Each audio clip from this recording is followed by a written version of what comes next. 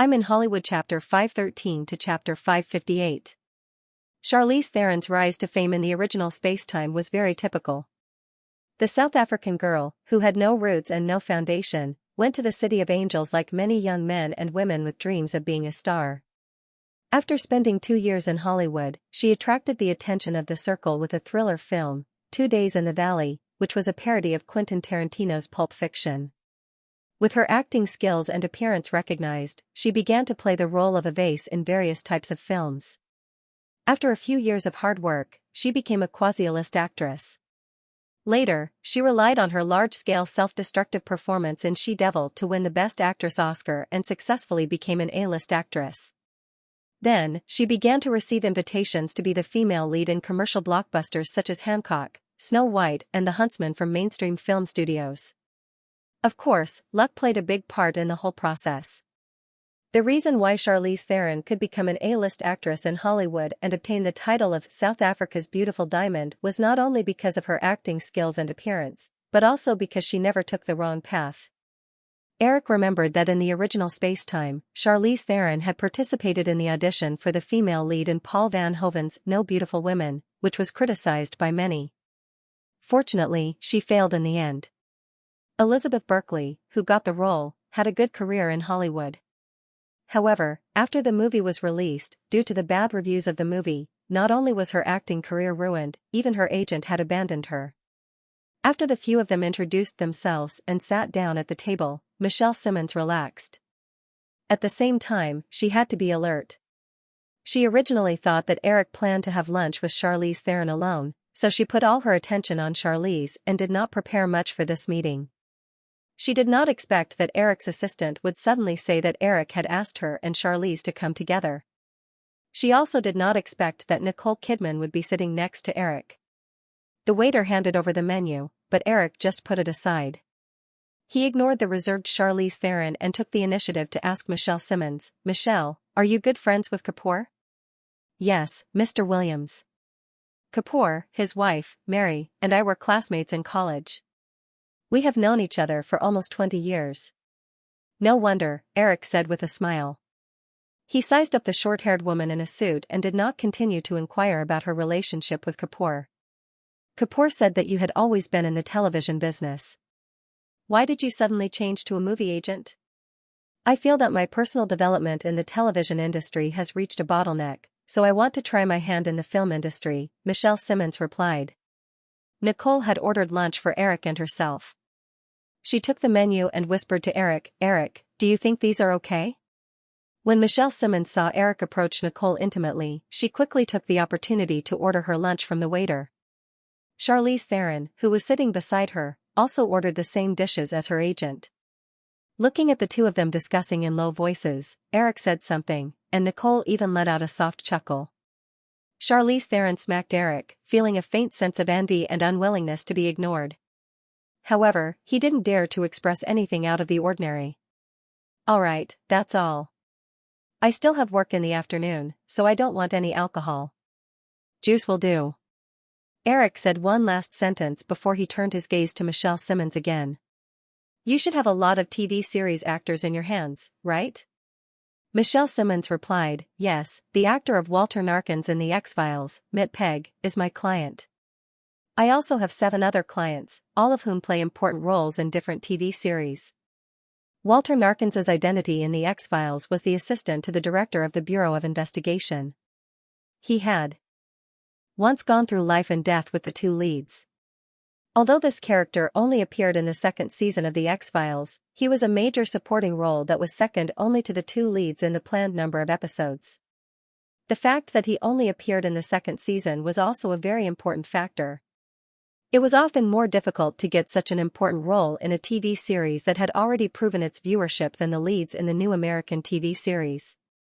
Of course, Michelle Simmons didn't say this to show off. It was more to get closer to Eric. After all, Eric was the creator of the X-Files series.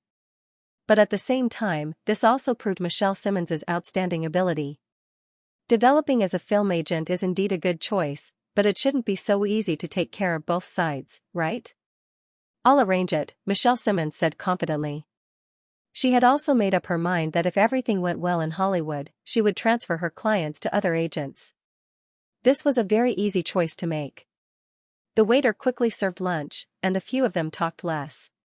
However, Michelle Simmons found that Eric was talking to her most of the time and did not talk much with Charlize Theron. This made her feel a little uneasy. After all, she was here to promote her clients this time. After lunch, the coffee was served. Eric looked at his watch and said to Nicole beside him, "Nicole, show Miss Theron around the park. I have something to discuss with Michelle alone." Charlize Theron was disappointed and a little confused when he heard this sentence. However, Michelle Simmons came back to her senses at this time. Eric had been asking about her work situation before, probably to test her work ability.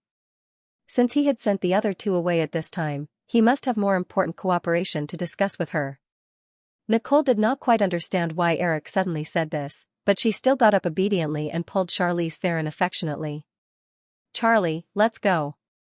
I'll show you around the park. Maybe you'll come here often in the future." Charlize Theron could only smile obediently and obediently followed Nicole out of the restaurant. When they reached the door, he could not help but stop and look back. Nicole looked at the girl who still had some baby fat on her face, patted her on the shoulder, and said softly, "Don't worry. You shouldn't have made this trip in vain." I just..." Charlize Theron looked at Nicole's expression and wanted to explain in a panic. However, the words that came out of his mouth turned into a question. "Miss Kidman, really?" "You'll know when you get back," Nicole replied with a smile. Then, she ignored Charlize Theron's clumsy probing and brought her around the studio like a hostess. These days, she had basically stayed in the studio with Eric during the day. She was also more familiar with this film and television base that was even larger than Universal Burbank Studios. The more she learned, the more she could feel the powerful strength that Firefly Pictures had accumulated in just a few years. After Nicole and Charlize left, Eric handed the sketch that he had hurriedly drawn before the meal to Michelle Simmons and said, "I think you should have heard some news from Kapoor. This is a concept sketch that I drew before you came over." Michelle Simmons took it and saw the silhouettes of three women sketched with a pencil on the paper. Although the sketch was very sloppy, she could immediately feel the heroic spirit of the three women. In 1976, ABC TV launched a TV series called Charlize's Angels. Because of the feminist trend it advocated, it was very popular at that time. "I wonder if you've seen it before." Michelle Simmons nodded and said, "I've seen some of it. At that time, I also liked this TV series very much." "That's for the best. I've already bought the movie adaptation rights of this TV series. I plan to change it into a female action movie series. The style is similar to the 007 series," Eric said and pointed to the seat where Charlize Theron had just sat. "Charlize can be counted as one. At present, I still lack two female leads." Michelle Simmons was a little tempted, but she was not too sure. She asked, "Mr. Williams, are you saying that you want me to find two more female leads for this movie?" "Yes, because it's a new series, I hope to use newcomers who are about the same age as Charlize Theron. However, their acting skills must be good enough," Eric said and stretched out 2 fingers. 2 months. Are you willing to take this job?" Michelle Simmons hesitated for a moment. This was definitely a good opportunity for her, but it was easier said than done to find a newcomer with good acting skills. After a moment of silence, Michelle Simmons seemed to have thought of something and asked tentatively, "Mr. Williams, how about this? It's not easy to find girls who meet your requirements in North America. However, I can try in Europe and find some actresses who have already made a name for themselves in Europe but don't have any influence in North America. This way, I can judge their acting skills based on their works and basically meet your requirements." Eric thought for a moment and nodded. "Not bad. This is indeed a good idea. Let's do it according to your method. Then, Mr. Williams, do you have any other requests?" Eric thought for a moment and felt that there was no need to imitate the original version and use female stars of different races to please different races. He said, "In addition to being beautiful, I hope that they have their own characteristics. This is because what I want to create is not the 3 silly and sweet female vase stars in the TV version, but a female agent movie with a distinct character. In my idea, they have different pasts, skills, and distinct personalities. Also, after signing the contract, they will first undergo physical training for at least 3 months. You can tell them this in advance. The training will be very strict. If they can't stand it, it's best not to join. Michelle Simmons smiled and said, I don't think any girl will be stupid enough to quit your movie, Mr. Williams. Eric shook his head. I don't plan to direct this series, but I will participate in the script writing. In Hollywood, who doesn't know that as long as you participate in a movie, it's your movie, whether or not you will personally direct it? Thank you for your compliment, Michelle, Eric said with a smile. This is definitely not a compliment, but a fact. Okay. Eric smiled and raised his wrist to look at his watch. Then, let's call it a day. I still have work in the afternoon. The two stood up, and Eric extended his hand to Michelle Simmons again. Happy working with you. Michelle Simmons smiled and extended her hand. Happy working with you. I can't take you into these 2 studios. These are the most advanced virtual digital studios in Hollywood. They are dedicated to shooting special effects scenes. The cost of this studio alone is more than $20 million, twice as expensive as ordinary studios. The equipment inside is even more expensive. Many of them are specially developed in the digital field and can't be seen on the market. Nicole pointed to a studio beside her that was specially equipped with security guards and introduced it to Charles Theron with a little pride. As she spoke, the handbag hanging on her elbow buzzed. She quickly took out her mobile phone to answer the call. After a few simple words, Nicole said to Charles Theron, they're done talking. Let's go back.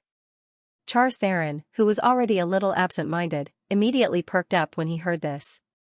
He followed Nicole to the administrative district. After saying goodbye, Eric specially sent an electric car to send the 2 women out of the studio. Then, he walked with Nicole to the post-production center. What did you talk about? Nicole finally couldn't hold back and asked curiously. Eric said, aren't there 3 female leads in Whopper of Charming Dolls? I also gave the task of finding the other 2 angels to Michelle Simmons.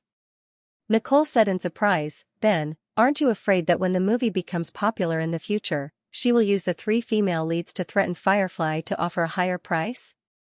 Eric said without the slightest worry, you should also be able to see that this is a very smart woman. She won't do such a stupid thing that lacks foresight.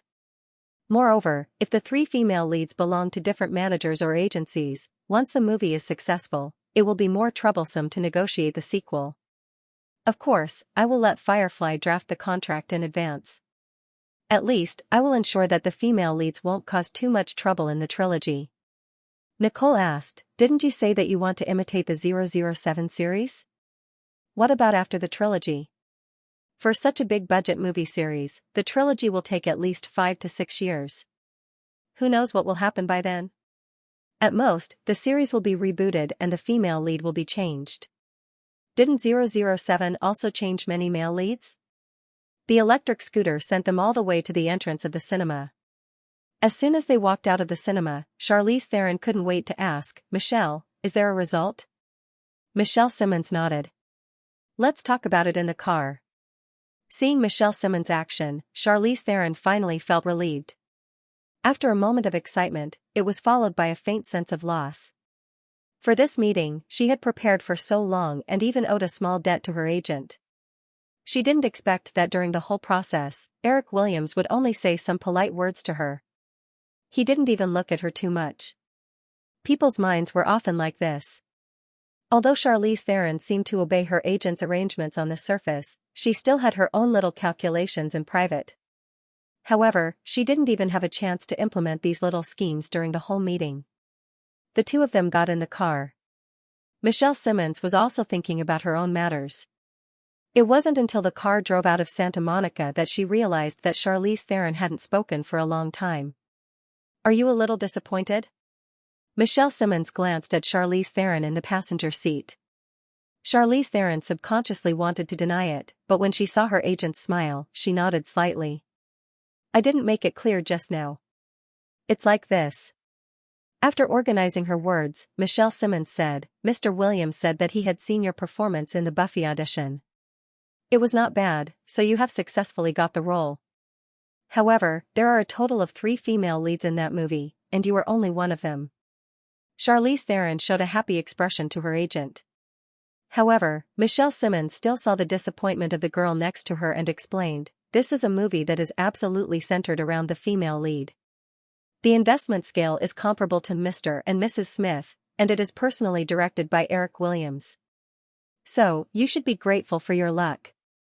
If this movie publicly recruited the female lead, it would be enough to make all the actresses of the right age in Hollywood go crazy. In that case, you wouldn't have any chance at all." Then, Charlize Theron thought for a moment and asked, "From what happened today, since he's not interested in me, how did I get the role?" "Who knows? Maybe you just happened to be there." Michelle Simmons had also thought of this problem.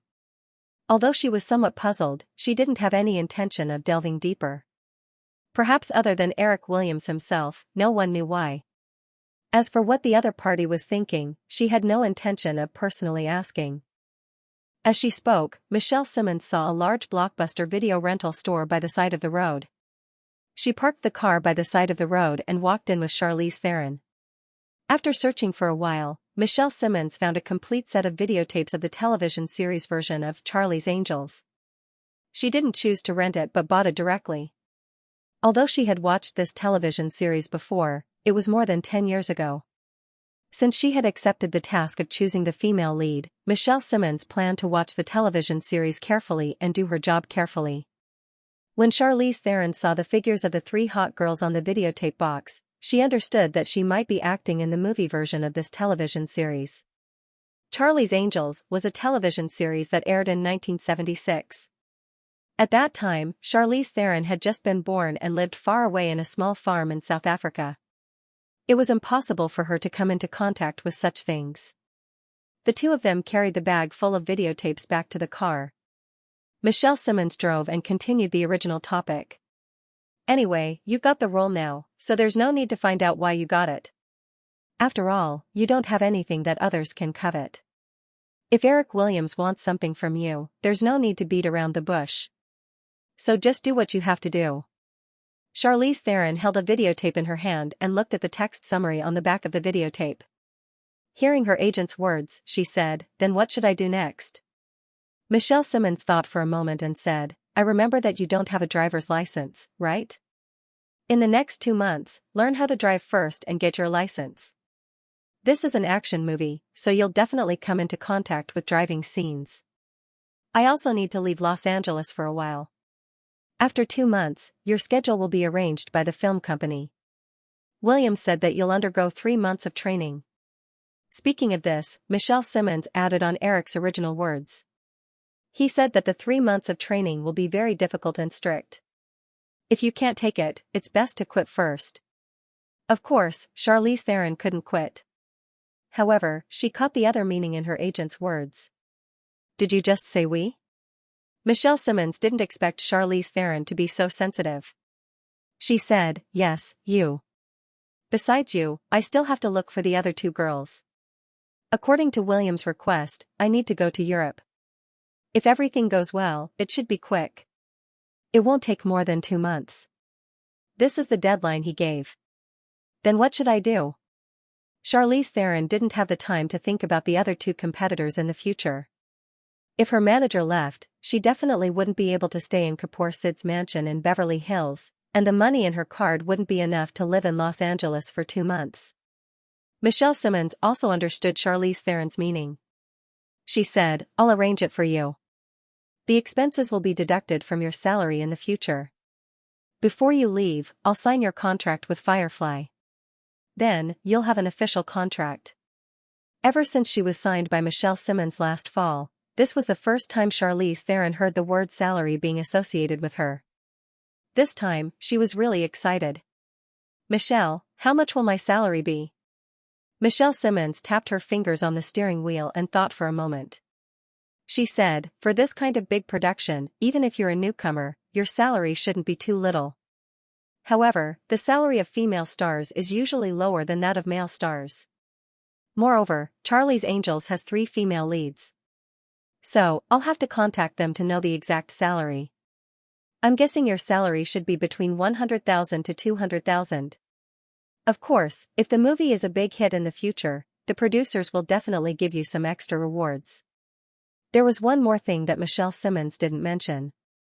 Among the 3 female leads in the plan, Charlize Theron's salary should be the lowest. The other 2 female leads were planned to use female stars who had already made a name for themselves in Europe.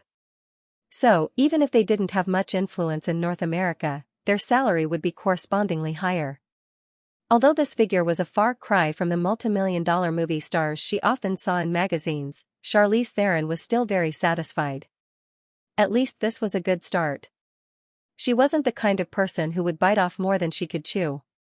Moreover, this amount of money should be enough for her to not have to worry about trivial things like making a living for a long time. She could focus on preparing for the movie. A few days later, Michelle Simmons signed the contract with Firefly on behalf of Charlize Theron. Although she and Charlize Theron were a little confused about the unfamiliar production company, Flower Pictures, the $200,000 salary was still a surprise to both of them. Although this number was nothing compared to the production cost that was destined to exceed $50 million, it was the best-case scenario that Michelle had expected. However, perhaps because of this relatively generous salary, there was also an option contract attached to the contract. After Charlize Theron starred in the first movie of Charlize Theron, he would have to star in 2 more sequels within the next 5 years. At the beginning of March, after the last period of intense work, Eric successfully completed all the post-production work for Jurassic Park. After watching the movie, Eric was full of confidence in the movie's box office prospects. Compared to the version in his memory, except for the same ups and downs, this version of Jurassic Park was even better than the original version in terms of special effects. After all, the movie in the original spacetime was Spielberg's work after the failure of Captain Hawk. Although it was a great success in the end, during the production process, the movie company wasn't 100% confident. Therefore, the budget was tighter and many details couldn't be perfected 100%. However, Eric's version of the movie burned $75 million in the project budget alone. With the idea that if you want to do a good job, you have to use the best tools possible. In order to provide special effects technical support for this series, Digital Domain had been conducting the corresponding technical research and development since it was first established. In the process, they also spent a lot of money. After Jurassic Park was completed, the movie's marketing plan was quickly launched. A week later, Firefly released the first poster for Jurassic Park. Disney's theme stores also began to decorate Jurassic Park merchandise. With hundreds of Disney's merchandise stores all over North America and Europe, as long as the movie was successful, Firefly Pictures would be able to make a profit from the merchandise sales in the shortest time possible. Firefly had a total of 3 movies during the summer: Jurassic Park, Collision, and The Bug Crisis. Eric was well aware of the box office power of Jurassic Park. In order not to affect the box office of the other 2 movies, Jurassic Park was released on June 4. Then on June 25, The Bug Crisis, which was completely different from Jurassic Park, was released again. Collision, which was also a special effects movie, was released on July 2. Although the box office power of Jurassic Park was still there, it wouldn't have much of an impact on Collision. In the past few years, the movies released by Firefly had become the focus of attention of other film companies. Many people noticed something unusual after Firefly announced the release schedule. Previously, Firefly's release schedule had always been to release different films in 2 weeks intervals during the popular period. But if you didn't consider The Bug Crisis, a 3D animation released by Firefly's subsidiary Disney, the 2 movies released by Firefly this summer were released a whole month apart. Almost everyone quickly realized that Firefly must be very optimistic about Jurassic Park. Last year's global box office of nearly $700 million was still fresh in the minds of many people in Hollywood. Firefly obviously valued Jurassic Park more than Tornado. Due to various considerations, some of the more flexible second- and third-tier film companies directly chose to postpone their summer release in order to avoid Jurassic Park. As for the big film companies, Michael Eisner was also pressured by Universal executives to postpone The Fugitive, which was originally planned to be released at the end of June, to the middle of July. It was swapped with a mid-budget romance film. Although many people publicly criticized Michael Eisner for being too cautious, Michael Eisner insisted that he didn't explain too much to others. When Eric heard the news, he was a little impressed by Michael Eisner's courage. If Michael Eisner insisted on The Fugitive because he was afraid of losing face, then there would be a good show to watch. Some people took the initiative to retreat, of course, there were also people who didn't believe it. There were even 2 movies that wanted to pincer attack Jurassic Park. These 2 movies were Wind of the Mountain, starring Stallone, and Last Action Hero, starring Schwarzenegger. Both movies were produced by German-funded Karlock Film. One was scheduled to be released a week before Jurassic Park, and the other was scheduled to be released a week after Jurassic Park. Eric had long noticed these 2 big flops, so he asked the production department to temporarily postpone the salary negotiation with Arnold Schwarzenegger for True Lies. He didn't expect these 2 movies to go head-to-head with Jurassic Park without hesitation. After finishing the post-production of Jurassic Park, Eric didn't have time to rest. A series of tedious things needed to be handled by him personally. Under David Geffen's recommendation, the male lead of Interview with the Vampire at Night was finally determined to be Tom Cruise. The second male lead was taken by an Australian actor under Pi Kingsley. Eric didn't have any information about the actor named Jack Slater in his memory. It was probably the result of the butterfly effect. In terms of the actors, the only thing Eric intervened was to find Kirsten Dunst, who was said to have the soul of a 35-year-old. The little girl was only 11 years old at this time, but the results of the audition were very satisfactory to the directors, including Neil Jordan. After collaborating with Columbia on Mr. and Mrs. Smith, according to the original contract, there were still plans to collaborate on 4 other movies. After getting the juicy Columbia overseas distribution resources, Eric no longer had much enthusiasm. However, after Eric completed the post-production of Jurassic Park, Peter Guber kept pestering him. Not only did he call him a few times a day, but he also went to Firefly's headquarters or the Pointy Corner Manor every few days. Eric had no choice but to start selecting the remaining projects. After all, Firefly had 60% of the profits, and he couldn't just pick a few movies to deal with it. That would be equivalent to cheating himself. Just thinking about it gave him a headache. The salary negotiation between Nicole and Universal for the Mummy project was also successfully completed. Nicole gave up $10 million in exchange for an 8% share of the profits of the Mummy. Eric heard that this contract also caused a lot of controversy within Universal. Michael Eisner wanted to pay Nicole in cash, but in order to reduce the investment risk, Universal's board of directors insisted on agreeing to Nicole's share of the profits. In the end, they even brought in the higher-ups of Panasonic. Michael Eisner had no choice but to agree under the pressure of Panasonic's higher-ups. After Eric saw the outline of the Mummy series drawn up by Universal, he confirmed that the second sequel would have an army of the undead. Therefore, he asked Digital Domain to take the initiative to contact Universal, wanting to take over the special effects production project of the Mummy series. Because Eric didn't care about the cost of technology research and development, Industrial Light and Magic was far behind Digital Domain in terms of CG special effects. Although Michael Eisner had reached a long-term cooperation agreement with Industrial Light and Magic with Spielberg's help, he couldn't refuse Digital Domain's request to cooperate. After all, he couldn't refuse to make Universal's movies look better in terms of special effects. However, Michael Eisner didn't give all the special effects of the Mummy to Digital Domain. Instead, he subcontracted the special effects to Industrial Light and Magic and Digital Domain. Eric was only interested in the special effects of the Army of the Undead, so he didn't raise any objections. The sale of TG Film Company to Fox was only to confirm the intention.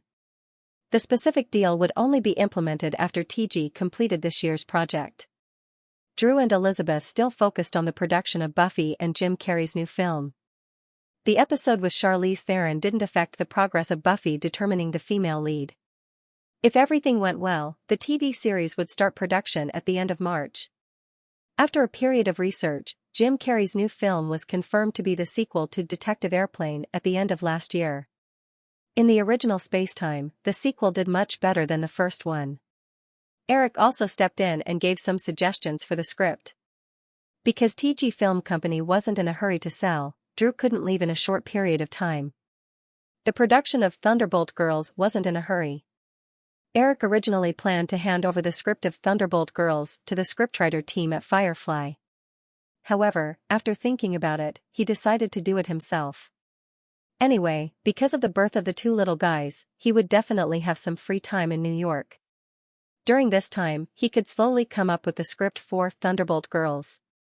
Since the idea was to imitate the 007 series, Thunderbolt Girls needed a complete world and story background. In this regard, Eric, who had countless movie plots in his mind, was definitely better than anyone else. Therefore, during this period of time, Eric had been carrying a small notebook with him. He would record down the inspiration that came to him from time to time about Thunderbolt charming dolls. In between these trivial matters, Forbes magazine would also add to the mess. At the beginning of March, Forbes magazine officially announced their annual list of the 400 richest people in North America. Although Eric didn't appear on the list, his net worth of $7.5 billion still attracted a lot of attention from the media. After all, although Eric's wealth wasn't the highest on the list, his age was very eye-catching. After his birthday in May, Eric was only 23 years old. Even Bill Gates, who had a net worth of more than $5 billion, couldn't compare with him. Although Bill Gates was once called the youngest billionaire, he would be 40 years old in 2 years. Of course, if it was just his age, it wouldn't be a big problem. But as for the source of Eric's wealth, although Forbes magazine gave a clear analysis, many media still had all kinds of malicious speculations. Some people even strongly called for the federal government to conduct a related investigation and give the taxpayers an explanation. Of course, there was no explanation, but it was certain that there would be controversy. In this chaotic environment, Eric was busy until the end of March. After he finished all his work, he hurriedly left everything behind and rushed to New York.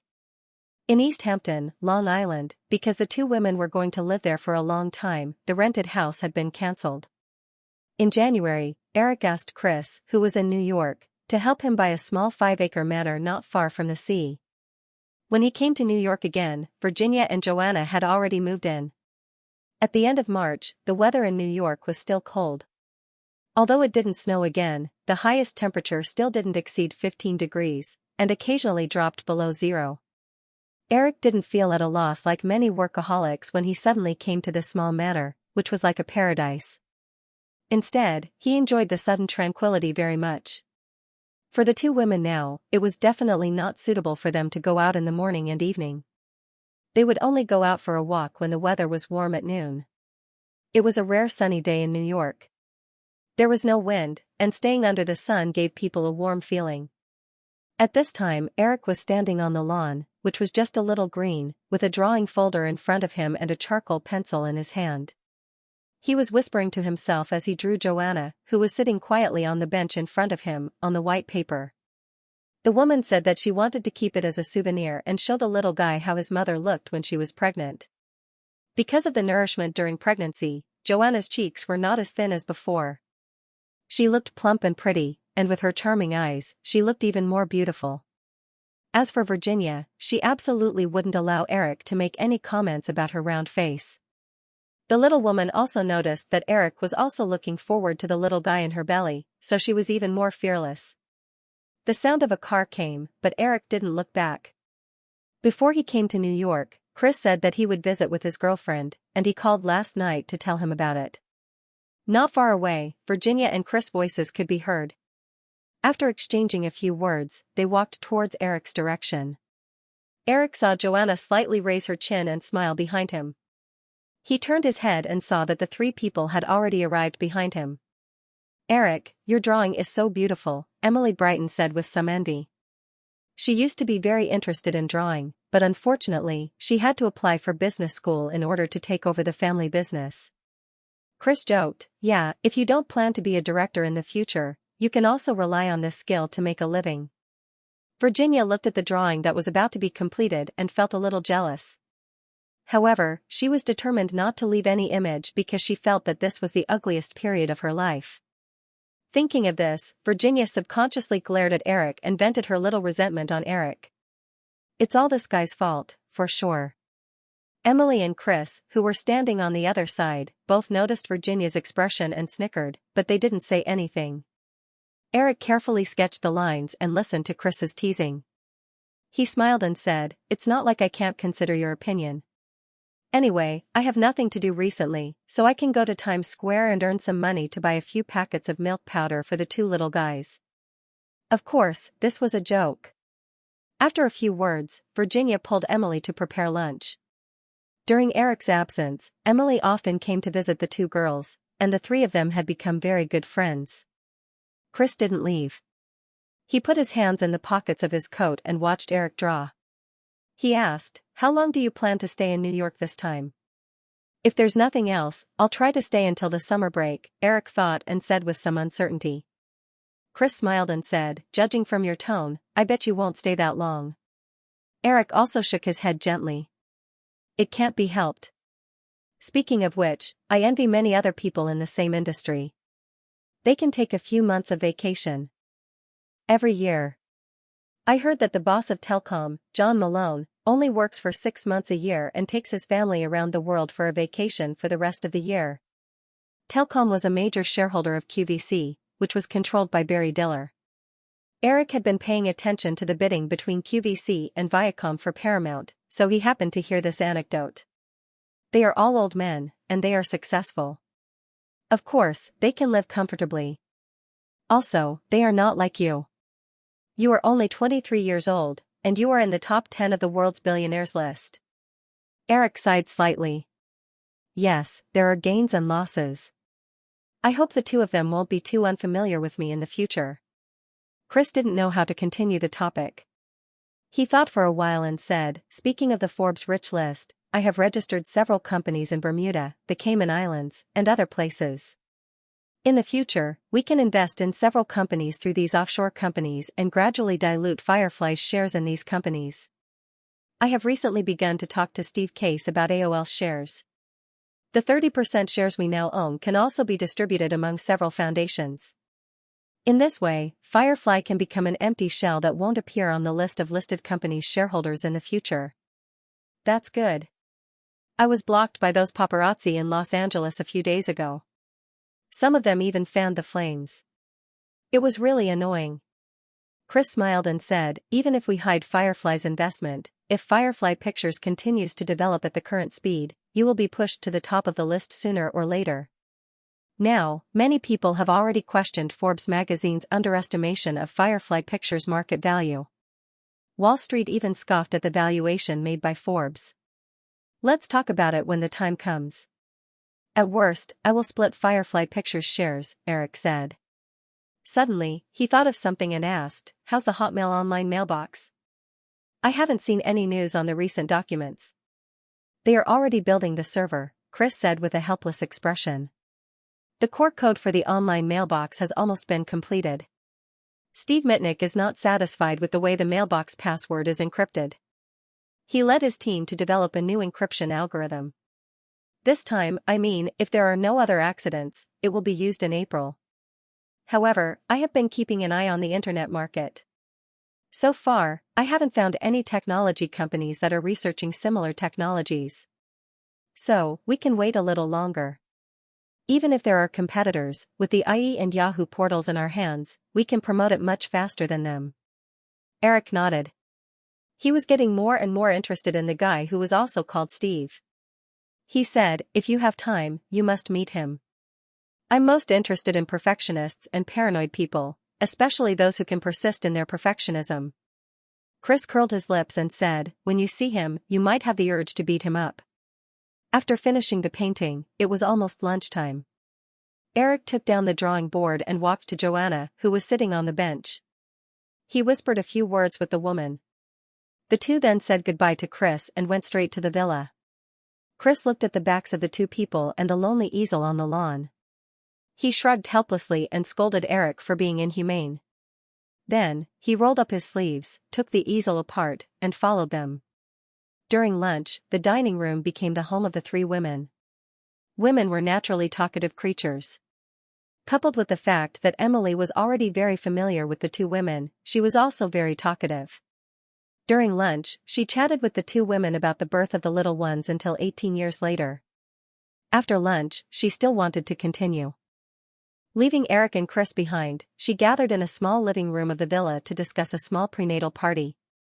Eric and Chris were not very interested in these topics, so they had to hide in the study and talk about the company's affairs. A few days after Eric rushed to New York, the 65th Academy Awards were held at the Los Angeles Music Center. Schindler's List was unquestionably the biggest winner. It received a total of 12 nominations and won 8 Oscars. Steven Spielberg finally won the Academy Award for Best Director as he had always wanted. Steven Spielberg had been in the industry for 25 years, ever since he pretended to be an employee of Universal Pictures and entered the studio in Burbank. After that, he had achieved a series of box office results with films such as Jaws, Aliens, and Raiders of the Lost Arkansas. He could be said to be the most successful commercial film director in Hollywood and enjoyed a very high status in Hollywood. However, now that he was recognized by the Academy of Film, he was so excited that he shed tears on the small podium. Although it was close to midnight in the Eastern Time, the two women accompanied Eric to watch the entire award ceremony. When she noticed Spielberg wiping his tears, Virginia whispered to Eric if he would also be like this when he won the Academy Award in the future. Eric remembered how he felt when he won the Best Adapted Screenplay Award for Smelling Women 2 years ago. At that time, he thought that as a person who had been reborn, he would be indifferent to the award. However, in the atmosphere of the award ceremony, it was almost impossible to remain calm. However, Eric was sure that if he really won the Best Director Oscar in the future, he would definitely be excited, but it was unlikely that he would shed tears like Spielberg, because Spielberg still retained a childish nature in his middle age, while Eric had long lost his childish heart. Last year's Tornado won the Best Visual Special Effects Award without any surprise. Stan Winston was there to receive the award in person. Because Eric and Joanna were absent, and because there were no important nominations, except for a few technical staff for Best Sound and Stan Winston, the main crew members of Tornado did not attend the Oscars this time. It was better for Tornado to win a technical award, but the other nominated films of Firefly Pictures all went back empty-handed. Therefore, intentionally or unintentionally, after the Academy Awards ceremony, in addition to congratulating Spielberg, who had finally achieved success after more than 20 years, many media outlets turned their attention to Firefly. They criticized Firefly's movies for being too commercialized, and even Disney had become mercenary. They only knew how to make profitable commercial movies to earn profits, but they had forgotten to pursue the artistic and social aspects of the movie itself. Eric glanced at these sour articles. After all, the performance of Firefly Pictures last year was too strong. 27% of the total box office in North America was more than the second and third place combined. It was not surprising that the other film companies felt like they were sitting on pins and needles. Thinking of the several films that had already started the summer promotion, Eric thought that after this year, the other 6 would probably be even angrier, but they would definitely get used to this situation sooner or later. After April, Virginia and Joanna were due to give birth. Everyone in the small manor, including Eric, became very cautious. Because the two women were pregnant at the same time, although the possibility of the babies being born at the same time was very low, Eric still prepared 2 identical delivery rooms in the villa. He even prepared 2 teams of doctors for the delivery of the babies. This went on until April 9th, which was supposed to be an ordinary Friday. After Eric had lunch, he went to the study to deal with some documents sent from Los Angeles as usual. Joanna, on the other hand, was sitting beside Eric like a shadow, reading a book in her hand quietly. In the face of media criticism about the excessive commercialization of Firefly Pictures, although Firefly was very indifferent from top to bottom and did not make a public response no matter what the outside world said, within Firefly, after several discussions, the management agreed that the Oscars were, after all, an important part of Hollywood. Even if it was to maintain a public image, Firefly should not be overly ignored. After a few days of discussion, the management discussed 2 options. One was to set up a dedicated indie film department for Firefly, which would invest a fixed amount or buy a few indie films for Oscars every year. The other plan was to acquire a second or third-tier film company that specialized in indie films. Moreover, Michael Lynn and others even had a target, Miramax. Eric was not surprised to see this name. A few years ago, Miramax was only involved in some peripheral awards such as Best Foreign Language Film. However, in recent years, as the Wayne Stam brothers became more and more experienced in award public relations, almost every year they tried to get their hands on the core Oscars such as Best Film, Best Director, Best Actor and Best Actress. And this year, although Mira Mike was facing losses due to the excessive expansion of the production and distribution business, and had to choose the road of sale, The Crying Game still brought Mira Mike 3 heavyweight Oscars nominations for Best Film, Best Director, and Best Actor. If it were not for Schindler's List, it would not be impossible for The Crying Game to win 1 or 2 of these awards. However, looking at the document in his hand, Eric was no longer interested in acquiring Mira Mike. Perhaps because of the comments in the media during this period, the Weinstein brothers thought that Firefly's intention to acquire Mira Mike was more urgent than the other competitors. Therefore, they offered a price of $100 million, hoping to retain a certain amount of shares and maintain Mira Mike's independent operation. A few years ago, the reason why Eric chose New Line and Mira Mike as the acquisition targets to expand Firefly was mainly because the two film companies already had relatively mature distribution channels. Although the scale was very small, as long as there were good movies, they could expand very quickly. In the end, he chose New Line, mainly because New Line's scale was larger. Now, Eric didn't have the same thoughts about Mira Mike. After seeing the conditions proposed by the Weinstein brothers, he was even less interested. If after acquiring Mira Mike, he still let the Weinstein brothers operate this film company alone. The two brothers were not satisfied with only making Academy Award-winning films and wholeheartedly wanted to expand Mira Mike. In the future, Firefly and Mira Mike would definitely repeat the mistakes of Disney and Mira Mike. A separation was almost inevitable. Eric didn't intend to pull the two brothers with their own thoughts into the Disney system and make things difficult for him. After thinking about it, Eric decided to use the first set of plans. After making up his mind, Eric turned on the computer and began to type his opinions on the blank document. Just as he typed a few lines of words, someone suddenly knocked on the study door. Eric frowned. Before he could respond, a maid pushed the door open and poked her head in. She said anxiously, "Mr. Williams, Madam's water broke."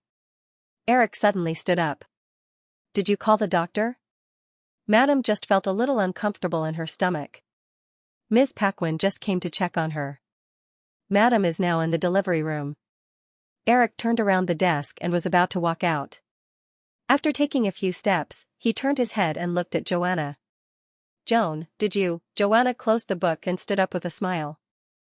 "How can there be such a coincidence?" "Don't worry about me. Go and have a look. Then you have a good rest here." "You don't have to go," Eric said and followed the maid out. After passing through the long corridor, they came to a room facing south at the other end of the villa. Eric had already heard Virginia's cry of pain from outside. Just as he was about to push the door open, a nurse came out of another room with a tray. Seeing Eric's action, she quickly stopped him. "Mr. Williams, you can't go in like this. You have to put on sterile clothes first. Mary, help Mr. Williams get his clothes." Eric agreed. He hurriedly changed his clothes and finally walked into the delivery room. This refurbished delivery room was definitely not inferior to any high-end ward in any hospital. All the equipment was brand new. When Eric promised the private doctor in charge of the two women that he would donate all the equipment in the delivery room to him after using them, the doctor was so excited that he almost forgot himself. Virginia, who was lying on the hospital bed, saw Eric and immediately reached out her small hand. "Eric. I'm here." Eric stepped forward and held the woman's small hand. He comforted her for a while before looking at the middle-aged woman wearing a mask beside him. "Ms. Paquin, how is the situation?" "Don't worry, Mr. Williams. I'm here. There won't be any problems. Eliza will come over later too." The Eliza mentioned by the middle-aged woman was a doctor from another team. Eric nodded. Looking at the busy doctor and nurse, he did not disturb them and quietly stayed by Virginia's side. A woman's first child always took a long time. Eric was originally prepared for this matter. However, Virginia's water broke in the afternoon and it was tormented until early in the morning. The little guy was unwilling to come out. Virginia, who was a little pale, heard Eric discussing with the doctor in a low voice that once 12 hours passed and the little guy did not move, they would perform a cesarean section. She immediately cried out in a low voice, "Eric, I don't want a cesarean section. I heard that the child will become stupid. Don't talk nonsense. How can it become stupid? Lie down properly. Eric sat down next to the woman again, held her hand, and comforted her in a low voice. I will. Anyway, I don't want a cesarean section. Eric said with a little helplessness, then you have to work harder and let the little guy come out quickly. It hurts, then a cesarean section. Boo-hoo. It's all your fault. Yes. It's my fault. Don't cry. Relax. I'm hungry. There's porridge in the kitchen. I'll get it for you. Eric said and hurried out of the delivery room. The hostess was in labor and no one was resting. The whole villa was brightly lit. Eric passed by the living room. Joanna was sitting on the sofa with a maid and whispering something. Seeing Eric come out, Joanna quickly asked, Eric, how is it? Eric shook his head. Dr. Parquin said that if there's still no movement after 12 hours, it's better to perform a cesarean section. I'll get some food for Vicky. Joan, you should go to bed early. It's okay. I can't sleep either. Joanna shook her head gently and stroked her abdomen. Perhaps it was because of Virginia, she felt a slight pain in her abdomen. However, she just treated it as a normal phenomenon many times in the past. In order not to worry Eric, she did not say it out loud. She continued, Gina just asked if you want to eat. Go to the kitchen and get it. Seeing Eric go into the kitchen and quickly come out with a bowl, the maid beside Joanna said softly, Mr. Williams is so considerate. Yes, Joanna said softly. She felt a sharp pain in her abdomen again. She frowned slightly and reached for the remote control next to her. She wanted to turn on the TV to distract herself. She moved her body slightly and touched the remote control. At the same time, she saw a light water stain on the sofa. The maid was about to say something, but when she followed Joanna's gaze, she suddenly covered her mouth and shouted, Oh, my God. After saying this, the maid got up and ran nervously to the delivery room. Joanna's water broke. Eric was almost at a loss when he heard the news. However, the doctors calmly divided into two small teams, one on each side. To be on the safe side, Dr. Parquin suggested that Eric could contact one or two more doctors. Encountering such a coincidence, Eric didn't care about confidentiality at all and immediately agreed to the doctor's suggestion. Seeing that Eric agreed, Dr. Parquin recommended two of his colleagues to Eric. The nearby residents had already noticed the brightly lit manor. After the two helicopters flew and landed in the small manor, they became even more curious. Some people even enthusiastically came over to ask, but they didn't get an answer from the guards. Eric briefly talked with the doctor who had just arrived by helicopter and was a little surprised to see him. Then he went into Joanna's delivery room. Seeing Eric coming over, Joanna, who was biting her lips slightly, immediately reached out her small hand to him. Seeing the man holding her small hand and comforting her softly, Joanna, who had been quiet all this time, couldn't help but cry, Eric, it's okay. It'll be over soon. Don't worry. Eric comforted her and reached out to wipe the corner of Joanna's eyes. Joanna shook her head gently and said sadly and timidly, No, Eric, my child is not called Hawaii. Eric was puzzled. It took him a while to realize that this was the name that he had given to the baby in Joanna's belly. At that time, he thought of a certain skit and came up with this name. It was originally a joke. After the discussion that day, Eric didn't mention this to the two women again. He didn't expect that Joanna would keep it in her heart. Moreover, the woman was obviously very dissatisfied with this nonsense name. She couldn't help but say it out loud now. Although Eric didn't know whether to laugh or cry, he still followed Joanna's tone and said, Okay, not Hawaii. You can name the baby whatever you like. I won't interfere. Joanna smiled and nodded as if a big stone had been lifted from her heart. After thinking for a while, she looked at Eric and whispered, Hawaii. Hawaii doesn't sound good. Yeah, it's too bad. It's all my fault. When the baby is born, you can slowly give it a good name. Eric nodded and said. He and the two women didn't pay special attention to the gender of the baby. Until now, they had only used it as a substitute. Although Joanna wasn't sick, her quiet personality made Eric subconsciously feel that she would definitely take much longer to give birth than Virginia. Eric was prepared to not rest for a long time. However, to Eric's surprise, only a little more than 4 hours later, the baby's clear cry came from Joanna's side. "Congratulations, Mr. Williams. It's a cute little princess." Eric heard the news and just walked out from Virginia's side. A nurse said to Eric, "Thank you, you've worked hard." Eric thanked her and opened the door to enter Joanna's room. Joanna had been moved to the trauma room. She looked very weak, but she didn't sleep. Instead, she stared at the nurse who was giving the baby a warm bath. After a while, the nurse washed the baby, wrapped it and sent it to Joanna's side. "Eric, this is my daughter." Joanna looked sideways at the baby's wrinkled face and said softly. Eric squatted down beside the wound and said with a smile, "It's our daughter." "Yes, our daughter." Joanna also revealed a faint smile. She reached out her finger and gently touched the baby's face before carefully retracting it. A hint of hesitation flashed in her eyes, but she quickly looked up at Eric and said, "Eric, let's call this little guy Hawaii." Eric opened his mouth, then smiled and said, "Forget it. When I came up with this name, I didn't put in much effort, and you don't like it." "No." Joanna shook her head gently and said with certainty, "It's called Hawaii, Hawaii Williams." Eric couldn't guess the woman's mind, so he nodded. "Well, as I said just now, you decide the name of the little guy." Joanna nodded and whispered in front of the little girl. Then, she asked Eric, "Hawaii. What should we call it?" Eric thought for a while and said according to the pronunciation of his mother tongue from his previous life, "Xianxia, what do you think?" Joanna heard that Eric's pronunciation had nothing to do with the word Hawaii, so she asked, "Does this nickname have anything to do with Hawaii?" Eric explained, "Of course, according to the pronunciation of English, the nickname should be Haha.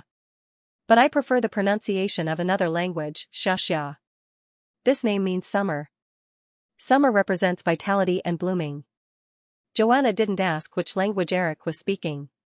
She repeated the nickname a few times and said with satisfaction, "Xianxia, very good.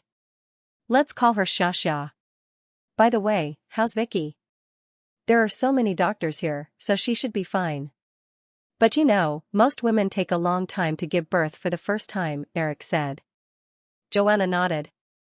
"Well, you should go over there and take care of her." Eric didn't refuse. He was also worried about the other side. He got up and said, "I'll get someone to bring you something to eat.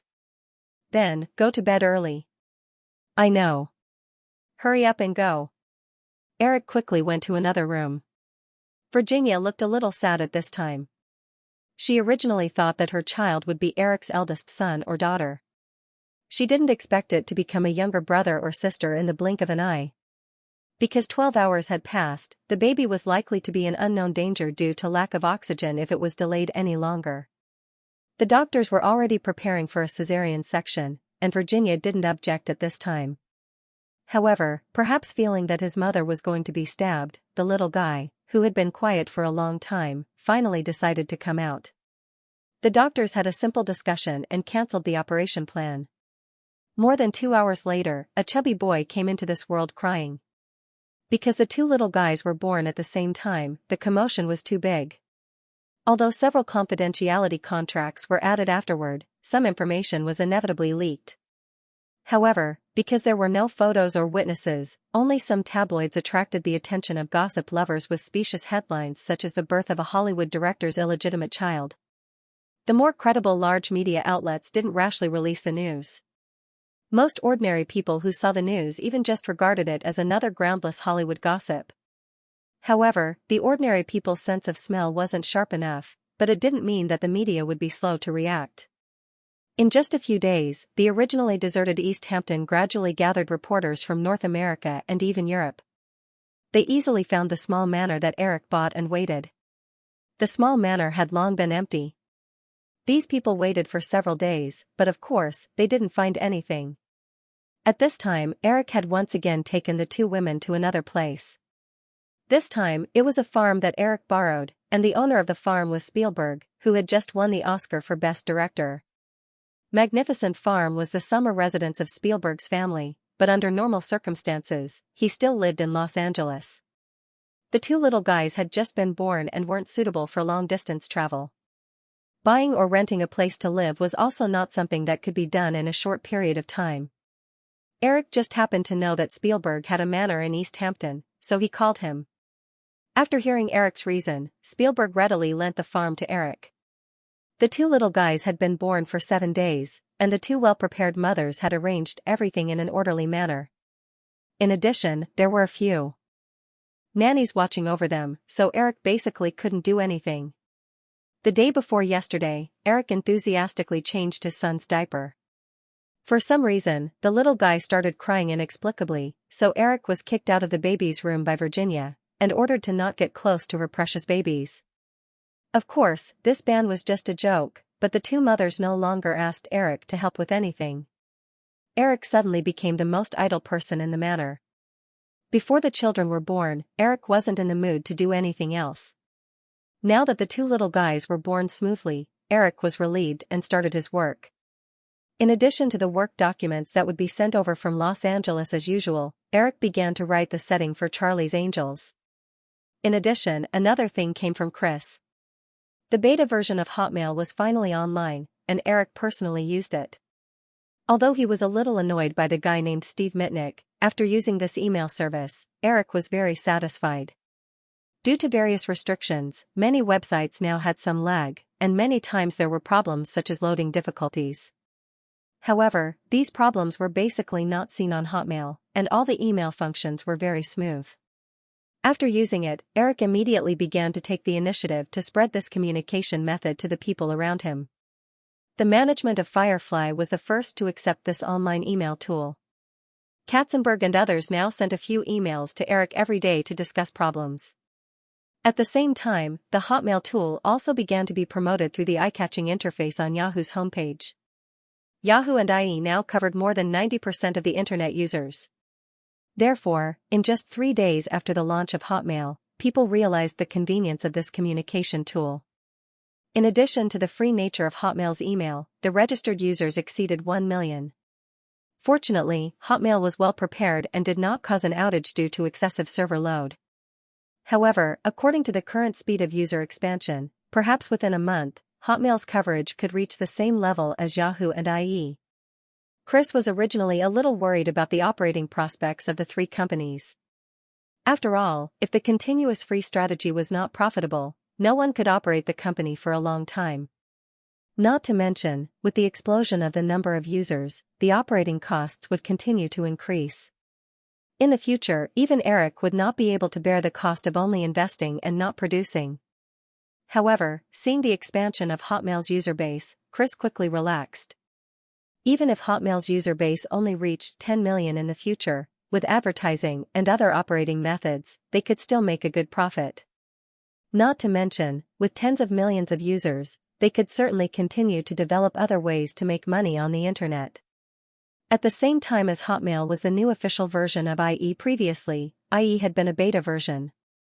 The launch of the official version of IE also meant that the browser's technology had completely matured.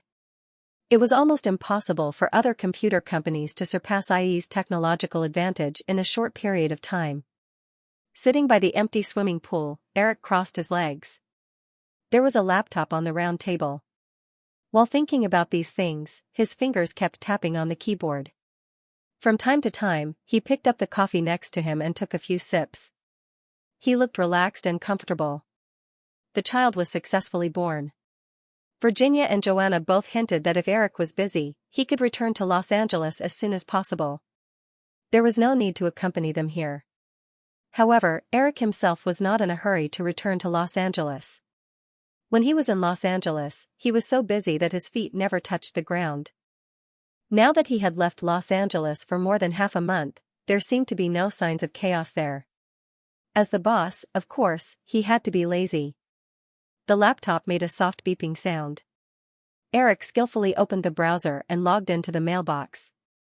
Although Hotmail had not launched a dedicated client yet, it could install a plugin in IE to prompt for sending and receiving messages. Other than a few women and close friends, the only people who knew Eric's personal email address were the executives of Firefly Pictures.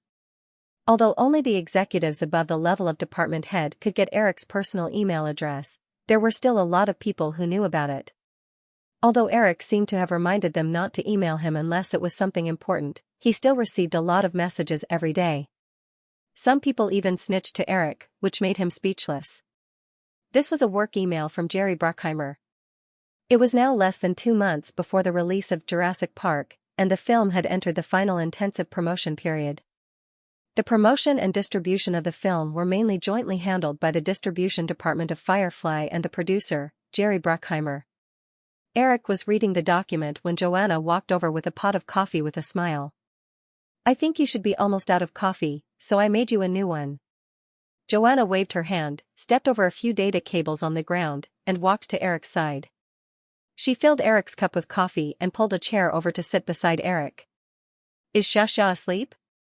Eric asked casually. "Yes, sleepy little girl," Joanna said happily.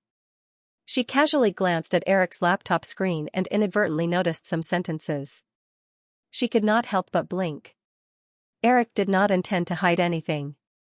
He pointed to the email on the screen and said, "Yesterday, at a promotional event in Seattle, a newspaper reporter asked me on the spot why I didn't participate in the promotion of Jurassic Park. At that time, Jerry led the team. He wanted to change the topic, but then another reporter boldly asked if I had an illegitimate child." These people are getting bolder and bolder. In the email, Jerry Bruckheimer simply described the episode that happened in Seattle yesterday, but he also expressed his concern in the email. Jurassic Park was about to be released, and many people in the circle more or less knew that Eric had a child. Bruckheimer was worried that before the movie was released, some people would make a fuss about it. "What are you going to do?" Joanna asked Eric after reading the email carefully. Eric smiled and said, "Actually, it's not a big deal. I've always been single." Joanna blinked her slender eyes a few more times, and she more or less understood. Eric was not married, so it was not a big deal to have a child in advance. At most, he would be criticized by some conservative people. With his current power and fame, it would not cause any substantial harm to him. Then, what about the movie? Will it really affect it? Joanna pointed at the email. Eric smiled and patted Joanna's hand. "Don't worry, it won't affect it too much. You don't have to worry about these things. Just focus on taking care of the little girl. If you're bored and want to work, I can arrange 1 or 2 movies for you. Or you can do other things that you want to do. Haven't you been talking to Emily about fashion recently? Are you interested in designers?" Joanna shook her head. She held Eric's arm and leaned on him gently. She said, "I'm just chatting with Emily. I'm not like you. I only know how to act and nothing else." "Then forget it. If you want to do anything, just tell me." "Okay," Joanna replied in a low voice. After a moment of silence, she said, "Eric, I told my parents about Xiaxia's birth." Eric turned to look at the woman. "What did they say?" "They didn't say much. They just hope that I can live a better life." Eric held Joanna's hand and said, "I promise you and Xiaxia that you will live a good life." "I know." Joanna nodded and said, "There's one more thing." "What?" My little sister plans to come to America. My parents hope that I can take care of her." Eric was a little confused. It was the first time that he heard Joanna mention that she had a little sister. "Why didn't you tell me?" "I didn't think it was necessary to tell you." Joanna looked at Eric and said, "Her name is Eva. Eva Pakula. She's 1 year younger than you." She was 1 year younger than him, which meant that Eva Pakula was only 22 years old. Eric thought for a moment and asked subconsciously, "Is Eva as pretty as you?" As soon as he said that, Eric felt his arm being pinched by Joanna. He immediately rubbed his arm and cried out in pain. Joanna released her fingers and glared at Eric, but she still said softly, "Of all the people who know us, Eva is the one who looks the most like me, especially her eyes." This time Eric did not dare to talk nonsense. He nodded in agreement. "Good eyes, good eyes. Your eyes are the prettiest. So, what is Eva doing in America?" can I help? I wanted to ask for your help, but forget it. I'll tell Eva to stay away from you, Joanna said bluntly. Eric immediately put on a fawning smile. Alright, you can arrange it yourself. I won't interfere. Well, if you need help, you can ask someone else. Just tell them that I asked. Joanna nodded and sighed. She said Eva wanted to come over a few years ago, but I insisted that she finish her university in Poland. Eric asked, what is her major? English, Joanna said. She then looked at Eric. Her English is more standard than mine. She doesn't speak that weird accent that you like.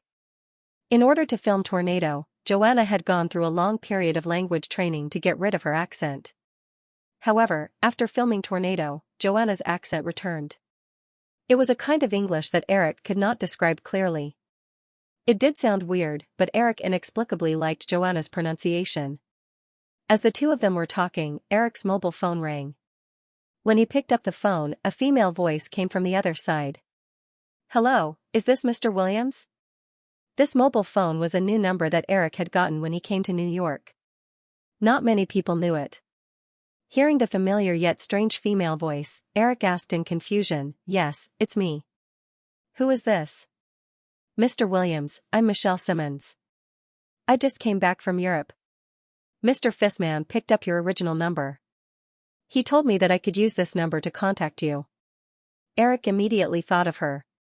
He said, Michelle, did your trip to Europe go well? Yes, Mr. Williams.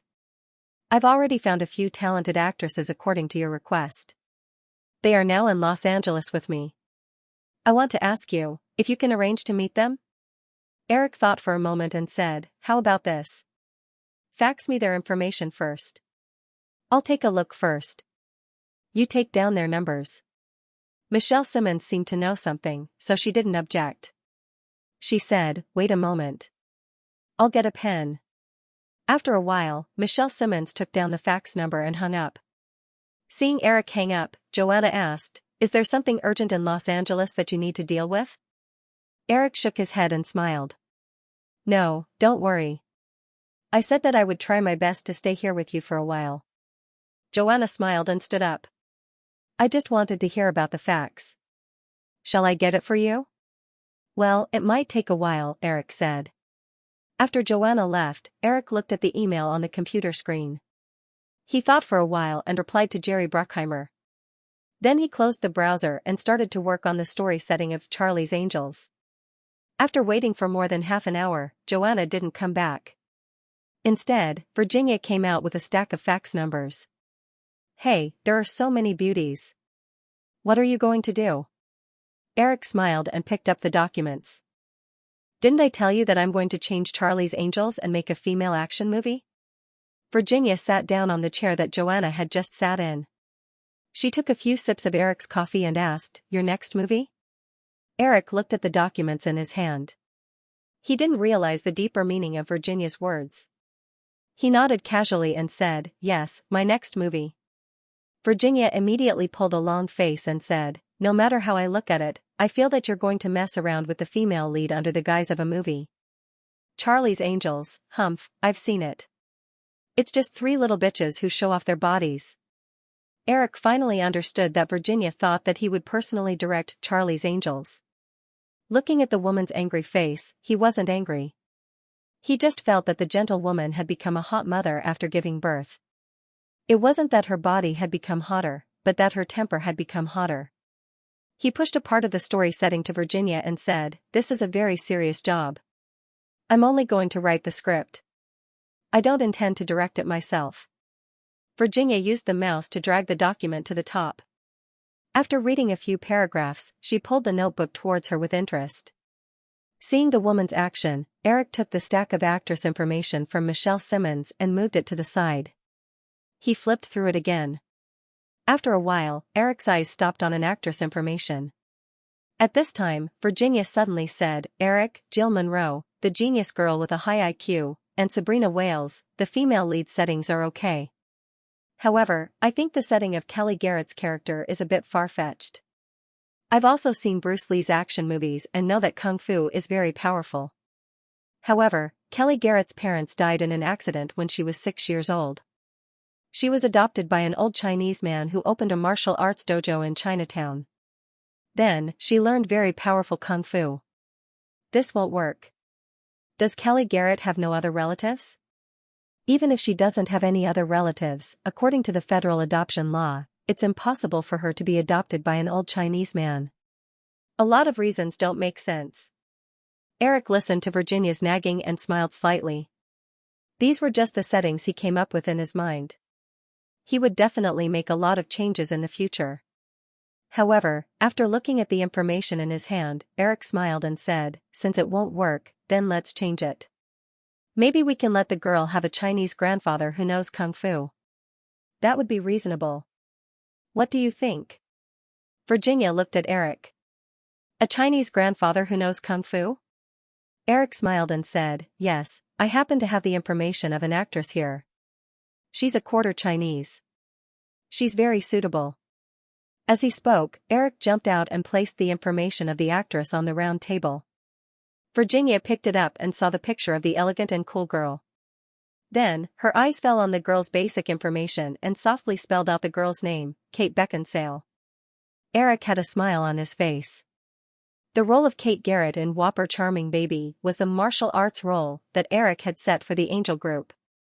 Then, who was more suitable than Kate Beckinsale, who had the title of Hollywood's Violent Barbie in his previous life? At this time, Virginia was beside Eric and exclaimed, "Wow, a top student from Oxford University." No, according to her age, she should be in her second year now. Since she came to Hollywood, she probably can't continue her studies. Alright, don't dislike the top student just because you don't have the talent for learning.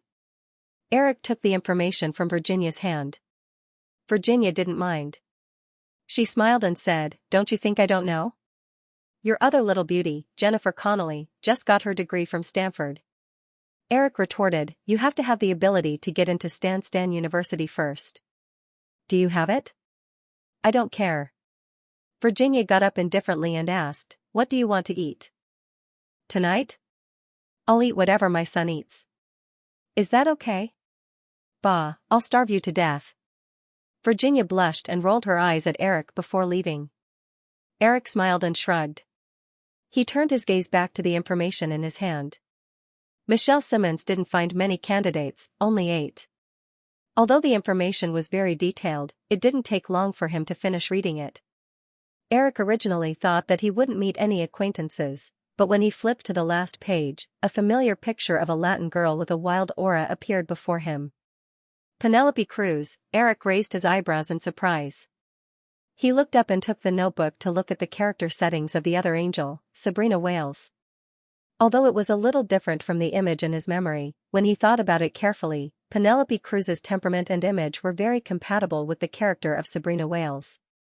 As for the last intelligent character, Jill Monroe, it naturally belonged to Charlize Theron, who had already signed the contract. Eric did not think too much. He picked up the mobile phone next to him, opened the contact list from the laptop, found Michelle Simmons' contact, and dialed. The call was quickly connected.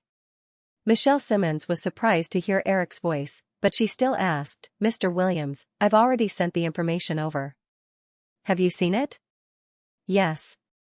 Eric looked at the 2 pieces of information on the round table in front of him and said, "Kate Beckinsale and Penelope Cruz. These 2 actresses. Is there any other information about them other than the information I have?" Michelle Simmons paused for a moment, as if she was looking for something. She quickly said, "Most of the information about them has been sent over. Penelope Cruz's resume is very complete. She made her debut in Big Luna's Ham last year. Ham won the Silver Lion at the Venice Film Festival last year. Penelope Cruz's performance also won the recognition of many judges. As for Kate Beckinsale, although she only had a few cameo roles, she participated in a strong cast of Shakespeare's comedy Much Ado About Nothing last year. The movie will be released next month. The male and female leads are Kenneth Branagh, who won the Oscar for Best Actor 3 years ago, and Emma Thompson, who won the Oscar for Best Actress this year. In addition, the popular Michael Keaton, Keanu Reeves, and others also participated. The production company is aiming for next year's Oscar for Best Actor, so the production should be very good. To be able to participate in such a movie, this girl must be quite capable. I also had an audition for her when I was in England. Eric also remembered some information about Much Ado About Nothing. Since this movie was aiming for the Oscars, it seemed that the first movie had gone the wrong way. He wondered who came up with the idea of releasing it in May. If it was released now and did not cause too much of an impact, then the popularity of the movie during the annual awards season should have dissipated. Eric guessed that the production company wanted to take advantage of the hot summer season to recover some of the box office. However, he did not think of any connection between this movie and the Oscars. He guessed that the movie did not make a splash in the box office and did not win any awards. However, these were not Eric's concerns. After Michelle Simmons finished speaking, Eric stood up and thought for a moment. He said, "How about this? I will send you some screenplays later. You can let the two of them record some auditions and send the videotapes to me." Although Michelle Simmons realized that Eric thought highly of the two actresses, she still asked, "Mr. Williams, I brought back a total of 8 girls. I think that maybe they can all participate in an audition." When Eric heard Michelle Simmons' hesitant tone, he immediately realized her difficulties. The girls that Michelle Simmons brought back must have been entrusted to her by acquaintances in the film industry in Europe. If they came all the way to Los Angeles and did not even participate in an audition, then Michelle Simmons would be in a difficult position.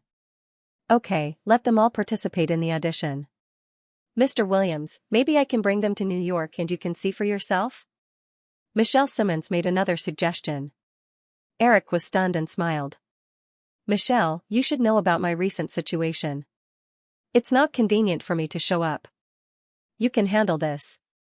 Also, you can find Drew to arrange the audition. She will be in charge of the production of Whimsical Beauty in the future. You can get familiar with her in advance."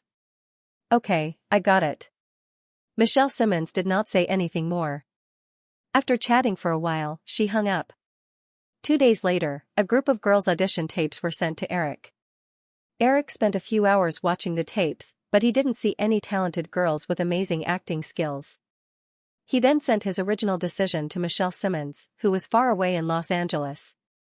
After that, through John Woo's introduction, Firefly found the martial arts instructor of the Yuan family troupe from the other side of the ocean, who was responsible for training the 3 women. Time always flew by. In the blink of an eye, it was late May. All the summer movies had entered the final promotional period. Although the main promotional force of Jurassic Park was the actors in the movie, it was too much for the director, Eric, to not attend any events during the whole promotional process. At least, that was what Jeffrey and the others thought. In a phone call, Jerry Bruckheimer complained that Eric should have attended most of the promotional events. He also jokingly asked Eric to give him a raise. For 2 months, Eric basically only contacted the outside world through phone calls and emails. He even rarely went out. People often came to visit, but everyone knew Eric's scruples. They were very careful when they came to visit. Besides, the original small manor was empty. The paparazzi all thought that Eric had left Chengdu with the women. Therefore, Eric's residence was never photographed by the paparazzi. However, as the release date of Jurassic Park was getting closer and closer, Eric had to rush back to Los Angeles to preside over the final stage of the movie's promotion. Moreover, it was impossible for Eric, the director, to miss the movie's premiere. Peter Guber got out of the car and walked all the way into the headquarters of Firefly Pictures with his assistant. After the front desk announced his arrival, he quickly walked into the elevator and went all the way to Eric's office on the top floor. After greeting the assistant outside Eric's office, he knocked on the door and pushed open the door of Eric's office. Seeing the young man sitting behind the desk, Peter Guber walked over with a smile as if he had seen his own family. "Eric, you are finally back." Eric smiled at Peter Guber and hurriedly said a few words on the phone. Then he got up and said with a smile, "Peter, I have heard what you just said more than 100 times in the past 2 days. Haha, that shows how much everyone misses you. By the way, have you received my gifts for the little guys?" Peter Guber hugged Eric and asked. "Of course, thank you. They like it very much. Let's sit over there." Eric pointed to the guest sofa and pressed the phone to ask the secretary to help make coffee. Then, he sat down on the sofa with Peter Guber. After the secretary served the coffee and left the office, Peter Guber couldn't wait to say, "Eric, the global release of Mr. and Mrs. Smith is about to end. We really can't wait any longer. When you left, you told me that you would consider our next few movie projects." "Of course, Peter, I have always kept this matter in mind." Eric picked up the coffee, blew it gently, and said, "Don't worry, try the coffee first." Peter Guber had already lost his temper because of Eric's delay. He could only pick up the coffee and pretend to take a few sips.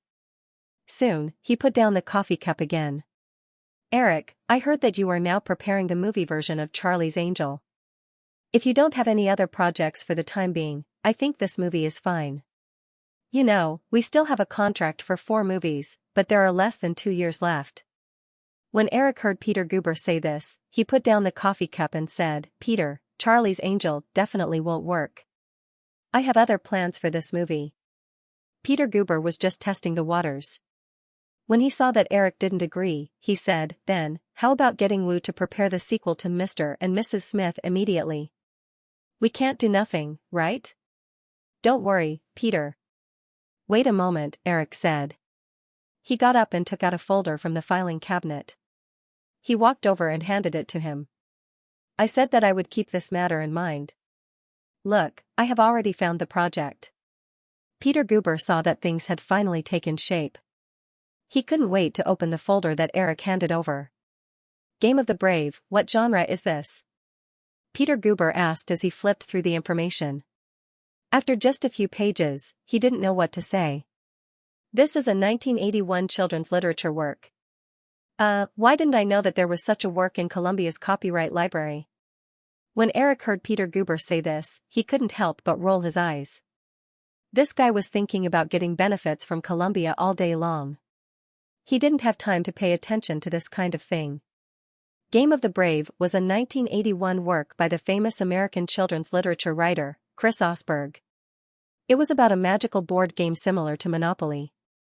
This board could summon various characters and animals from another time and space, which led to a series of magical stories. A few years after the novel was released, Columbia Pictures bought the movie adaptation rights. However, because the movie needed a lot of special effects, and Columbia Pictures' business was not very good at that time. In addition, the special effects technology was very immature.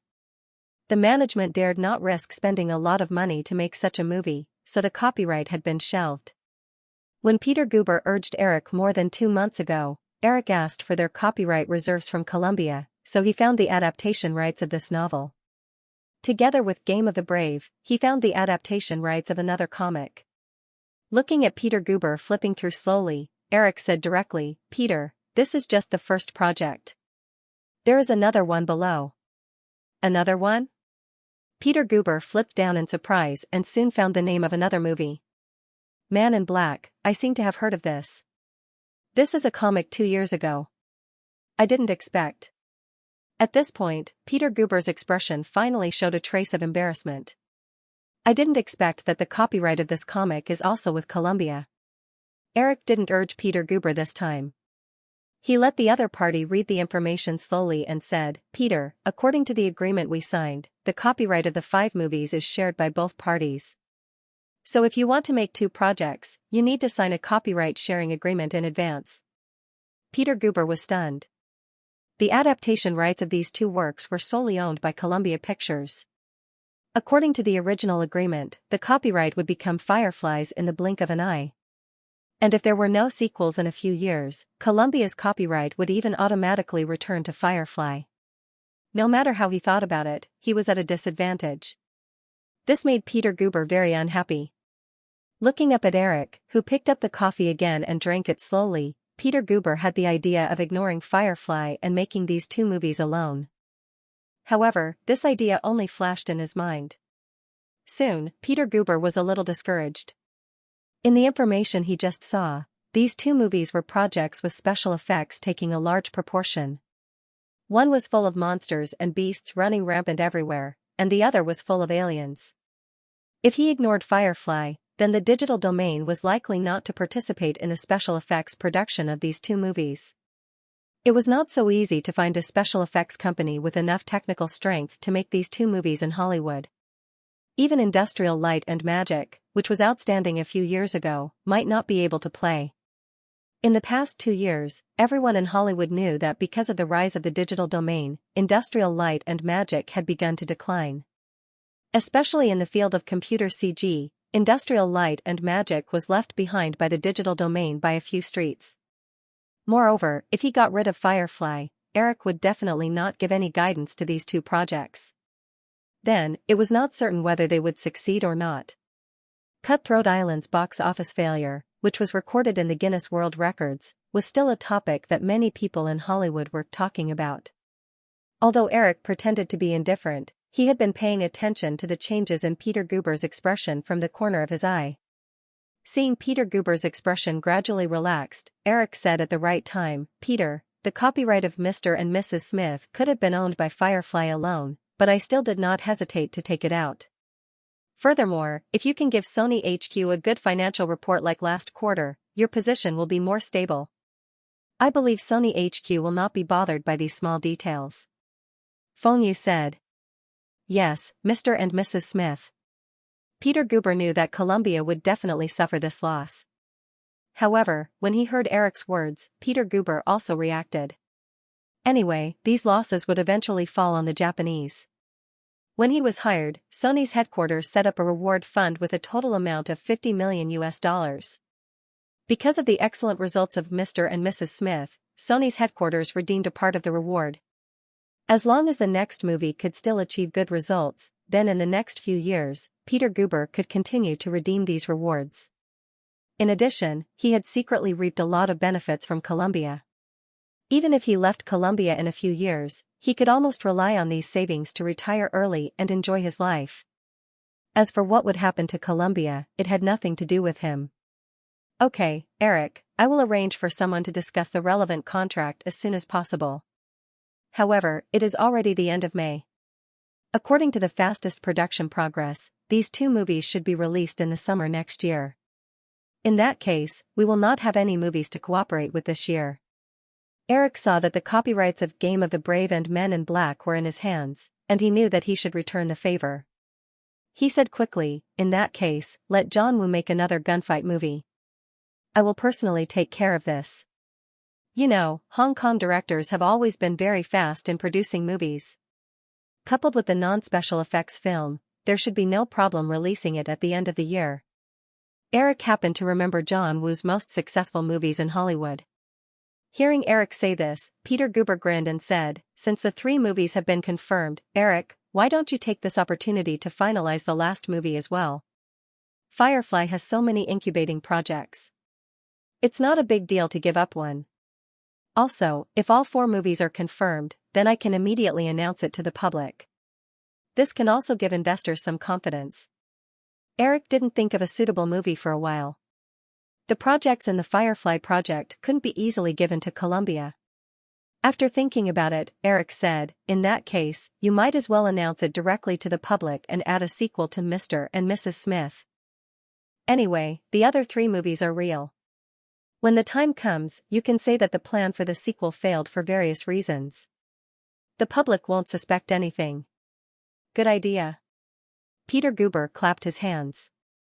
But Eric, why don't you just make a sequel to Mr. and Mrs. Smith? Okay, but I don't have time to think about the script for the sequel, so I have to find another screenwriter and try to write the script for the sequel. If the script can satisfy me, I will start the production of the sequel. Eric was pestered by Peter Guber for nearly an hour. If it weren't for the important meeting he had to attend, Eric estimated that he would have been consumed by this guy the whole morning. After sending Peter Guber away, Eric quickly came to the big conference room at Firefly's headquarters. At this time, almost all the executives of Firefly Pictures had arrived. Even many of the executives of the overseas branch had rushed back. There were a total of 40 to 50 people. Because the summer vacation was coming in June, as a film and entertainment company, the departments of Firefly would also usher in the busiest period. In order not to delay work, the management arranged the operation and financial summary meeting for the first half of the year at the end of May. Firefly was not a listed company, so there was no need to wait for the official financial report for the first half of the year to be released and then conduct business summary and adjustment according to the requirements of the board of directors. In the first half of the year, the film market in North America did not perform well. Only Paramount Pictures' Sex Deal, released during the Easter holiday, was lucky enough to get a box office of more than $100 million. In the first 6 months of 1993, Firefly released a total of 7 low-budget movies. The best box office performance was a family adventure comedy called Cat and Dog Games, which was produced by Disney and distributed by Bowie International. It earned more than $43 million at the box office in North America. The total box office of the 7 movies in North America was only $180 million. This number seemed a bit insignificant, but Firefly's total turnover in the first half of the year from sales of videotapes, peripheral copyright operations, theme parks, Disney stores, and other businesses reached $2 billion. The pre-tax profit was also more than $250 million. In this way, the revenue from the box office only accounted for about 10% of the total turnover of Firefly Pictures. Eric was very clear that if this revenue ratio was really reached, it would be the healthiest business structure for a comprehensive development media group. This would also allow a media company to have the strongest ability to resist risks and not fall into the predicament of bankruptcy because of the failure of 1 or 2 movies. However, in fact, Firefly was far from reaching this point. The reason for this temporary revenue ratio was mainly because most of the first half of the year was in the off-season. The most popular summer and New Year's movies were concentrated in the last 6 months of the year, and Firefly's main movies were also released in the last 6 months. The total production cost of the 3 movies, Jurassic Park, Crash, and The Bug Crisis, during the summer was more than the total production and distribution cost of the 7 movies in the first half of the year. The whole meeting didn't end until 4:30 in the afternoon. Although there was still half an hour before work, Eric had already planned to go home early. However, as soon as he packed up his things, he was stopped by Katzenberg. Behind him was Patrick Schneider, the head of Disneyland Paris. Because of the major mistakes in the management of Disneyland Paris last year, Eric and Katzenberg originally planned to withdraw Patrick Schneider back to the headquarters, but then the management of Disneyland Paris showed good improvements under Patrick Schneider's management. After discussing with Katzenberg, Eric decided to let Patrick Schneider stay for the time being. Today's meeting also talked about the situation of Disneyland Paris. In the first 2 quarters, the total number of visitors to Disneyland Paris reached 6 million, and the operation had reached a break-even. It might even achieve a certain profit in the second half of the year. As a project that was seriously out of control during the development process, Eric's requirement for Disneyland Paris was to be able to maintain a break-even and not become a burden to the group. Being able to achieve a profit already made Eric overjoyed.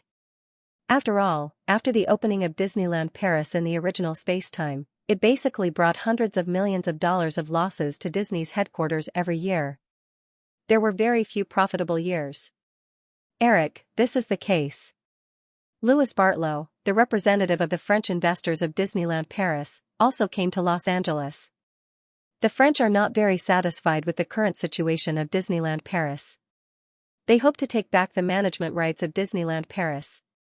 Katzenberg had never been a long-winded person, and he was not used to beating around the bush.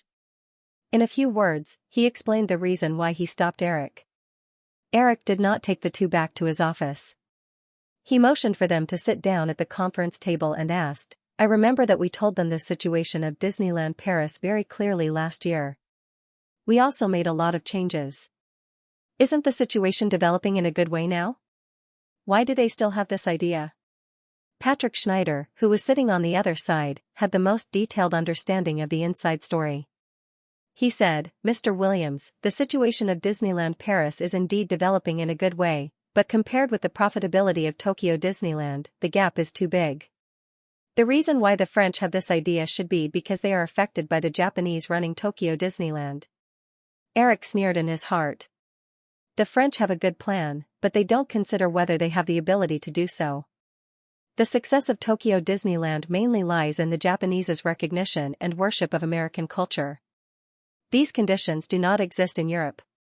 He remembered that in the original space-time, because of the huge losses in the early stages of Disneyland Paris, Disney's headquarters was forced to give up the control of the park.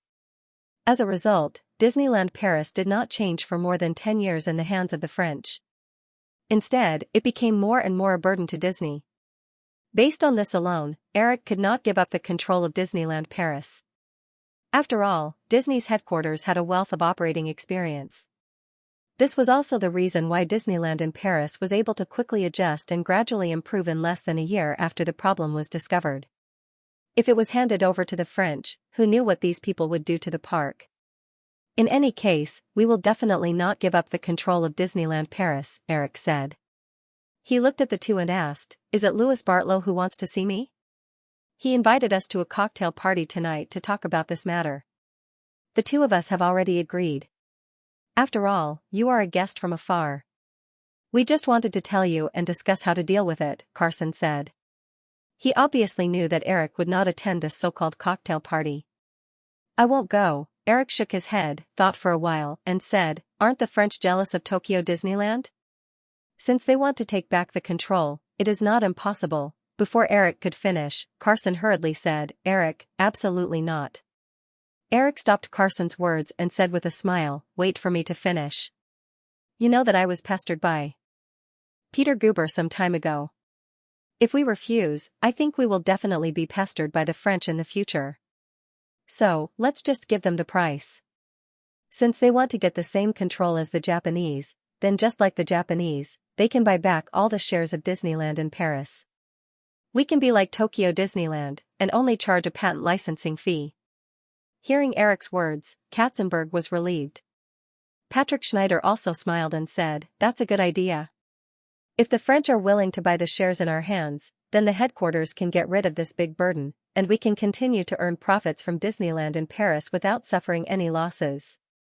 In the future, even if Disneyland Paris can't survive in the hands of the French, we don't need to take too much responsibility." Although the situation of Disneyland Paris had improved, as the person in charge, Patrick Schneider didn't feel relaxed at all. Most of the time, he was worried that the situation of the park would suddenly worsen. If he could get rid of this burden and return to the headquarters, he would be more than happy to do so.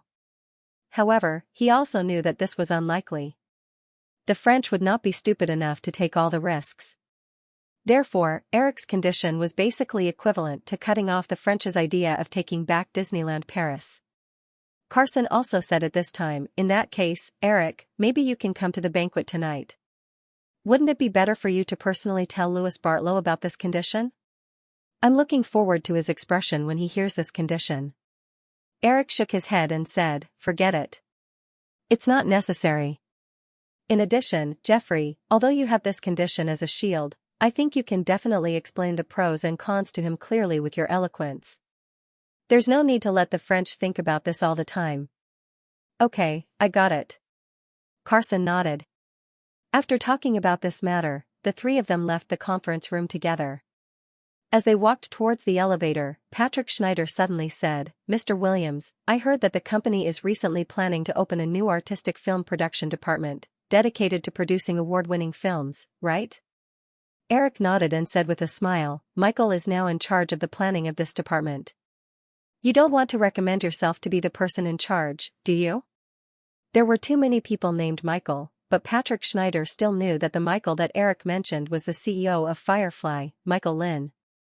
"Of course not, Mr. Williams.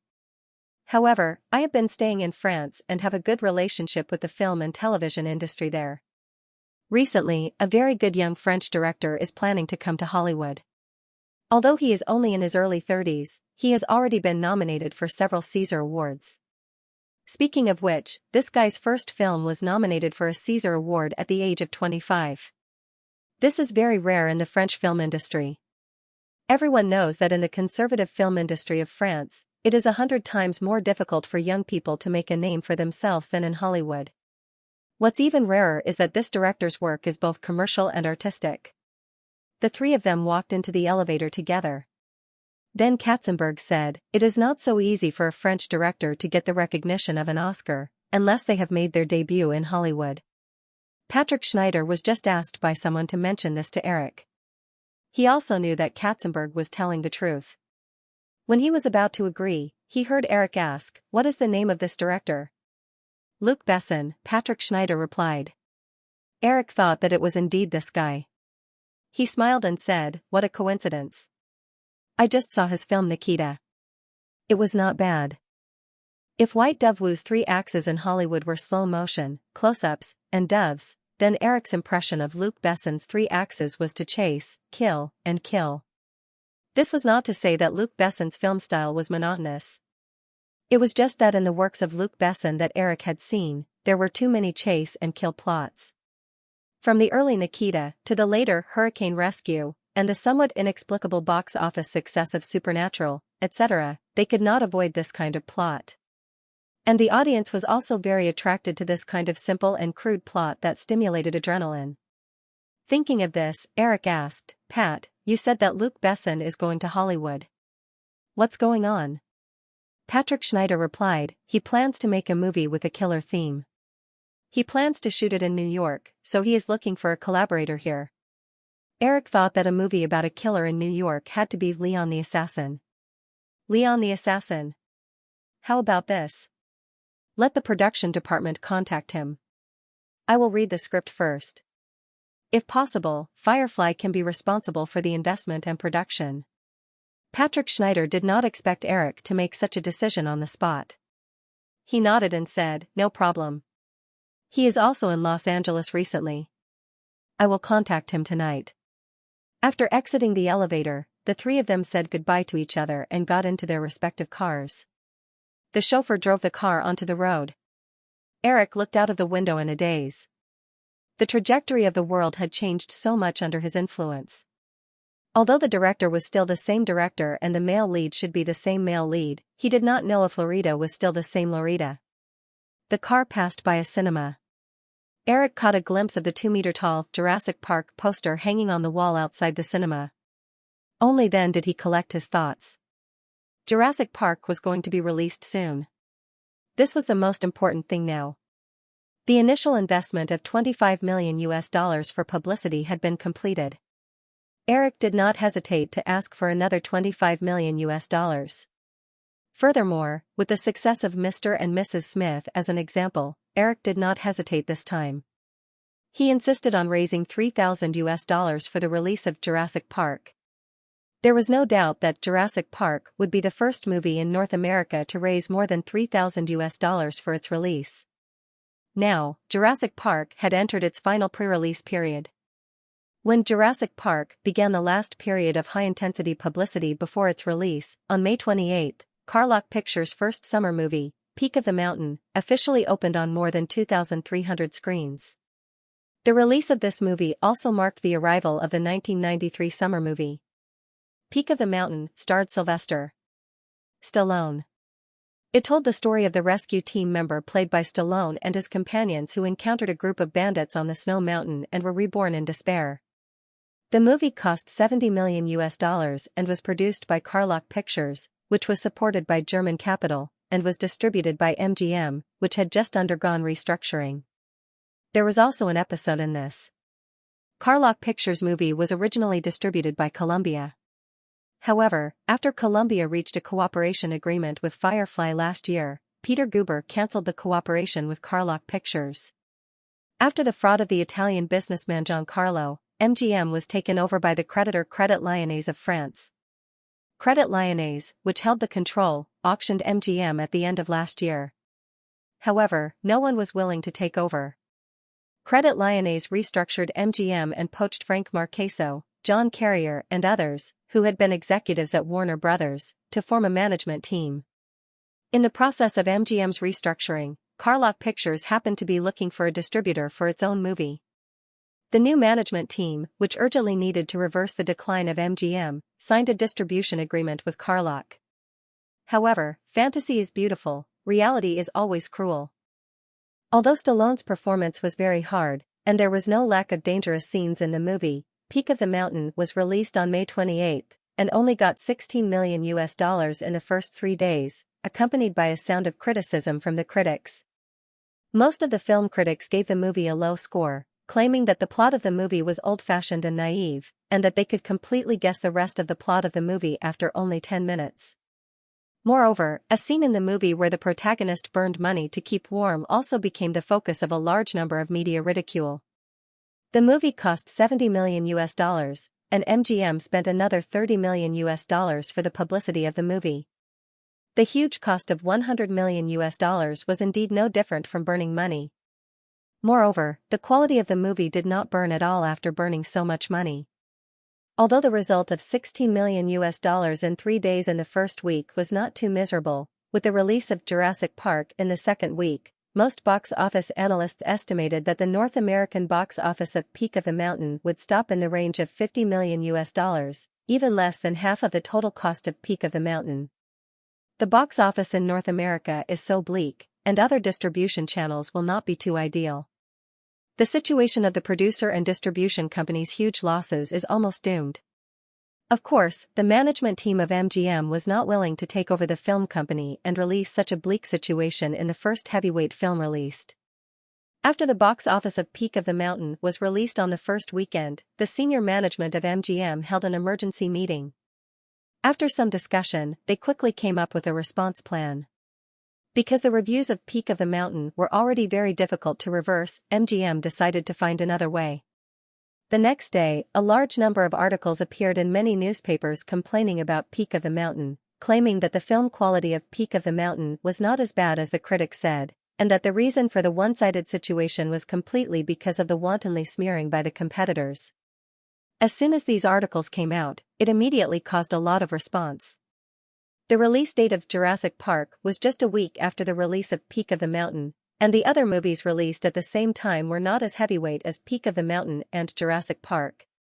Therefore, the competitors mentioned in these articles could not be more obvious. Therefore, after many people saw this news, they subconsciously sympathized with the tragic experience of Peak of the Mountain. In the face of Firefly Pictures' increasingly strong position in Hollywood, the media controlled by other film companies did not mind adding fuel to the fire and adding some trouble to Firefly. In just a few days, the media formed a trend of crusading against the evil forces of the film industry. At the same time, Jurassic Park entered its last week of intense publicity. In addition to more intense print and television advertising campaigns, since May 25, the main creative team of Jurassic Park began a promotional tour in major North American cities, and held test screenings in New York, Los Angeles, San Francisco, Boston, Philadelphia, and other places. In the face of the media's crusade against Peak of the Mountain being smeared, Firefly Pictures remained silent. Firefly's silence did not mean that some people would allow Firefly to remain silent. MGM's goal was to provoke a confrontation between the two movies, and achieve the effect of Peak of the Mountain's box office rebound effect. However, in the process of Jurassic Park's promotional tour, basically the media that were on good terms with Firefly were basically invited, and MGM had not found any opportunity to do so.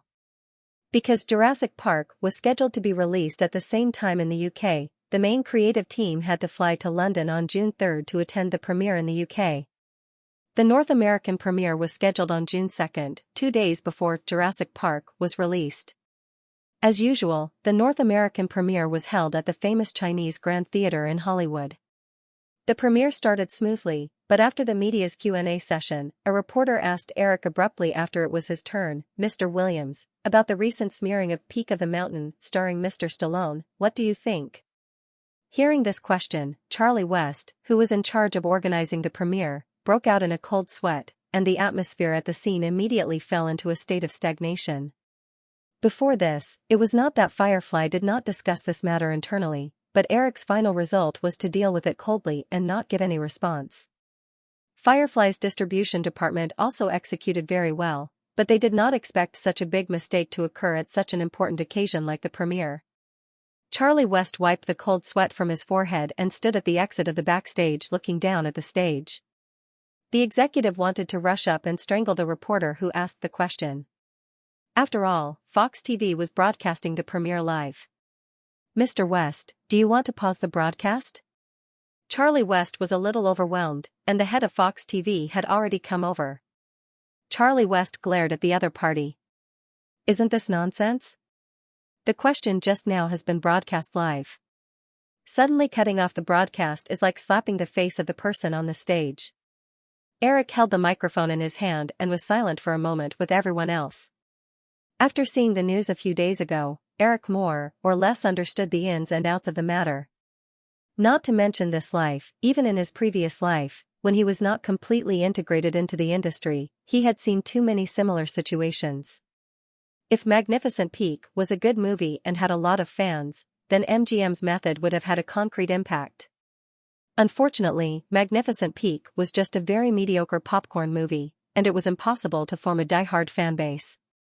Therefore, although MGM's tactics would cause some people to sympathize with Magnificent Peak and buy tickets to support it, most ordinary people would still maintain the attitude of a bystander. At the same time, Firefly did not do anything to defame Magnificent Peak, so MGM could not obtain any substantial evidence to prove this point. They did not dare to blatantly name Jurassic Park, so they could only use some ambiguous words to mislead the readers. What MGM wanted was for Firefly to take the initiative to respond. Once that happened, it would be justified for MGM to fight back against Firefly's remarks, and it would also create an established fact in the hearts of ordinary people. But now, facing the camera lens of the live broadcast, Eric knew that he had to respond on the spot. After thinking for a moment, Eric picked up the microphone again and asked the reporter, "Sir, do you have a lot of friends?" The reporter was stunned. Although he did not know why Eric suddenly asked this, he instinctively became alert. "Mr. Williams, this has nothing to do with my question. Please answer my question directly, okay?" Eric stared at the reporter sharply and said in a deep voice, "Your question has nothing to do with this premiere, but I've decided to answer you. So, tell me first, do you have a lot of friends?" The reporter felt the pressure from Eric's gaze and subconsciously shrank his neck and blurted out, "Yes. Yes, I have a lot of friends." "Then, do you often discuss topics about movies with your friends?" The reporter thought that he had calmed down and said, "Yes, Mr. Williams, I'm in entertainment." Reporter, "So they often ask me some questions about movies." At this point, the reporter was shocked again. He subconsciously thought that Eric had led him into a trap. He thought that Eric would ask him whether Magnificent Peak was good or bad. However, Eric did not continue to ask. Instead, he said, "Okay, then I can answer you now about my opinion on your question. Hollywood movies have been developed for more than 80 years now, and movies have become an indispensable part of everyone's entertainment life. Even if many people don't go to the cinema, they can still watch movies through TV, video, and other channels. Such a long time is enough to develop the ability of ordinary people to judge whether a movie is good or bad." Mr. Williams. When the reporter heard that Eric still did not directly answer his question, he was about to interrupt, but when he met Eric's sharp eyes, he immediately changed his words. Eric continued, "Everyone's judgment of whether a movie is good or bad does not depend on the amount of investment in the movie. Otherwise, the movie Throat Island 2 years ago would probably be the box office champion of that year." Hearing this, everyone present laughed, and the reporter couldn't help but ask at this time, "Mr. Williams, you didn't answer my question." "Well, I'll answer your question. I have no opinion on the matter you just mentioned. The promotion of a movie is just an advertising means to let people know that such a movie is about to be released. In fact, whether a person will choose to watch this movie, in addition to the word of mouth in the newspaper, the most important criterion is how the people around them talk about this movie. Just like you just said, your friends will ask you, an entertainment reporter, whether a movie is good or bad. So, if you think that a movie has been discredited, then ask your friends who have seen this movie. If they say it is good, then you can go to the cinema to watch it. If they don't think it is good, then you don't have to watch it. That's all." Speaking of this, Eric smiled and said to the camera, "Of course, this method is also effective for Jurassic Park. You don't have to pay attention to any comments on Jurassic Park in the media. You can just decide whether you want to watch this movie based on the feelings of your friends." Hearing Eric's confident tone, the audience at the premiere couldn't help but applaud. The reporter who tried to stir up trouble sat down and didn't continue to pester Lu Zhou. At this time, in front of thousands of televisions, many viewers who originally felt sympathy for the discrediting of Magnificent Peak silently changed their minds. Although many people still didn't completely side with the innocent side of Firefly, many people were no longer so indignant. Instead, they decided to ask around for their opinions on Magnificent Peak. After the reporter sat down, the host of the premiere looked at Eric and asked if he wanted to continue the Q&A session. Eric nodded gently. The host continued to call for other reporters while hoping that another person wouldn't jump out to cause trouble. "Mr. Williams, I heard that you were very competent. Also, Firefly broke the rules and arranged 3,000 screens for Jurassic Park. So, do you have your own box office expectations for Jurassic Park?" This time, it was a black-haired woman with glasses who spoke. Her question was also very normal. After hearing this question, many people in the audience couldn't help but breathe a sigh of relief. Eric looked at the woman and smiled as he said, "You know, before a movie is released, whether it's the distribution company or some professional organizations, they all have their own box office predictions. I'm sure you've seen the answer to this question in many newspapers. Of course, most of the predictions say that the box office of Jurassic Park in North America will be between US $200 million to US $300 million, the female reporter replied skillfully. She then looked at Eric and said, "However, I think everyone is more curious. Since Mr. Williams can break the rules and arrange 3,000 screens for this movie, what is your box office expectation?" Jurassic Park is aiming for $1 billion box office. There is a disruptor at the premiere of Jurassic Park. Williams announced that the new film will hit the global box office of $1 billion US.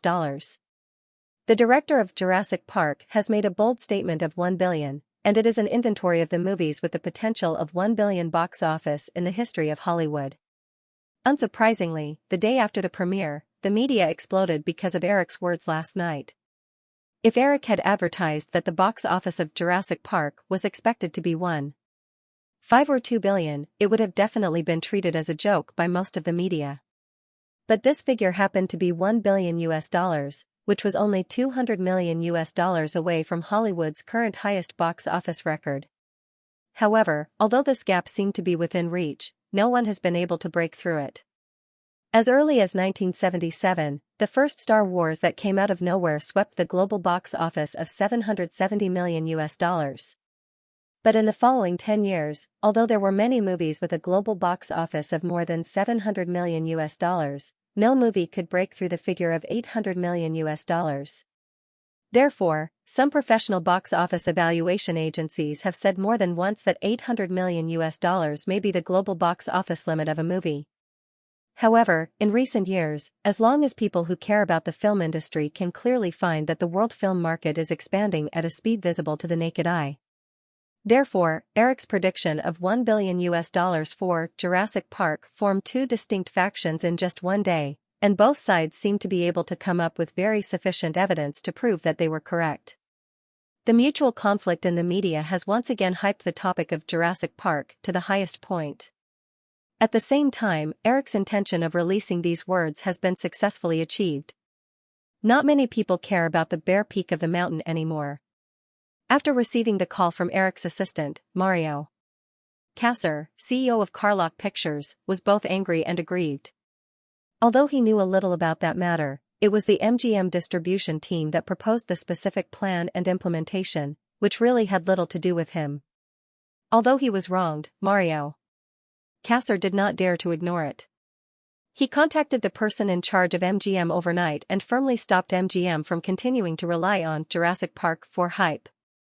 Of course, MGM did not agree at first, but after hearing Mario Kasser repeated the phone call he received, they had to give up. Carlock did not dare to offend Firefly, and MGM, which was in a precarious situation, did not dare to do so. The North American premiere of Jurassic Park was held on Wednesday, June 2nd. Therefore, although the topic of $1 billion box office that Eric threw out caused controversy, this dispute did not have time to reach a white-hot level. Because the day after the topic was created, it was the date Jurassic Park was released in 3,000 theaters in the United States. Everyone knew that in a few days, the real box office numbers would become the most convincing tool. It was another day of solid 6-hour training. At 5 o'clock in the afternoon, the exhausted three girls returned to the apartment and collapsed in their bedrooms as usual to recover their energy. Originally, they thought that after enduring the initial period, the following training would be much easier. However, they recently discovered that their training schedule gradually increased with the passage of time. Although it did not reach the limit they could bear, it was definitely enough to exhaust all their energy for a day. It was not until it was dark outside that the three girls strolled out of the bedroom. Penelope was the last to come out. Seeing the two girls watching TV in the living room, she asked, "What are we eating tonight?" "Whatever," replied Theron. "It doesn't matter," said Kate. "Oh, I've never eaten the two dishes you mentioned," joked Penelope as she walked to the kitchen. The three girls agreed to take turns cooking, and today was her turn. After a simple dinner, the three girls gathered on the sofa in the living room again to watch TV. Time often flew when they were bored. Before they knew it, it was already 10 o'clock at night. Charlize Theron glanced at Penelope, who was absent-mindedly holding a fashion magazine on the left, and then looked at Kate, who was staring at the TV on the right. "Hey, you guys, Huh?" The two girls did not change their posture, but they each made a sound of confusion. Charlize Theron keenly felt something was wrong, but he glanced at the clock on the wall and asked, "Did you guys buy tickets?" "What? Tickets?" Charlize Theron paused for a moment before slowly spitting out two words, "Jurassic Park." Silence. 1 second, 2 seconds, 3 seconds, then, Kate and Penelope laughed together. As they laughed, they talked about someone's past. "Haha, who was the one who said last night that if you want to buy a ticket, you should give it to a homeless person?" Penelope said. She even imitated Charlie's accent and repeated, "I'm definitely not going." "Haha, Penny, do you know, this situation is called..." Why did you hit me?" You're still hitting me? Don't think I can't beat you. Take this." Hoo, puff puff puff puff puff. After fooling around for a while, the three girls walked out of the apartment together. Kate and Penelope were still laughing, and the embarrassment on Charlize's face did not completely disappear. From time to time, he would bicker with the other two girls. They drove all the way to downtown Santa Monica, parked the car, and walked in front of a cinema. The three girls were surprised to find a long line in front of the cinema. There were at least 100 people. "Don't tell me they're all here to watch Jurassic Park?" Penelope asked, a little surprised. "There will definitely be other movies screening tomorrow, but Jurassic Park is the only movie that can make fans line up overnight to buy tickets." Kate looked at the crowd and took out the tickets she bought in the morning with a sense of superiority. Then, she suddenly turned to Charlize. "Charlie, am I right?" "It's none of my business." Charlize reached out and snatched a ticket from Kate, turned around, and walked away. "I'm going to buy popcorn first. You two wait here." "I want the creamy one," Penelope ordered hastily. She watched Charlize leave, and Penelope and Kate walked into the lobby of the cinema. It was already 11:30. Under the bright lights in the hall, the two girls found the entrance of the screening room. Looking at the continuous stream of people walking in, they couldn't help but say, "It would be great if this scene could appear in our movie in the future." "I heard that the script was written by Eric Williams himself. None of his previous scripts have failed." "I think it will definitely be very popular," Kate said. "I hope so. I don't want to go back to Spain. I might not be able to get a movie there for a long time. My chances are better if I stay in Hollywood." After Penelope finished speaking, she inexplicably sighed. "It's been more than a month." Although this sentence seemed a little confusing, Kate knew that Penelope was referring to the fact that the two of them had been in Hollywood for more than a month, but Eric Williams hadn't appeared. Before this, only Charlize Theron had seen him once. The level between the two was too far apart. Of course, Kate couldn't guess his daily life. However, she also felt that since Eric Williams could do so many things at such a young age, he must be very busy. As for Penelope's thoughts, it was even easier to guess. She had been in Hollywood for more than a month, and she had almost gotten every detail of her meeting with Eric Williams from Charlize Theron. Although Charlize was the only one among the three of them who had met Williams once, Penelope was the one who was most familiar with him. Therefore, it was obvious what she was thinking. However, Kate wasn't optimistic about Penelope's thoughts. Eric Williams was not only a Hollywood director, but also a billionaire. Such a Hollywood super-rich guy had countless women eyeing him. How could Penelope, a Spanish girl who had just arrived, have a turn? After a while, Charlize came over with a bunch of snacks. The two girls picked some and walked into the screening room together. Wow, there are so many people. Just now, they saw people coming in continuously, but after walking into the screening room, they found that there were only a few empty seats in the 200-seat screening room. It's all your fault. It took so long to buy snacks, Penelope said to Charlize. Charlize was unwilling. How can you blame me? You were the one who wanted the creamy popcorn. It just happened to be sold out, so I could only wait for a while. Kate interrupted the two girls. Stop arguing, you two. Look at the front, there are still a few empty seats. Let's hurry over. The empty seats with excellent views had long been sold out, so the three girls could only find 3 consecutive empty seats in the second row at the front and sit down.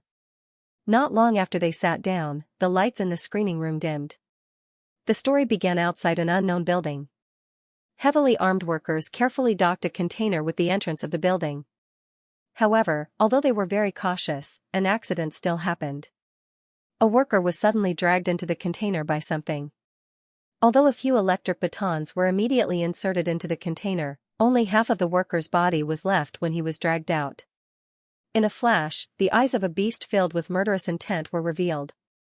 Seeing this eye, the audience in the cinema who were attracted by the frightening atmosphere created by the beginning of the movie and held their breaths began to whisper. That was the dinosaurs I just now, right? Penelope whispered. Charlize shrugged and said disdainfully, see, it's still deliberately mystifying like in the trailer, only showing a part of it.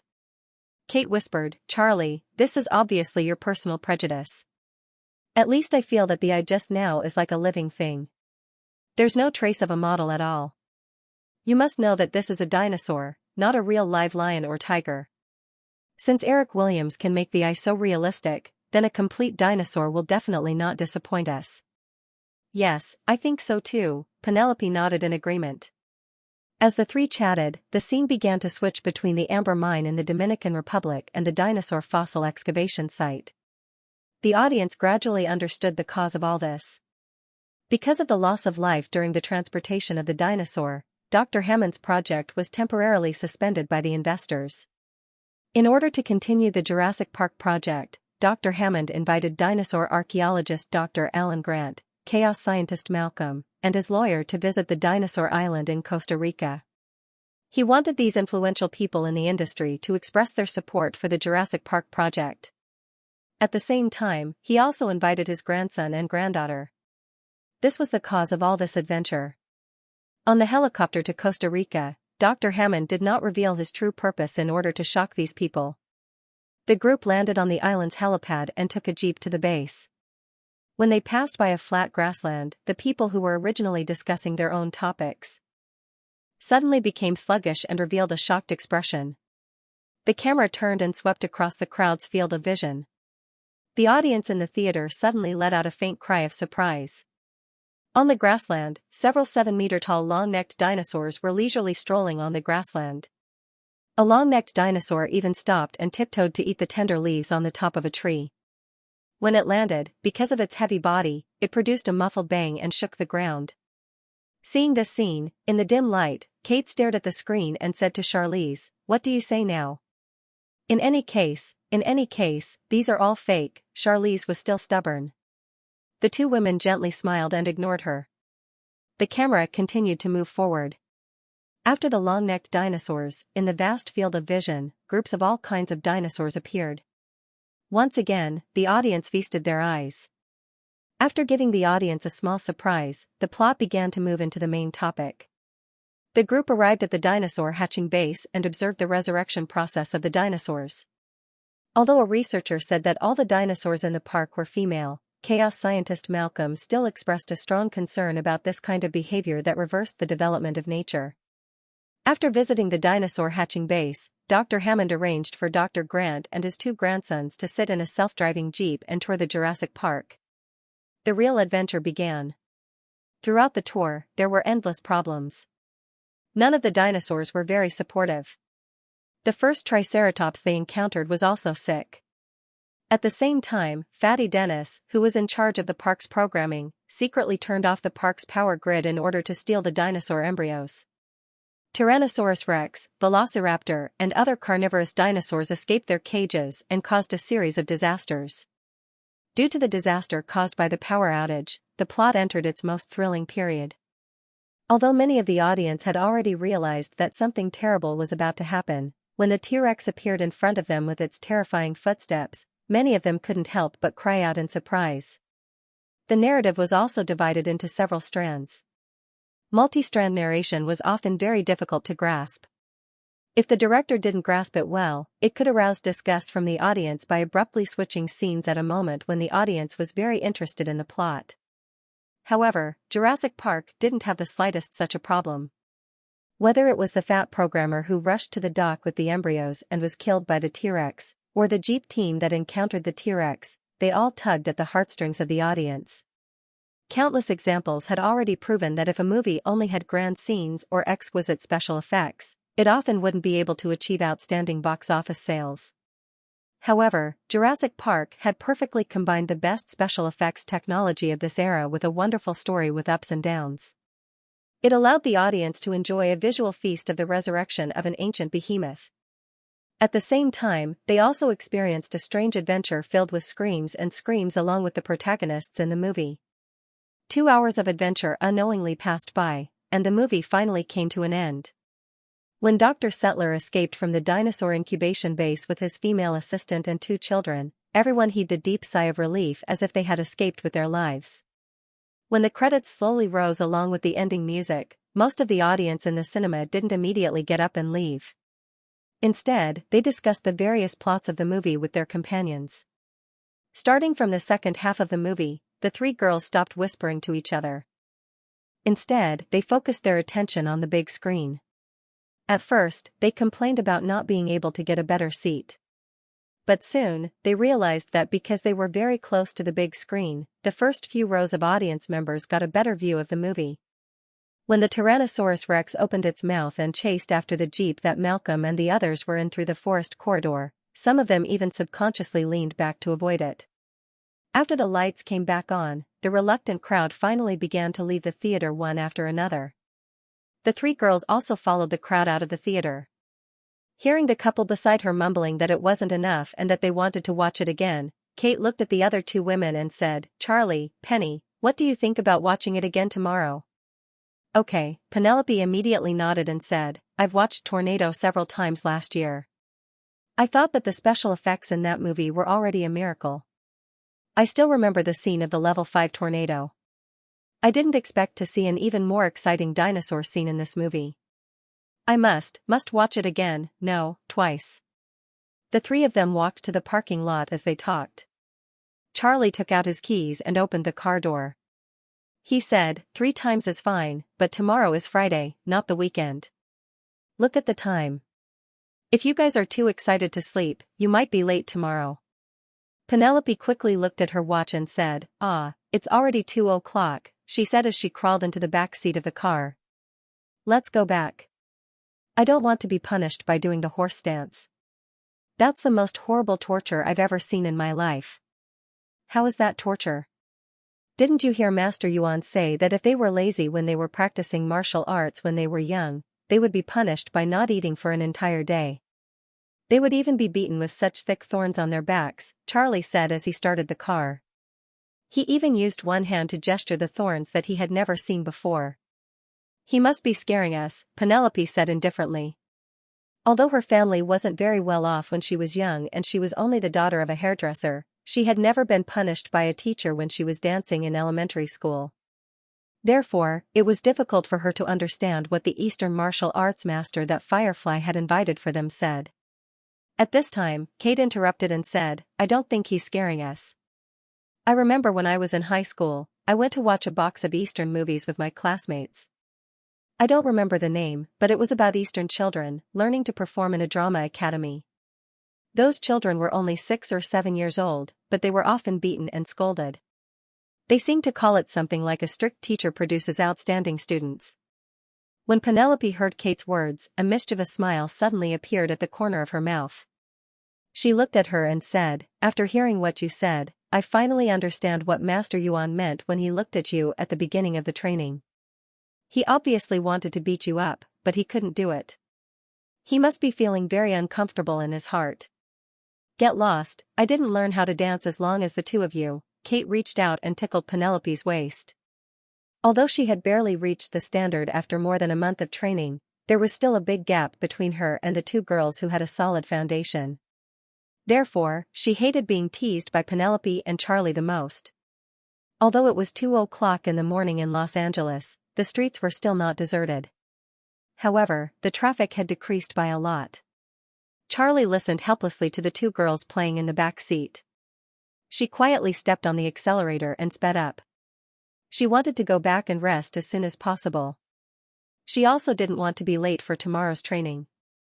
Although the Eastern person in charge of their training would not punish them physically, a staff member of Firefly would often supervise their various performances at the training site. Although she didn't say it out loud, after watching Jurassic Park, Charlie was shocked. At the same time, she also had greater expectations for the upcoming movie, Thunderbolt Charming Baby. Since it was a movie written by that guy, even if it couldn't be compared to Jurassic Park, it would definitely be very good. Compared to Charlie and the other two girls who were relaxed after watching the movie, many people were not so relaxed that night. On a street in Beverly Hills, Michael Eisner also walked out of the cinema at about the same time. Although Eisner said that he wanted to attend the screening of Jurassic Park in a phone call with Eric, and although Firefly sent an invitation letter later, Michael Eisner still found an excuse to refuse. However, not attending the screening didn't mean that he didn't care about Jurassic Park. As early as Jurassic Park had just started pre-selling tickets, he had asked his assistant to help him book tickets for the midnight screening. Ordinary movie fans basically treated the viewing process as entertainment. After watching it, they would be satisfied, but Michael Eisner saw something deeper from Jurassic Park. The plot structure of this movie was, of course, very good, but this was not what Michael Eisner cared about the most. Hollywood didn't lack screenwriters who could write good scripts, nor did it lack directors who could make good movies with good scripts. What he cared about most was the level of special effects shown in Jurassic Park. If Tornado had just opened a window a year ago, then Michael Eisner was sure that the appearance of Jurassic Park would completely open the door to a new era of special effects movies. If the big Hollywood studios wanted to survive and develop better, they could only follow the trend of this era. Firefly Pictures would undoubtedly become the leader of this era. Thinking of these things, Michael Eisner stood by the road for a while. A middle-aged man quickly walked over with another man and woman behind him. "Mr. Eisner," the middle-aged man greeted and was about to introduce, but Michael Eisner waved his hand and said, "What's the result?" The middle-aged man winked at the young man on his left. The young man opened a folder and handed a piece of paper to Michael Eisner. He said, "Mr. Eisner, our company has completed the statistics of 100 screening halls of Jurassic Park in Los Angeles according to your instructions. These are all 200-seat venues. After statistics, the average number of audience in 100 screening halls is 159. The occupancy rate is 79.5%, and the single theater box office is about $1,500. At this point, the young man looked up at Michael Eisner's face with some apprehension. Seeing that the other party's expression didn't change, he continued, "With the density of cinemas in Los Angeles, we expect this occupancy rate to be relatively low in the country. Therefore, our company's total box office for the midnight screening of Jurassic Park is estimated to be $4.5 million. At this point, the young man stopped and waited for Michael Eisner's continued instructions. Michael Eisner softly recited the figure of $4.5 million before asking with uncertainty, "Before this, which movie had the highest midnight box office record?" The young man did not hesitate and blurted out, "The first Batman 4 years ago, $21 million. However, there were only 2,200 screens for Batman. Michael Eisner could tell that the young man's last sentence might be to flatter or comfort him, but he did not feel comforted at all. A simple calculation showed that the midnight box office of Batman was only $1,000, which was one-third less than that of Jurassic Park. If the scale of fans was compared, the fans of Batman's decades of serialization in North America definitely far exceeded that of the novel Jurassic Park. Therefore, the beautiful midnight box office of Jurassic Park was definitely not as simple as fans. Moreover, Michael Eisner vaguely remembered that the first week box office of Batman 4 years ago was about $60 million. The midnight box office of Jurassic Park more than doubled the record set by Batman. Then, what would the first week box office of Jurassic Park be? What would the box office potential of Jurassic Park be in the future? Perhaps $1 billion might not be the final limit of this movie. After standing there for a few minutes, the cold night wind gently swept over his body. Michael Eisner came back to his senses and said to the middle-aged man, "Mark, ask the company's planning department to keep an eye on all the information about the subsequent release of Jurassic Park. I want to see a detailed report every day. In addition, within a week, ask them to produce an analysis of the early publicity methods of Jurassic Park. Tell Chris that I can let bygones be bygones, but this is his last chance. If the report in a week doesn't satisfy me, he can pack up and leave." "I understand, Mr. Eisner." The middle-aged man nodded. The young man and woman, who might be employees of a data research company, consciously lowered their heads and pretended to be absent-minded. Obviously, they did not want to be involved in the internal struggles of these large corporations. Michael Eisner discussed something with the middle-aged man in a low voice, then got into a black car and drove away. At the same time, similar things were happening in the corners of Los Angeles, the center of Hollywood. Although the executives of several other film companies might not be as attentive as Michael Eisner, they all put their minds on this matter. When Mario Kassar, the CEO of Carlock Pictures, heard the news, he could only be described as depressed. The failure of Bear Peak of the Hill was a foregone conclusion. Originally, Mario Kassar expected Arnold Schwarzenegger's The Last Action Hero to make a comeback next week. However, Jurassic Park was so aggressive that the midnight box office not only broke the midnight box office record in Hollywood, but also doubled the number. Under the influence of Jurassic Park next week, The Last Action Hero would not be able to do well. The total investment of Bear Peak of the Hill and The Last Action Hero exceeded $150 million, which was exactly twice that of Jurassic Park. Even if the two movies failed, because all the funds came from outsiders, it would not have much impact on Mario Kassar's personal assets. However, with such a huge loss of funds, it would be even more difficult for Carlock Pictures to obtain large sums of money from investors in the future. With a heavy heart, Mario Kassar also forgot the time. He couldn't help but pick up the phone and dialed the number of MGM's president, John Carley. When the beeping sound rang, Mario Kassar realized that it was more than 2 o'clock in the morning. Just as he was about to hang up, the other end was connected. John Carley on the other end of the phone was obviously not in a good mood. In order to release these two movies, MGM raised $60 million and planned to go all out. They did not expect to encounter the rampaging behemoth of Jurassic Park. Now that the publicity fee has been spent, the screening contract with the cinema has been signed, and the 2,000 yuan opening screen has been confirmed. There is no possibility of a delay in the schedule.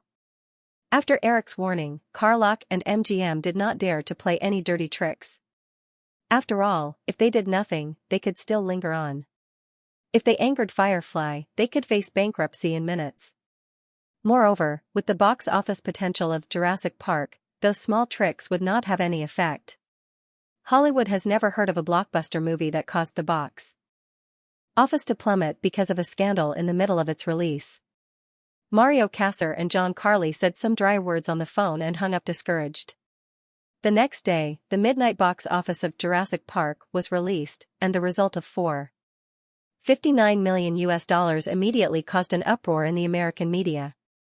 In addition to the conservative film critics who lamented that Jurassic Park would bring a disastrous change in the art of cinema, more than 90% of the media praised Jurassic Park. Everyone knew that there was nothing to nitpick about the quality of the movie itself or the commercial value it showed. Picking bones and eggs and forcibly smearing it would only be mocked. In this jubilation, the box office of Jurassic Park in the following days was released one after another. June 4th, Friday, 21 million. June 5th, Saturday, 24 million. June 6, Sunday, 22 million. This series of box office data, in the eyes of the industry, can only be described as crazy, because more than 80% of Hollywood movies that can enter the cinema on a large scale, the total box office is not necessarily more than $20 million US.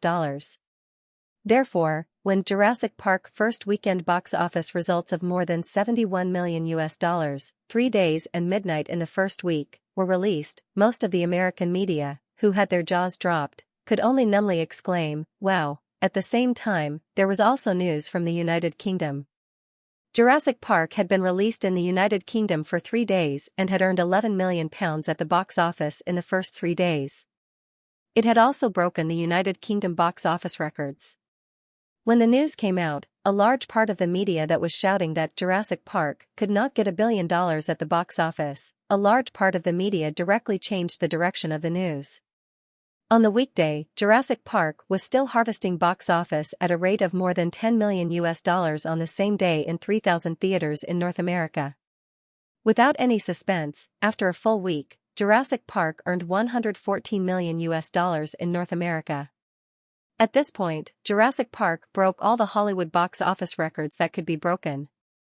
A record-breaking $3,000 US in the first week, a record-breaking $59 million US in midnight box office, a record-breaking $21 million US in the first day box office, a record-breaking $71 million US in the first weekend box office record, a record-breaking $114 million US in the first week box office record. Moreover, when several overseas box office market data were sent back to China, not many people in Hollywood doubted that Jurassic Park would not only break the $790 million US global box office record set by E.T., but also break the $1 billion US mark.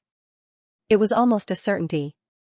When the first day box office figures of Jurassic Park were released, Eric and the crew were still in London. Originally, everyone was a little tired after crossing the Atlantic Ocean for 2 consecutive premieres. But when they heard about the record-breaking box office figures of Jurassic Park, the fatigue of the crew was swept away. Everyone knew what it meant to double the midnight record and achieve a first-day box office of $21 million US, so everyone was very excited. That night, Eric booked a banquet hall at the Hyde Park Hotel where the crew was staying and invited everyone to party all night. Although the London premiere had ended, the movie would be released in other European countries in the following month. Small countries such as Belgium and Luxembourg did not even have a premiere. They only needed 1 or 2 actors to appear on some TV talk shows or interviews. However, Eric still had to make an appearance in France, Germany, Italy, and Spain, the major European countries. Therefore, after the London premiere, Eric did not leave and continued to stay in London. It had been more than 5 years since he woke up one morning in the summer of 1988 and found himself in this strange space and time. Eric had almost forgotten all about his original body. However, the British media obviously did not forget about him as the little boy from Walworth. Anyway, on the day Eric and his crew landed at Heathrow Airport, a London newspaper called him that. Walworth was a district in the southeast of London. Eric searched his memory but could barely piece together some winding streets and alleys. If he was really thrown in the so-called Walworth district, he would never be able to find his way around. However, the kind London tabloids published all the streets and alleys where his original body had lived for 8 years in the following days, and very sentimentally hoped that he would go back and take a look. Although the British were not as crazy as the Koreans who wanted to take the whole world for themselves, they always adhered to the proud insistence of what's mine is mine, and what's mine is still mine. Although he was a little disgruntled, Eric still gave the British a lot of face on occasions such as the premiere. In the face of the media's questions, he did not hesitate to reveal some beautiful words such as missing his hometown. After all, gaining the favor of this country would be a lot of benefits for the release of his movie in the future. After attending the premiere, the exciting box office in North America came back. The other main creators of the crew split up and went to other countries on the European continent to promote the movie. Eric did not immediately relax. He attended one party after another, and after a whole week, he finally had some free time. Although he still received a lot of party invitations, he could proudly decline most of them. Although Eric was not very fond of the British, he was still very interested in the city of London. So he asked the branch company to find a tour guide for him, and he walked through the corners of London. The tour guide was a native West End girl named Carolyn Wilson. She was said to be a descendant of nobility. Although she was young, she was very knowledgeable. She was even more professional than the professional tour guides when it came to the various illusions of any scenic spot in London. According to the branch company's manager, the girl was a top student at the University of Cambridge. She took the job only for the summer work-study program. However, the girl had a little pedantry unique to the British. Although the two were in an employer-employee relationship, the girl did not have the slightest awareness that the young man opposite her was her temporary boss. If she did not agree with some of Eric's views, she would immediately speak out, and before her words, she would add a proud "I beg your pardon." It was kind of cute. Eric and the girl stood on the deck of a slowly moving yacht on the Thames River, looking at the scenery slowly passing by on both sides of the river. That's the Parliament House, also known as the Palace of Westminster. This building was rebuilt after the Great Fire in 1834. There were two design plans at the beginning. One was an ancient Roman-style domed building. The designer, Mr. William Kent, said that this architectural style represented harmony and order. The other plan was Sir Charles Barry's Gothic style. Because this architectural style is mysterious and majestic, it is more suitable for the Parliament House than the slightly religious ancient Roman architectural style, so in the end, this plan was chosen. Eric did not stand there with a serious expression like the girl beside him. Instead, he leaned casually on the railing, listening to the girl's skillful introduction.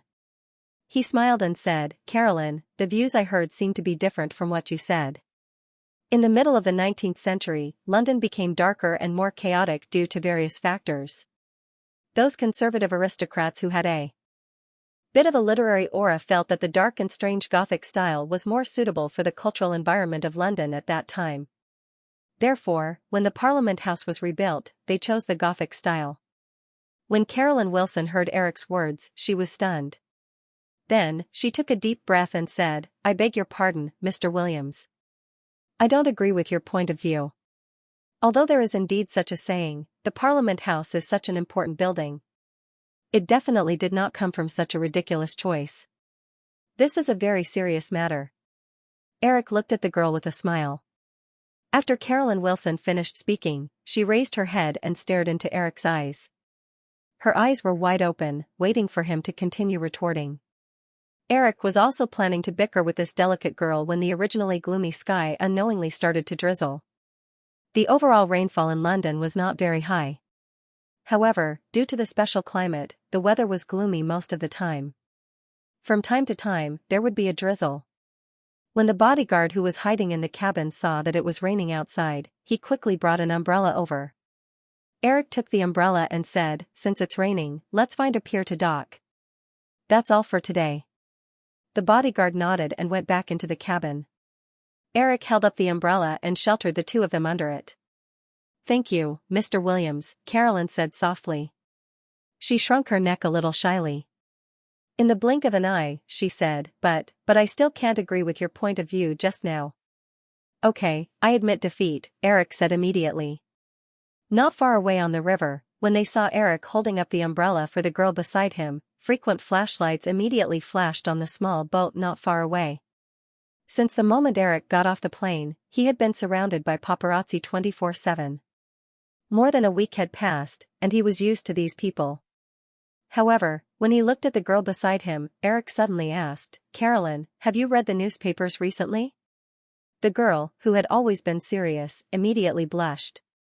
However, she still nodded honestly. "Yes, Mr. Williams. However, I won't take those words seriously." "That's good." Eric did not want to talk about the gossip fabricated by the tabloids. He watched as the yacht slowly stopped at the pier in front of him. Then, Eric took Carolyn off the boat. A black Bentley business car was already parked at the side of the pier. "Carolyn, do you want me to send you back?" "Thank you, Mr. Williams.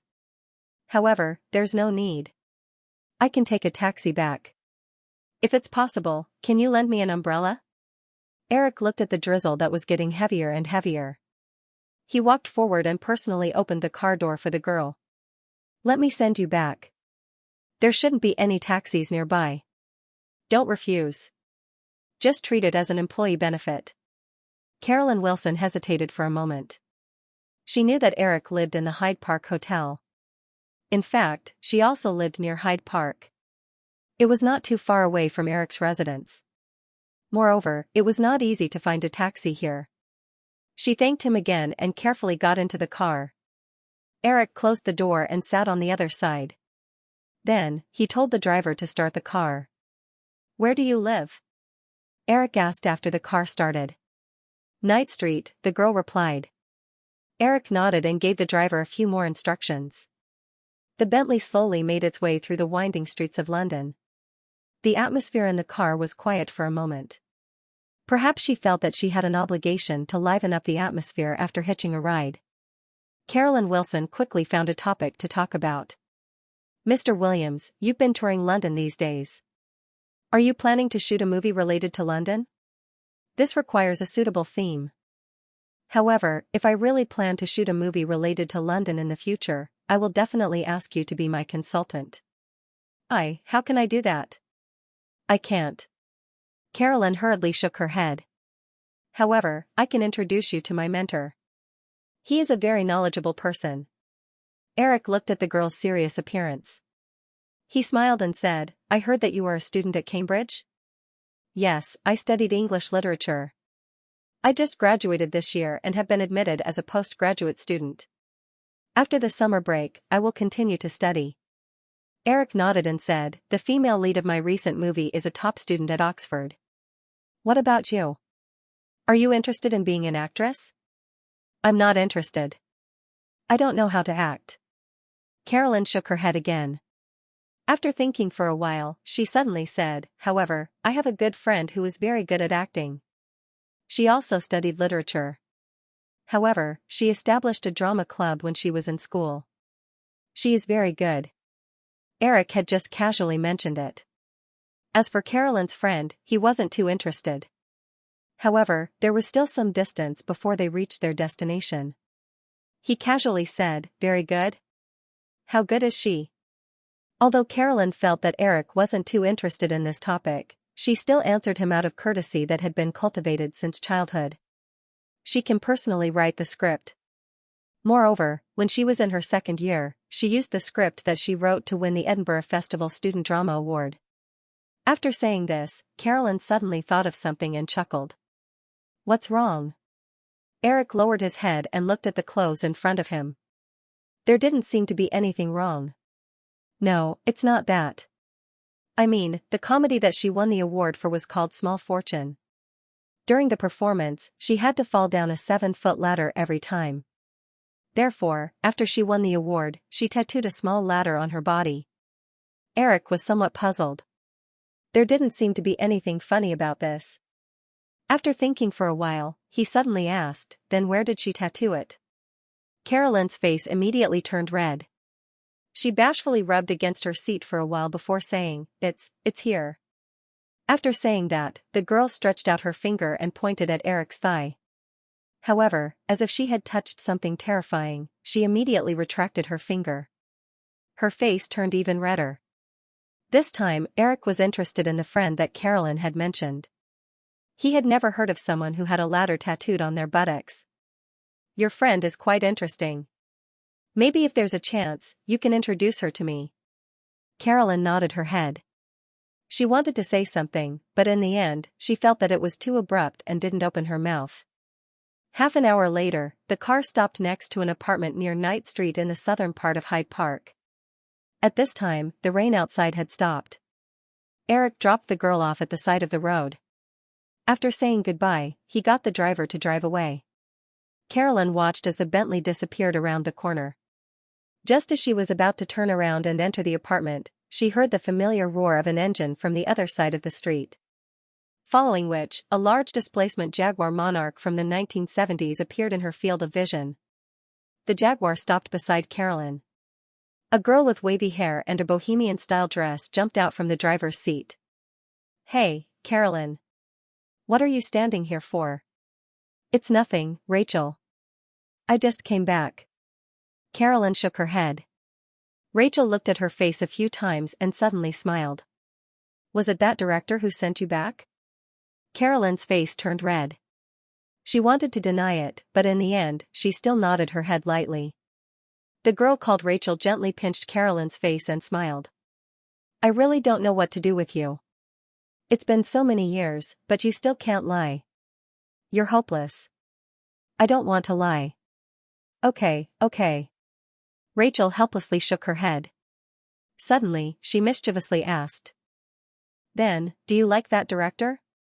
I'm not telling you. Carolyn's face immediately turned red. She subconsciously reached out to cover her face with her hands. However, Rachel pulled her into her embrace. Come, let this big sister hug you. Rachel wore small leather boots and was over 1.75 meters tall. However, the petite Carolyn was only 1.6 meters tall. Although she was hugged by this girl who was dressed in a rather unconventional way, they looked like a couple. Rachel, don't be like this. Carolyn pushed Rachel away and frantically walked into the apartment. Rachel blindly followed her and continued to tease her. I saw it in the newspaper. It said that you and that director are quite compatible. Don't talk nonsense. Carolyn took out her keys and opened the door. She avoided Rachel's gaze and awkwardly tried to change the topic. I even mentioned you to him. Talking about me? What did he say? Did he secretly say something bad about me? Rachel asked casually as she walked into the apartment and sat beside the shoe rack at the entrance to change out of her long boots. Carolyn was wearing flat casual shoes and didn't change out of them like Rachel did. She walked straight to the sofa in the living room and sat down. When she heard Rachel's words, her face turned slightly red. She thought that it wasn't a bad thing to accidentally reveal that her good friend had a tattoo. She said, Of course not. I only told him that you're great at acting in plays and that you even won an award at the Edinburgh Festival. He thinks that you're quite interesting and said that if there's a chance, I'll introduce you to him. Rachel took out a pair of slippers and put them on before walking over. She smiled and asked, Then when do you plan to introduce me to him? He's a Hollywood tycoon. If I can get to know him, I won't have to run around all day to audition for small roles. Carolyn carefully looked at Rachel and stuttered, but I think that Mr. Williams is just being polite. If he really brings you to him, it'll be too abrupt. Carolyn carefully looked at Rachel and stammered. Rachel looked at the girl's timid expression and leaned over to kiss Carolyn's cheek without hesitation. All right, I'm just joking with you. I'm not that naive. Hollywood isn't a place for small fries like us. Actually, I don't really like that Eric Williams. Some time ago, an agent from ICM came to England to select a role for a movie by Firefly. My agent finally handed over my information with great difficulty. In the end, they just said that my age wasn't suitable and didn't even give me a chance to audition before they kicked me out. Just thinking about it makes me hateful. It's rumored that the selection criteria for actors were set by Eric Williams. Carolyn listened to Rachel's indignant tone and couldn't help but say, This shouldn't have anything to do with Mr. Williams. He's a very gentlemanly person. You're just too naive. Rachel couldn't help but shake her head. Carolyn pouted and said, Of course not. I can tell what's real and what's fake. All right, I believe you. Rachel quickly surrendered when she saw the girl's eyes widen. She looked like she was going to argue with her if she didn't believe her. Carolyn looked at Rachel's careless and insincere manner and did not continue speaking. It was clear that this was not the first time this had happened between the two of them. So, Rachel, how did your audition go today? I'll get it on the spot. Rachel said excitedly, It's a role in Inspector Moss. It's about 2 episodes. After I'm done with it, I'll be able to pay my rent for the next 2 months. Carolyn was a little excited for her good friend, but then she recalled the situation where she was freeloading at Rachel's place. Embarrassed, she said, Rachel, I'll help you share a portion of the rent. Let's not talk about this anymore. You should keep it for your living expenses in the future. I don't need to worry about these things. Besides, you won't be staying here for long. Once school starts, you can go to Cambridge. You have to persevere. Don't give in to your father. Rachel waved her hand and said a few words before standing up. I'll go make a pot of coffee. When it gets dark, we'll go out and eat together to celebrate getting another role. Carolyn nodded. She looked at Rachel's figure as she went into the kitchen and said with a little admiration, I really envy you. You've always been so independent. If it wasn't for my father forcing me to give up my studies and marry that boorish and pretentious guy from the Edward family, I might not have had the courage to run away from home. Rachel, who was in the kitchen, heard Carolyn's words and laughed. What's there to be envious about? At least when you get married, your father will definitely pay for the wedding expenses. My family might not be able to do so, so I can only save money and do it myself. I'm not sure either. I don't even know what I'll do in the future if I go against my father this time. I heard from Aunt Lisa that my aunt broke off from the family because she refused to listen to my grandfather's arrangements. Rachel walked out of the kitchen with a pot of coffee and said, You have an aunt? I've never heard a chatterbox like you talk about this before. I'm not a chatterbox. Carolyn immediately retorted in dissatisfaction. She realized that her rebuttal would not have any results, so she could only say, I do have an aunt, but I've never seen her before. Aunt Lisa secretly told me about her. It said that when I was born, my aunt fell in love with a very talented playwright while watching a stage play in London's West End. However, that playwright was just a commoner and came from a very poor family. My grandfather firmly disagreed and quickly arranged another blind date for her. My aunt made a big fuss at home and then moved to Greece alone. She hasn't been back for 20 years. As Rachel listened, she could not help but laugh out loud. Carolyn, are you sure this is real? Did your Aunt Lisa make this up after watching too many plays about talented men and beautiful women? Aunt Lisa is just a servant in our family. How could she have the leisure to watch stage plays? Then she must have made it up from watching too many daytime soap operas. Rachel laughed again. Carolyn was clearly shaken by this fairy tale story. However, on the surface, she refused to admit defeat. She turned her head and said, I'm ignoring you. Rachel laughed again and reached out to rub the girl's head. While the two were fooling around, the phone in the living room rang. Rachel put down the coffee and walked over to pick up the phone. After saying a few words, she covered the phone with her hand and said to the girl sitting on the sofa, Carolyn, it's your father. Carolyn shrunk her neck. How did he know I was here? Rachel couldn't help but shake her head and sigh at her good friend's naivety. Although Carolyn's family wasn't considered illustrious in the UK, it definitely wasn't something that those declining aristocrats could compare to. Carolyn had escaped from her home, so how could her parents not care about her? On the day that the girl stayed at her place, Carolyn's mother had called her and asked her to take care of her daughter. Looking at Carolyn's worried appearance, Rachel said, Do you want me to tell your father that you're not here? Carolyn hesitated for a moment. She knew that since her father knew she was here, then she definitely wouldn't be able to escape. She could only reluctantly move over and take the phone from Rachel's hand. Hello, father. It's me, Rachel handed the phone to Carolyn. In order to not make her good friend feel too awkward, she consciously walked towards the bedroom. However, although Carolyn always spoke softly, Rachel could still faintly hear the girl's somewhat agitated voice. After 5 minutes, Rachel heard that there wasn't any movement outside. Only then did she walk out of the bedroom. Seeing Carolyn lying on the sofa with a sullen appearance, she asked, Your father asked you to go back? No. Carolyn sat up again and said, My father said that he won't force me to drop out of school anymore. However, he actually asked me to invite Mr. Williams to our house for a meal. This is really, really too abrupt. How could I say it out loud? If I get rejected, I'll die of embarrassment. Rachel looked at the girl's conflicted appearance as she kicked her legs. She could easily understand the ins and outs of the matter. The day after Carolyn appeared in front of Eric Williams, the resourceful UK media thoroughly investigated the girl's background. The Wilson family's beloved daughter was personally acting as a tour guide. Under other circumstances, even if it wasn't considered a family scandal, the Wilson family would definitely regard it as an extremely disgraceful action and stop it. However, after so many days, the Wilson family didn't take any action. They also didn't respond to the media's comments that Carolyn and Eric Williams were extremely compatible.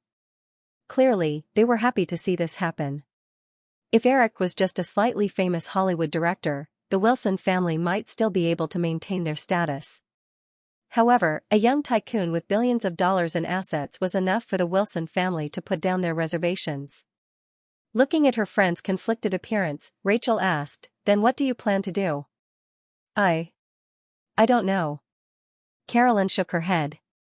Rachel was very familiar with this good friend of hers. Looking at Carolyn's appearance, she knew that the girl also seemed to want to invite Eric Williams to her house as a guest. Therefore, she encouraged her, "Then you can directly tell him tomorrow. In any case, this is an invitation from your father. If he rejects it, it has nothing to do with you. You don't have to feel embarrassed." "Really?" Carolyn raised her head and looked at Rachel hopefully.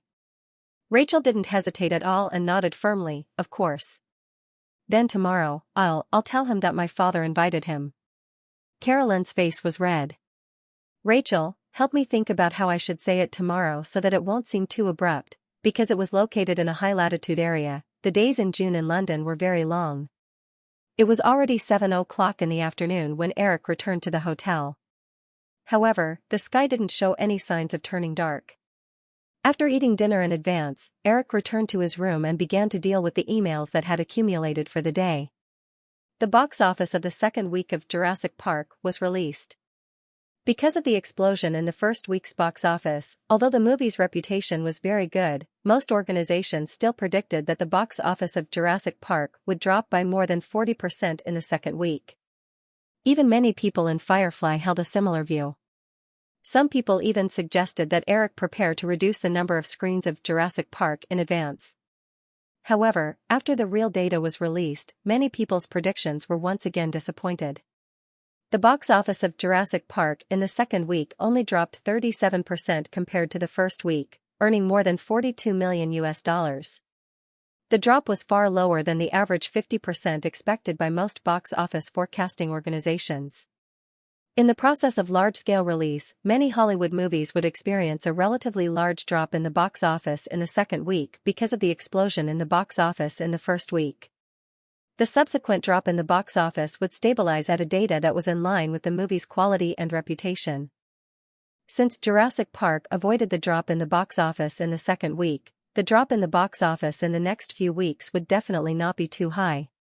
The Internal Statistics Department of Firefly had already estimated that the box office of Jurassic Park in North America would be $500 million, which was $40 million higher than the first Star Wars. Eric originally said that the box office of Jurassic Park in North America would be about $400 million. Although the box office performance of Jurassic Park in North America exceeded his expectations, he was not sure if the movie could reach the threshold of $500 million in North America. Because when Eric planned the North American release strategy of Jurassic Park, he used a high-intensity publicity and large-scale distribution strategy that only became popular in Hollywood a few years later.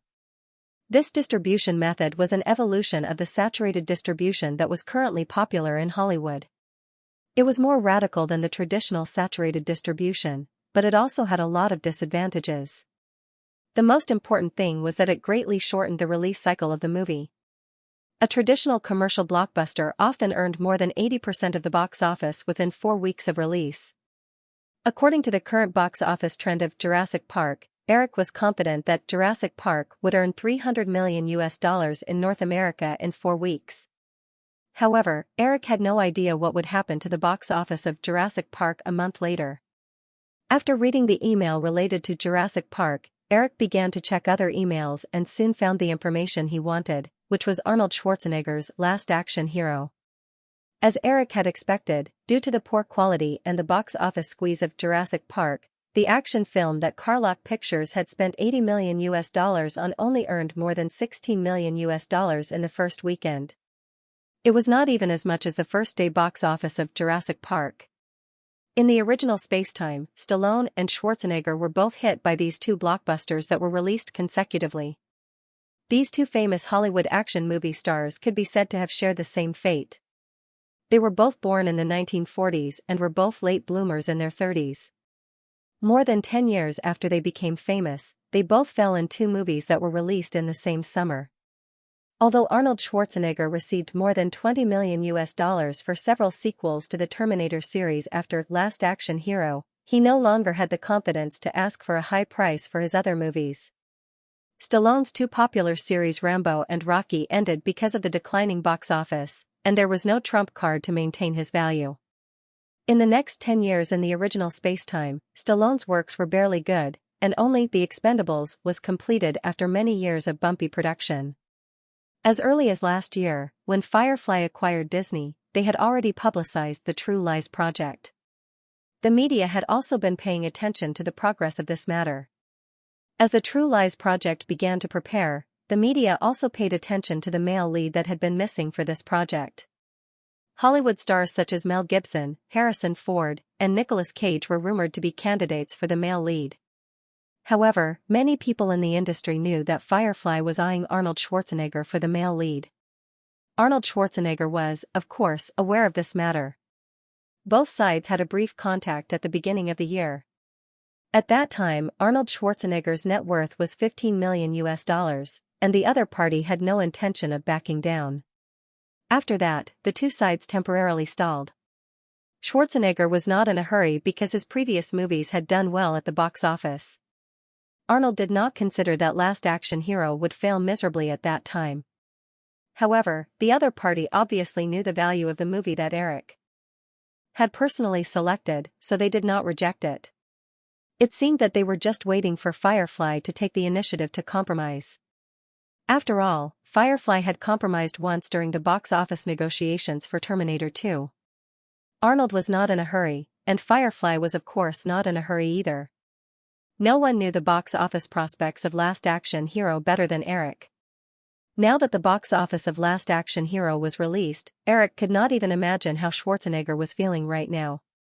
Just as he was about to reply to an email to Firefly's production department and ask them to wait for another week before restarting the salary negotiations with Arnold, the phone in the room rang. Eric picked up the phone, and a familiar voice suddenly came through the receiver. "Hi, Eric, this is Jim." Eric responded with a smile. He could almost guess the purpose of Cameron's call. The two sides talked about Jurassic Park for a while, and then talked about Cameron's preparation for True Lies for a while. Cameron then talked about the purpose of his call. "Eric, you must know about the box office of Last Action Hero, right?" "Yes, more than $16 million in the first weekend. This figure is indeed a bit miserable. After the failure of two blockbusters in a row, I think the Germans will definitely calm down for a year or two and will not easily throw money into Hollywood. As for MGM, I think Frank Marcoso and John Carrier will probably be replaced by Credit Lyonnais before they can warm up to their positions. Maybe MGM will enter the auction process again." Hearing that Eric was going to continue blabbering, Cameron had to fake two coughs and interrupted Eric. "Eric, we can talk about these things when we have time. I'm talking about the male lead of True Lies. You said that you wanted Arnold to play the role." Eric still had a smile on his face, but his tone was full of difficulty. "Jim, you were also there when we talked. You know that I was not very optimistic about the project of Last Action Hero. At that time, Arnold's salary was too high, so I wanted to wait for the movie to be released before discussing the salary with Arnold. However, I did not expect that a movie with more than $80 million would only have a box office of $16 million in the first weekend. Jurassic Park's production cost was only $75 million. According to this trend, the final box office of Last Action Hero is estimated to only be about $50 million. If this movie was only a small failure, I would not worry too much. However, Arnold fell too hard this time. In this case, his next movie will definitely be seen as a failure by Hollywood. The risk is too high." After hearing Eric's words, Cameron immediately said, "Eric, don't talk nonsense with me. Don't think that I don't know you. You must be laughing evilly right now. Arnold couldn't reach you, so he called me. $3 million, it's up to you whether you want to use it or not. Don't try to cheat me." Compared to Arnold's previous net worth of $15 million, $3 million was like a drop in the ocean. However, if it was Eric's turn, he would probably do the same. Hollywood was very cruel. The total cost of the production and distribution of Last Action Hero was more than $100 million. Based on the current situation, the parties involved in the investment and distribution could only recover about $50 million. Although it was not as tragic as the failure of Throat Island 2 years ago, this level of loss was enough to knock a Hollywood superstar into the dust. In the original spacetime, Kevin Costner was unable to recover from the setback of future Waterworld. He went from being a popular box office superstar in Hollywood to finally being reduced to playing the role of Superman's dad. Therefore, for the current Arnold, a bargain at a bargain price would give him a chance to make a comeback and squeeze into the ranks of A-list superstars again. This was very cost-effective. If he did not seize this opportunity, it was estimated that no one would ask him to act in a movie for the next 1 or 2 years. Eric was thinking about it when Cameron's urging voice came from the other side of the phone again. Eric could only say, "Yes, of course I'll use it. Jim, this time I'll give you face. $3 million it is, don't, I'm just a messenger. You don't have to give me face." Okay, Jim. But you know, Firefly is my personal property. It's not like the rich German conglomerates. Spending 10 or 20 million more is like pulling out a strand of hair, so you have to take it easy this time. Cameron immediately laughed heartily. Of course, that's not a problem. Eric, you still don't know me. I'll spend every penny on the movie. Eric cursed in his heart. It was because he knew him too well. The two unscrupulous guys did not give in to each other and talked for a while before hanging up. Eric was about to return to his desk to continue reading the email when the phone that he had just put down rang again. Although it was already night time in London, it was still afternoon work in Los Angeles. Eric was not surprised and picked up the phone again. This time, it was Stan Winston who called. His tone was anxious.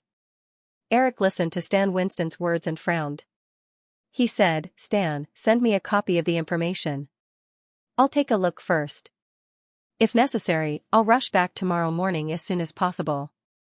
The person on the other end of the line said something else before Eric hung up. This time, the phone did not ring again. Half an hour later, Eric received an email from the Digital Domain. After reading for a while, Eric's eyebrows furrowed again. There was another wave of resignations in the Digital Domain. The last time was when Tornado was released last year. Because of the huge box office prospects of special effects movies, several major Hollywood film companies began to increase their investment in special effects and set up their own special effects departments. At the same time, because of market demand, many small special effects companies also emerged in Hollywood. It was more appropriate to call them special effects studios. However, because Hollywood still underestimated the commercial prospects of special effects movies last year, they did not spend too much to poach talent from the Digital Domain. The Digital Domain was not affected much. But this year was different. The record-breaking box office of Jurassic Park in the first week greatly stimulated the other major Hollywood film companies. In order to catch up with this development trend, this time, the Digital Domain could only be described as unscrupulous in their efforts to poach talent. Not only were there computer special effects artists in the Digital Domain, but even the software research team led by Ed Kamal was greatly affected. In the week that Eric left Los Angeles, the Digital Domain received more than 120 resignation applications. At first, Stan Winston thought it was a repeat of last year's situation and did not take it to heart. He dealt with it according to his experience from last year. But in the past 2 days, more and more resignation applications were received. Stan Winston could no longer stay calm. After reading the letter, Eric's anxious mood calmed down a little. He first called his assistant to arrange a flight for him tomorrow morning. Then, he silently thought about how to deal with this crisis. Obviously, with the increasing proportion of special effects movies in Hollywood, it was conceivable that with the scale of the Digital Domain, even if it were to double, it would be impossible to cover all of Firefly's special effects projects, let alone Hollywood's broader special effects movie market. Since he could not stop the expansion of the special effects industry, he could only choose the plan that was most beneficial to him. And Eric had considered this plan when he first established the Digital Domain. He just did not expect that the original plan would be implemented more than 3 years earlier than he originally expected. The night passed unknowingly as he pondered over the details of these matters. When Eric came back to his senses, it was already bright outside the window. Looking at the time, it was only 5 o'clock in the morning. Anyway, there was enough time to rest on the plane, so Eric had no intention of catching up on sleep. After washing up, he walked out of the hotel room alone and went to the restaurant to have breakfast. Because the plane would not leave until 8 o'clock in London, there was nothing to do for the time being.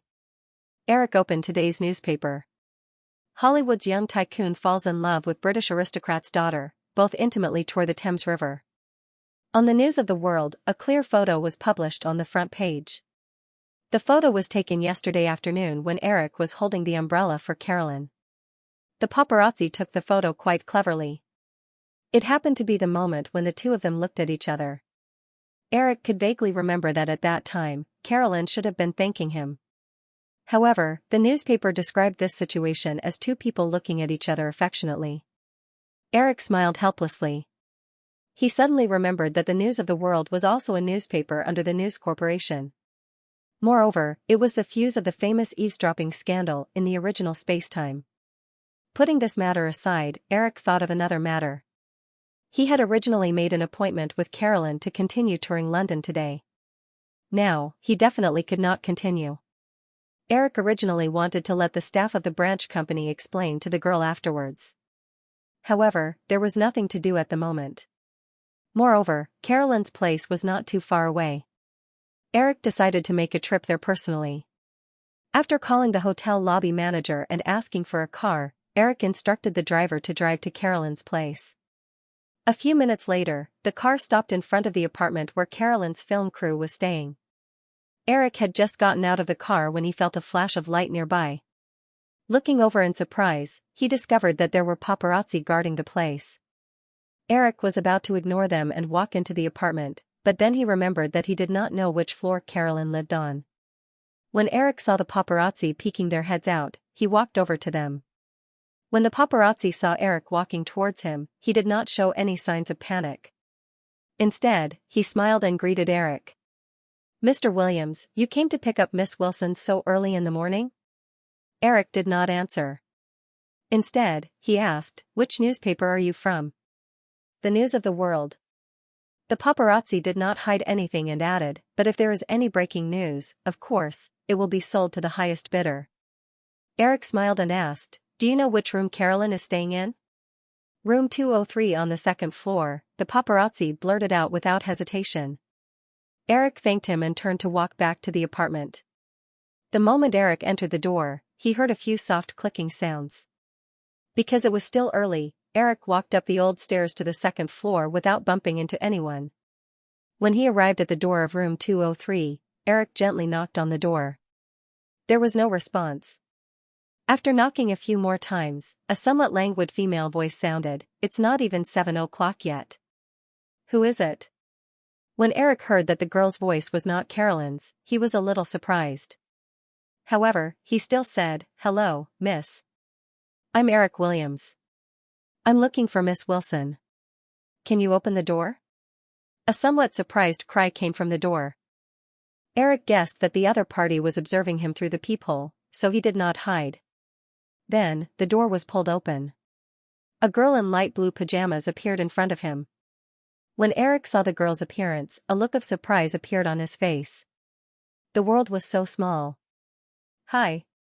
Hello, Mr. Williams. Please come in." The girl did not notice the surprise on Eric's face. She was a little flustered as she led him into the room and said, "Mr. Williams, please sit down. I'll go and wake Carolyn up. She hasn't woken up yet." "Thank you." Eric nodded and sat down on the sofa. Then, "I still don't know your name." My name is Rachel Wazy." "Mr. Williams, you can call me Rachel." Eric smiled as he looked at the girl's somewhat flustered appearance. He nodded and said, "Hello, Rachel. You can also call me Eric." "That, of course, yes," Rachel said and smiled foolishly at Eric. She opened the door of a bedroom and went in. Eric sat on the sofa in the living room. He first heard a soft cry from the bedroom, followed by a series of rustling sounds and whispers. After 10 minutes, the two girls neatly dressed and walked out of the bedroom, greeting Eric somewhat reservedly. Rachel was half a head taller than Carolyn, so Eric could easily tell that they were wearing different clothes. Seeing the two girls sit down on the sofa opposite him, he asked with some doubt, "You two are staying in the same bedroom?" "Yes, Mr. Williams." Carolyn nodded without any hesitation. Perhaps it was because she had just woken up, but the girl's slightly flushed face had a bit of a flirtatious look. Rachel was much more quick-witted than Carolyn, immediately adding, "Carolyn is only temporarily staying here with me. We are not, living together." Carolyn felt that Rachel's words were somewhat inexplicable. Her long eyelashes fluttered a few times before she understood. Her fair face immediately flushed red, and she stood up in a panic, wanting to run away. "Mr. Williams, I'll go get you a glass of water." Eric originally wanted to say no, but the girl's figure had already floated into the kitchen. Only Eric and Rachel were left in the living room. Eric looked around the exquisite little apartment with interest, then his gaze landed on the somewhat reserved Rachel Wasey. Regardless of whether it was his memories from his previous life or Carolyn's words yesterday, Eric knew that Rachel Wasey was definitely not an introverted girl.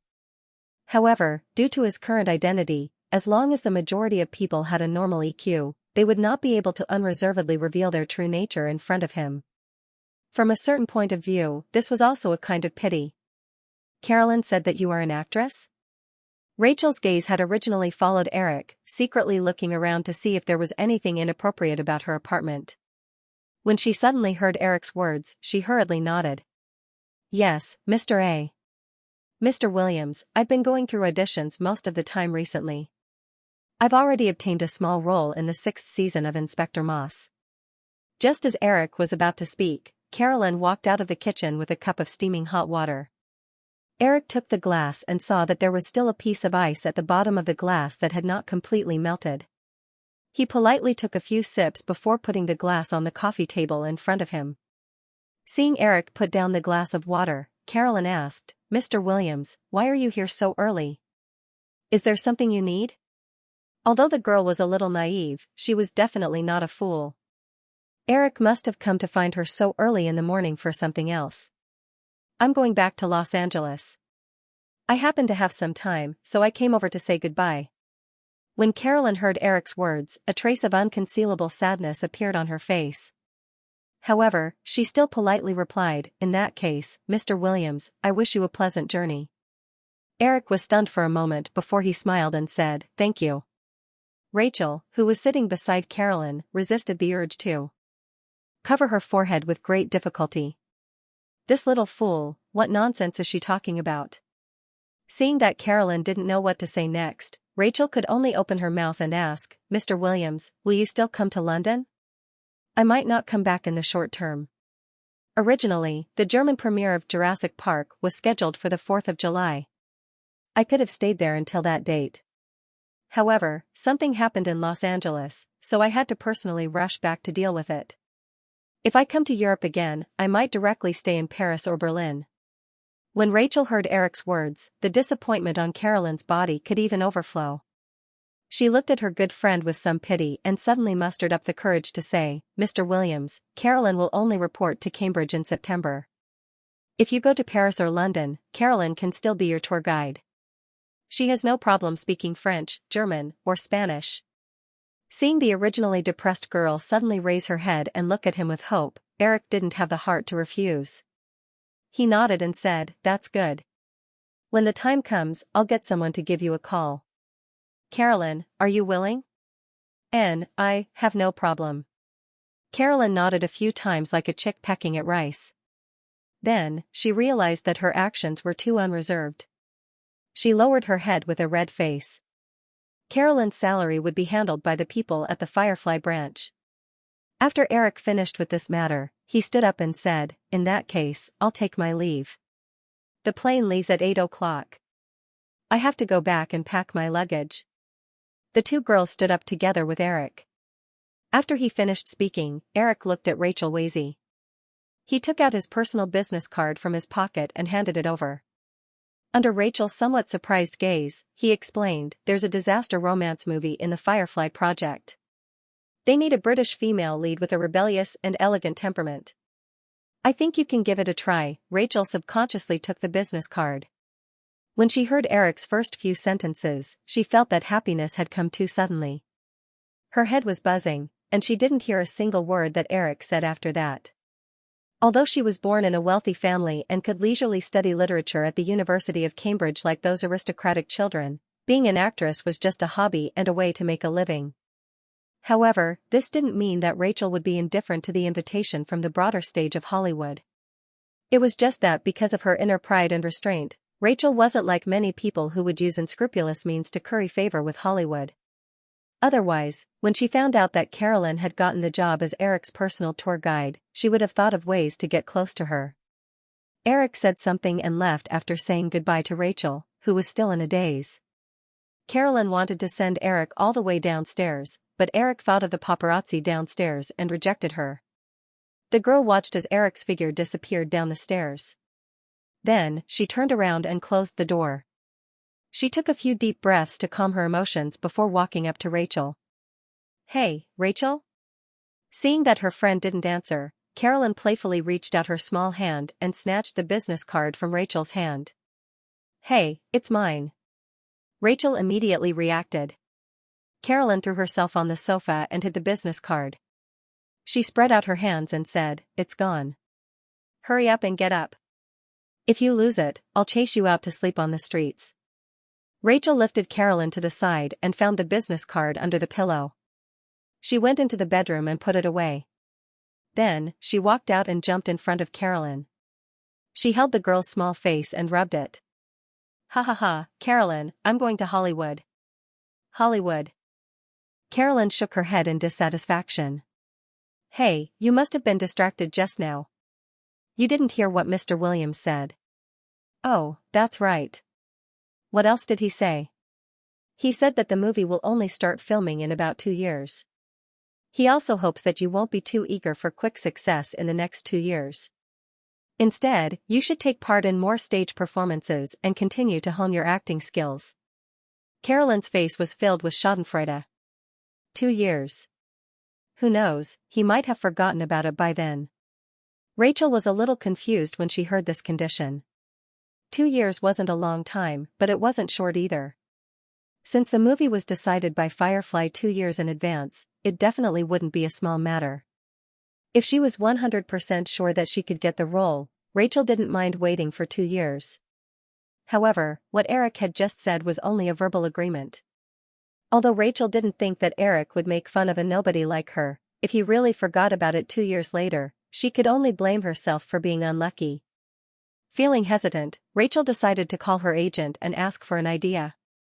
Carolyn watched as Rachel picked up the phone and called her agent. After the other party muttered a lot over the phone and hung up, the girl regretfully patted the pillow in front of her a few times. Eric left. "I can't invite him on behalf of my father." At this moment, Carolyn was simply a lucky mascot in Rachel's eyes. After putting down the phone, Rachel immediately rushed over and hugged the girl. "Don't worry. Didn't he just say that he'll look for you when he comes to Europe? You can invite him again when the time comes. But, although I know a little about Paris, I've only been to Berlin twice. Anyway, you're a little genius with a photographic memory. You'll know everything after going to the library for a day. If you really can't do it, I can accompany you to Berlin to explore first. Then it's settled. We'll go to Berlin tomorrow. Even if you want to throw yourself at him, you don't have to be in such a hurry. I still have an audition tomorrow. I'll accompany you on the weekend." After getting off the plane from Los Angeles International Airport, Eric went straight to Firefly Studios. Michael Lynn, Jeffrey Katzenberg, Jeffrey Hansen, Frank Wales, and Stan Winston, Ed Kamal, John Lasseter, who were in charge of the digital domain and Pixar, were all gathered at Firefly Studios. In addition, some of the heads of the other departments of Firefly were also there.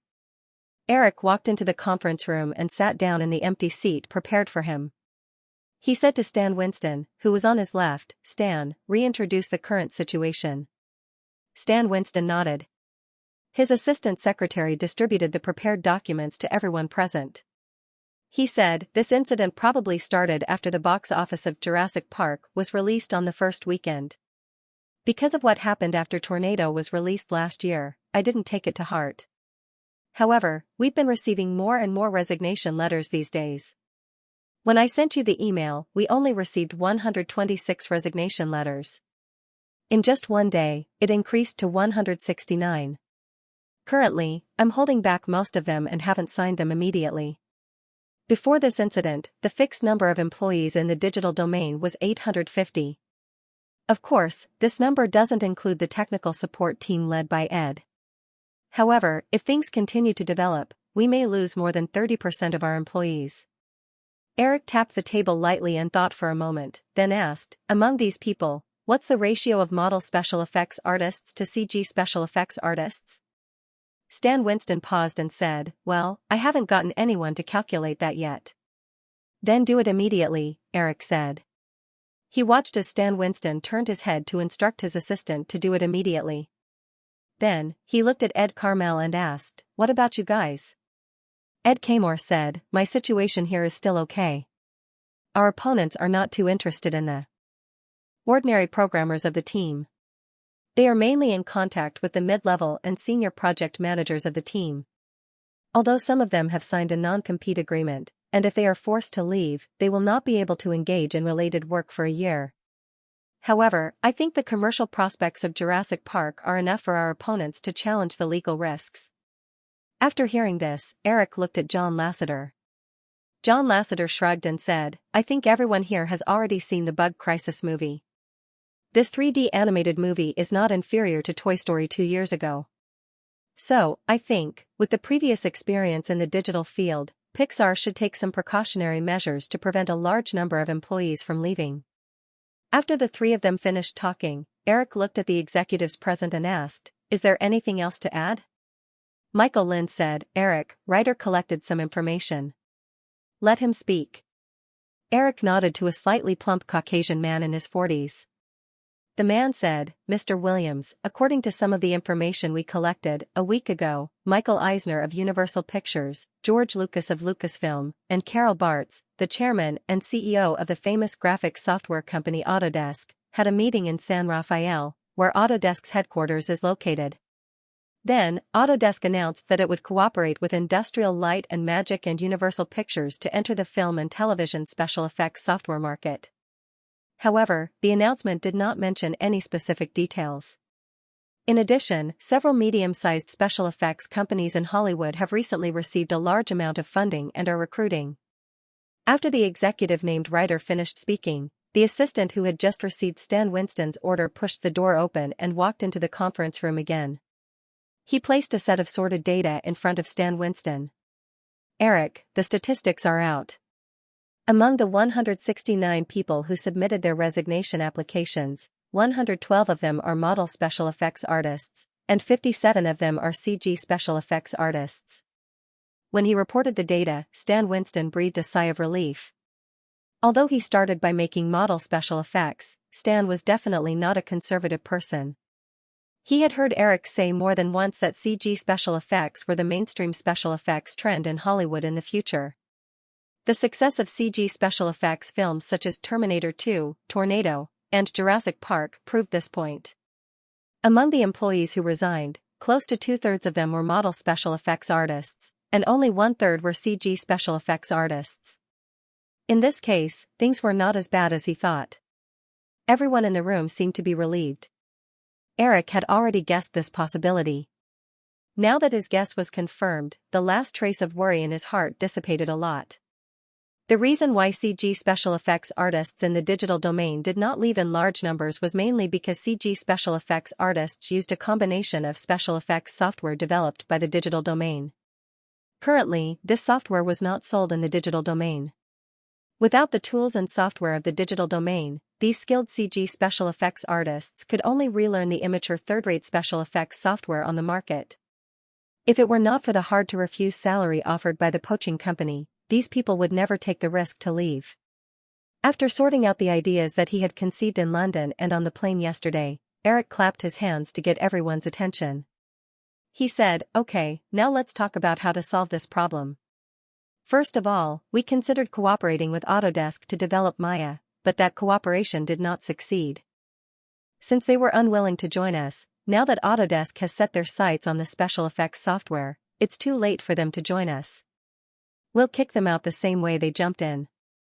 There were a few chuckles in the conference room, but no one looked down on Autodesk.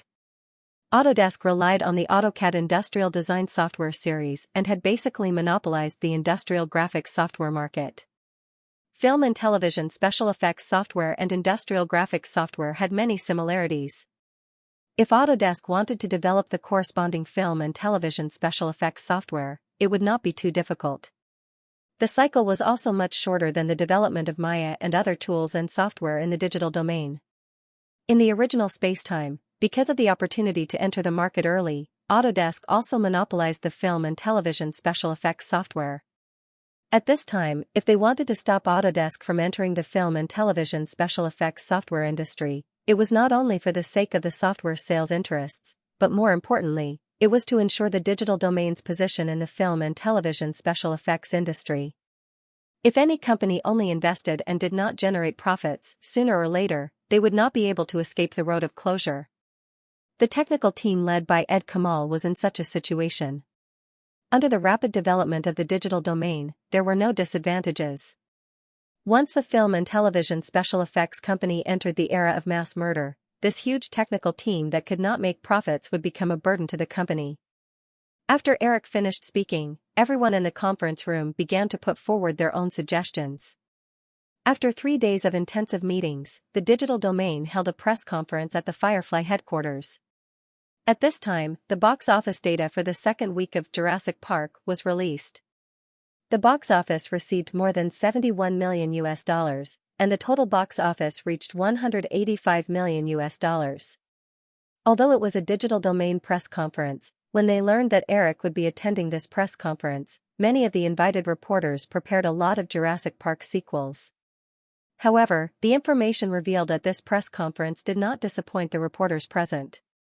Ed Kamal, who was originally Pixar's CTO, announced to the public that Firefly would integrate the technical support teams of Pixar and the digital domain to form a separate company, Firefly Software. Firefly Software's main purpose was to provide special effects software and related film and television special effects solutions to target customers. After Ed Kamal finished speaking, more than 100 reporters in the conference room immediately began to discuss. Some of the reporters who were not well informed couldn't understand why the digital domain would do such a self-destructive move when it was at its peak. Other reporters who were very sensitive to industry news realized that this was Firefly's counterattack against the poaching of the digital domain. At first, it didn't sound logical, but even if the news of Autodesk's cooperation with Industrial Light and Magic and Universal was not revealed, some smart people could understand that this was actually a disguised expansion of the digital domain. Although the digital domain's special effects software had not yet been leaked, the technical level demonstrated in movies like Jurassic Park was miles ahead of the small and medium Hollywood special effects companies. Therefore, once the digital domain software tools were sold, not only would the digital domain special effects artists be given priority, but other special effects companies would also join the digital domain software tool user camp. Moreover, Ed Kamal's speech had a very important point. Aside from the special effects software, Firefly Software would also provide special effects solutions for their clients. This measure not only increased Firefly Software's profitability, it also indirectly restricted the development of the special effects companies that were greedy for convenience through the licensing of their solutions. After all, if they could buy a set of special effects production plans at a lower price, most people wouldn't waste time and money on research and development. Firefly Software solutions would definitely rely on Firefly's own software, which once again restricted the use of other special effects software. After Ed Kamal's announcement, the conference entered a free Q&A session. Below the stage, a large number of hands raised in unison. The host looked below the stage and casually picked a female reporter with a very good temperament. Unexpectedly, when the female reporter received the microphone, she immediately turned to Eric, who hadn't spoken before. "Mr. Williams, I'm a reporter from the North American box office for Jurassic Park has amassed a total of $185 million. Movie fans are very interested in the follow-up story of Jurassic Park, but your original novel didn't reveal any relevant information. May I ask if Firefly will develop a sequel? First, I want to say, this lady, your question has nothing to do with this conference. If anyone else asks similar questions, I won't answer. However, I can tell you now that there will definitely be a sequel. Eric was just about to hand the microphone over when the female reporter immediately asked, then, Mr. Williams, will Firefly Software treat special effects companies outside of the digital domain differently? I don't know what kind of difference you're talking about. Firefly Software and the digital domain are originally one entity. If it's about technical support, Firefly Software will definitely spare no effort in the digital domain. This is an indisputable fact. However, in other aspects, for example, Firefly Software's special effects software is treated equally internally and externally. After the separation, even if the digital domain wants to use Firefly Software's latest software, they will still have to pay according to the process. The microphone was quickly passed to another reporter, and the other person's question was still directed at Eric. Mr. Williams, I'm a reporter from the... May I ask if Firefly Software will be listed? Currently, there's no listing plan, but there will definitely be one in the future. The reporter immediately seized the opportunity and asked a question that everyone on Wall Street was very concerned about. Then, will Firefly Pictures be listed? Eric raised his eyebrows slightly and did not answer. Instead, he asked, what do you think is the purpose of a company going public? To raise funds so that the company can develop better. So, Firefly is not short of funds now, and its development is obvious to all. So, do you think it is necessary for Firefly to go public? The reporter was not discouraged and immediately asked, Mr. Williams, are you satisfied with the status quo and do not intend to continue to expand Firefly Pictures? Of course not, but if you want to expand Firefly Pictures territory, there are many ways to obtain funds, and it is not necessary to go public. I have my own complete plan for the development of Firefly, and some development ideas may even cause a lot of controversy. I don't want to waste my time explaining to those old men on Wall Street every time I make a decision after going public. Everyone is in the news industry, and you should know very well how difficult it is to deal with those people. Well, let's end this question here. Let's return to the theme of today's press conference. Listening to Eric's slightly teasing tone, the reporters present chuckled. They all knew the meaning of Eric's words. Although the relationship between Hollywood and Wall Street was quite close, in fact, the game between the two sides was more than cooperation. Wall Street pursued a company's high growth rate and high return on various operating indicators. Most investors often did not value long-term development, and only wanted to see beautiful financial reports. The element of speculation was very large. The operators of companies often valued long-term development more, and many times, they would sacrifice short-term interests for this purpose, which formed a difference with Wall Street's concept. If a company did not go public, Wall Street, of course, would be like a dog biting a hedgehog. I don't want your funds, and you can't meddle in my territory. If you chose to go public, even if the control was still in the hands of the business operator, as long as the company's development footprint deviated from the track envisaged by Wall Street, it would still be constantly criticized by Wall Street investors. Today, the investment bank published a bearish article. Tomorrow, the Wall Street tycoon would fiercely criticize it. In the face of the resulting fluctuation in the stock price, if a company did not compromise, it would not be peaceful. The most extreme example was, of course, the Marvel Entertainment Group that Eric had been quietly following. In the 1980s, Marvel Comics had been doing very well and had even almost swallowed up Warner's DC Comics.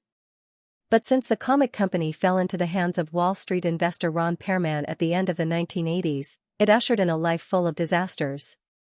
Ron Perlman was only interested in capital operations and had no intention of running the company.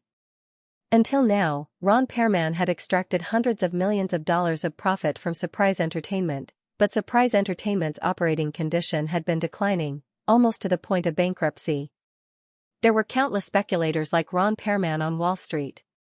In some of Eric's memories from his previous life, MGM Pictures finally got rid of the casino tycoon Kirk Cochran in 2005, but not long after, it became a toy in the hands of another Wall Street speculator, Carl Icahn. In the following years, MGM repeatedly faced bankruptcy crises, and its operating condition did not improve at all, but Carl Icahn made a lot of money. All this information made Eric have a deep fear of Wall Street. Firefly Pictures was the foundation of Eric's career and the career he was most passionate about, so Eric had never planned to let Firefly Pictures go public. Some of the high-tech companies that Chris helped him manage were the capital that Eric prepared to expand his territory in Hollywood. No one knew the development prospects of Cisco, AOL, Yahoo, and other companies better than Eric. If Firefly Pictures needed a large amount of funds to expand in the future, Eric could sell the shares of Cisco and other companies or get Yahoo and other companies listed to obtain a large amount of development funds. Moreover, even if he lost control of these companies in the future, Eric did not care too much. As a rising industry, the internet was very much a bubble. Cashing out in time was the wisest choice, and there were still countless investment opportunities in the internet in the next 20 years. After Eric said these words, he directly handed the microphone to Ed Kamal on the other side. After Eric's reminder, the reporters did not continue to ask about Jurassic Park and Firefly Pictures. Instead, they focused on Firefly software. This press conference quickly generated a huge response in the media inside and outside Hollywood. Many people knew that this was the digital field's first counterattack against the recent poaching. The purpose was to prevent Autodesk from entering the special effects software market and maintain the digital field's leading position in the industry. After the conference, Carol Bartz, the chairman of the board and CEO of Autodesk, said in an interview that Autodesk would not give up on entering the film and television special effects software market. However, a few days later, news came out that Autodesk's board of directors had a disagreement on the strategy of entering the film and television special effects software market. This was because the lethality of Firefly's move was too great. Although Autodesk only needed half a year to launch a mature special effects software, it was estimated that Firefly software had occupied 90% of the market in this half a year. And Firefly software also had an advantage that Autodesk did not have, which was the digital field, a giant in the special effects industry. The cost and technical advantages generated by the close cooperation of these two companies were definitely incomparable to Autodesk, which could only produce tools but did not have its own experimental field. Although Autodesk had previously reached some cooperation intentions with Industrial Light and Magic, the two parties were two companies after all. It was impossible for them to cooperate as intimately as Firefly software and digital field. Subsequently, Industrial Light and Magic's approach also confirmed Autodesk's concerns. Only a week after the Firefly software conference was held, Industrial Light and Magic announced to the public that they had decided to use Firefly software's products. The day of the announcement was accompanied by an intimate handshake photo of George Lucas and Firefly Software's CEO, Ed Kamal. George Lucas' approach was of course a helpless move. Although Industrial Light and Magic also had a set of independently developed software tools before this, their performance was completely incomparable to the digital field. If they gave up on the cooperation with Firefly software this time, then Industrial Light and Magic's CG special effects production level was likely to be worse than those third-rate special effects studios using tools such as Maya. In that case, Industrial Light and Magic would definitely decline rapidly.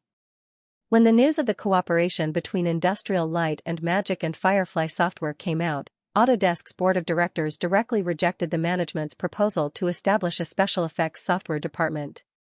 While establishing Firefly software, Eric and the management of Firefly also began to work hard to retain the digital field employees. They adopted a series of measures to increase their salary and benefits.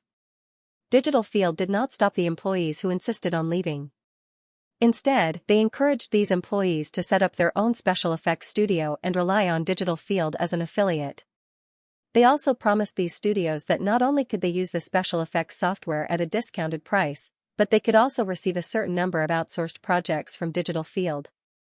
This measure could indirectly keep these people in Digital Field's camp and weaken the competitiveness of their opponents in another way.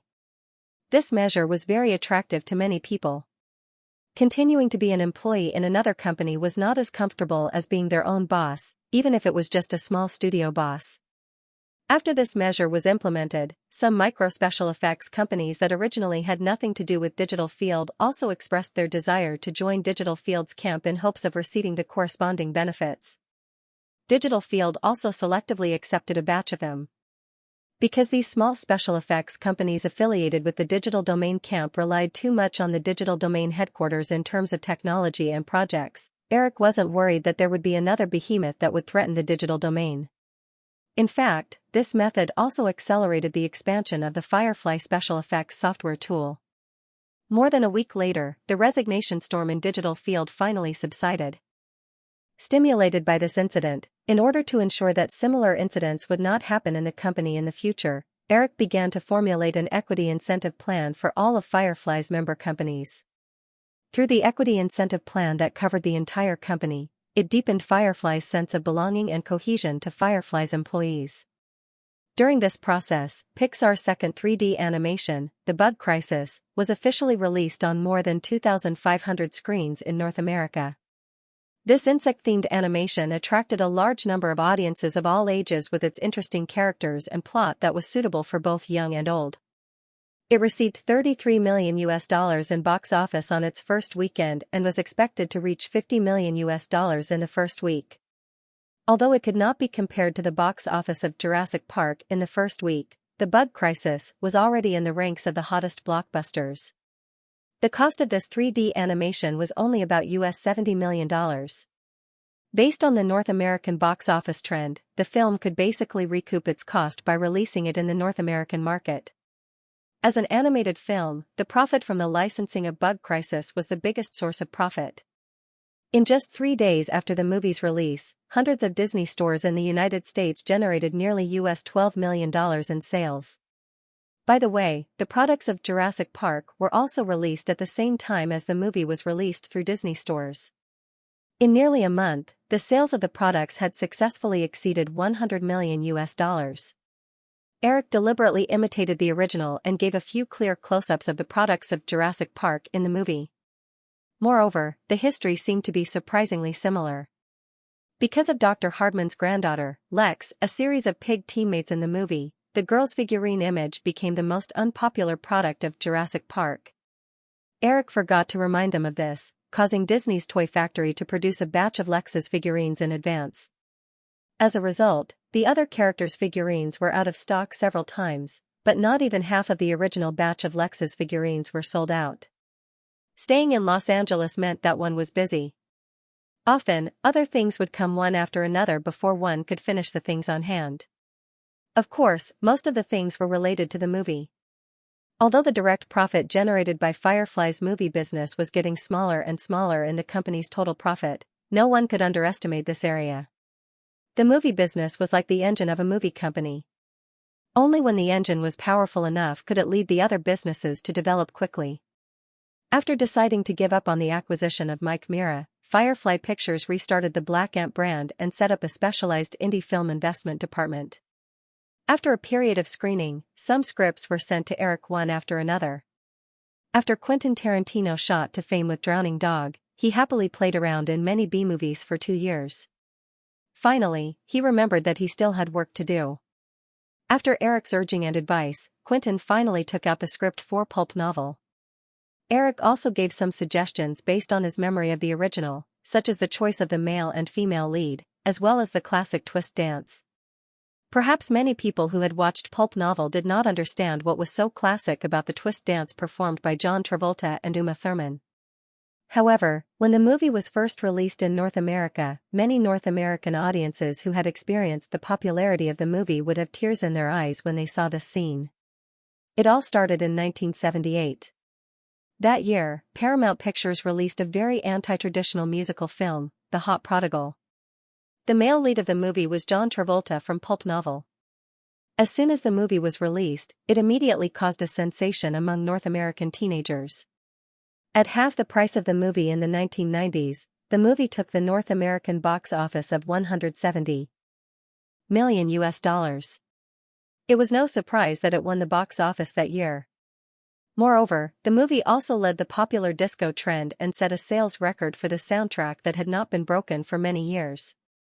Hot Prodigal happened to have a lot of scenes where the male lead played by John Travolta had a dance competition with people in a disco. Many years later, Pulp Fiction recreated the classic scene from Hot Prodigal more than 10 years ago through John Travolta and Uma Thurman participating in a twist dance competition in a dance hall. The effect was just like how Brother Fa appeared on the screen wearing a trench coat and biting a toothpick many years after Heroes. It was as emotional as Brother Fa's appearance on the screen in a trench coat with a toothpick in his mouth. If a more vulgar word was used to describe this feeling, it would be called feelings. In addition to pulp novel, Assassin Leon, which was recommended by Paris Disneyland's CEO, Patrick Schneider, was also officially launched. France's Gaumont Film Company originally intended to invest in Luc Besson's new film alone, but they were more than happy to cooperate with Hollywood's Firefly. For this reason, the chairman of Gaumont Film Company, Nicolas Seydoux, personally flew to Los Angeles. When Paris Disneyland opened last year, Eric attended a party hosted by the Seydoux family when he went to Paris. The two parties had met once. Since the other party was so serious about this matter, Eric personally took the time to invite the other party to a banquet to show his respect. Gaumont Film Company had a history of nearly 100 years in France. It was one of the few film companies in France that specialized in producing commercial films. Maintaining a cooperative relationship with such a French local would play a very important role in further opening up the French film market.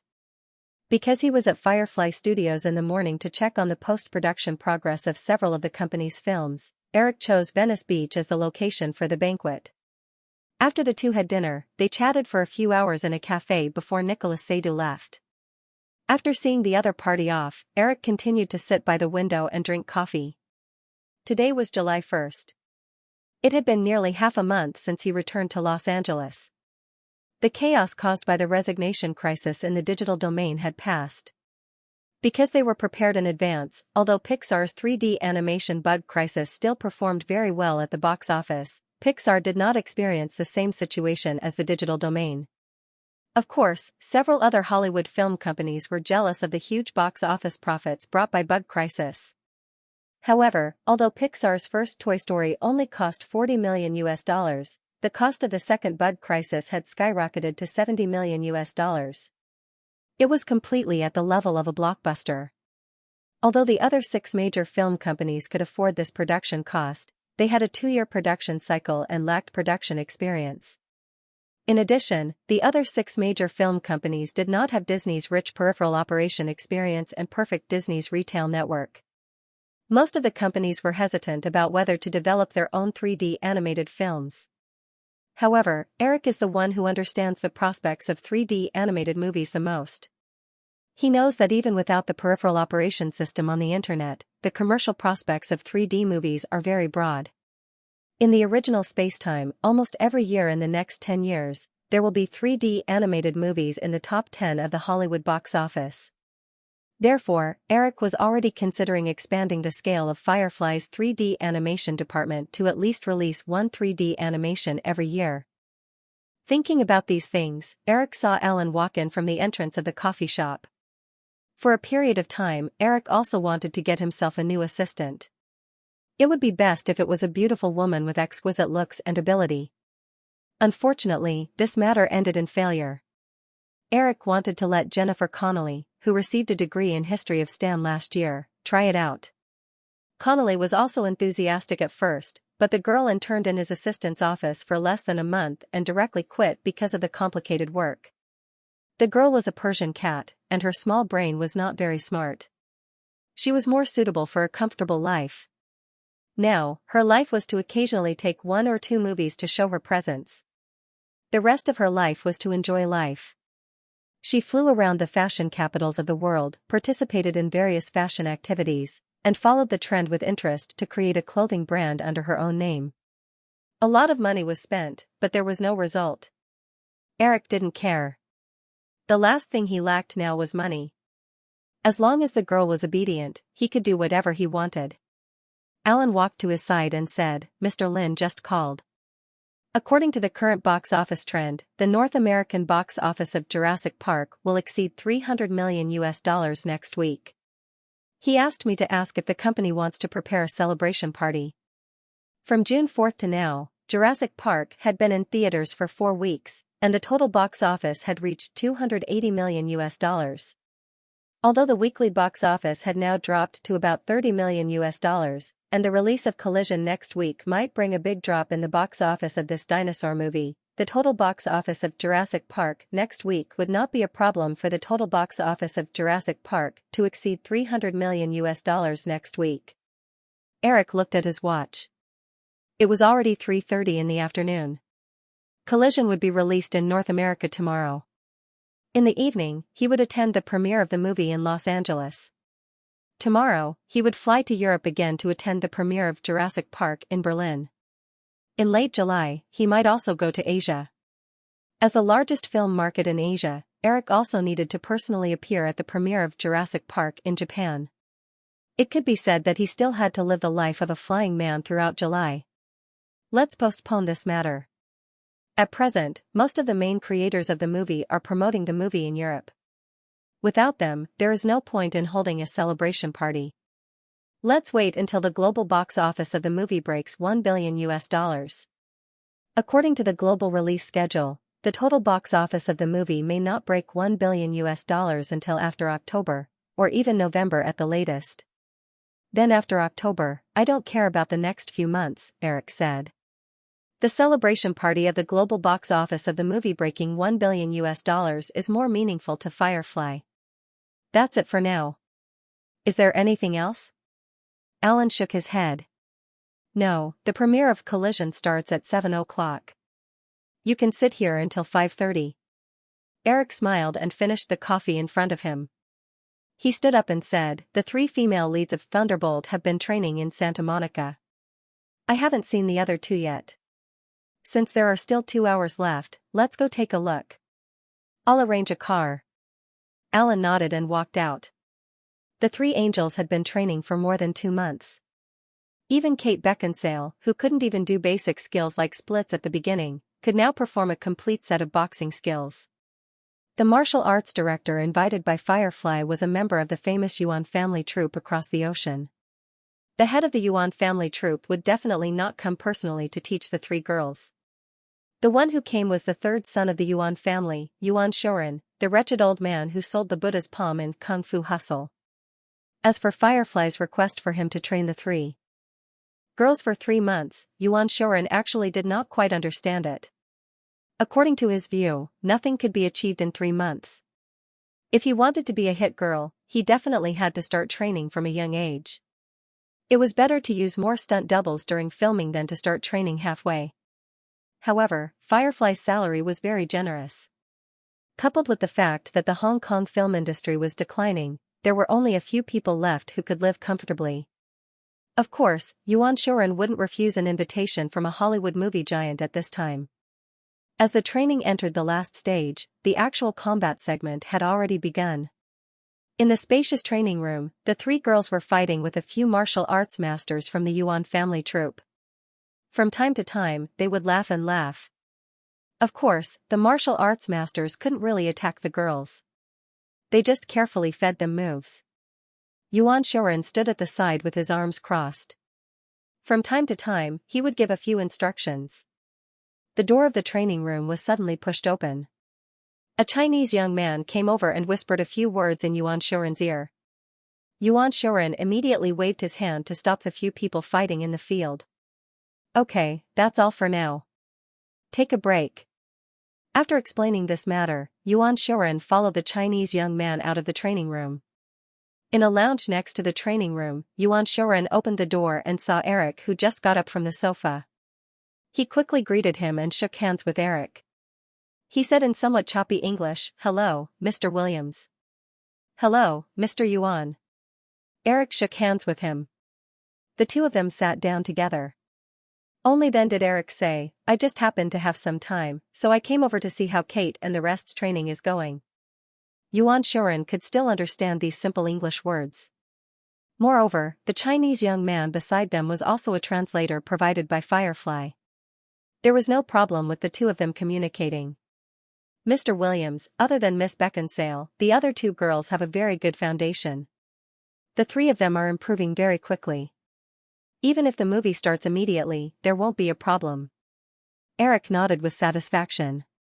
Then, after the filming of Thunderbolt Charming Baby starts in the future, I'll have to trouble Mr. Yuan to continue to be the action director. Yuan Shorin quickly replied, "Of course, no problem. I'll do my best." Oh right, Mr. Yuan, Mr. Wu is also filming another movie in Los Angeles.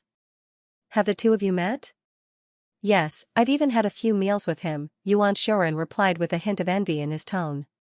After the success of Mr. and Mrs. Smith, White Pigeon Wu was immediately promoted to a Hollywood A-list director.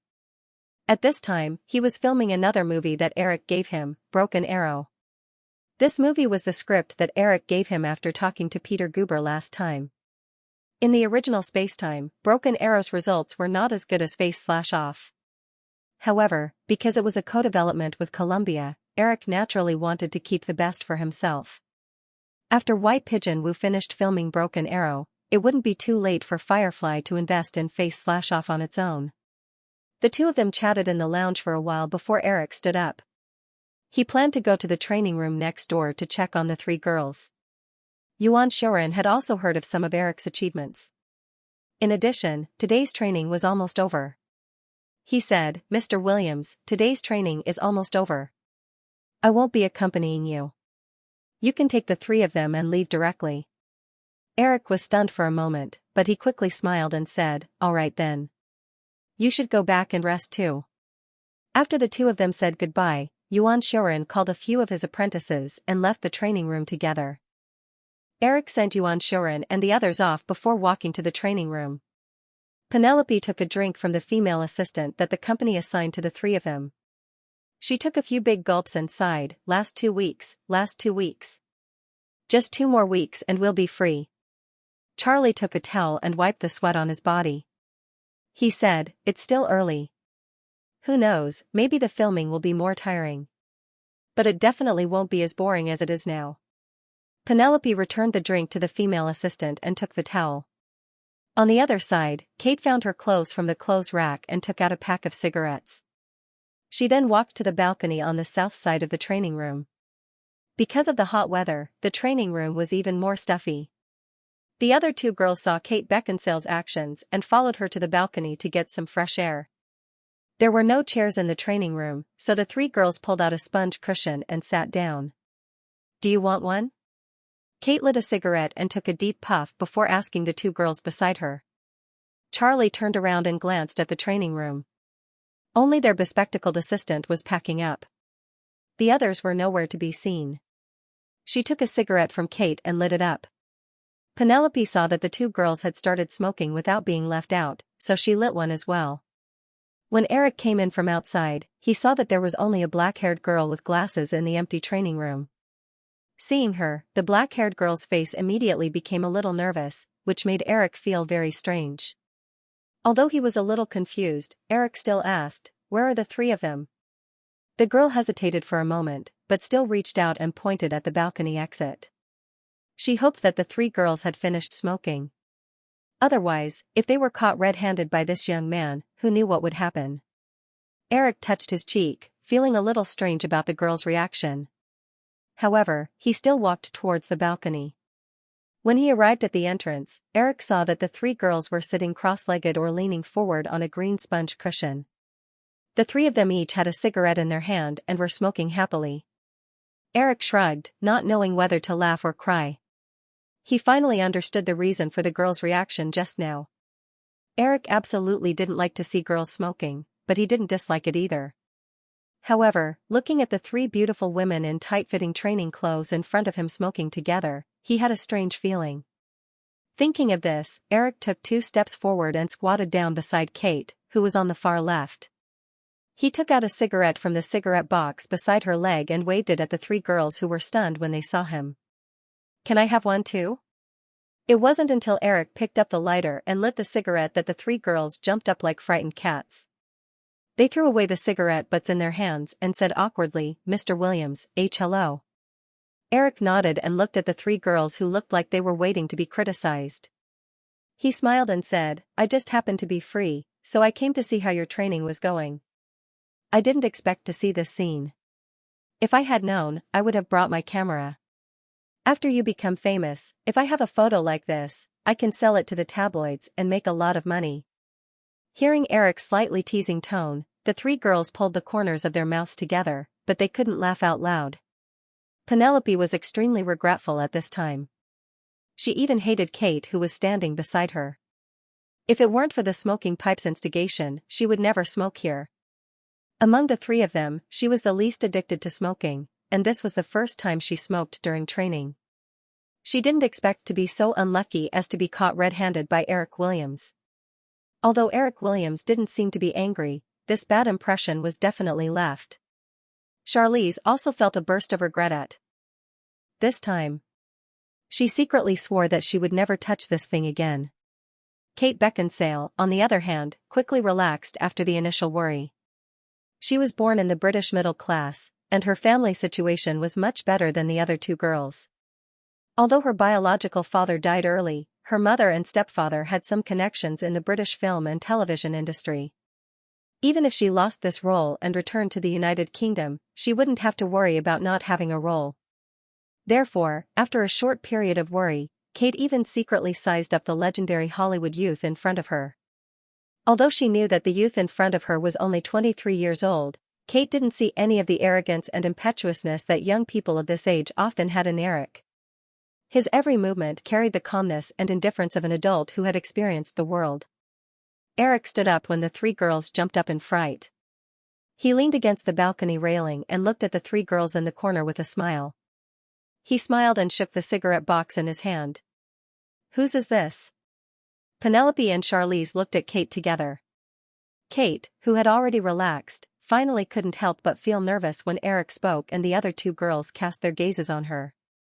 In fact, Eric had already expected that the cigarette in his hand was Kate Beckinsale's.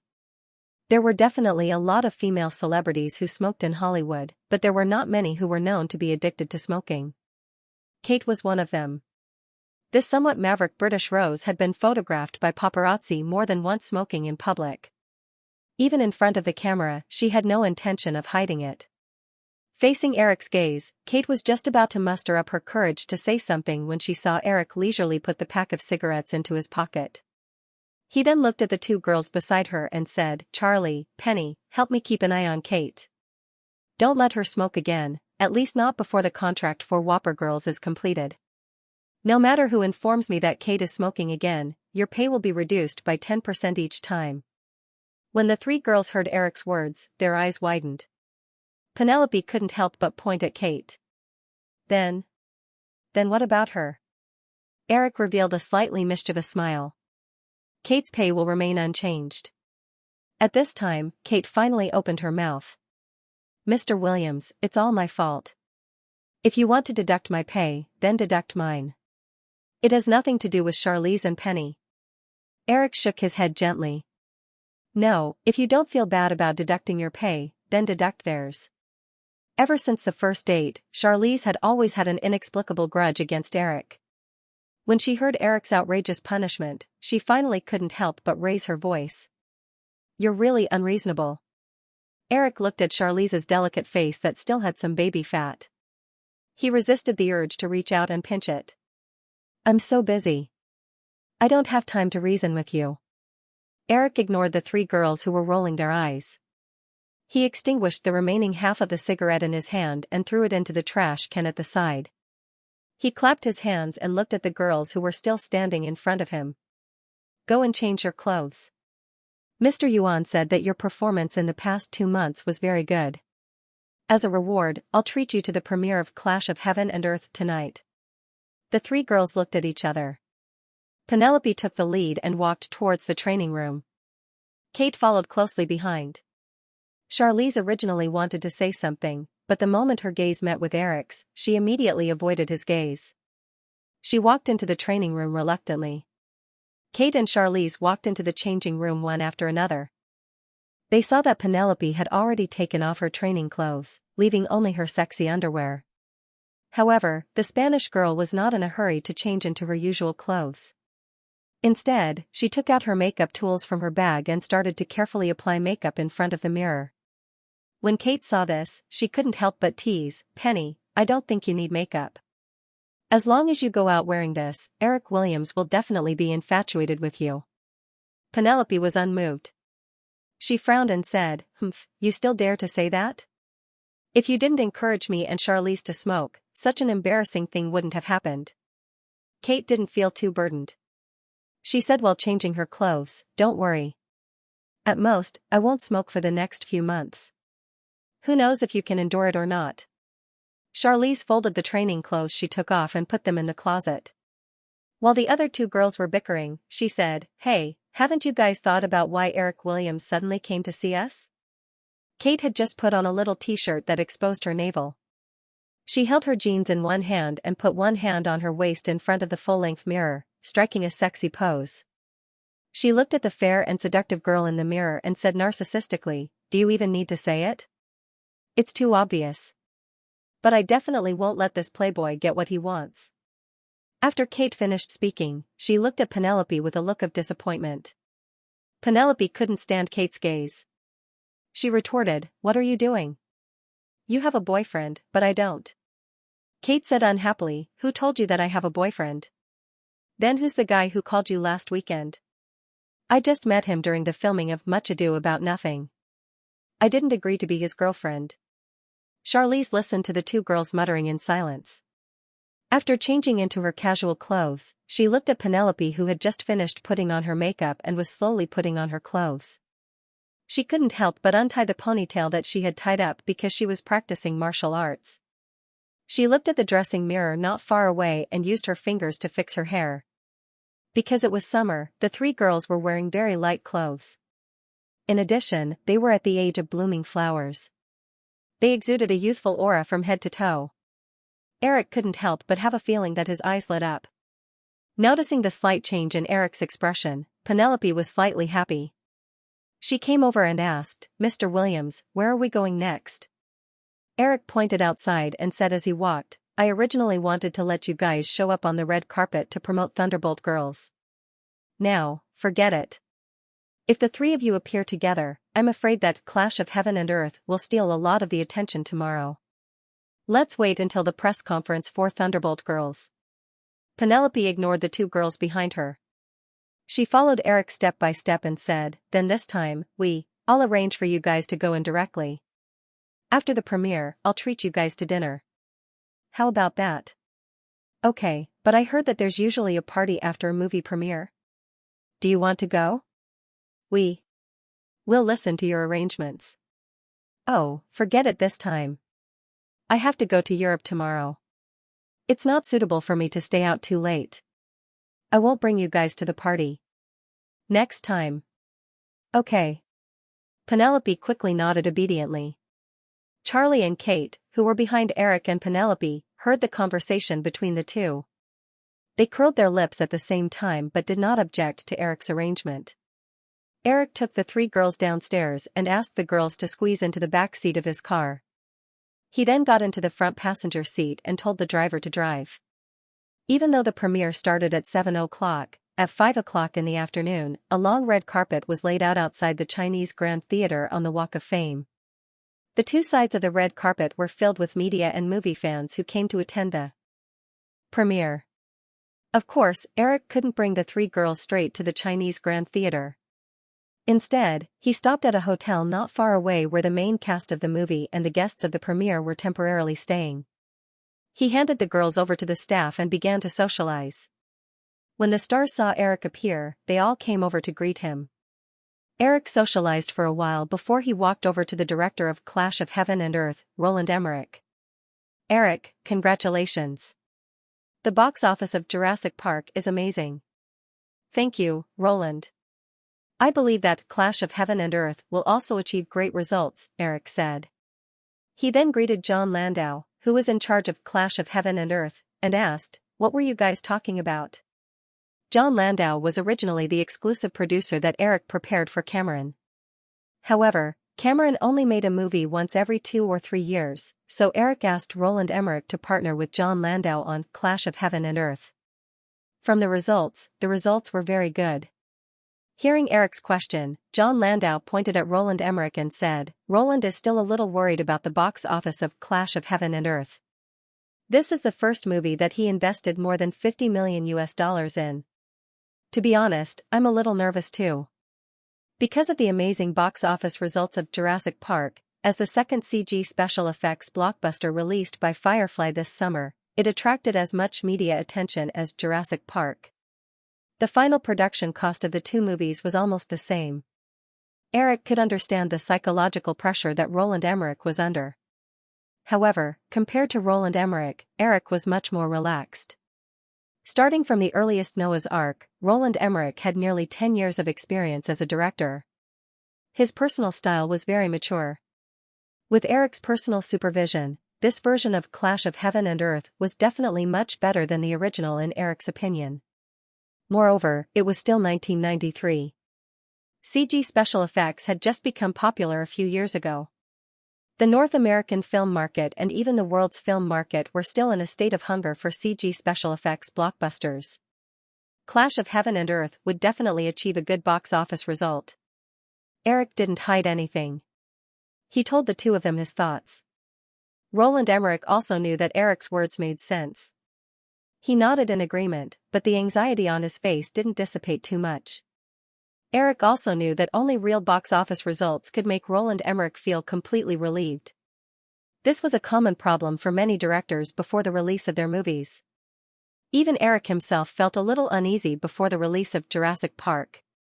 Therefore, he didn't comfort him too much. The press conference for the premiere was arranged after the screening of the movie, so the red carpet was much simpler. Eric walked leisurely across the long red carpet, signed his name on the signature wall, and quickly entered the theater. When he was about to reach his seat in the front row, Eric heard a slightly accented female voice on his left. "Mr. Williams." He turned his head and saw three girls sitting side by side.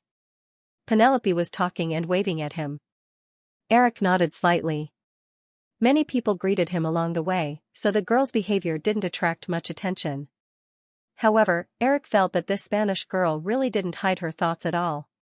Compared to the careless Kate and the inexplicably resistant Charlie, Penelope was like a little wild cat that pounced on him without hesitation. In his memory, a certain big-mouthed male star in Hollywood gave Penelope Cruz a very appropriate nickname, Troublesome. In the original Spacetime, ever since this hot Spanish girl entered Hollywood, she almost always had a scandal with the male lead in every movie she filmed. Because of this, she even broke up a few couples and was jokingly called the professional Hollywood mistress.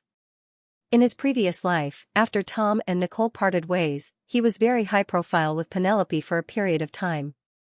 It was obvious that he wanted Penelope to be the third Tom's wife. However, the reason why the two parted ways again, in Eric's opinion, was probably because Tom felt that he couldn't control this restless seductress, so he made such a decision. Thinking of this, Eric became a little interested. He wanted to see what kind of small waves this seductress could stir up in this spacetime. Eric found a seat and sat down. The host of the premiere said a few words and announced the start of the screening. The lights in the theater quickly dimmed, and the familiar opening of Firefly Pictures appeared on the big screen. After many revisions to the script, this version of Collision was very different from the original version. It could even be said that they were two completely different movies. Many of the side plots that were incompatible with the movie's theme in the original version were removed. After the discovery of the comet that was about to hit Earth, Roland Emmerich focused on the three main characters, the federal government, the female reporter Jenny Lena, and the boy who discovered the comet, Leo Bateman. Through the skillful interweaving of the plot and clever suspense setting, in the first 40 minutes of the movie, the audience in the theater was tightly grasped. During one of his astronomical observations, the boy, Leo Bateman, discovered a comet that had never appeared on the star chart. So he reported this news to his mentor.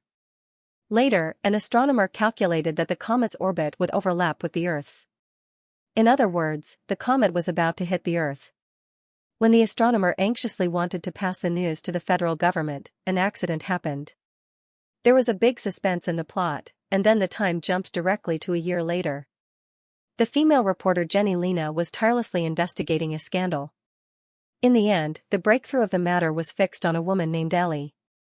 In the process, the federal president suddenly appeared, hoping that Jenny Lena could stop the investigation. Jenny refused the president and continued her investigation. The final discovery surprised her.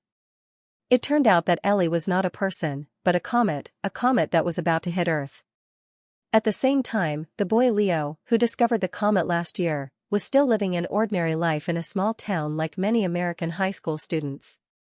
No one was aware of the impending disaster. When Jenny gradually got closer to the truth, the federal government finally decided to publicly reveal the truth to the public. Jenny was also invited to be the first to ask the president at the press conference. It turned out that although the astronomer had an accident in the process of transmitting the news that the comet was about to hit Earth was still discovered. In order to solve this crisis, several large countries joined forces and spent a year building a space shuttle loaded with nuclear bombs. They planned to use nuclear bombs to blow up the comet before it hit Earth. However, in order to avoid causing panic as much as possible, the governments of each country unanimously chose to hide the news. The plot began here, and Roland Emmerich's ability to control the plot began to show itself. Just like the 2012 movie in Roland's memory, every minute was thrilling. Starting from the launch of the space shuttle to the comet, the decision of the Federation government, the fate of the small fry, and the struggle of human nature under the disaster, it all grabbed the audience's attention. When the first failed attempt to blow up the comet, causing part of the comet to crash into Earth and cause a huge tsunami scene appeared in front of the audience, many exclamations could be heard in the theater tomorrow. The tsunami scene was about 10 minutes long, and it was completely created with the most advanced CG technology in the digital field. Compared to the miniature model shooting, which could be distinguished at a glance, the CG shot made it difficult for everyone to distinguish the real thing from the fake. When the monstrous wave crashed into New York, and the Statue of Liberty and the Empire State Building collapsed one after another, there were even exclamations of "Oh, my God," in the theater. Eric sensed the reactions of the audience in the theater and leaned over to Roland Emmerich, who was sitting next to him, and whispered in his ear, "Roland, you can rest assured now. Maybe we can find some time to discuss your next movie. What do you think of the script of Poison Day?" Other than some film critics, most of the people invited to the premiere were hardcore movie fans. Even these people had such an obvious and strong reaction to the movie, so it was impossible for the movie not to cause a sensation among ordinary audiences. Roland Emmerich knew this very well. "If you can spare some time, of course I'm fine with it," Roland said in a relaxed tone, "but I heard that you have to go to Europe tomorrow. I don't know when you'll be back." "That's not a problem. If I have to do everything personally, then what's the point of being a boss?"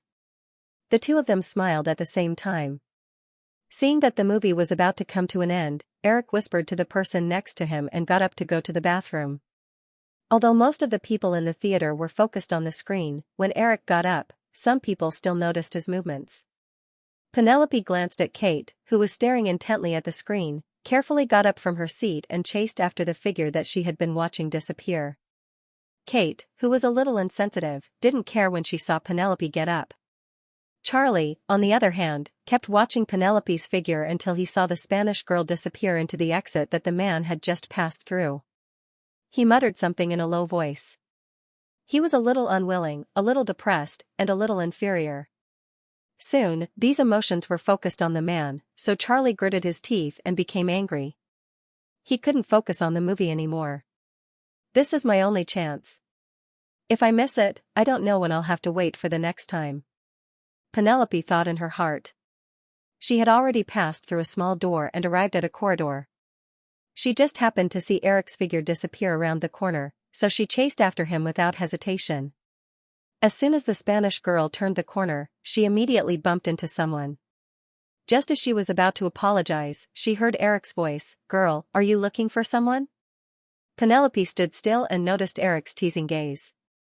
Not only did she not feel embarrassed, but she boldly looked at Eric and said, "Mr. Williams, what a coincidence." "Yeah, it's quite a coincidence," Eric said with a smile. He continued to take a few steps forward and pushed open the door of the men's bathroom. He went in to relieve himself. After he came out, he saw the Spanish girl standing in front of the sink, putting on light makeup on her face. Eric obviously wouldn't refuse the prey that was sent to his mouth. He turned on the tap next to the girl and washed his hands. He whispered in the girl's ear, "There's no one inside. Do you want to go in and take a look?" Penelope's body stiffened. After a moment, she gave Eric a charming smile. Her wild eyes had a little bit of provocation. "Okay, as long as you're not afraid of being discovered." Eric led the girl into the men's washroom and placed a sign outside the washroom that said, "Cleaning is in progress." In the theater, the screening of Clash of Heaven and Earth had already ended. The audience and reporters were still immersed in the CG disaster scene of the tsunami hitting Manhattan. They were all asking questions to the director, Roland Emmerich, and the other main creators. Not many people noticed that Eric had left early. Like many other fans who were invited to the premiere, Kate stayed in the theater and marveled at the disaster scene. She noticed Charlie's absent-minded look and looked at the empty seat on the other side for a while before she finally realized something. She asked, "Where's Penny?" Charlie pouted at the stage. Kate looked over and found that Eric was not on the stage. She quickly reacted and covered her mouth in surprise. "No way, Penny. So fast?" Charlie cursed in a low voice. She did not want to stay any longer. She got up and was about to leave. A young man in his 30s walked along the aisle and said to the two girls, "Miss Beckinsale, Miss Theron, I'm Mr. Williams's assistant. He had something to do at the last minute and asked me to apologize on his behalf. I'll treat you to dinner next time. He also asked me to send you back." The two girls looked at each other strangely and then looked at Ellen together. Alan also felt a little embarrassed, but he could only shrug helplessly and make an expression that everyone understood. After a short silence, Charlie said, "Sir, we can go back by ourselves. You don't have to send us back. You can call me Alan, Miss Charlie.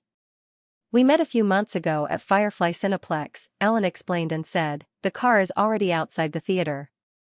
It's just the end time now. It's not so easy to get a car." Kate heard this and gently pulled Charlie. She said to Alan, "Thank you, Alan. Let's go." After returning to Santa Monica's place and thanking the driver, Kate said to Charles, who had been silent for a long time, "Don't worry about it. You don't look any worse than Penny. You definitely still have a chance." When Charlie heard this, she glared at Kate angrily. "What are you talking about?" "I'm not." Kate took out half a bag of snacks from the movie and popped one into her mouth. She glanced at Charlie with a sneaky smile and said, "Since you don't have it, open the door." "I don't have the key." Charlie took out a bunch of keys and walked to the door as he tried to explain, "I just think that Penny is too." At this point, Charles paused. Even when he opened the door, he couldn't find a suitable adjective. Too utilitarian? Wasn't she a utilitarian as well? How many people in Hollywood didn't pursue their dreams of stardom? Too licentious? It wasn't accurate either. If it wasn't for Eric Williams, with Penelope's personality, she wouldn't have stuck to him so openly.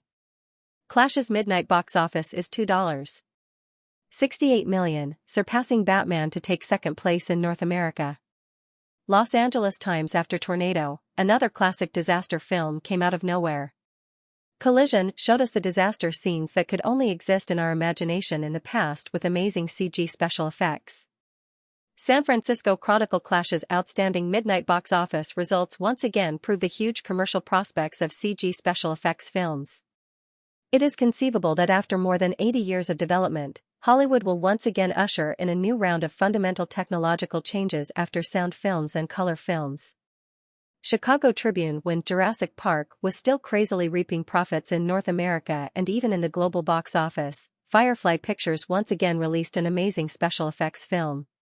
The midnight box office of Clash also undoubtedly proved its amazing commercial value.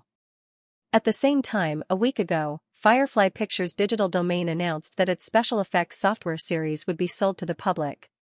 Hollywood was excited about this. But what worries me is that as Hollywood films become more and more commercialized, the new generation of directors, including Eric Williams, James Cameron, and Roland Emmerich, have forgotten the artistic nature of films. They only pursue the most dazzling visual effects and the most blatant monetary benefits. Firefly Pictures even submitted 0 nominations at last year's Oscars. This is a pity. It was already the next morning. In the dining room of the Sharp Corner Manor, Eric was leisurely reading the New Day's newspaper while eating breakfast as usual. While reading an old critical article by a conservative Hollywood film critic in the Chicago Sun, Eric felt a slight sound behind him. He turned his head and saw Penelope walk in barefoot like a cat. "Good morning, little wildcat," Eric smiled and said hello. He pointed to the kitchen and said, "I made breakfast for two. Your portion is in the kitchen." Penelope, who hadn't put on any makeup, had lost some of her wildness and gained a hint of elegance. Hearing Eric call her a little wildcat, Penelope smiled a little awkwardly and said good morning softly before tiptoeing to the kitchen. After being trained by Eric for an entire night, the wildness on the Spanish girl's body had disappeared without a trace. She now looked more like a lazy house cat. After last night, Eric ate a little, but Penelope fell asleep due to exhaustion. The girl was also very hungry now. When she walked to the dining room with breakfast, she could not help but pick up a piece of bread and put it in her mouth. Eric saw Penelope's eager expression and could not help but tease her again. "You look more like a little wildcat now. Are you starving?" Penelope did not speak but sat down beside Eric obediently. Eric was very satisfied with the Spanish girl's attitude now. It seemed that last night's torment was not in vain. He continued to read the newspaper in his hand and said, "I'll call later. You can rest today and don't have to go to training. It just so happens that tomorrow and the day after tomorrow are the weekends. You can rest until next Monday. Of course, if you still have energy, I can also ask someone to send you to Santa Monica." Eric, can I stay here?" Eric looked at the Spanish girl with a smile and nodded. "Of course, you can stay until Monday before leaving. But I have to go to Europe today, so I can't accompany you." Penelope bit her lower lip gently. She believed that Eric just understood the meaning of her sentence. However, since Eric refused, although she was a little unwilling, the girl did not dare to ask for a yard after last night's lesson. Eric was very satisfied with Penelope's action of knowing when to stop. He continued to read the newspaper in front of him. When the Spanish girl finished her breakfast, she took the initiative to clean up her and his tableware. When he sat beside her again, Eric took out a credit card from his shirt pocket and handed it over. Penelope looked at the Citibank VIP credit card on the table and raised her right hand that was on her knee. She quickly suppressed the thoughts in her heart and put them down. "Eric, I don't want it. I'm not doing it for money. If you were doing it for money, I will give you a check, not a credit card." Eric looked at the Spanish girl and said, "You have to know that not every girl can get a credit card from me. This card is equivalent to a contract. I think a smart girl like you should understand the content of the contract, so you can also choose not to accept it. Just treat last night as a beautiful memory. Of course, if you encounter any problems in the future, I will help you appropriately." Penelope's eyes were filled with struggle.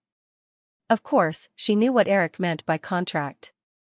After hesitating for a while, the girl suddenly asked, "Eric, how much money is in it?" Eric's mouth flashed a triumphant smile and said, "I didn't deposit any money in it, but I remember that the highest overdraft limit should be $50 million US. When Penelope heard the figure of 50 million, her hand, which was originally on her knee, couldn't help but tremble. As a girl born in an ordinary family in Spain, she had been looking forward to living a decent and wealthy life since she was a child. However, so far, the largest amount of money she had personally experienced was the remuneration for Thunderbolt Beauty that she had yet to receive. Although Firefly paid her $250,000 US, after deducting the tax, agent's share, and expenses in Los Angeles, it was estimated that she would only receive a few tens of thousands of US. However, even this amount of money was enough to make Penelope secretly happy for a long time. After all, the remuneration she received from the movies in Spain was less than $10,000 US. And now, after just one night, a credit card worth $50 million US fell in front of her.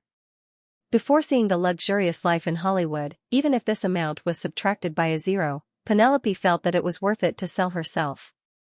Penelope raised her hand again and suddenly asked, "Eric, what if it's lost?" Eric laughed out loud. "If it's lost, just report it and then get another one. You don't think that it really belongs to whoever finds it, right?" Penelope smiled awkwardly and didn't hesitate anymore. She quickly reached out her small hand and took the card. She placed it in the palm of her hand and curiously rubbed it.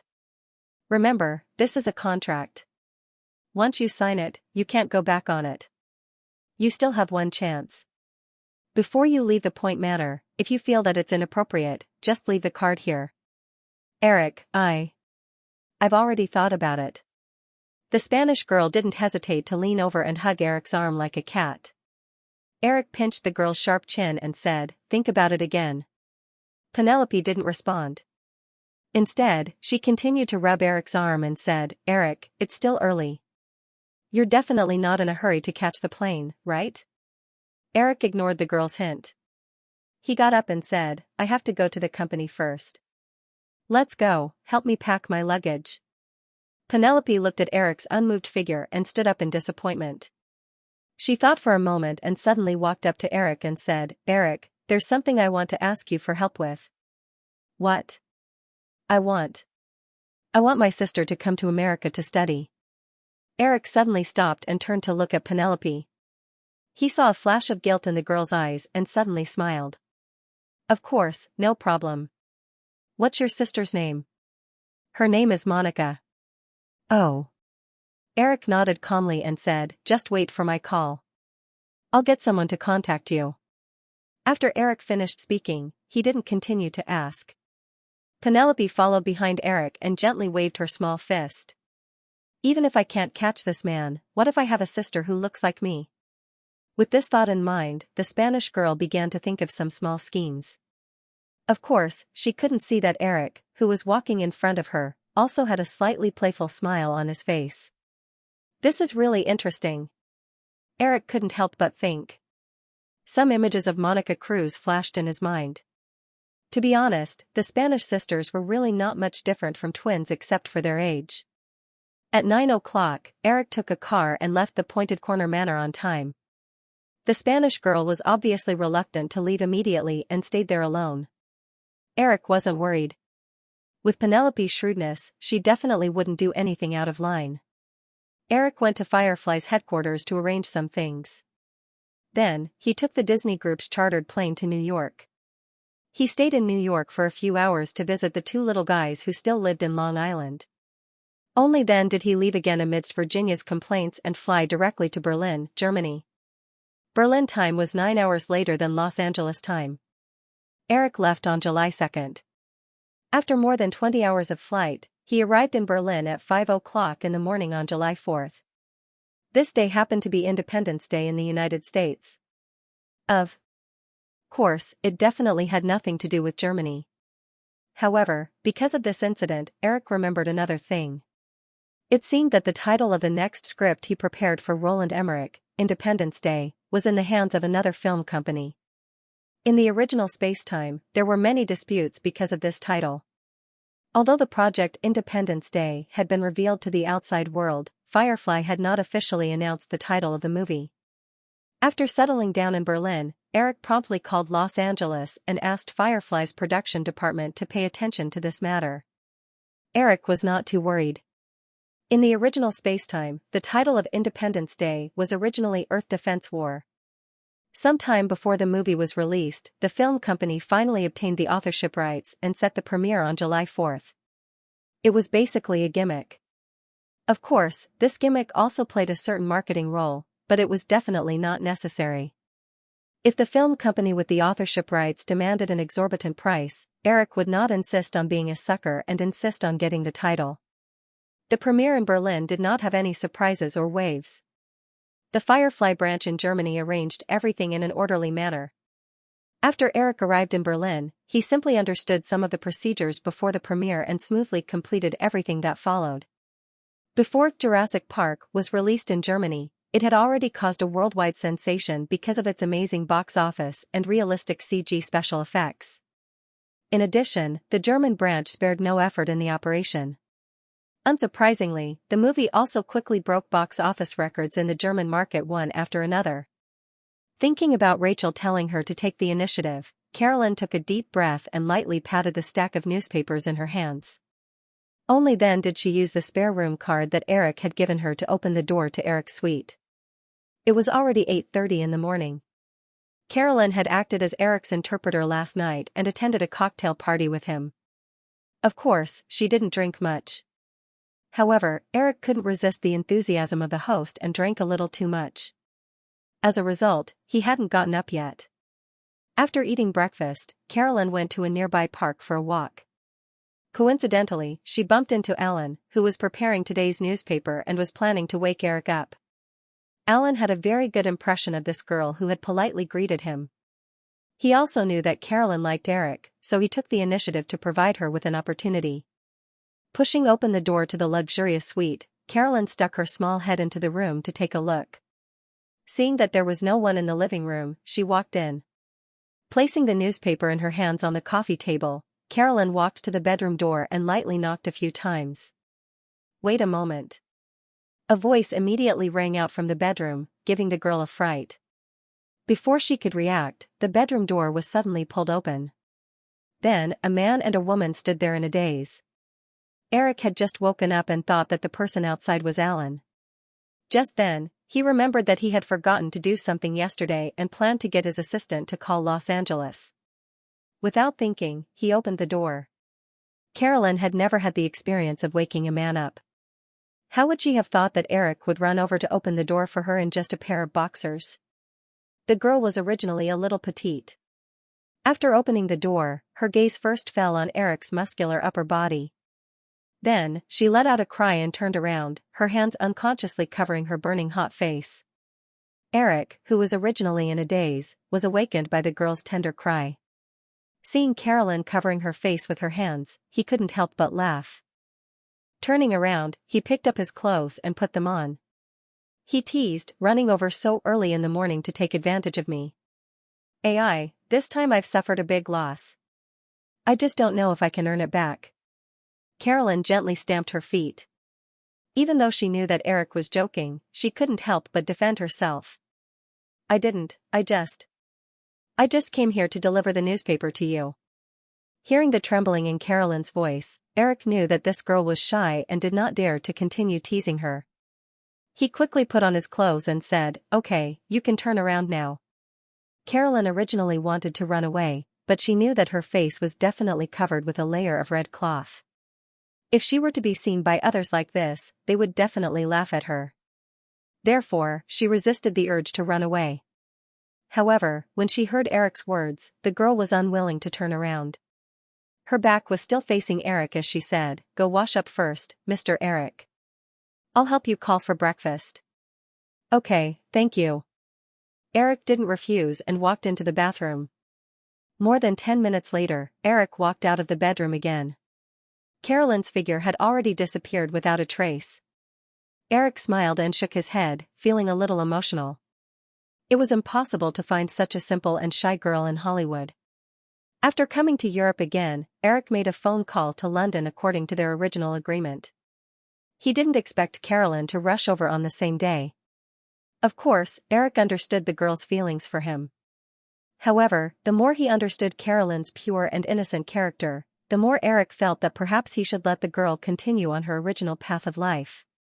The Vanity Fair of Hollywood was definitely not suitable for such a simple-minded girl. Bringing her in would only bring her harm. As he thought about these things, Eric thought that Carolyn didn't help him call for breakfast. Just as he was about to pick up the phone and call the restaurant to send some breakfast over, the hotel's waiter rang the doorbell. The German premiere of Jurassic Park had been held a few days ago, but the Paris premiere was on July 14th. Eric was still touring the corners of Berlin during the day, and he couldn't avoid all kinds of invitations at night. Germany was the most developed country in Europe, and its economic strength was once on par with Japan's after the war. If it weren't for the influence of the Cold War, Germany's economic strength would definitely not be much worse than Japan's, the world's second-largest economy. However, even so, Germany's national strength was still the strongest in Europe in this era. Its GNP was even comparable to the sum of Britain and France, which were ranked second and third in Europe. The development of the economy also meant that they had a lot of money in their hands. Although the Germans didn't lack a sense of security like the Japanese, they were also very keen on investing abroad. Because of the stimulation of special tax policies and the rapid development of Hollywood, investing in Hollywood movies was currently one of the most popular ways to invest in Germany. In order to stimulate the development of movies, the German government stipulated that the Germans didn't have to pay taxes on the funds invested in movies, and Germany's personal income tax was as high as 51%. In other words, if you earned $1 million a year, if you didn't invest it, you would have to pay $510,000 in personal income tax. But if you invested this money into movie production, this 1 million wouldn't have to pay any personal income tax, which was equivalent to the investor investing 510,000 in taxes. And if this 1 million was doubled in profits from the movie and became 2 million USD, then after paying the personal income tax, the remaining money was basically exempted from the original personal income tax. Moreover, even if this fund didn't double and only earned a small part of it, it was equivalent to being exempted from a part of the tax to a certain extent. With this idea, although the risk of movie investment was very high, there were still many German investors who dauntlessly threw large amounts of money into Hollywood.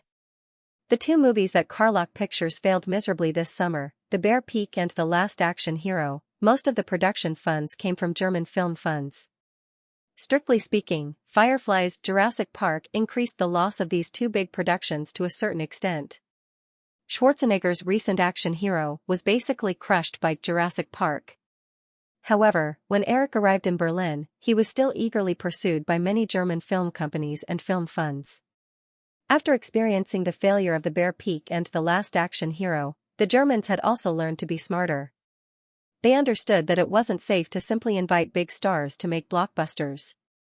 Finding the right investment target was the safest.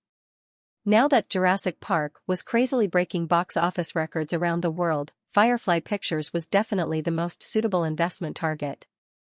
During Eric's days in Berlin, most of the invitations he received were from some lobbyists from German film foundations. At the same time, he also began to consider this problem. At present, the average budget of a major Hollywood film company was still about $30 million per movie, and the publicity budget was not too high. With the average production of 20 movies per year, the required production funds could be easily digested by Firefly's internal cash flow. At present, Firefly Pictures rarely brought in external film production funds. However, with the arrival of the era of big-budget movies, the total publicity budget for each movie in the future was likely to easily exceed $100 million. Although Eric was still very confident that Firefly could also withstand such a huge demand at that time, it was not cost-effective to do so. With Eric's understanding of Hollywood over the years, he understood that Hollywood's biggest advantage was to use other people's money to make movies and earn their own profits. Because of the high risk of film investment, in general, Hollywood's external investors did not make as much money as imagined. The funds invested in Hollywood could generate a profit of 10% to 15% per year, which could be considered a very generous return. Of course, because other film companies did not have Eric's golden finger, film investment always had losses and profits. Therefore, they could rely on Hollywood's ingenious internal sharing rules to keep most of the profits for themselves and transfer more of the losses to external investors. However, this rule was not so useful for Firefly. Other people were gambling when they made movies, but Eric, who could see through the dice, was not. Take the recent Jurassic Park as an example. If you brought an external investment for a movie with a global box office of $1 billion, and you told the investors that the business did not make money at the final settlement, it would be strange if the investors did not make a fuss. After all, most of Hollywood's movies now introduced a project operating mechanism of many investors' co-production in order to reduce the investment risk. However, for Firefly, this risk was much smaller in front of Eric. It was completely within Firefly's scope of tolerance. At this time, according to Hollywood's rules, it was not sharing the risk, but sharing the profits. Until breakfast was over, Eric still did not figure out a more feasible operation plan, and the simple breakfast was already past 9 o'clock. Today happened to be Monday. The box office of Jurassic Park for the new weekend did not exceed the forecast of Firefly's statistics department, and Collision performed much better than Eric expected, earning more than $47 million at the North American box office. It was expected that the box office for the first week would exceed $70 million, directly reaching the cost line. The total box office for Pixar's 3D animated film, The Bug Crisis, also exceeded $100 million in North America. When he was about to finish reading the newspaper in his hand, the doorbell rang again. Eric opened the door. This time it was Alan. "You came just in time. A few days ago, I asked Disney to collect information on some potential computer animation studios. Take some time today to ask them for me and see how they're preparing. If they're ready, send me a copy of the information." "I know. Is there anything else? Alan nodded and wrote it down. Eric shook his head and suddenly said, also, don't let Carolyn do this kind of thing. She's too shy. It was a little awkward just now. Alan seemed to know something. He smiled a little and said, I'm sorry, Eric. I didn't think that much. By the way, why are you here? Miss Wilson asked me to ask you if you're going out to play today. Alan's face became more teasing. Eric looked at his watch and nodded. Okay, I'll go over now. She's waiting for you downstairs, Alan said one last time and turned to leave. Eric had already decided on his itinerary for the day. He decided to go to the Museum Island in Berlin to take a look. He went back to his bedroom and changed into a pair of shoes. After tidying up a little, Eric walked out of the room. Carolyn, who was sitting in the lobby of the hotel downstairs and flipping through a magazine, looked normal. However, when she saw Eric appear, the girl couldn't help but blush. It made Eric have the urge to pinch her cheeks. To be honest, this thought had been in his mind more than once. Let's go. Although the thought in his mind was very evil, Eric didn't show it. After politely greeting the girl, he led her out. At this time, Berlin wasn't very prosperous. Because of the Cold War, most of Berlin was controlled by the Soviet Union, and the capital of Germany was moved to Bonn in the west. However, after the merger of East and West Germany in 1990, everyone unanimously decided to move the capital back to Berlin. With the strong economic strength of West Germany, the infrastructure of Berlin was built very quickly. The public transportation system in Berlin was very developed, or rather, the public transportation system in the whole of Germany was very developed. Neither of them drove. They walked side by side to the subway station. Eric only brought 2 bodyguards with him. Soon, they took the subway to Berlin's famous Museum Island. The name Museum Island sounded very strange. In fact, it was a group of museums formed by the Berlin Museum, the National Gallery, and several other museums. Eric wasn't very interested in German culture. To be honest, because of the long period of turmoil in Europe, Germany really didn't have any culture to show.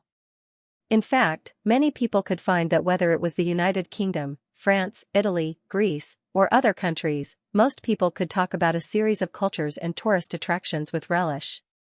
However, Germany was an exception. If you mention Germany to people around you, their first reaction might be Hitler. This wasn't a glorious history. Although Carolyn's personality was abnormally shy, the girl's knowledge could be described as profound. Many things that museum lecturers didn't necessarily know, she could often mention easily. Eric curiously asked about this matter, and the girl's answer didn't surprise him. Eric could only sigh and be envious. Although he had inherited all the memories of his previous life, after his rebirth, Eric didn't have the ability to remember everything he saw. As time passed, some of the originally clear memories of his previous life gradually began to dissipate. After spending a day visiting the museums on Berlin Museum Island, the two of them finally walked out of the History Museum at around 4 o'clock in the afternoon. Carolyn was still in high spirits. The two of them walked to the side of the street, and the girl pointed to the west. The Brandenburg Gate is just ahead. It's only 1 kilometer away. Eric, do you want to take a look? That's Germany's Arc de Triomphe. Okay. Eric nodded. Since it was so close, there was no need to take a car. Eric walked along the street towards the destination. Carolyn walked to Eric's right. She glanced at Eric's side profile from the corner of her eyes, then quickly looked away like a thief. Her little head spun a few times before she found a topic to talk about. Eric, after looking at the museum for a whole day, do you have any inspiration for a movie? Sensing the girl's clumsy conversation, Eric smiled and nodded. Yes. Carolyn moved closer and looked up at Eric. Then, can you tell me about it? Of course, Carolyn. Have you ever thought about a possibility? If the exhibits in the museum suddenly came to life, what would happen if they all came to life? I haven't thought about it. The girl shook her head honestly. Eric laughed. Then what do you think of when you look at the exhibits? Their age, their artistic value, or the historical events involved? As she spoke, the girl couldn't help but lower her head and murmured, Eric, am I very useless? I only know how to remember things from books. Of course not, Carolyn. You don't know how amazing you are. I envy your little head. As Eric spoke, he raised his arm slightly and wanted to pat the girl's head. However, considering the girl's shy personality, he gave up on this action. Noticing Eric's actions, Carolyn shrunk her neck slightly. She couldn't help but feel a little hopeful in her heart. However, when she saw Eric retract his hand, she couldn't help but feel a little disappointed. But, actually, I know that they often say that I'm a bookworm behind my back. Eric stopped in his tracks and turned around to look at the petite girl before him. Solemnly, he said, Carolyn, you mustn't think that way. Those people who are talking about you are definitely jealous. Excellent memory is a gift given to you by God. The more knowledge a person has, the easier it is to draw inferences and do things that ordinary people can't do. Carolyn's eyes sparkled as she looked at Eric. After he finished speaking, she nodded her head vigorously like a student being praised by her teacher. Thank you, Eric. Eric imitated the girl's slightly raised British aristocratic accent. You're welcome, Caroline. Hee, Carolyn laughed. Oh right, what about the inspiration you mentioned just now? Oh, it's like this. We can create a scenario where the male lead finds a new job as a night watchman at the Natural History Museum. On his first night of duty, when he is patrolling the eerily empty museum, he suddenly hears a strange sound. Eric briefly explained the main storyline of Night at the Museum. Before he finished, he realized that the girl beside him was looking at him with a little adoration in her eyes. Eric was even certain that if he were to buy a lollipop and pass it to her now, this girl with a Lolita aura would immediately follow him home. How evil. Eric, what's next? Carolyn asked when she saw that Eric had suddenly stopped narrating the story. Eric shook his head. He didn't want to continue trying to impress Carolyn. I haven't thought of what's next. You know, the script isn't that easy to write. Carolyn instinctively defended Eric. It's okay. It's already very impressive. I definitely wouldn't have thought of such a fun story. I think that if it were to be made into a movie, it wouldn't be much worse than Jurassic Park. I hope so. Eric smiled. Carolyn was a little dissatisfied with Eric's perfunctory tone. She nodded her head firmly. That's for sure. The Brandenburg Gate was one of the more famous scenic spots in Berlin. There were many tourists around it. The two of them came to the nearby Paris Square. To avoid being surrounded by people, Eric quickly put on his sunglasses. Carolyn also took out a pair of sunglasses from her handbag. After thinking for a while, she put it back. The girl felt that there was no need for her to do so. If it weren't for the paparazzi who occasionally took a few photos of the two of them, Eric wouldn't even have to wear his sunglasses. After all, he had been working behind the scenes for a long time. Although he often appeared in the media, most of the photos were edited and were very different from the real person. The paparazzi also formed a tacit understanding with the two of them. Eric's bodyguards didn't stop them from taking photos. These people also didn't rashly stop the two of them and ask questions. After walking around the Brandenburg Gate, the two of them were tired. They sat down on the benches near the fountains on both sides of the Paris Square. You must be tired. I'll get someone to inform the hotel to send a car to pick us up. After walking for so long, Carolyn, whose face was already a little rosy, nodded. She looked at Eric and waved a few words to the bodyguards nearby. When the bodyguard stopped paying attention, she said, Eric, before I came, Rachel asked me to ask about the movie you promised her last time. The timing last time was a little too good. Eric didn't intend to hide it and said, it's a story about the Titanic. The Titanic? Carolyn asked with her eyes wide open. Eric nodded. Yes, it's the Titanic that sank on its first voyage in 1912. I think Rachel's temperament is very suitable for the image of the female lead. The main body of the movie is a love story in a disaster. The female lead, Rose, who was born a noble lady, was forced by her mother to marry an American entrepreneur. In the process of going to America to get married, Rose met the very talented Jack on the Titanic. Because of a series of events, they quickly fell deeply in love with each other. As Carolyn listened to Eric's story, a sense of déjà vu arose in her mind. she asked. Then, did the two of them end up together in the end? Eric looked at the hopeful girl and shook his head. Carolyn bit her lower lip and couldn't help but whisper, "Why can't they be together?" "Because this is reality. In fact, Jack and Rose aren't suitable for each other. They don't belong in the same world. Although impulsive love is beautiful, it can't withstand the hardships of a dull life. Therefore, in the final setting of the story, Jack sank into the sea, but lived forever in Rose's memory. Rose also found her own belonging. A girl's thoughts were always delicate and sensitive. When Carolyn heard Eric's words, she realized that Eric seemed to be indirectly rejecting her. A strong sense of loss and bitterness uncontrollably welled up in her heart. After a while, she felt that she might have misunderstood. After all, the people around her had said more than once that she was extremely clumsy in this aspect. Thinking of this, Carolyn once again summoned some courage. Raising her head to look at Eric beside her, she said, "Eric, in fact, there's still something I haven't told you." "Oh?"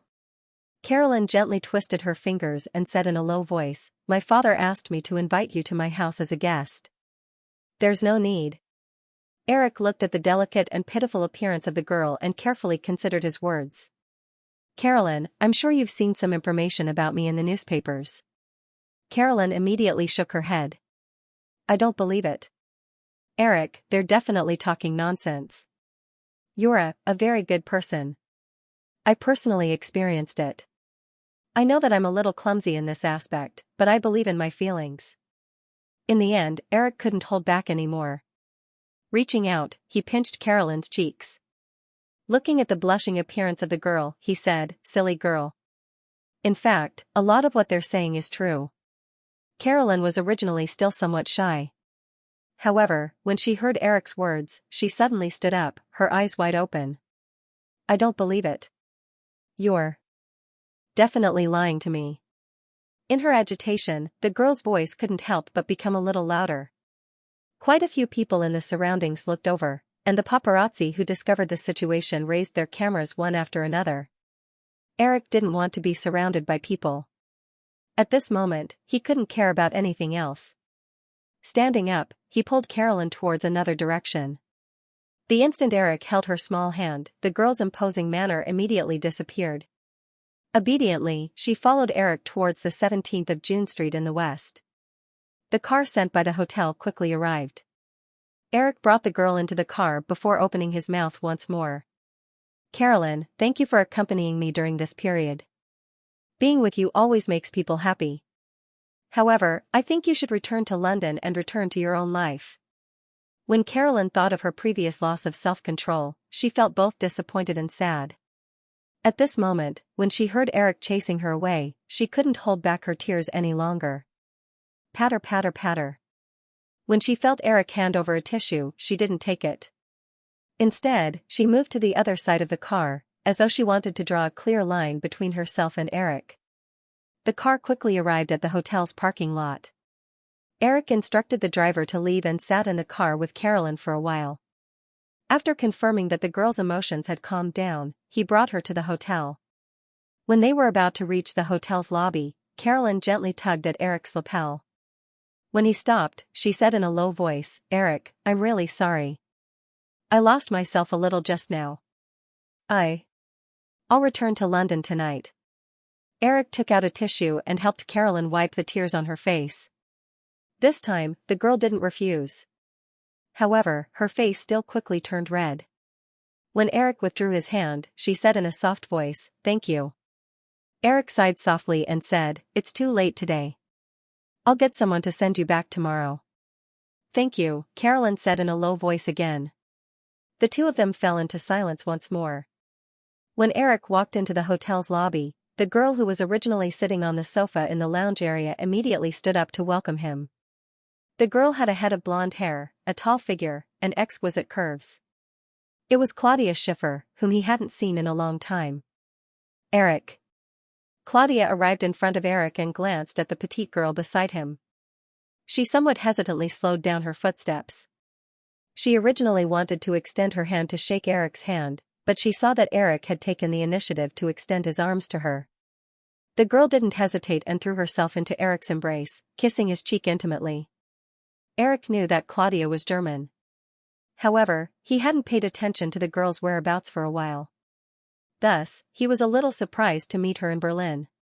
"This is Carolyn Wilson from London." "Carolyn, this is Claudia Schiffer. I'm sure you've seen her in a movie before." Eric let go of the girl's slender waist and introduced the two girls to each other. Claudia looked at Carolyn suspiciously. The girl's expression was somewhat delicate and pitiful, but there was some hostility in her eyes. However, Claudia still extended her hand warmly to the girl.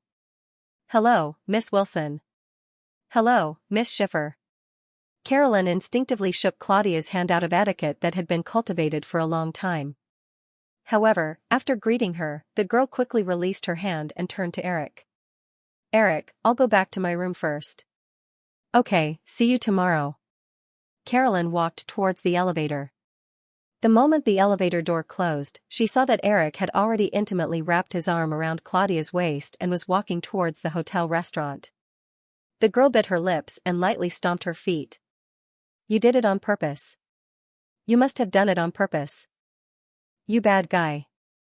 In the hotel restaurant, Eric and Claudia chose a window seat and sat down. He then asked, "Why are you in Berlin?" "I'm German." "Is it strange to be in Berlin?" Claudia replied with a smile.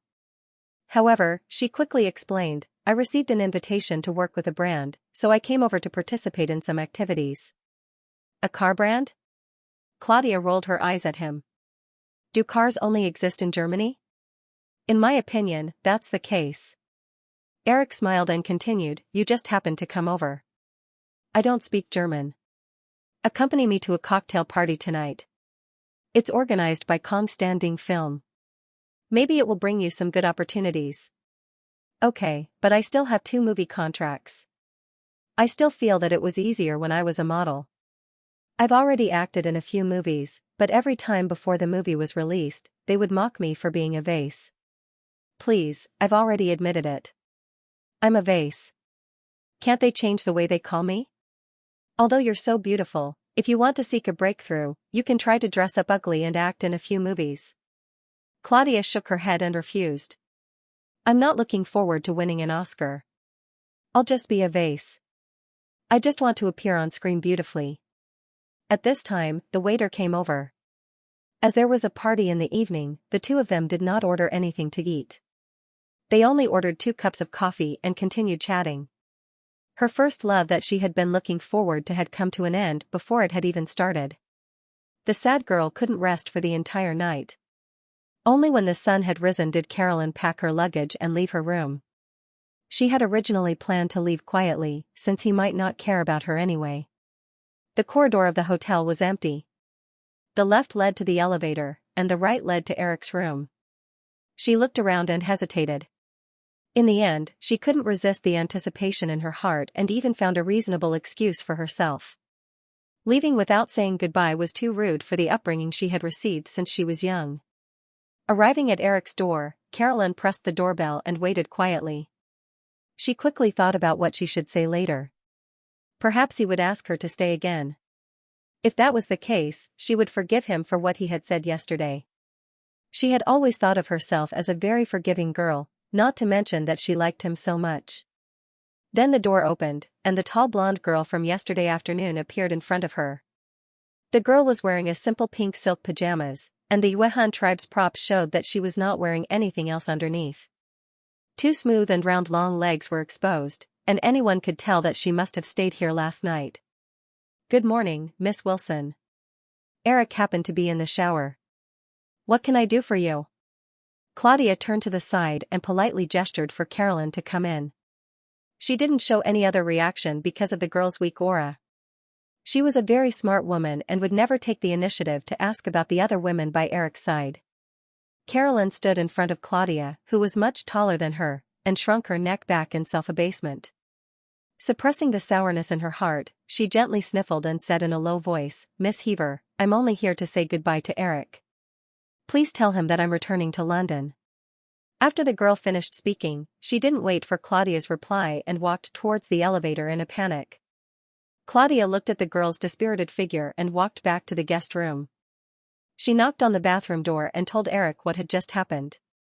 Carolyn walked out of the hotel and was about to hail a taxi when she heard a voice calling out to her from behind. Turning her head, she saw Eric chasing after her. Eric came to the girl's side and stood still. Only then did he heave a sigh of relief. He buttoned up the last 2 buttons of his shirt and said, "Carolyn, I'll send you to the airport later.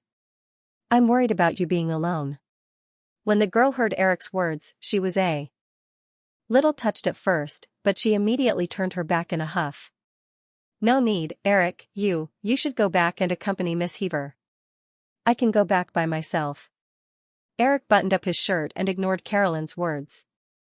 He took the girl's small luggage bag and said, "Let's go. I'll get someone to buy a plane ticket for you. Right now, it's best if you eat breakfast first. It won't do if you don't." After Eric finished speaking, he saw that Carolyn was still pursing her thin pink lips and not moving. He had no choice but to use his trump card. He reached out and grabbed the girl's small hand and walked into the hotel. The moment Eric's warm and rough hand grabbed her, the resistance in Carolyn's heart disappeared completely. She lowered her small head, her face red, and quietly followed beside Eric like an obedient child. After breakfast, Eric took Carolyn to Berlin-Schönfeld Airport in the hotel's car. He helped the girl get her ticket and even contacted Rachel, who was in London, to pick her up at the airport. He accompanied the girl all the way until the flight to London began to board. Only then did Eric feel at ease as he watched Carolyn walk into the boarding gate. When she heard the door open, Claudia, who was leaning against the sofa in the living room and watching television, propped herself up and leaned against the back of the sofa. She looked at Eric and asked, "Sent her away?" Eric nodded slightly and walked over to the girl's slender waist and leaned against the sofa. Claudia felt that Eric was a little disappointed. She couldn't help but ask, "Since you also like her, why did you let her leave?" "Because I'm a good person." Eric shook his head self-mockingly. Seeing the girl in his arms rolling her eyes, he asked, "Do you know who she is?" "How could I not know? She's the only daughter of Berkshire's Earl Wilson. I heard about it when I was in Hollywood last month. The newspapers were all saying that you were planning to marry her. When I came over yesterday, I was afraid that you would drive me away because I was a commoner." Eric gently pinched Claudia's soft waist. "Okay, stop teasing me. Have you eaten breakfast?" "Of course." Claudia giggled and rubbed against Eric's arms. "You're going out to play today. I can also be your tour guide." Eric didn't have any qualms about bringing another girl to appear in public right after sending Carolyn away. However, if they appeared in the newspapers, it would definitely embarrass Carolyn and her family. Eric originally wanted to refuse, but after thinking about it, he took out a travel album from a pile of magazines under the coffee table. After flipping through it for a while, he said, "Let's go to other cities. This way, we can get rid of the paparazzi." "How about Prague?" Claudia also moved her head over. Prague was the capital of the Czech Republic and was only 200 kilometers away from Berlin. However, the girl shook her head and said, "We need to apply for a visa to go to Prague. Although it's very fast to apply for a tourist visa, we definitely can't go there today." Eric also reacted. The European Union had only been established for 2 years and only had 6 member states. After swiping his finger on the map for a while, Eric picked the Netherlands, which was also a member of the European Union. "Then let's go to Amsterdam." "Okay, I'll go change my clothes and give my agent a call. He's in Paris right now to help me negotiate an endorsement contract." Claudia stood up and walked towards the bedroom. Eric quickly flipped through the travel album and also walked into the bedroom. Claudia had already changed her clothes and was standing beside the desk. She took out her mobile phone and address book from her Chanel bag and looked for numbers. Eric casually glanced at Claudia and was about to walk towards the wardrobe when his gaze was attracted by the mobile phone in her hand. Claudia had just found her agent's temporary number and was about to call him when she felt Eric behind her. He reached out his hand and took away her mobile phone before hugging her waist. Claudia thought that Eric was suddenly interested and turned her head to glare at him. Just as she was about to take the initiative to lie on the big desk, she realized that Eric was carefully playing with her mobile phone. Claudia blushed at her thoughts and turned to face Eric. "Is there a problem?" Eric held the mobile phone in his hand and apologetically kissed Claudia's curved lips. Sorry, baby, we might not be able to go to Amsterdam. But maybe in a few days, I can take you to Finland. What? Claudia asked in confusion. Eric pointed at the eye-catching Nokia logo on the mobile phone. This mobile phone is from Finland. Claudia still had a confused expression, but Eric was a little excited. He had always been thinking about Apple, but he had neglected the fact that Nokia had dominated more than 40% of the global mobile phone market before Apple's mobile phone appeared. It was also a giant with a market value of more than $200 billion. Moreover, in the original spacetime, Apple had only started to rise slowly in 2007. It was too far away from the present. However, Nokia's rapid development was something that would happen in the next few years. If he could intervene now, it would be another huge fortune. Rachel was sitting in the departure lounge of Heathrow Airport, listening helplessly to the chatter of a person who was trying to strike up a conversation with her. She stared at the entrance not far away until a familiar figure appeared in her field of vision. Rachel heaved a sigh of relief, stood up, and said to the young man beside her, "I'm sorry, Mr. Luke, my girlfriend is back." Rachel deliberately emphasized the word girlfriend. After saying that, she ignored the surprised expression of the young man and walked straight to Carolyn. After approaching her, Rachel discovered that Carolyn was different. The girl's white and delicate face did not have the slightest bit of liveliness. Her thin lips were pursed into a line and her eyelashes were drooping. Her beautiful golden hair, which was originally fluffy and slightly curly, was drooping softly. Every strand of her hair looked so listless. Her small figure floated in the crowd, giving people the feeling that she was a pitiful kitten that had been abandoned by its owner and drenched in the rain. "Carolyn, what's wrong?" Rachel quickened her pace and asked with concern. When Carolyn raised her head and saw that it was Rachel, her pursed lips immediately collapsed. Her eyes were red as she threw herself into Rachel's embrace. Woo-woo, woo-woo. Rachel, he rejected me. Rachel, who had thought that something big had happened, breathed a sigh of relief in her heart when she heard Carolyn's words. However, she also knew that this was definitely a huge blow to this little lass who had just experienced her first awakening of love. Therefore, Rachel hugged the girl tightly and patted her back to comfort her. "Okay, don't cry. I've already told you that Eric Williams is a playboy. You were originally, woo-woo, he's not." The girl sobbed as she retorted. Rachel felt somewhat helpless, but could only go along with the lass in her embrace. "Okay, he's not. Woo-woo, he's a bad guy." The girl quickly sobbed again. "Yes, he's a bad guy," Rachel said in agreement. Carolyn leaned into Rachel's embrace and cried for a long time before she finally stopped sobbing. She softly said, "Rachel, I miss Mommy." Rachel helped the girl wipe her face and hung her backpack on her shoulder. She took Carolyn's small hand and walked out. "Let's go. I'll take you home." Carolyn obediently followed behind Rachel. When the two of them left the airport hall, she suddenly muttered, "He held my hand." Rachel took out her keys and opened the door of her large Jaguar Monarch. She stuffed the girl into the passenger seat and said, "I know. The Daily Mail published the photo today." Carolyn looked at Rachel somewhat nervously. "Then, what did they say?" "Who cares what they do? The Daily Mail is just a tabloid that likes to spout nonsense." As Rachel spoke, she started the car and turned into the highway. Carolyn saw that she was about to step on the accelerator out of habit. She didn't have time to ask and hurriedly fastened her seatbelt. "Rachel, can you drive slower? It's too dangerous." "Okay, darling. I'll listen to you today." Rachel lowered the car's speed. She had visited Carolyn's family's manor a few times before, so she didn't need the girl to give her directions. After leaving the airport area, she drove along the highway and headed northwest. After the car stabilized, Rachel carefully probed, "Do you feel better? Do you want to tell me what happened?" After a moment of silence, Carolyn softly said, "He suddenly said yesterday that we're not suitable for each other." Rachel saw that the girl didn't say anything else after throwing out such a sentence. She couldn't help but sigh in her heart and didn't ask anything else. She knew that Carolyn still had a deep affection for Eric. At this time, she was definitely hiding something for him. However, Rachel also knew that although this girl had a weak personality, she sometimes liked to go down a dead end.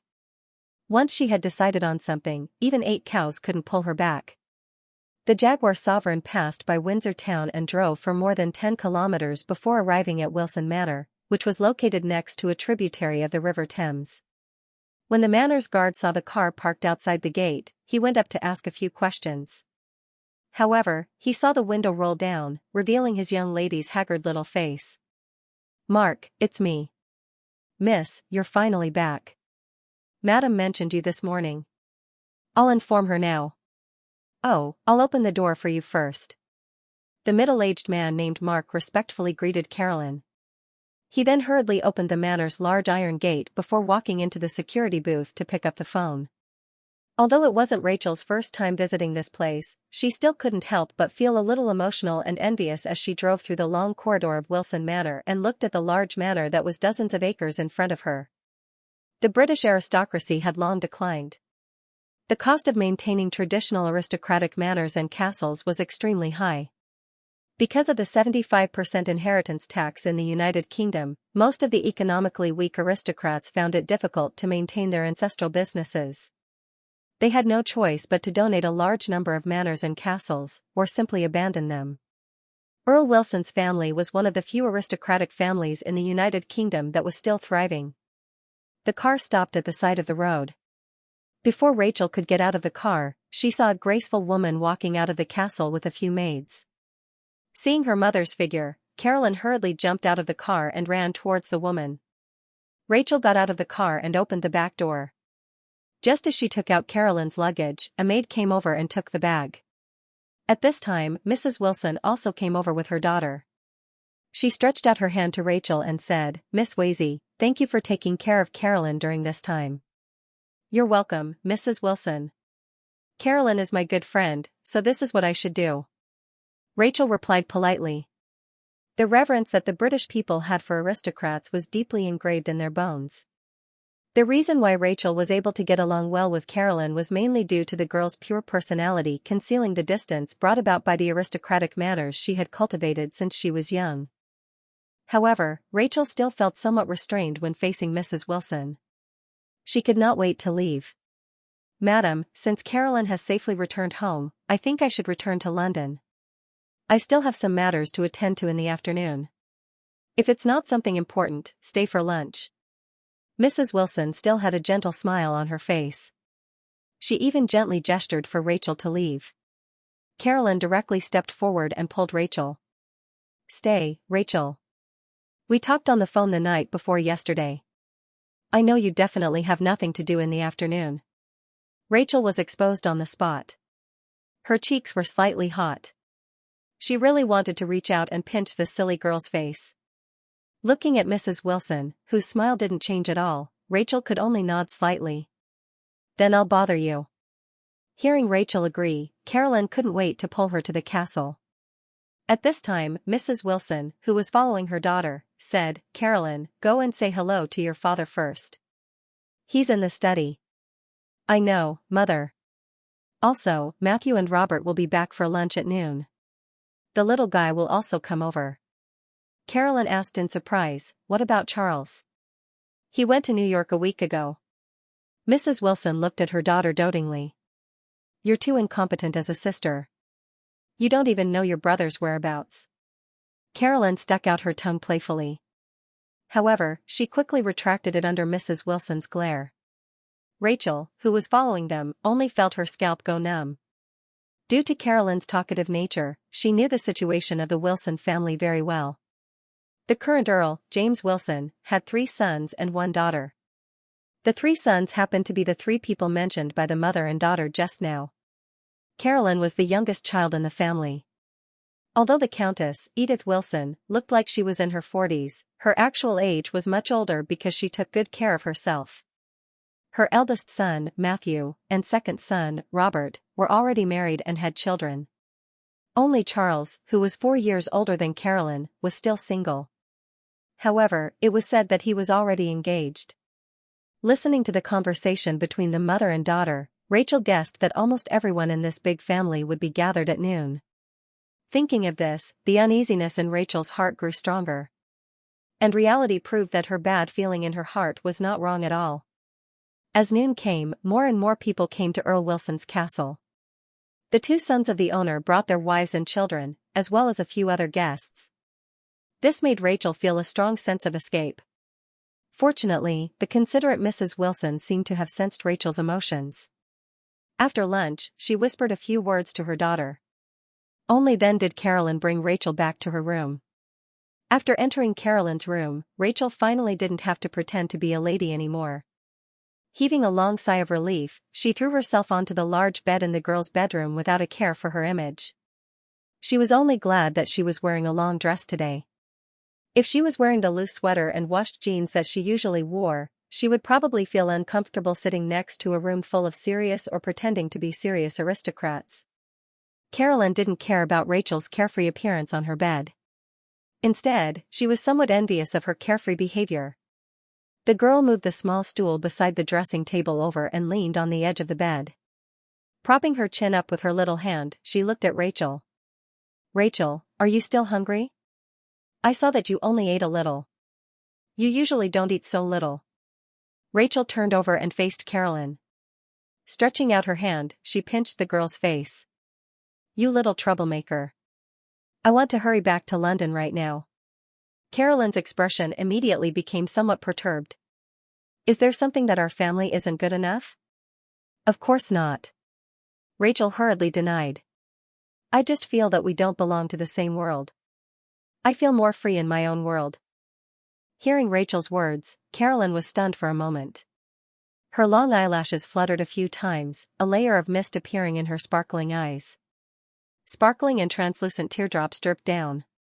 Seeing this, Rachel immediately panicked. She hurriedly sat up and leaned over. "What's wrong, Carolyn? Don't cry." Carolyn once again revealed the expression of an injured kitten as she leaned into Rachel's embrace. Perhaps because they were at home, the girl didn't cry out loud. Sobbing, she said, "No. No, Rachel. It's just that when he rejected me yesterday, he said the same thing. I just don't understand." "What's wrong?" Rachel gently stroked the girl's back. Carolyn cried for a while at the airport. After returning to the manor, she seemed to have returned to her carefree state. Rachel initially thought that she had recovered from being rejected by Eric Williams.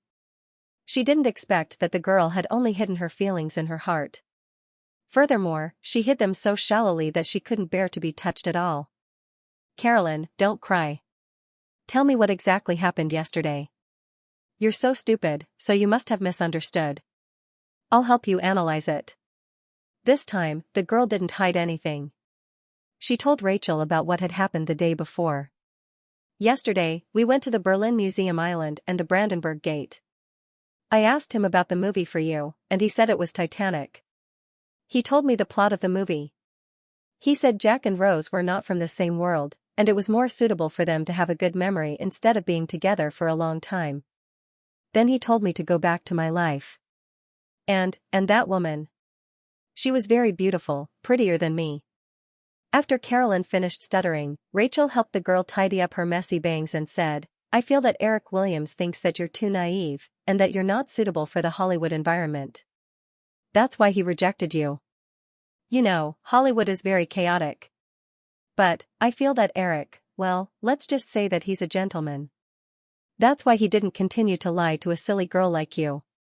So, forget about him. Maybe you can go back to Cambridge in advance. Don't think about him anymore. Just treat him as a passerby in your life. Do you remember when we went to see Eric Williams' movie Back to 17 in our first year of university? I think there's a line that's very good. When a girl is young, she always has to experience a few bastards." Carolyn immediately interrupted Rachel. "He's not a bastard." Rachel smiled. "I know. He's a bad guy." Carolyn's cheeks turned red at Rachel's teasing tone. "But, Rachel, I just like him. Who hasn't liked someone before? Actually, I secretly liked Marlon Brando. It's a pity that he's already an old man now. You clearly know that what we're talking about is different. In essence, there's no difference. So, you should try your best to forget this matter. Maybe you can go back to Cambridge in advance. Like many times, you can dive into the library and take out a few books. Before you know it, a day will pass. Maybe you'll wake up one day and forget about him. Then, you might feel that your reaction today was very silly. Carolyn silently listened to Rachel's words and said, "Rachel, I don't want to study anymore." "Why? Isn't your father no longer stopping you from continuing your graduate studies?" "It has nothing to do with Dad. I want to be like you and go out to work. I don't want to be a little girl who doesn't know anything anymore." Rachel couldn't help but pinch the girl's face again.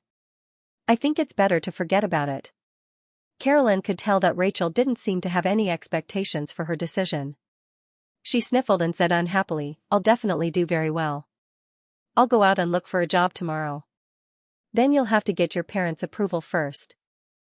"I think that when they hear your decision, they'll probably ground you at home," Rachel said.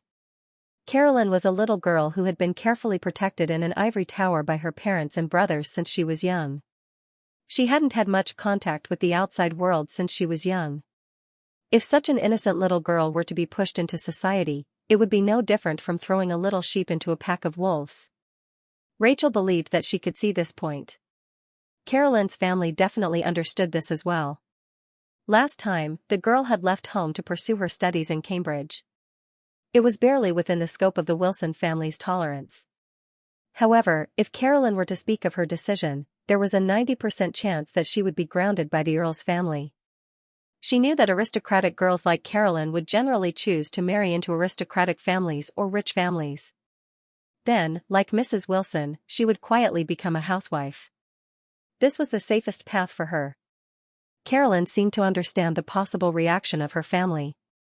She suddenly felt somewhat disappointed. She tightened her grip on Rachel's arm and suddenly said, "Rachel, can you stay with me today?"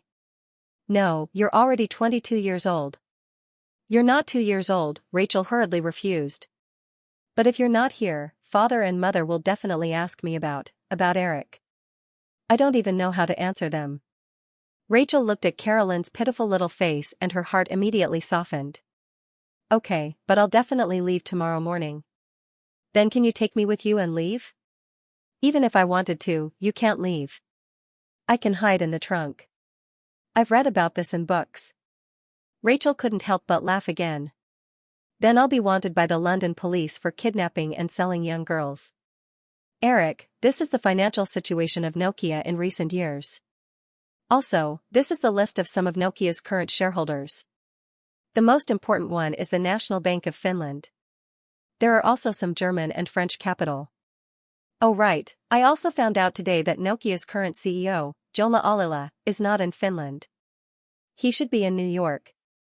It's said that he has been there for a month because of Nokia's financing. I've called back home for the specific situation and asked someone to find out." In the hotel where Eric was staying in the center of Berlin, his suite had been turned into a temporary office. There were many documents that he had collected over the past few days placed everywhere. After seeing the latest Nokia 1011 mobile phone from Claudia, Eric quickly began to ask Alan about the company's detailed information. Nokia was an ancient company with a very long history in Finland. It started with papermaking at first. Later, it gradually ventured into the rubber, optical cable, telecommunications, television, and other industries. In the 1980s, it was one of the largest diversified companies in Finland.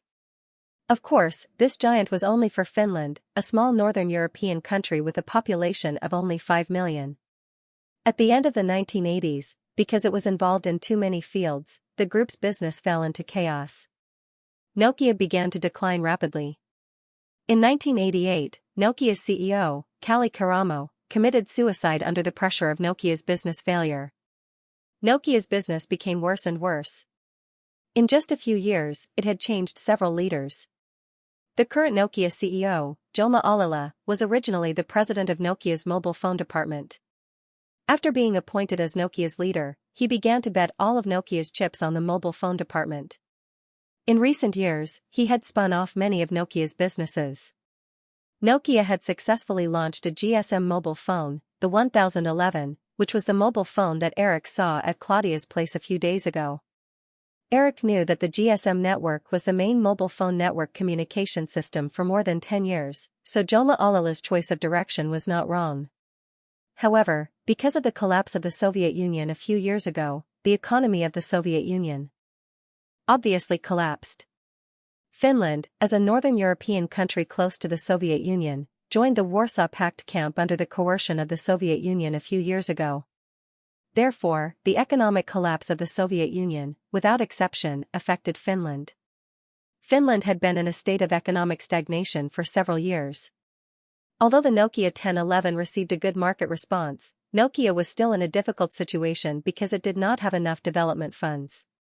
From the information in front of him, Eric also found that in 1991, the year before Jola Olala took office, Nokia tried to sell the mobile phone department to Ericsson in neighboring Sweden, but it was rejected by Ericsson with an almost mocking attitude. From this, it could be seen that the entire European capital market despised Nokia. Speaking of which, in the process of reading the information, Eric found another very interesting thing. Among the three leading mobile phone giants in the world in the 1990s, except for Motorola, the other two were in several small northern European countries. Nokia belonged to Finland, and Ericsson was a Swedish company. Eric also quickly found the reason. Because the small northern European countries such as Finland and Sweden had a small population, and their territory was mostly mountainous and hilly, the cost of developing wired telephone communication in these small northern European countries was extremely expensive. This also caused these northern European countries to pay more attention to the development of wireless communication. As early as 1981, when many people were still unfamiliar with mobile phones, Finland had already built a nationwide mobile phone network. Because of the emphasis on mobile communication technology, mobile phone giants such as Ericsson and Nokia were created. I have already called Chris a few times. By the way, have you sent this information back to New York? Yes, every time I organize a piece of information, I will send a copy back to New York separately. Alan nodded and suddenly said, Eric, I think if you are interested in mobile phone companies, maybe you can try to invest in Sweden's Ericsson, or invest in the local Motorola. In my opinion, the current Nokia doesn't have much investment significance. Jola Olala had to go to the United States because he couldn't find investors in Europe. Judging from the fact that he stayed in the United States for more than a month without any news, Wall Street investors don't seem to be too enthusiastic about Nokia. Eric flipped through Nokia's financial records for the past few years and said without looking up, Motorola and Ericsson are both emerging companies. These companies don't lack layman investors like us. If we get involved now, we won't get much benefit. But Nokia is different. If we invest in Nokia now, it will be like giving charcoal in the snow to this company.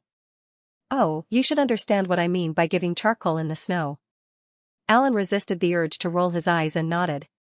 Of course I know, but since the other investors are very pessimistic about this company, I think. Alan didn't continue, but Eric didn't mind and said, you think that a layman like me definitely has no reason to intervene, right?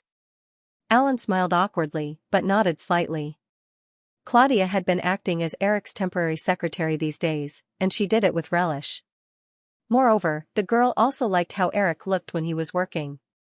Listening to the conversation between the two, Claudia couldn't help but say, Alan, actually, I don't think what you said is completely correct. I just happened to use Nokia's latest mobile phone product. When I returned to Europe, a good friend recommended it to me. She said that the call quality of this mobile phone is very good. Since ordinary people like us will choose this company's product because of the quality of a mobile phone, it means that this company must have its investment value. When Alan heard Claudia's words, he just shrugged slightly. Eric, who was flipping through the information, noticed his assistant's small movement and shook his head helplessly. His move this time was indeed different from the past. When he invested in companies such as Cisco and AOL, the development prospects of these companies were relatively bright, and the funds involved were not too much. Even the 3 internet companies he invested in, such as Yahoo, only invested tens of millions. But the situation this time was very different. Nokia was a large group company in Finland. Although its development was in trouble, from the financial data collected, this starving camel still had about $1 billion in assets. From Eric's personal opinion, of course, the more shares the better. If he could swallow all of them, he didn't mind throwing in all of Firefly's funds. Eric stayed in Berlin for a few more days. He then moved to Paris with the main creative team of Jurassic Park to prepare for the movie's French premiere. At this time, it was already mid-July. Jurassic Park had been released in North America for 6 weeks, and the box office easily exceeded $300 million. Regarding the box office number curve of Jurassic Park in North America that was still strong, the local media had already gone from being amazed at breaking $100 million in the first week to now being numb. There was almost no suspense that the film's box office in North America would exceed $400 million in the next few weeks, and the discussion about whether it could exceed $500 million did not seem to be that enthusiastic. After all, whether it was $400 million or $500 million, for most Hollywood films, it was like a person looking up at the stars in the sky. Very few people would think about whether a certain star was 100 light-years or 1,000 light-years away from them. The overseas box office of Jurassic Park also exceeded $300 million in the 6th week, and the total box office reached $600 million. The box office in the UK, which was released at the same time as North America, was particularly eye-catching. The box office in the UK reached £57 million in 6 weeks, and the total box office was expected to exceed £70 million. At the same time, Jurassic Park would also be released in France, Spain, Japan, and other overseas countries. Especially Japan, this was a country obsessed with monsters. Although Eric didn't have a specific number in his memory, the box office of Jurassic Park in Japan definitely exceeded $100 million. Although Jurassic Park was crazily collecting box office around the world, creating one box office miracle after another. But this miraculous movie didn't attract a positive response from the local media in any country. In recent months, the media in many European countries used a tone close to the wolf to evaluate Jurassic Park, and this was especially true in France, where Eric was currently based. As the birthplace of film, the French had always been very proud of their country's film industry, and French film did indeed have a very glorious period. In order to welcome the box office giant Jurassic Park and defend the dignity of French film, the French released the most expensive film in French film history, Germinal, at the same time as Jurassic Park. The film adaptation of the French literary masterpiece Germinal cost 164 million francs, or about $30 million. It was jointly invested by more than 10 French film companies, and could indeed be said to be the most expensive film in France so far. Eric only had one thought in his mind regarding the reaction of the French. Why bother? Germinal was about the tragic life experiences of French miners at the end of the 19th century. It was nearly 3 hours long and could be said to be an absolutely boring film.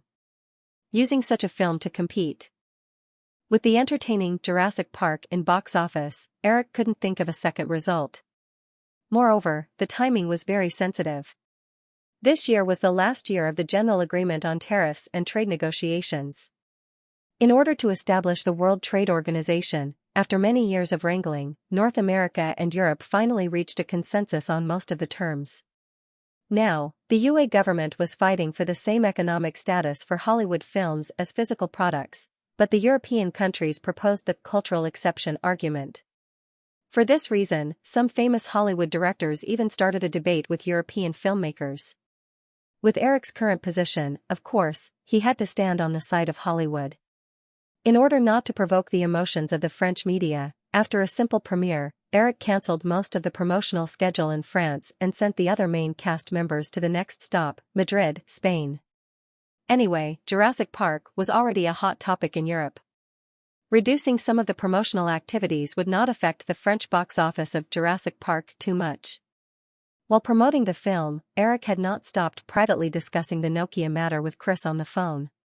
Chris had decided to personally come to Europe with the investment team of Firefly, so Eric temporarily stayed in Paris.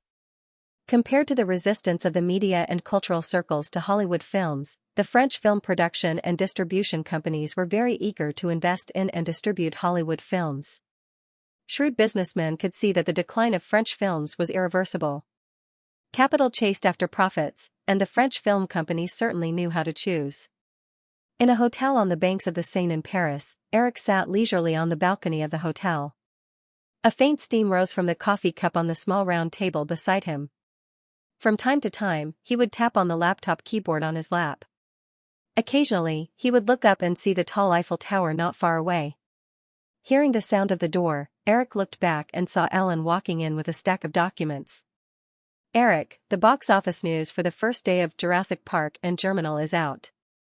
Alan put the documents in his hands on the round table beside Eric, took out a copy, and handed it to him.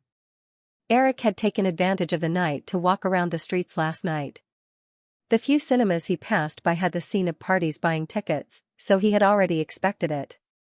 He was not in a hurry to open the documents Alan handed over. Instead, he took out a floppy disk from his laptop and handed it to Alan. "This is a script idea I thought of a few days ago. Send it back to Los Angeles and let them register the copyright." The script on the floppy disk was the night at the museum that he had thought of when he had accompanied Carolyn to visit the Berlin Museum Island. In the past few days, Eric had used his free time to roughly type out the script. Alan did not ask any more questions. He kept the floppy disk and introduced the documents that had just been sent over. Then, he took out an invitation from the folder. "This is from the CEO of Gaumont, Mr. Nicholas Seydoux. They are holding a celebration party for a movie tonight, and they would like to invite you to attend." Eric flipped open the box office data of Jurassic Park and Germinal. He frowned slightly and asked casually, "What movie?" "The movie is called Fragrant. I just checked. It's a romance movie. It was released at the beginning of June. The lead actors are two very famous French movie stars, Vincent Perez and Sophie Marceau. This movie has received a very good response in the European and Asian markets." Alan gave a simple introduction and did not mention the box office data of Fragrant. After all, compared to Jurassic Park, the box office of this romance movie was not worth mentioning. Eric still had a trace of helplessness between his eyebrows. After hearing Alan's introduction, he did not even think about it and asked casually based on his memory, "Sophie Marceau paid 1,000,000 francs in compensation to leave Gaumont back then. Didn't both parties fall out? Why are they working together again?" Alan did not know about this. Sophie Marceau's influence was more in France and the Far East. Hollywood had not noticed this French rose. "I'm not sure about this. Eric, do you want to check it out?" Eric was stunned for a moment before he reacted. He shook his head and said, "No need. I just suddenly thought of this." Sophie Marceau's past of falling out with Gaumont in order to film Zulaski's Wild Love appeared most of the time in the Female Stars magazine articles. In the end, it was just to beautify the female star's image. It was more of a publicity component. Moreover, 1,000,000 francs was less than 200,000 USD after conversion. For a famous European female star, it was not too big of a financial burden. Sophie Marceau and Gaumont's film company might have just been unable to come to an agreement for a while. Everyone temporarily parted ways and went their own ways. There was no possibility of them not interacting for the rest of their lives. To be more realistic, now that the European film industry was in decline, there were very few companies that had the ability to produce commercial movies. This French rose did not have many choices. Then, Alan pointed at the invitation. "Tonight's cocktail party?" Eric shook his head. He did not know what the so-called celebration party was going to be like. During this time, the French media had already hyped up the situation of the confrontation between Germinal and Jurassic Park. If the media attended, they would definitely ask about the box office of Jurassic Park and Germinal. Sighing, Eric looked at the data in his hand again. Jurassic Park's box office in France was 6,000,000 francs on the first day. The box office of Germinal, which was on the same scale as Jurassic Park, was only a little more than 1,000,000. When the time came, no matter how he answered, or even if he did not answer, as long as his figure appeared in the newspapers tomorrow, there would probably be sparks. Alan could also understand some of Eric's concerns. "If that's the case, I will call and reject the other party. Also, Mr. Hansen will arrive in Paris around 10 in the morning tomorrow. I have already booked the hotel room. Eric, is there anything else you want to add?" "Nope, that's all." Alan nodded and turned to leave Eric's room. Just as he reached the corridor, the mobile phone on Alan's waist rang.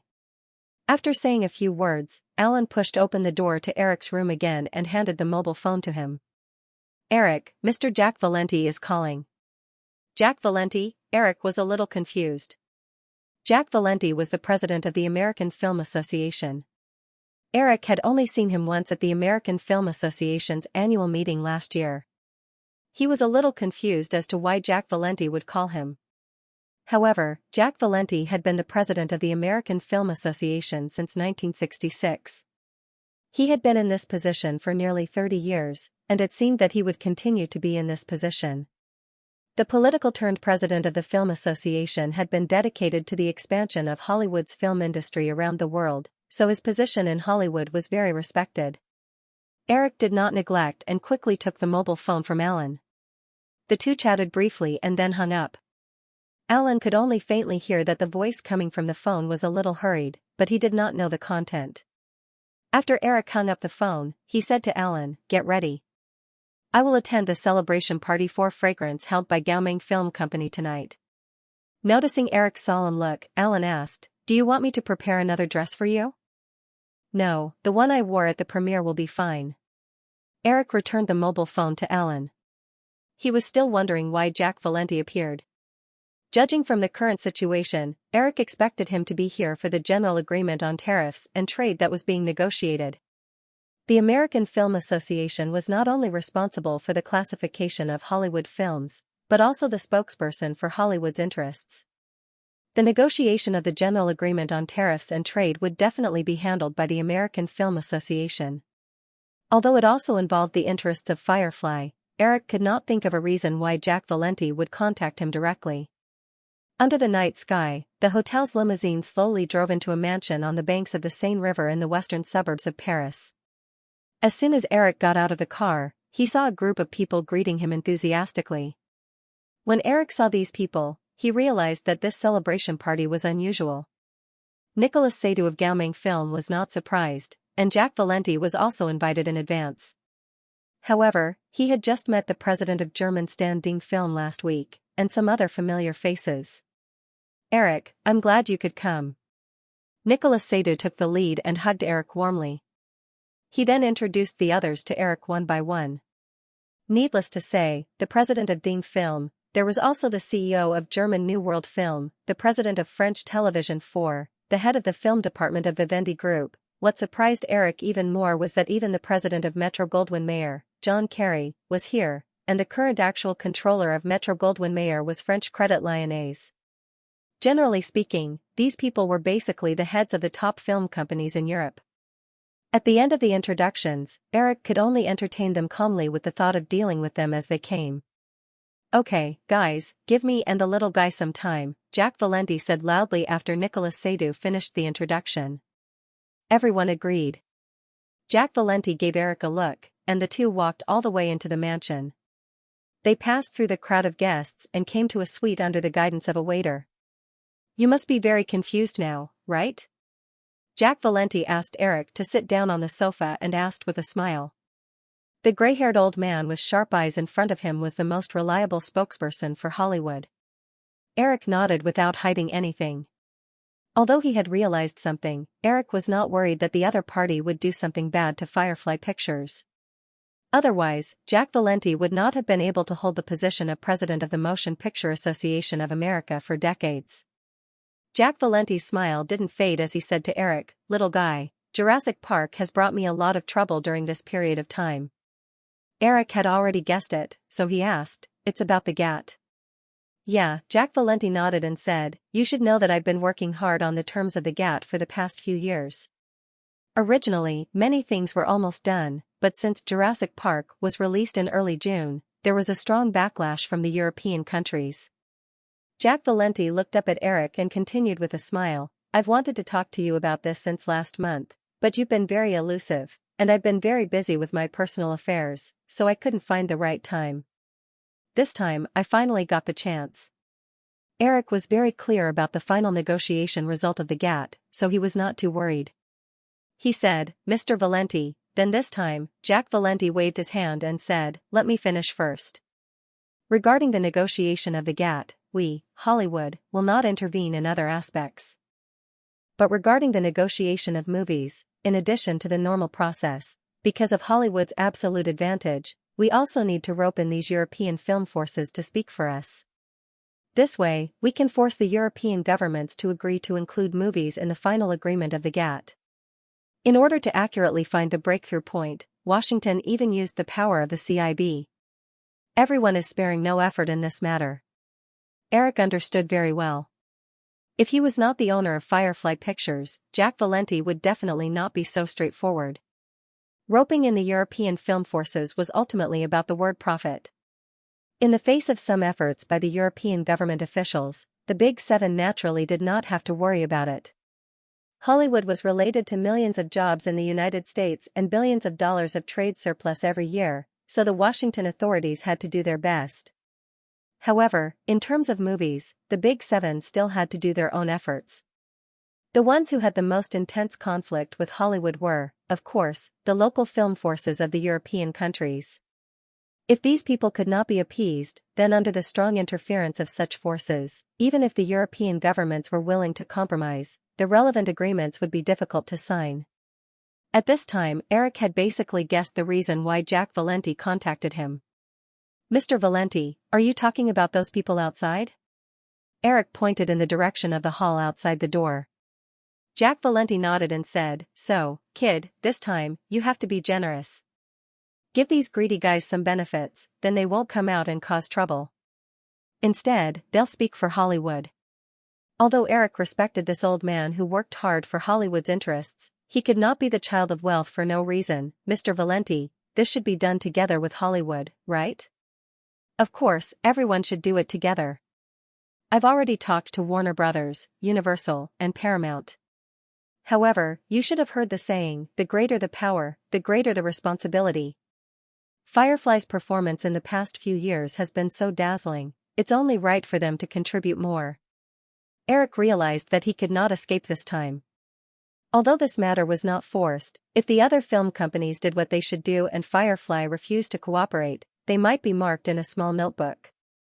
Although Jack Valenti just mentioned that Jurassic Park brought trouble to his work and did not complain too much, Eric could also see the huge resistance that Jurassic Park brought to the GATT negotiations from the recent European media. He smiled helplessly and said, "Mr. Valenti, I can only say that I'll do my best. I'm not a superhero. If they ask for too much, I think it's better to let them go to the captain of the US team." Jack Valenti laughed and said, "That's all I need to hear." Eric asked again, "Mr. Valenti, can I know what the conditions are from Warner Brothers?" Jack Valenti nodded and said, "Of course, the main promises include the priority of licensing the distribution rights of Hollywood movies, and receiving a certain amount of European capital to invest in movies every year." Investment in the production and distribution of Hollywood movies could be said to be the two main ways for overseas capital to enter Hollywood.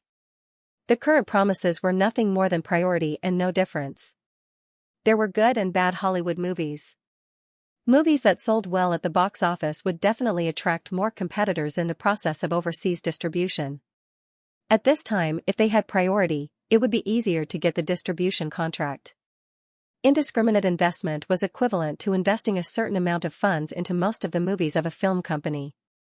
It was not like in the past, where the funds could only be invested in projects that the film company was not optimistic about, or invested in projects of independent production companies.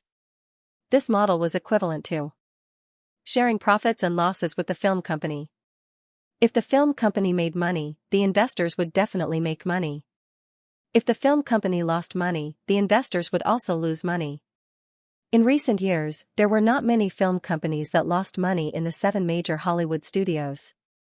Eric thought for a moment and said, "Mr. Valenti, the distribution rights can be discussed, but the indiscriminate investment is more difficult for Firefly to accept." "These are all things that can be discussed." Jack Valenti's smile did not change. "Of course, I know about Firefly's situation. Firefly's profits last year were envied by many. However, I just want you to know, Eric." Jack Valenti changed his expression and even changed to a more formal form of address. "This negotiation is related to the interests of the entire Hollywood, so it is definitely not the time to be stingy. If this negotiation fails, who knows when the next negotiation will reach this level of progress.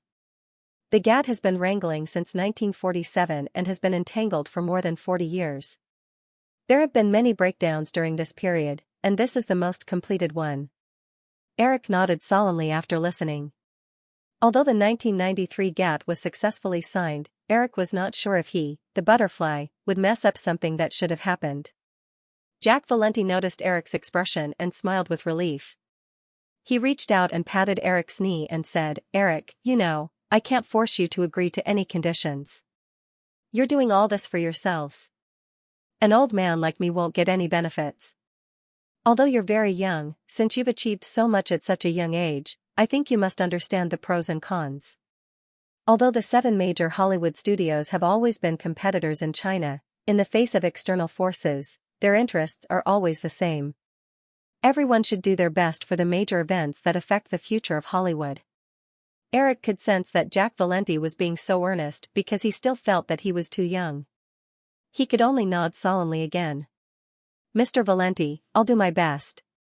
"Then I'm relieved." Jack Valenti stood up and said, "I don't know their specific requirements. You'll have to communicate with them personally. Let's go, these greedy guys must be waiting anxiously." Returning to the hall outside, the banquet had already begun.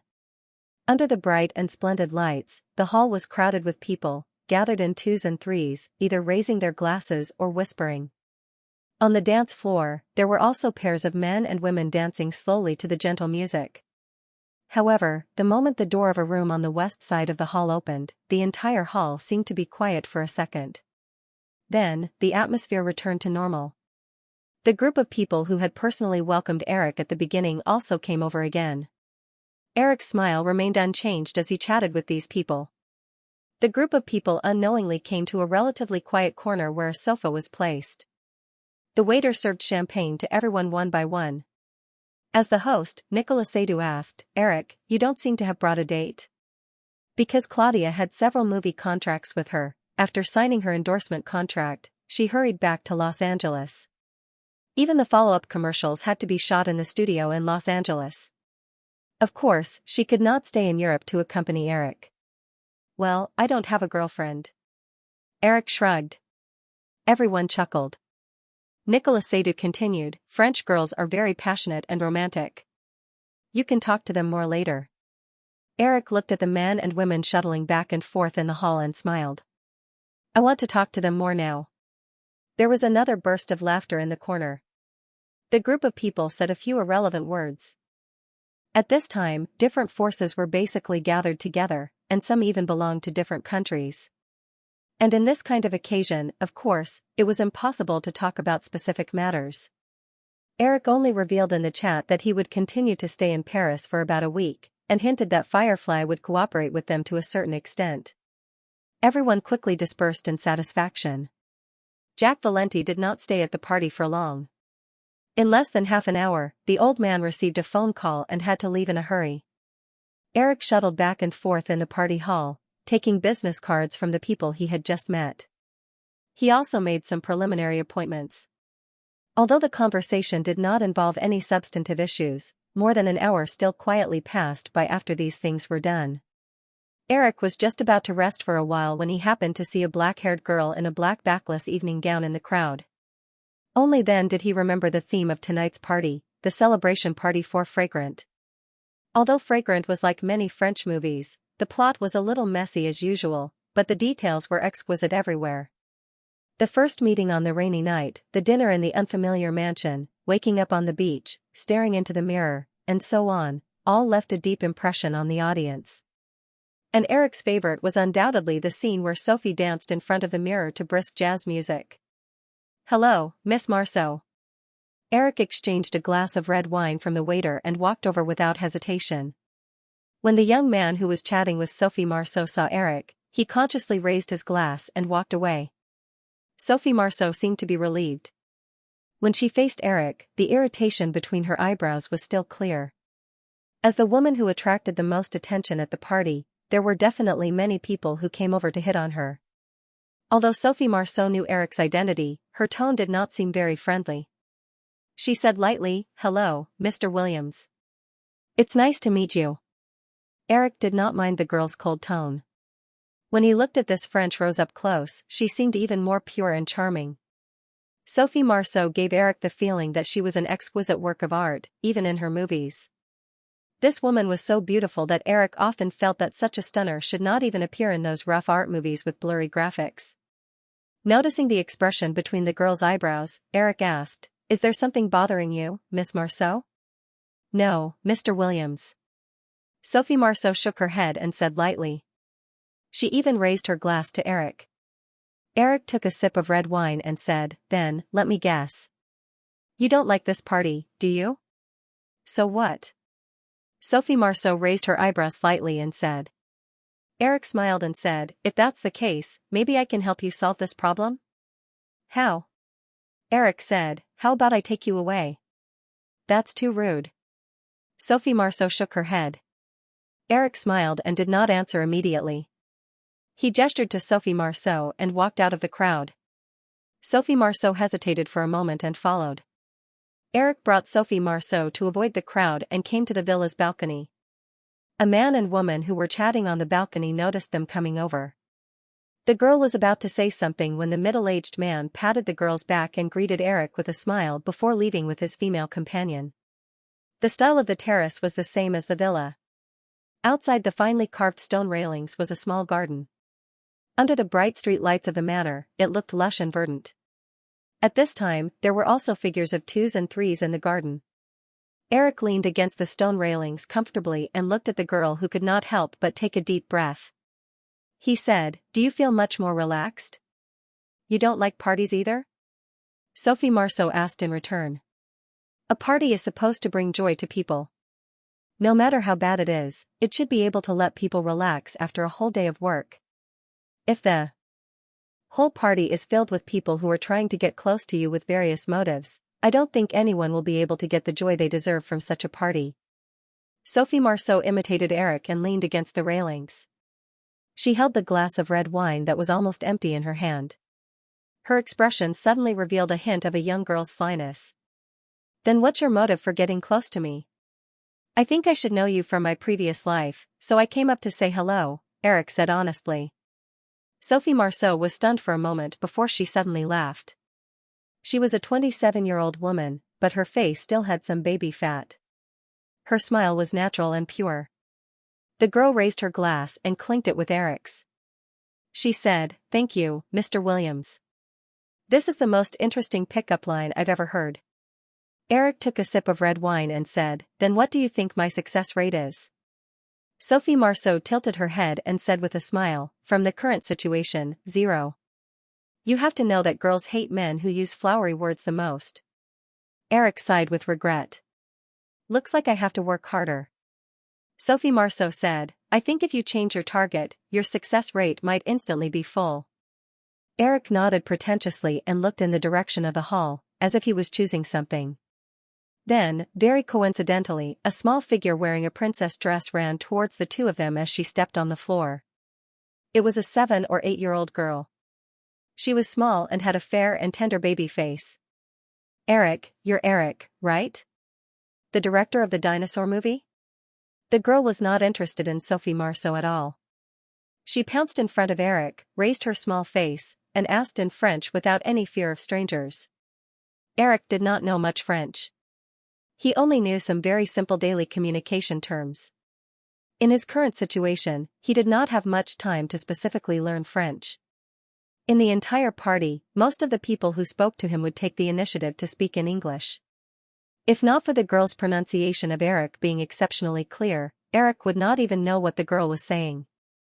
Helpless, Eric could only look at Sophie Marceau for help. "Sorry, Sophie, I don't know much French. Can you help me translate?" "Of course." Sophie nodded and said, "The little guy is asking you if you're the director of the dinosaur movie." When the girl saw that Eric ignored her and started chatting with Sophie, she immediately pouted unhappily and mumbled a few more sentences in French. This time Eric could not understand her at all. Sophie smiled and continued to translate. She said, "You're really rude. You're actually treating a little lady with such an unfocused attitude." Eric looked at Sophie innocently. "Then how should I answer her?" Sophie smiled, pointed at Eric, and said a few sentences in French to the girl. Seeing the little guy say a few more sentences, Sophie smiled with interest and said to Eric, "She said she forgave you. She also said you're really stupid." She could speak very fluently when she was 2.5 years old. "You're already in your 20s, but you still haven't learned it." Eric didn't know whether to laugh or cry when he heard Sophie's translation. Children's logic was always unreasonable. The little girl in the princess dress in front of him was obviously a French-centric like many proud French people. She naturally felt that others should learn French instead of adapting to others. Although France and Britain were separated by the sea, the French's English level was at the bottom of the entire Europe. This could be seen from the unanimous backlash from French employees and tourists when Disneyland in Paris used English as a working language. Sophie thought the little girl was very interesting. She bowed slightly and said something to the little girl. But perhaps it was the natural rejection of beautiful women, the little girl was not interested in Sophie at all. Instead, she gently rolled her eyes at her. Eric saw Sophie's slightly embarrassed expression, but he didn't ask about the content of the conversation. Instead, he said to the little girl, "I still don't know your name." Although she had just used her taunting skill on Sophie, the little girl didn't treat her as an outsider at all. When she heard Eric speak, she looked at Sophie again. Sophie had no choice but to translate. She said her name is Leah. Eric was about to praise the little girl's name out of habit, but he quickly reacted. This was the Saito family's mansion. A little girl who could freely walk around this kind of party without an adult following her was basically the child of the owner. So, the little girl's name was on the tip of his tongue. Leah Saito. Eric carefully looked at the little girl's appearance. There were indeed some traces of her in his memory. In the original space-time, several major Hollywood film companies were tilting more and more resources into big-budget movies, which caused Hollywood to leave fewer and fewer opportunities for newcomers. Therefore, the second generation of Hollywood was more obviously exposed to the public. For various reasons, the film companies were also very willing to give opportunities to these second generation with a certain level of popularity. Hollywood men usually had a very long shelf life, so it was destined that this batch of successful second generation were mostly women. Leah Seydoux was one of them. In the original space-time, the little girl in front of him not only frequently appeared in the movies of legendary Hollywood directors such as Woody Allen, Quentin Tarantino, and Ridley Scott, but also got important roles in various commercial blockbusters such as Mission Impossible 4, 007, Ghost Rider, and so on. Such resources were enough to make ordinary actresses with both good looks and acting skills in Hollywood go crazy with jealousy. Leah Seydoux, who was still a little girl of 7 or 8 years old, noticed that Eric's mind had wandered off again. A look of dissatisfaction appeared on her face again. After mumbling some French words, she turned around and ran toward the hall without looking back. Sophie gloated as she translated, "She said you're really rude, and she's decided not to watch your movies anymore." Eric stared at the little girl's back and laughed. "Did I lose a fan?" "That seems to be the case," Sophie chuckled. The sudden appearance of the little girl made the unfamiliarity between Eric and Sophie dissipate a lot. As a time traveler, Eric not only had most of Sophie Marceau's movies stored in his memory, but he also knew much more about Sophie than the girl herself thought. Therefore, Eric could easily grasp the topic that Sophie was interested in. Under Eric's subtle attacks, the French Rose showed an expression of having found a confidant in her in less than an hour. "Eric, you're so right. I also think that marriage is just a kind of restraint. Of course, people who love each other have to be together, but if they don't love each other anymore, there's no need to continue to be entangled. It will only make both parties feel pain, so I never planned to get married." Sophie drank a few more glasses of red wine while chatting. At this time, the girl already looked slightly tipsy. When she said these words, her brows were slightly furrowed, as if she was thinking of something troubling her. Many things were easier said than done. How could it be so easy to say that you don't want to be entangled? A waiter dragging a tray passed by. When Eric saw that Sophie was about to take red wine from the waiter again, he reached out his hand to stop her and motioned for the waiter to leave. "I don't think you should drink any more," Eric softly advised. Sophie frowned slightly, but quickly showed a beautiful smile. "Hey, Eric, don't you want me to get drunk?" "Of course, I've even thought about your program after you get drunk." Eric lazily leaned on the railing again. So, I'm just provoking your reverse psychology now to make you drink more. Sophie stared at Eric in disbelief, then laughed as if there was no one around, attracting the attention of many people in the hall. Fortunately, the girl did not completely lose her mind. After laughing a few times, she quickly restrained her expression. Eric, you're a very interesting person. You have to know that arousing a woman's curiosity is often the first step for a man to seduce a woman. Sophie's clear eyes widened a little. She moved closer to Eric and asked like a naive little girl, "What's the second step?" The second step. Eric leaned forward slightly, reached out, and easily grabbed the girl's delicate chin. In the other party's eyes, which were mixed with panic and eagerness, he kissed her without hesitation. Waking up in the slight coolness of the morning in Paris, Eric felt a warm body carefully trying to escape from his embrace. His arm habitually grabbed the woman back, and he opened his eyes when the woman exclaimed in surprise. Sophie's body stiffened for a moment, and there was a slight tremble in her voice. Eric, you're awake? Yeah, good morning, Sophie. Eric leaned over and kissed the woman gently on the face. Sophie felt that Eric had changed into a comfortable position with his arms around her. It seemed that he wanted to continue sleeping. She leaned against the man's warm embrace reluctantly. After a few more minutes, Sophie resolutely removed Eric's hand from her waist, sat up, and began to put on her clothes. Seeing Eric leaning against the bed and watching her movements, Sophie felt shy, which she rarely felt when shooting certain scenes in the past. After putting on her clothes and tying her messy hair into a simple ponytail, the girl looked more natural. She looked around the spacious bedroom, looking for her handbag. You should have left it in the living room, Eric suddenly said in a gentle tone. Thank you, Eric.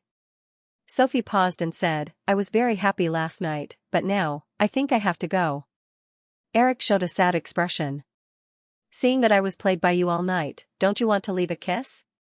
Sophie's face was slightly red, and she chuckled. She leaned over the bed and quickly kissed Eric on the lips.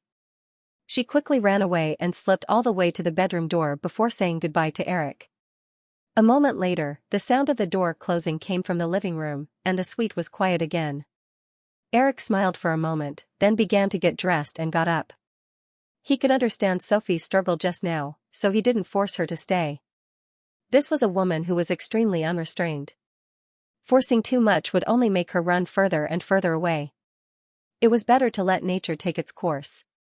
Anyway, there was still a long way to go. After Sophie left, Eric hurriedly washed up and went to the hotel's restaurant for breakfast. Things had been extremely complicated in the past few days. Not only was the Firefly Investment Company team led by Chris coming to Paris today to discuss the acquisition of Nokia Group, but Eric also had to follow the agreement with Jack Valenti last night to give these local European film forces some benefits so that these local tyrants would not come forward to obstruct the GATT negotiations. Also, he could not completely let go of the promotion of Jurassic Park. As Eric's first assistant, Alan sorted out the pages that Eric needed to pay attention to in advance as usual. When he saw Eric appear in the restaurant, he put a stack of newspapers on his table. Eric, I think you should take a look at this. Alan pointed at the weekly on the top. Eric picked it up. It was a news weekly in France. Although Alan only made comments in English on the key pages, Eric could still understand why he wanted him to pay attention to this newspaper. Because this news weekly used an entire page to publish a picture of a Tyrannosaurus Rex rampaging through the city of Paris, and the title was conspicuously marked, Culture, America's Attack. Eric did not need to read the content to be able to guess what the article was talking about. The most expensive film in French history, Germinal, failed miserably in front of Jurassic Park. With an investment of more than 160 million francs, it only earned 1 million francs on the first day. It was estimated that the first week's box office would only be about 5 million francs. This figure was not even as high as the box office of Jurassic Park in France. It was understandable that the French would have such a reaction. Eric quickly flipped through the next few newspapers and lost the mood to read. Today, whether it was French or English newspapers in France, they were all talking about the box office of Jurassic Park. However, thinking of the party last night, Eric couldn't help but sneer with a slight sneer. Even the local film forces in France were privately defecting to Hollywood. What was the use of these media clamoring desperately? In the end, nothing could be decided. Putting aside today's newspaper, Eric ordered, "Call the manager of the French branch and ask him to do appropriate crisis PR. We don't need to worry about anything else." Alan quickly wrote down Eric's instructions on the memo and said, "Mr. Hansen's flight will arrive at Charles de Gaulle Airport about 10 o'clock. I've already arranged a few cars. Do you want to pick him up in person?" "I'll go there myself." Eric nodded. In the departure hall of Charles de Gaulle Airport, the flight that Chris and the others took landed nearly a quarter of an hour later than expected. Noticing Chris's figure appearing at the exit of the VIP passageway, Eric waved at him with a smile and greeted him. After getting closer, Eric found that Chris's entourage was behind him, and the one walking beside him was a middle-aged man who had nothing to do with Firefly's investment. The middle-aged man was about 40 years old and wore a pair of rimless glasses. At first glance, his mediocre appearance gave people a clumsy feeling. However, Eric did not despise this middle-aged man at all because he had seen his photo more than once in relevant information. This person was Yoma Alala, the current CEO of Nokia. Although his appearance was ordinary, Yoma Alala's resume was not mediocre at all. Not only did this person have a double master's degree in economics, but he also served as an executive of Citibank in his early 30s. In the original spacetime, it was under his leadership that Nokia went from a company on the verge of bankruptcy to the position of global communications equipment overlord. "Eric, long time no see." Chris hugged Eric and quickly took the initiative to introduce him. "I think you must know him, Mr. Yoma Alala." Yoma Alala took the initiative to step forward and shook hands with Eric. "Mr. Williams, I'm Yoma Alala. It's nice to meet you. I like your movies very much." "Thank you, just call me Eric." Eric let go of Yoma Alala's hand and did not care about the other party's slightly scrutinizing smile. He turned and greeted the Firefly investment team members brought by Chris. Everyone left the airport, and Eric got into his car with Chris. As soon as the car started, Chris could not wait to open the suitcase he carried with him.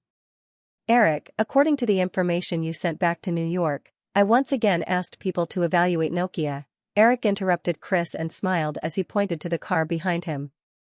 "You haven't told me what happened to Yoma Alala. Why did he come to Paris with you?" Chris smiled and temporarily closed the suitcase. He said, "I practically picked him up from New York.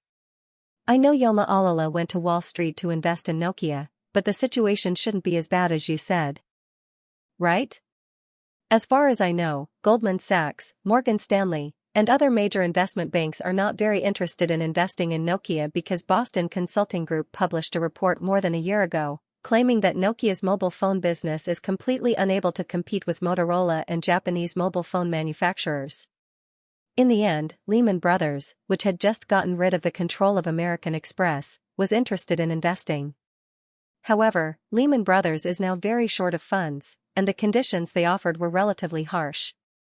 When I contacted Yoma Alala, he had already negotiated with the manager of Lehman Brothers' investment department for a month, and the negotiations had not broken down. From this point of view, this person is indeed very capable, but at the same time, he has become a hindrance to our acquisition of Nokia. Since he won't easily compromise with a giant like Lehman Brothers, that means he won't easily compromise with us either."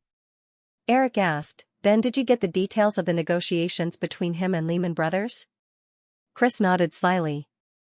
"Of course," Chris said as he opened the suitcase, took out a few documents, and handed them to Eric. The dispute between Yoma Alala and Lehman Brothers is mainly focused on the size of the capital injection and the timing of the listing.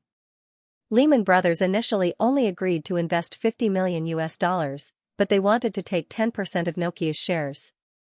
In addition, Lehman Brothers' conditions were to help Nokia get listed in 3 years, but Yoma Alala hoped that Lehman Brothers could directly get Nokia listed in order to extract development funds from the stock market.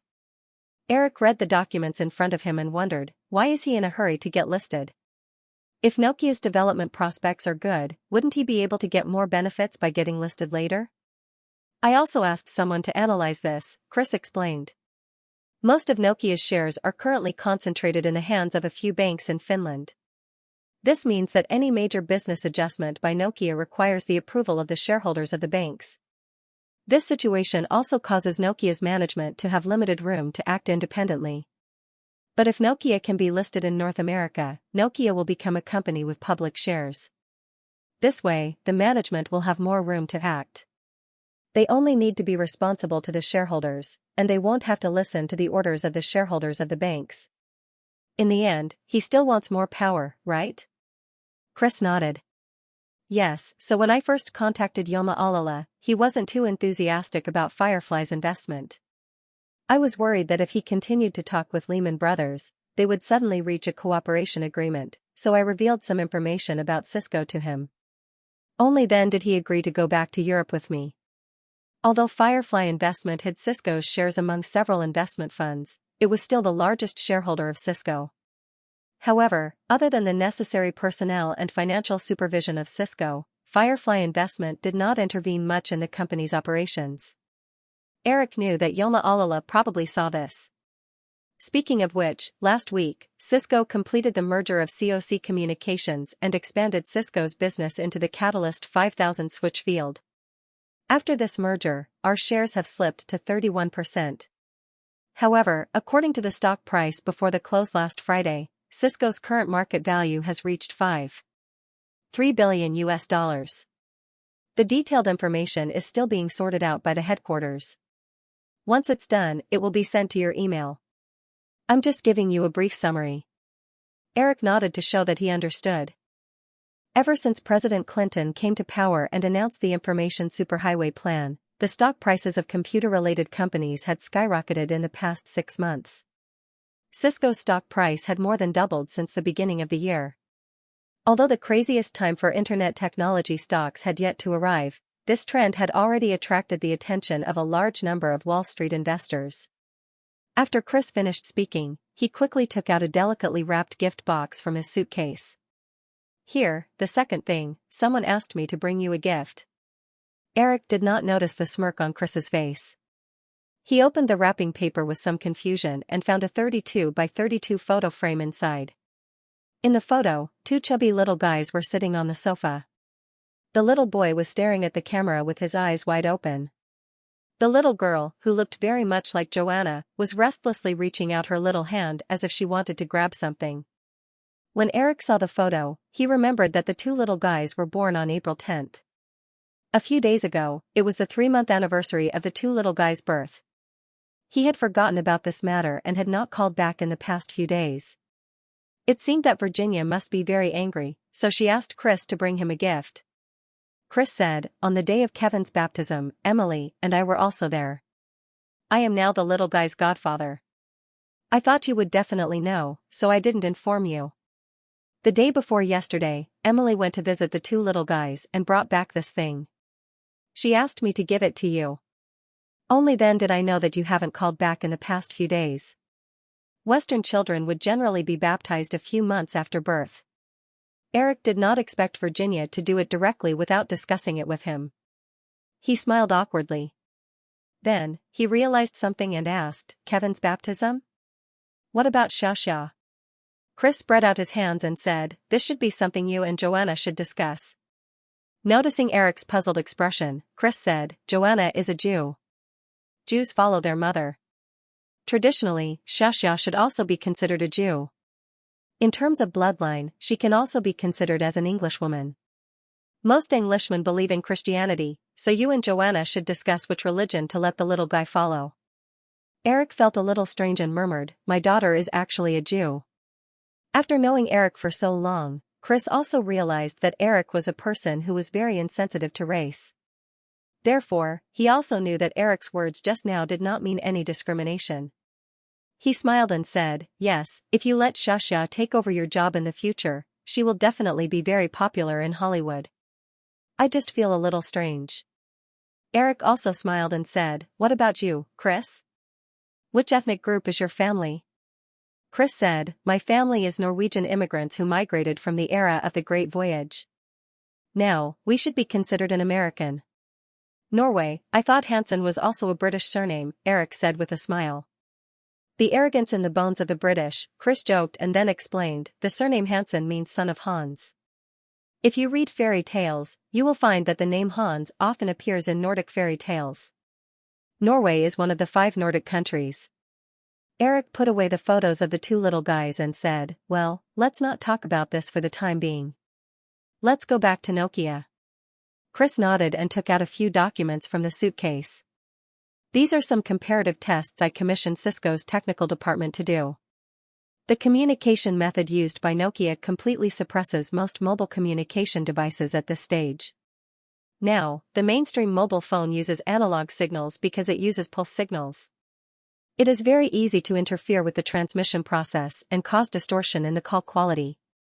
In fact, many mobile communication equipment companies are researching new communication systems.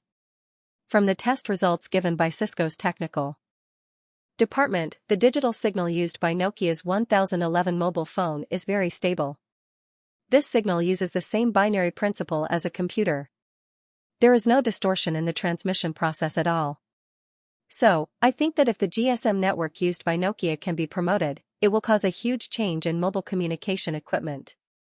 Nokia, who is the first to introduce the GSM system, will also gain a great advantage.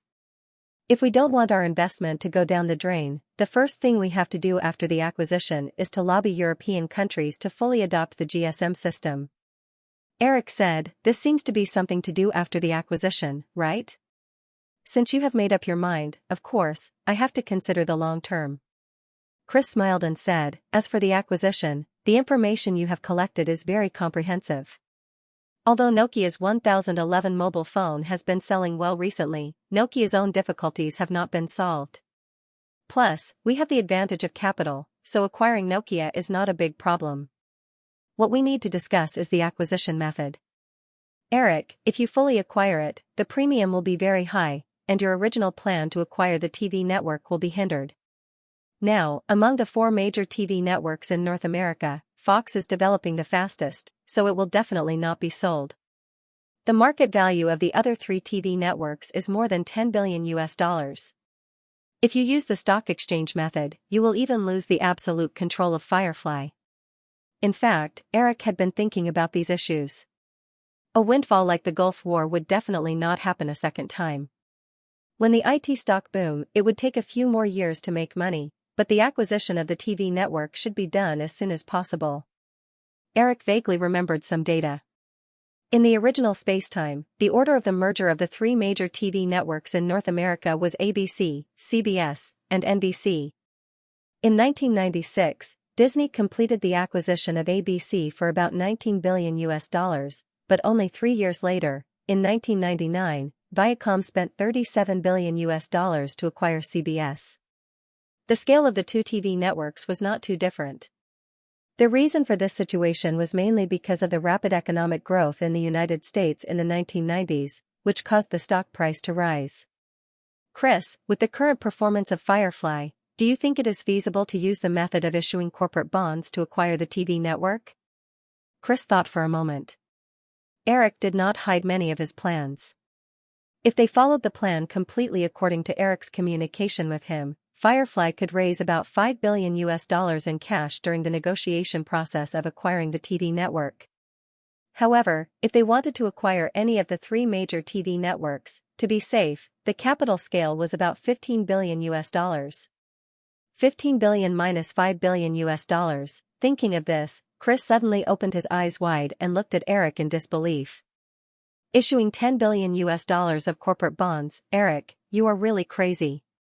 Not to mention $10 billion of debt financing. Even in the world until 1993, there were very few mergers and acquisitions that involved more than $10 billion of funds, not to mention issuing $10 billion of corporate debt to acquire a company. This could only be described as crazy. Eric did not mind Chris's shocked expression. He said, Chris, think about it from another angle. We all know about MGM's current situation. MGM's current assets are around $1 billion to $1.5 billion, but the company's debt is as high as $1.7 billion. The debt ratio is more than 100%. But if Firefly completes the acquisition of the television network, it will have no problem reaching $30 billion. Then, with the current debt, it will only be less than 40%. But Eric, a debt of 1 billion and a debt of 10 billion is no longer a simple matter of numbers. Of course, Eric knew this. Investors usually bought corporate bonds because the risk of bonds was relatively low. They didn't have to bear the risk brought about by the ups and downs of corporate performance like stocks.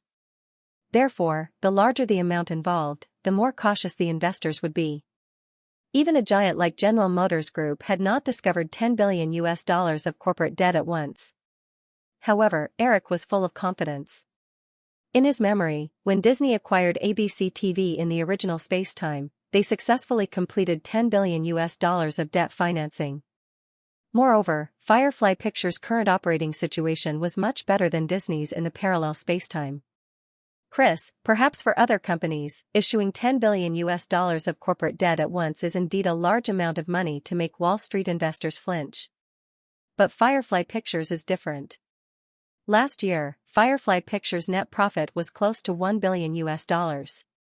And this year, Jurassic Park, The Bug Crisis, and Clash of the Worlds, the net profit from the box office of the three movies will reach $500 million.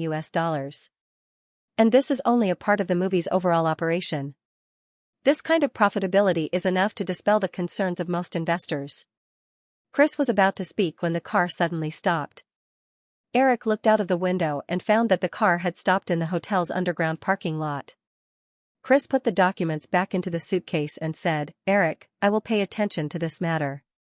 When I return to New York, I will find time to do a feasibility assessment. Yoma Alala may return to Finland in the afternoon, so we only have one lunch time with him. Let's focus on Nokia first." Eric nodded and got out of the car. It was almost noon when Chris and the others were settled.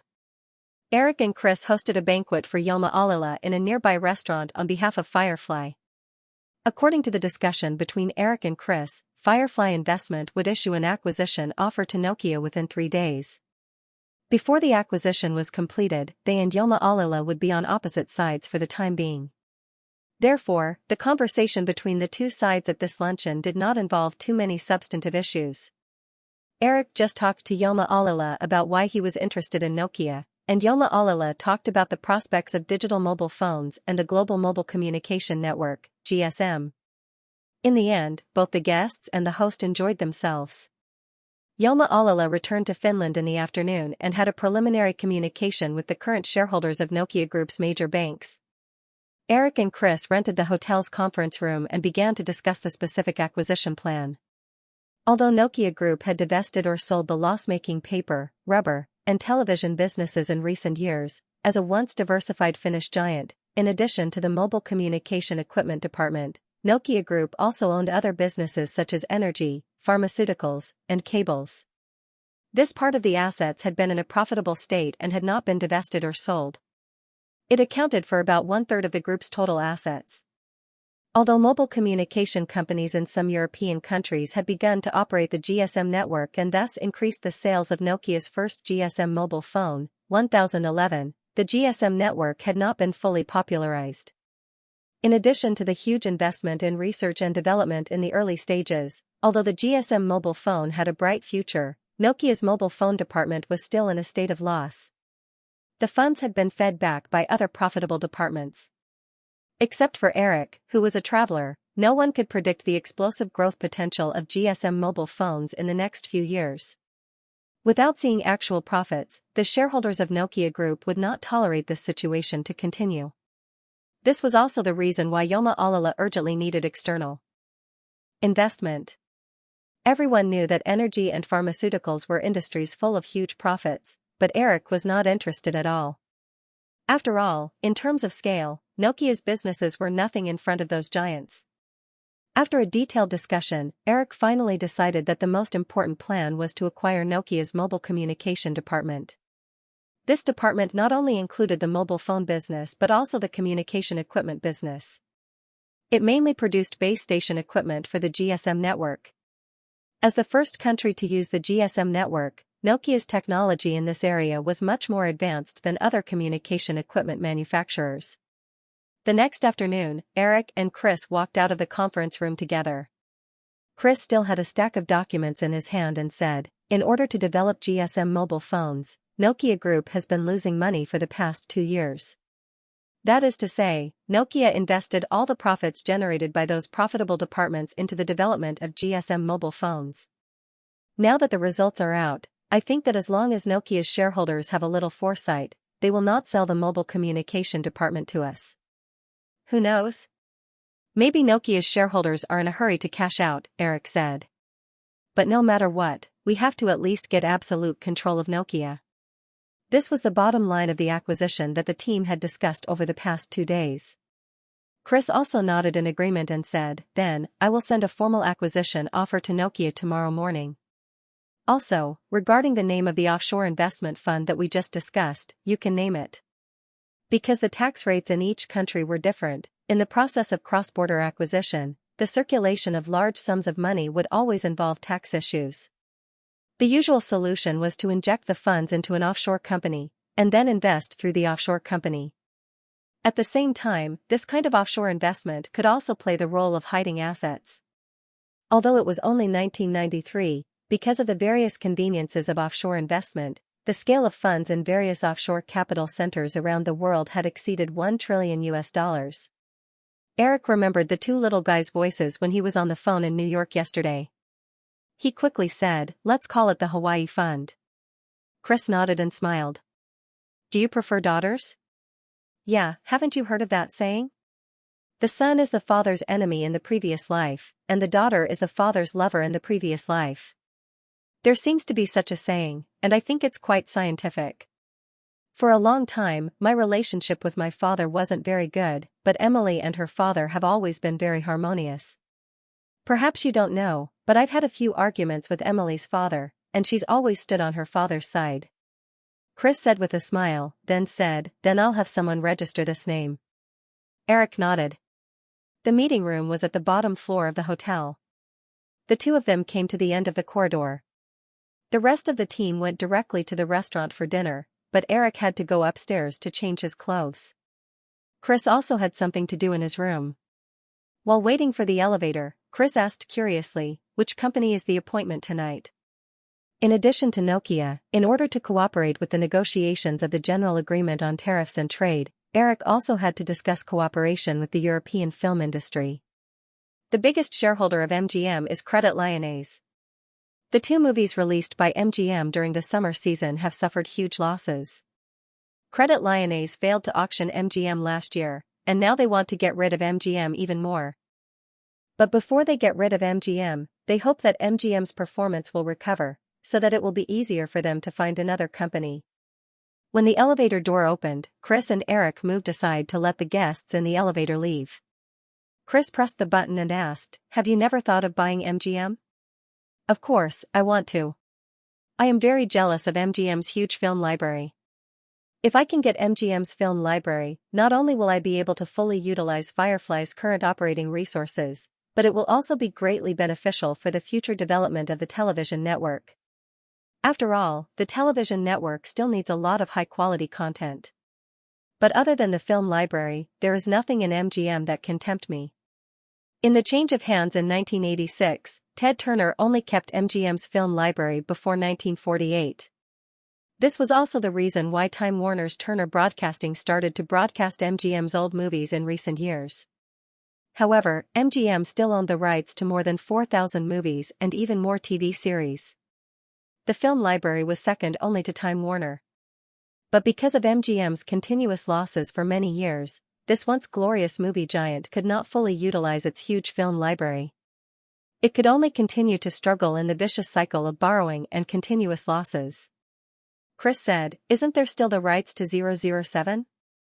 With MGM's current debt scale, according to the annual interest rate of 5%, the annual debt interest payment is as high as 80 million yuan. On average, MGM releases a 007 movie every 2 years. The profit generated is not even enough to pay the interest of the company's debt.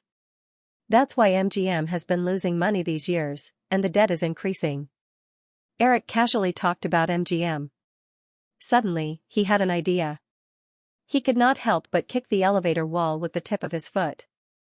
He said excitedly, "I suddenly thought of a good idea." Chris looked at him in confusion. Compared to a giant like Credit Lyonnais, these European film companies are all small fish and shrimps. If Credit Lyonnais is the matchmaker, and MGM is the carrier, Firefly will be able to get out of this matter. There is no need to interrupt the established operating track. Chris already knew what Firefly had to do to cooperate with the GATT negotiations. After listening to Eric's words, he immediately understood what he meant. Originally, many of Firefly's production plans for next year and even the year after had been confirmed. In order to cooperate with the GATT negotiations, Firefly needed to share some of its resources with the European film forces. Then, Firefly's established development plan must be adjusted accordingly. But if Firefly indirectly cooperated with the European film companies through MGM, the headquarters would not need to make too many adjustments. However, Chris was not very optimistic about Eric's idea. You just said that MGM's current annual profit may not even be enough to pay the interest of the company's debt. I think those European film companies will not be unaware of this. Do you think they will agree? Then invite all parties to sit down and negotiate. With MGM's current situation, I think as long as we can lead the company out of the predicament, those creditors will also agree to temporarily give up some interests. Otherwise, once the company goes bankrupt, MGM's assets will not even be enough to repay its current debts.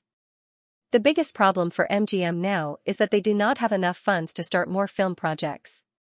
The creditors have demands, the European film companies have funds, and Firefly can provide high-quality film projects. These conditions can almost revive this dead film company. Do you think they will be tempted? Chris nodded, but said, "Didn't you just say that you were tempted by MGM's film library? If MGM really came back from the dead as you said, you'll have to pay a higher price to acquire this film company in the future." Let's talk about the future in the future. Eric shook his head and smiled, but he wasn't too worried about this problem. The fundamental problem with MGM was still in its business philosophy. Until now, MGM still maintained the vertical business philosophy passed down from the era of big studios. But since the 1980s, several other major Hollywood film companies had begun to try to diversify their development. They worked hard to open up surrounding industrial chains related to movies, such as audio and video, books, records, toys, theme parks, and so on, maximizing the locomotive effect of the movie business. Through the development of profit channels, it increased the film company's ability to resist risks. But at the same time, Metro-Goldwyn-Mayer fell into the hands of the casino tycoon, Kirk Kerkorian, who preferred to play with capital operations. The casino tycoon was obviously more interested in transforming Metro-Goldwyn-Mayer into a hotel than making a movie. As a result, the veteran movie giant missed the best opportunity to transform. And now, the Hollywood film companies that had opened up the industrial chain began a new trend of integration with the media groups. Once this trend was completed, MGM would be completely left behind, and there would be no chance for it to catch up with the pace of its peers who were integrated with the media groups. In this case, Eric providing some high-quality film projects for MGM would only make the film company prosperous for a while. In the future, when everyone was busy dividing the profits, MGM would still be the declining MGM. After saying goodbye to Chris, Eric went back to his room to change his clothes. He then took a car to a restaurant in New York on the banks of the Seine. He was going to meet a vice president named Marcel Noir in the investment department of Credit Lyonnais Bank and the current president of MGM Pictures, John Kerry. In 1990, Kirk Kerkorian sold MGM to an Italian investor, Giancarlo Parenti, for $1.3 billion. However, not long after, the U.S. Federal Securities and Exchange Commission discovered that there was a major problem with the transaction. The Italian investor, Giancarlo Parenti's company, was just an empty shell. The whole transaction process was completely a fraud to acquire MGM. Giancarlo Parenti was eventually jailed for this fraud, but Credit Lyonnais was the biggest victim, because Credit Lyonnais Bank was the financier of the transaction. At the end of last year, the fraud case was finally decided, and Giancarlo got the punishment he deserved. But the transaction was still declared valid. The 75% shares of MGM that Giancarlo Parenti got from Corkery were transferred to Credit Lyonnais Bank. In order to get rid of MGM, Credit Lyonnais Bank organized an auction, but no one dared to take over the mess. Credit Lyonnais Bank could only reorganize the management of MGM and poach Frank Marcheso and John Kerry to form a new management team, hoping to improve MGM's performance and find a successor smoothly. but now, the two new Helmers got off to a bad start. The two movies, Bear Peak and Last Action Hero, released in the summer season with a lot of money, both ended in failure. Along the way, Eric was thinking about the plan to match the cooperation between the European Film Company and MGM. After the hotel car stopped, Eric saw two white men greeting him warmly as soon as he got out of the car. Eric recognized John Kerry, who was about 60 years old and had gray hair, at a glance. Eric had seen him at some events in Los Angeles before, but until the celebration party of Fragrant, the two had no interaction. John Kerry was originally a senior executive in the production department of Warner Pictures. He had been working in Warner Pictures since the end of the 60s, and was an old man from the era of Steve Ross. After Steve Ross's death, the two co-presidents of Warner Pictures gradually intensified their internal strife for the position of CEO. Coupled with the invitation from Credit Lyonnais Bank, John Kerry left his old employer, where he had worked for many years, to become the president of MGM Pictures. Eric blamed the unlucky CEO of Carlock Pictures for the hype of Bear Peak and Jurassic Park, so he didn't know that it was actually the two Helmers of MGM who created this mess. However, even if he knew, Eric wouldn't care too much now. Anyway, the two movies from MGM had now ended in failure, and it didn't have any impact on Jurassic Park. Seeing John Kerry greeting him warmly with another Frenchman in his 40s or 50s with a big nose, Eric also walked up quickly with a smile. "Eric, I'm glad you could come tonight." John Kerry hugged Eric and then introduced, "This is Mr. Marcel Noir from Credit Lyonnais Bank." "Hello, Mr. Noir." Eric reached out to the other party. Marcel Noir and Eric chatted for a while before the three walked into the restaurant. The waiter led the three to a quiet corner. After ordering, Marcel Noir couldn't wait to get straight to the point. Although Metro-Goldwyn-Mayer ranked last among the 7 major Hollywood studios, Metro-Goldwyn-Mayer's scale could be said to be the largest in Europe. What surprised Eric but also felt reasonable was that Credit Lyonnais Bank actually hoped that Firefly could take over MGM. After Marcel Noir made this suggestion, he noticed Eric's slightly surprised look and continued, "Eric, as long as you agree to take over MGM, Credit Lyonnais is willing to give a very reasonable price. Moreover, we will also be responsible for lobbying the U.S. Federal Securities and Exchange Commission to pass this transaction request." Firefly Pictures had now reached a peak in Hollywood. If it continued to expand in the film business, it would definitely involve the issue of monopoly. It could be imagined that if Firefly Pictures merged with other major Hollywood studios again, it would definitely receive pressure from all sides. However, Eric was very clear that among the film companies other than Firefly Pictures, other goals were difficult to achieve at the moment. However, if he launched the acquisition of MGM, the resistance would be much less. There would even be people secretly facilitating this. The ruling of the Federal Securities and Exchange Commission was also greatly influenced by capital forces. If Firefly acquired MGM at this time, it was equivalent to taking a big burden into their arms. This big burden would definitely drag down the pace of Firefly's expansion and affect the evaluation of Firefly Pictures by investment institutions. If it were other times, in the face of MGM's rich film library resources, Eric would not mind taking over MGM and slowly adjusting it. However, in the next few years, Firefly would not stop accelerating the pace of expansion.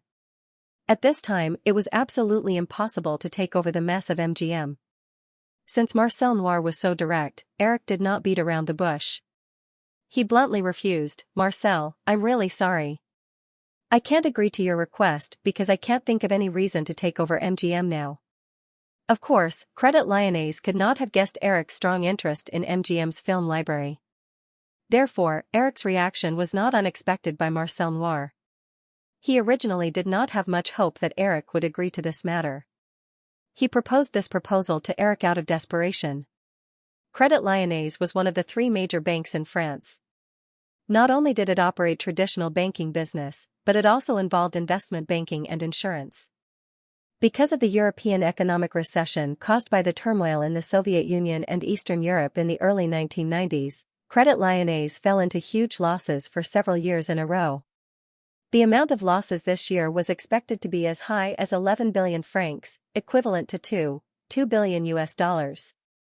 The MGM that was affected by the fraud case accounted for a large part of the losses. Credit Lyonnaise was now eager to cash out this hot potato. Because he did not have much hope in his heart, after hearing Eric's refusal, Marcel Noir did not continue to pester him. When the waiter in the restaurant served the dishes one after another, Marcel Noir gently winked at John Kerry. John Kerry nodded slightly, put down his knife and fork, and turned to Eric. Eric, I don't know if you are interested in the 007 series? Eric smiled slightly, thinking that it was indeed the case. However, speaking of which, MGM really did not have any bargaining chips to cooperate with him. The only thing Credit Lyonnaise wanted to do now was to sell MGM. It did not want to invest in Firefly's film business like other European film companies. The 007 series was like a life-saving ginseng for MGM. Every time they were terminally ill, they would cut off a piece, and then they could live on for a few years.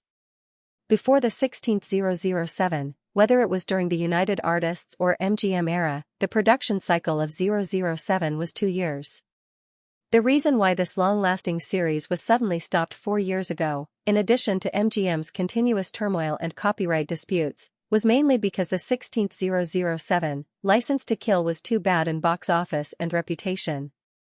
The budget of License to Kill was $32 million at that time, but it only earned more than $33 million at the box office in the United States. If it were not for the global recovery of the loss, Maid of Murder almost became the first loss-making sequel of the 007 series. For a classic legendary agent series, the loss of one investment was of course nothing, but MGM was more afraid that the reputation of the series would be completely destroyed. If the 17th or even the 18th movie still could not be recognized by the fans, then the series was likely to be completely stopped. Therefore, MGM hesitated for several years in the process of starting the production of the 17th 007 movie, and until now, there was no result. Speaking of the last License to Kill, although the reputation of this sequel is very bad, I think one of the settings is very interesting, Eric replied. He could not help but think of Kelly Lowe, who played Sam's deceased wife in Sleepless in Seattle. Kelly Lowe was the Bond girl in License to Kill. Eric and Kelly Lowe had a night of fun in Seattle, but the girl left after that night, and Eric never saw her again. When John Carrier heard Eric's words, he asked naturally, what setting?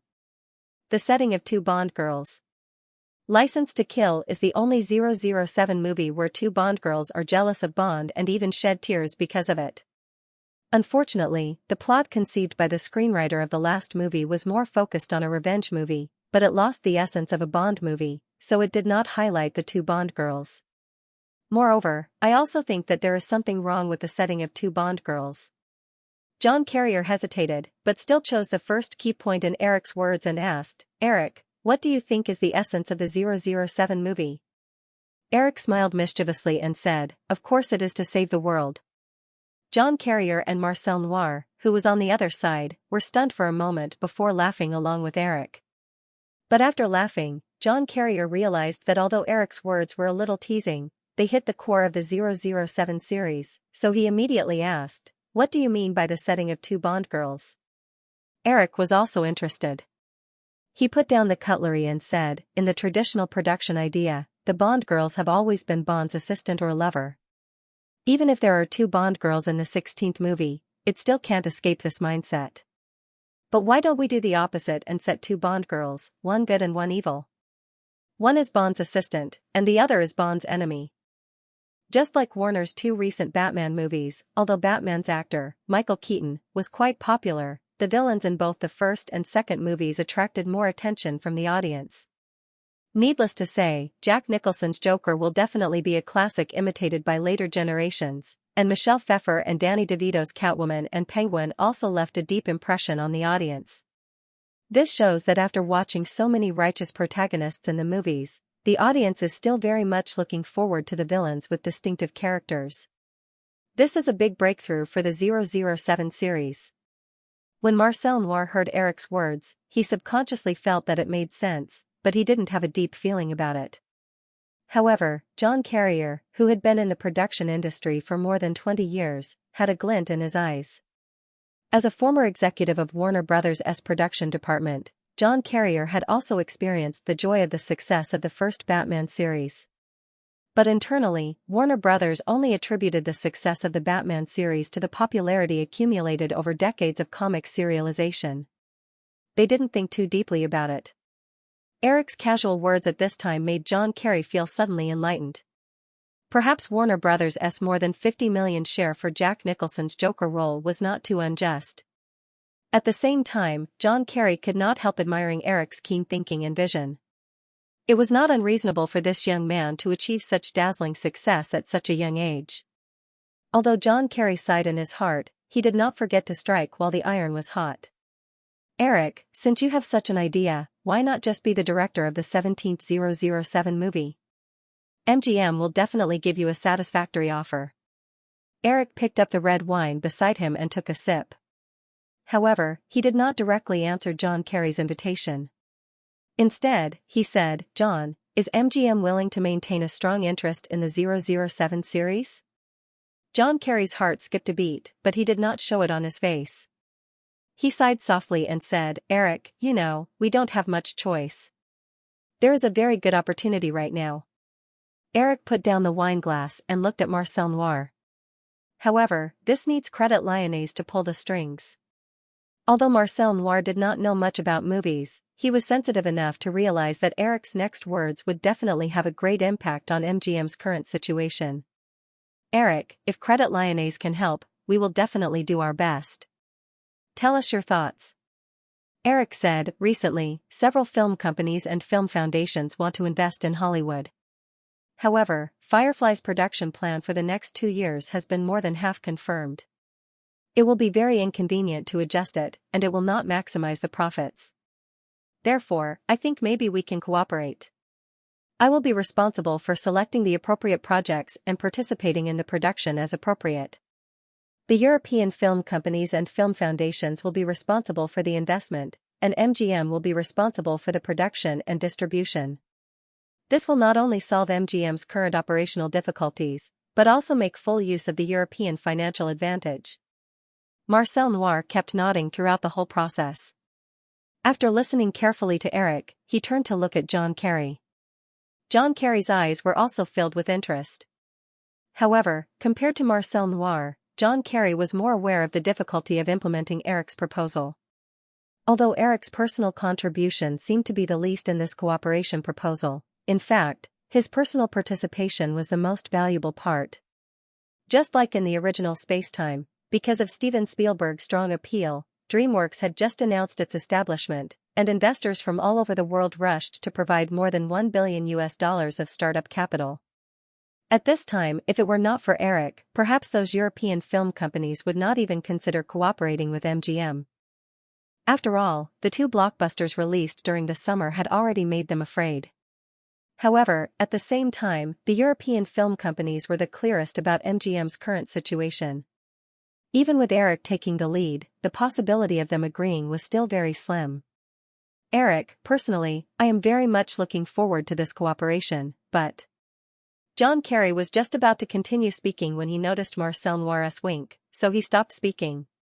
After all, he was only a professional manager at MGM. Seeing that Marcel Noir seemed to be very enthusiastic about this proposal, John Kerry could not immediately pour cold water on him. He could only change his tone and said, "But we still have to negotiate with all parties." Marcel Noir immediately interjected, "Eric, we will give you an answer as soon as possible. In addition, Credit Lyonnais will do its best to facilitate this matter." "Then I'll wait for your good news," Eric nodded. The following conversation was much more relaxed. John Kerry continued to ask Eric about his opinions on the movie villains.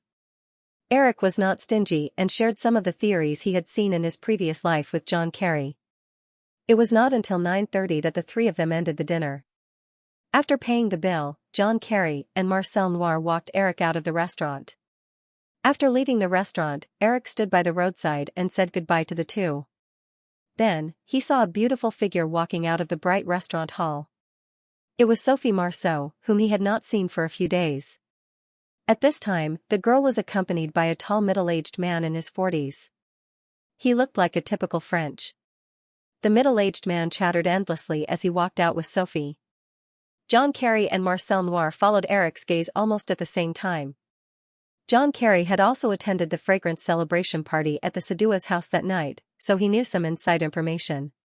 He winked at Marcel Noir, and John Kerry said to Eric, "Eric, in that case, we'll take our leave first." Eric did not mind John Kerry and Marcel Noir's teasing and flirting at the same time. After saying goodbye, he took the initiative to walk toward Sophie. When he came close to the two, although Eric did not understand French, he could clearly recognize Sophie's impatient expression. After adapting to the dim light outside, Sophie saw Eric at a glance. The girl's expression was a little surprised at first, then she winked mischievously at Eric and pouted at the middle-aged man beside her.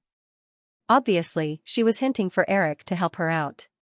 The middle-aged man noticed the change in Sophie's expression and looked forward. Only then did he see a young man in his 20s walking toward him. The young man was wearing a decent black suit. His face was chiseled, and his temperament was calm and steady. He also gave off a faint sense of oppression that was difficult to ignore. Although he felt that the young man's appearance was somewhat familiar, the middle-aged man could not recognize Eric's identity for a moment. However, he instinctively felt a trace of vigilance. When he saw Eric coming in front of the two of them, the middle-aged man took a slight step forward and reached out to Eric. He said in French, "Hello, my name is Frederick Blonde. May I know who you are?" To the middle-aged man's surprise, the young man in front of him had a look of confusion in his eyes. He looked at the middle-aged man's outstretched hand but had no intention of responding. He just turned his gaze to Sophie. Sophie knew that Eric did not understand much French, so she smiled mischievously. However, she still had to test Eric to help her out. Sophie could only quickly say to the middle-aged man, "He doesn't understand French. You can use English." When Frederick Blonde heard Sophie's words, a trace of contempt flashed in his eyes. However, he still used English to introduce himself again. Eric then reached out to shake his hand. "Hello, I'm Eric Williams." Frederick Blonde immediately remembered Eric's identity after he said his name. They were both in the film industry. Of course, it was impossible for him not to know Eric, the young Hollywood mogul who had created the miracle of Firefly Pictures in just a few years. Thinking of this, Frederick Blonde immediately put away the trace of contempt that had just appeared and said eagerly, "Mr. Williams, it's a pleasure to meet you. I'm a producer at TF1 Film Studio." "Oh, TF1, I know." Eric nodded. He was just about to blurt out names such as Paddington Bear, Air Rescue, Supernatural, but he immediately realized that these were movies more than 10 years in the future. His mind froze and he felt a little embarrassed. He looked at Sophie and said, "That, Sophie's heartbeat is from your company, right?" Sophie noticed that Eric was a little embarrassed and laughed. Frederick Blonde did not dare to be as unscrupulous as Sophie. He nodded and said, "Yes, it was jointly invested by us and Gaumont." "Oh." Eric nodded and did not intend to continue the conversation. He pointed to Sophie, who was still grinning without caring about her image, and said, "Sophie and I haven't seen each other for a long time. Do you mind if we talk alone?" "What do you mean by long time? Do I know you that well?" the girl thought to herself.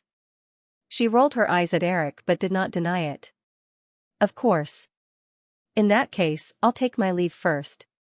Frederick Blonde said a few more words to Sophie, said goodbye, and walked towards the parking lot. "Phew, luckily I met you. Otherwise, I wouldn't know how to get rid of this annoying guy." Sophie waited until the middle-aged man's figure disappeared into a white BMW before she said in relief. Eric gestured to the hotel driver not far away and pointed to the Seine River on the other side of the road. "Let's take a walk there." "Ah, okay." Sophie seemed to have realized something, but she did not reject Eric's invitation. She followed him across the road and came to the Seine River. The two walked down the steps all the way to the embankment of the Seine River.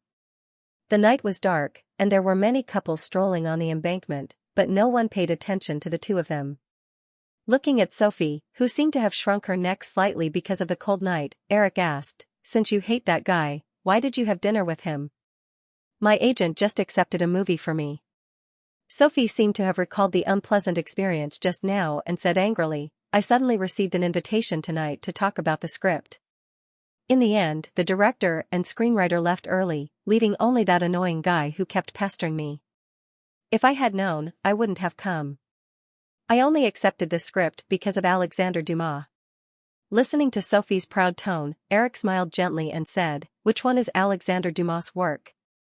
Sophie said, "The sequel to The Three Musketeers. It's about D'Artagnan's daughter."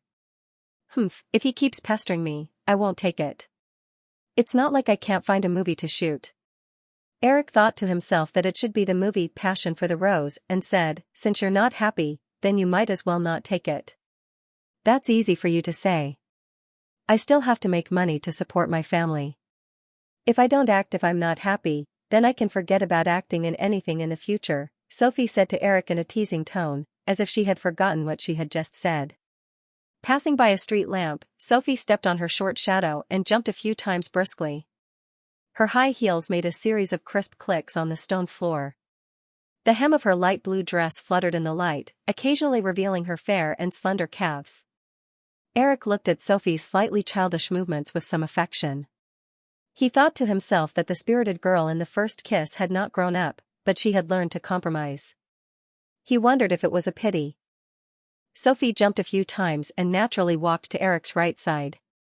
Eric looked at the soft and beautiful face beside him and said, "Why don't you come to Hollywood? I'll introduce you to a movie." Sophie looked at Eric. Only then did she remember that the young man beside her was the big boss of Firefly Films, who was in the limelight in Hollywood. He was also the director of a series of global hit movies. However, Sophie had never worked with a Hollywood director before. Looking at Eric's youthful face, she really could not feel a sense of awe for this young man's other identity like she did for Frederick Bloom of the TF1 company. The girl was stunned for a moment. Looking at the gentle smile on Eric's face, she suddenly relaxed and said with a smile, "Then tell me what movie it is first. I won't act if I'm not interested." Eric remembered the topic he had just discussed with John Kerry in the restaurant and said, "What about the Bond girl?" Sophie immediately said with a look of disdain, "That guy who goes around picking up girls, acting cool, and can save the world?" Eric laughed and said, "Yeah, that guy. Are you interested?" Sophie dragged her tone a little, "Not interested, don't be so sure. Why don't you give it a try? You'll definitely become the most beautiful Bond girl in history." "If I were to play it, I'd play the villain. I'd kill Bond and destroy the world," Sophie said, showing her white teeth fiercely. But her melancholy face, naturally artistic and melancholy, did not betray any fierceness. "All right, I'll let you be the villain. Kill Bond and destroy the world." Sophie turned sideways and stared at Eric's expression for a few seconds. Suddenly, she asked in surprise, "Are you serious?" Eric nodded solemnly. "Of course, do I look like I'm joking?" "Forget it," Sophie's face suddenly turned red. Even under the dim street lights, it was very obvious. She threw out this sentence in a panic and then glared fiercely at Eric. "You're a guy who likes to sweet-talk women. I'll never fall for your tricks again." "But I'm clearly discussing this matter with you very seriously," Eric said with an innocent look. "Before I met you, I happened to be discussing the 007 series with John Kerry, the president of Metro-Goldwyn-Mayer Pictures. MGM is likely to use the setting of two Bond girls in the latest 007 sequel. If you're interested, I can recommend you to play the villain." Sophie realized that Eric really wasn't joking. She remembered her oversensitive reaction just now and felt a little embarrassed. She unconsciously quickened her pace and walked towards the stairs leading away from the Seine River embankment. Eric looked at the girl's back as she ran away. He smiled and quickly followed her. After leaving the embankment, Eric saw Sophie standing on the side of the road waiting for a taxi. He stepped forward and gently pulled the girl. "How about I send you back? It's not easy to get a taxi right now." Sophie looked at Eric and saw that he was all alone. She smiled and said, "How are you going to send me back?" Eric smiled confidently and mysteriously. "I'll show you a magic trick." Eric raised his right hand and skillfully snapped his fingers. Sophie widened her eyes in anticipation and curiosity. Her beautiful eyes stared at Eric's raised right hand. Then, still nothing happened. The crisp laughter of Schadenfreude soon spread out under the dim yellow street lights. "Ha ha, ha ha ha. Okay, Eric, it's late. I have to go home," Sophie said as she saw a taxi coming from afar. She was about to go up and wave when she was stopped again. Eric pointed at a black car coming from the other side. "Here, my car is." The black car stopped in front of them. The driver got out of the car and respectfully opened the door. Eric gently pushed Sophie. Sophie couldn't think of an excuse to refuse, so she got into the back seat. Eric got into the car from the other side and asked, "I still don't know where you live." Sophie rolled her eyes at Eric and deliberately spoke to the driver in French. She then proudly raised her chin at Eric. The black car continued to drive along New York Avenue for a while, then turned into a road in the northwest. It drove through the streets of Paris for more than 10 minutes before stopping in front of a typical 5-story European-style apartment. Sophie said goodbye to Eric and politely thanked the driver. She opened the door, jumped out, and ran toward the apartment. Eric said a few words to the driver and also got out of the car. Sophie quickly entered the password on the door. She was about to open the heavy iron door when she was shocked by Eric's figure next to her. You. What do you want?" Sophie instinctively panicked. Her two small hands subconsciously covered her body. Eric looked harmless. "Sophie, I'm thirsty," the woman burst out laughing, but she immediately pulled a long face and glared at Eric. "Eric, can you think of a worse excuse?" Eric pointed at the car that sped away. There, Sophie looked at the black car that quickly disappeared around the corner. She seemed to have found a reasonable excuse in her heart. She opened the iron door of the apartment and let Eric in. She didn't forget to cover her ears. "You have to leave after drinking water." "No problem. Also, don't mess around." "I swear." "You don't sound sincere at all." "I swear to God." "Don't. What if God takes his anger out on me? I'll let him punish only me." Smooth talker. In the narrow corridor of the apartment, the two bickered in a low voice and soon disappeared around the corner. In just a week, Sophie woke up in the arms of a man she didn't know well. She couldn't help but repent for her fall. However, Sophie still didn't understand why she fell so easily when she was next to the man who was holding her at this time. She could only feel that she was very comfortable with Eric. He could always easily guess her thoughts. Even if there were occasional disagreements in their conversations, the disagreements were clear-cut. Moreover, Eric never tried to persuade her to agree with his point of view. He seemed to know from the beginning that she hated the kind of people who liked to preach. Although the two had known each other for less than a week, he seemed to have known her for many years. Sophie even remembered the words Eric said when he first appeared in front of her. "I think I should have known you in my previous life, so I came up to say hello." In an apartment in the 16th arrondissement of Paris, in a cool and sunny summer morning, Sophie suddenly felt that maybe what he said was true. Oh, how silly. Although she felt that her idea was ridiculous, Sophie still turned her body curiously, as if she wanted to take advantage of the fact that he was sound asleep to ask. But just as she turned over, she met Eric's bright eyes. You're awake?" Sophie said, pretending to be calm. Eric could feel Sophie's waist suddenly tighten slightly. Puzzled, he asked, "What's wrong?" "Nothing." Sophie shook her head gently and said, "You should go." Eric reached for the watch on the dressing table and looked at it. It wasn't even 8 o'clock yet. So, he retreated back into the bed and hugged Sophie. He rubbed his chin on the woman's round shoulder and said, "It's still early.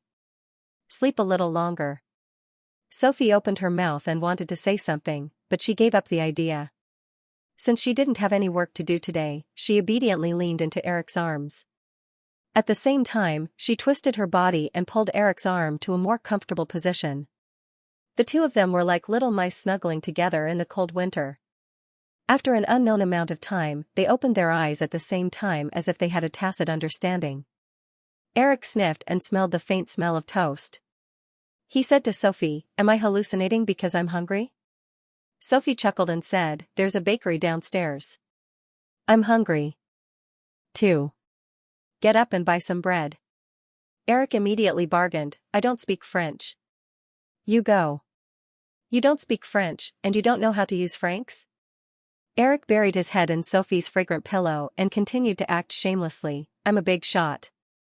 I never carry small change with me." Sophie pinched Eric, feeling both annoyed and amused at the same time. She crawled out of bed and walked to the wardrobe barefooted. She casually picked out a set of loose pink home clothes and put them on. She then took out a few notes from her wallet and walked out the door in her furry slippers. Eric watched the girl's figure disappear. He stretched comfortably and slowly got up to put on his clothes. Then, after a simple breakfast, Eric was kicked out by Sophie again. Strange. Why did she say again? Eric, of course, could empathize with Sophie's feelings. In his past life, Sophie had not worked with Xianxia in any movies for 10 years after she finished filming The Blue Movement in 1991. Now, The Blue Movement was a movie from 2 years ago. Although her relationship with Xianxia had started to fade, just like the movie When Love Becomes a Habit that Sophie had directed herself in her past life, the two of them had not officially separated. It had just become a habit. From some of Sophie's performances in his past life, Eric knew that Sophie had been drifting around Hollywood for many years. What Eric needed to do now was to bring Sophie to Hollywood 2 years before Braveheart was released. This was a simple task for him. From his conversation with Sophie, Eric could also feel that Sophie was not averse to an invitation from Hollywood, or rather, an invitation from him. Back at the hotel, he met with Chris. After a brief discussion, Chris formally submitted an offer to Nokia's management in Finland to acquire Nokia's mobile communications division. Unsurprisingly, Nokia's management rejected Firefly's investment proposal immediately. Nokia's offer was to sell 20% of Nokia's shares in exchange for $250 million of development funds. This proposal was very different from Eric's expectations. However, Eric also knew that, just like Firefly's acquisition proposal, Nokia's proposal was also a test. As for the bottom line of both parties, it would take a long time for negotiations to be finalized. After the formal contact, Chris did not continue to stay in Paris. Instead, he led Firefly's acquisition team to Helsinki, the capital of Finland. Eric remained in Paris, but he kept in close contact with Chris. In addition, to Eric's surprise, the proposal he proposed on the night of his meeting with Marcel Noir of Credit Lyonnais and John Kerry of MGM was unanimously opposed by all the film forces in Europe. It was also very obvious that although Eric's proposal had good prospects, no one wanted to step into the mess that was MGM. Over the years, MGM didn't have any outstanding performance other than making a lot of money from Kirk Kerkorian's capital operations. On the other hand, Kirk Kerkorian had never invested a single cent in MGM. MGM's operating method was to continuously issue corporate bonds. They used this method to raise funds to produce and distribute movies. However, after more than a decade, there were not many blockbuster movies produced, and the accumulated debt grew higher and higher. After the box office failures of Bear Peak of the Mountain and Last Action Hero, which were released during the summer, not only could the largest shareholder, Credit Lyonnais, not only could it not obtain any benefits from MGM, but it also had to continue to invest in MGM to prevent MGM from falling into a debt crisis. Under such circumstances, it was not difficult to understand why these European film forces were unwilling to step into this mess. Eric had no choice but to consider for a while, and quickly came up with a plan that was easier to accept. Set up a brand new production company. Everyone will jointly hold shares and invest in the production of the movie. Sign a long-term cooperative distribution agreement with MGM.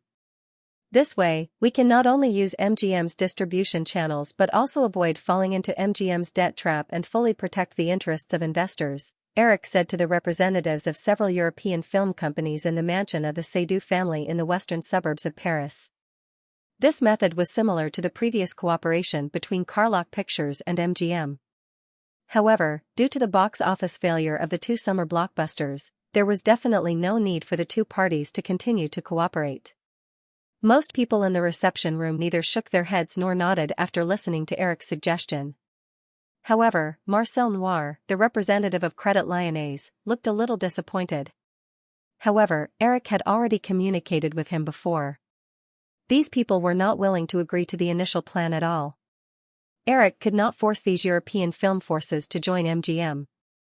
Nicolas Seydoux, the CEO of Gaumont, who was sitting on the left of Eric, asked first, "Eric, so, Firefly intends to participate in this company in a cooperative manner?"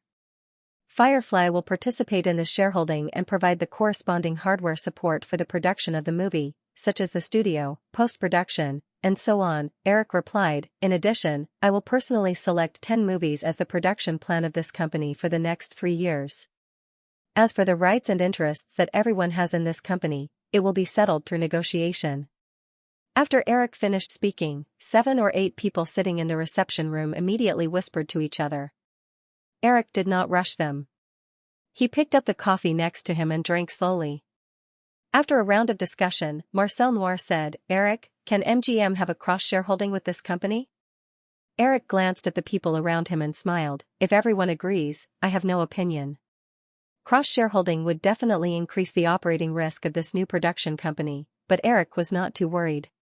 As long as the plan was carried out, MGM's operating situation would definitely be reversed in the next few years. After exchanging shares with MGM, the new production company could even share a part of MGM's distribution profits. Moreover, this cooperation method would be more convenient for Firefly to directly or indirectly annex MGM in the next few years. After this period of consideration, Eric became more and more envious of MGM's film library. Everyone was also very clear about the pros and cons. Hearing Eric's words, they did not express their opinions. Daniel Isengard, the representative of German Kong-standing film, asked in strange English, Eric, MGM's business philosophy is very backward. More importantly, the profitability of the peripheral development of movies is very weak. How do you plan to solve this? Eric glanced at Marcel Noir and said, Firefly is very happy to act as the agent for this part of the business. Noir noir noir noir. Noir noir noir. The ultimate goal of Credit Lyonnais was to revitalize MGM, and then try to cash out at a more appropriate price in the next few years. It had no long-term plans, so Marcel Noir easily made this decision on behalf of Credit Lyonnais. At this point, the matter was almost settled. Everyone present knew that Eric was determined not to let them directly invest in Firefly Pictures.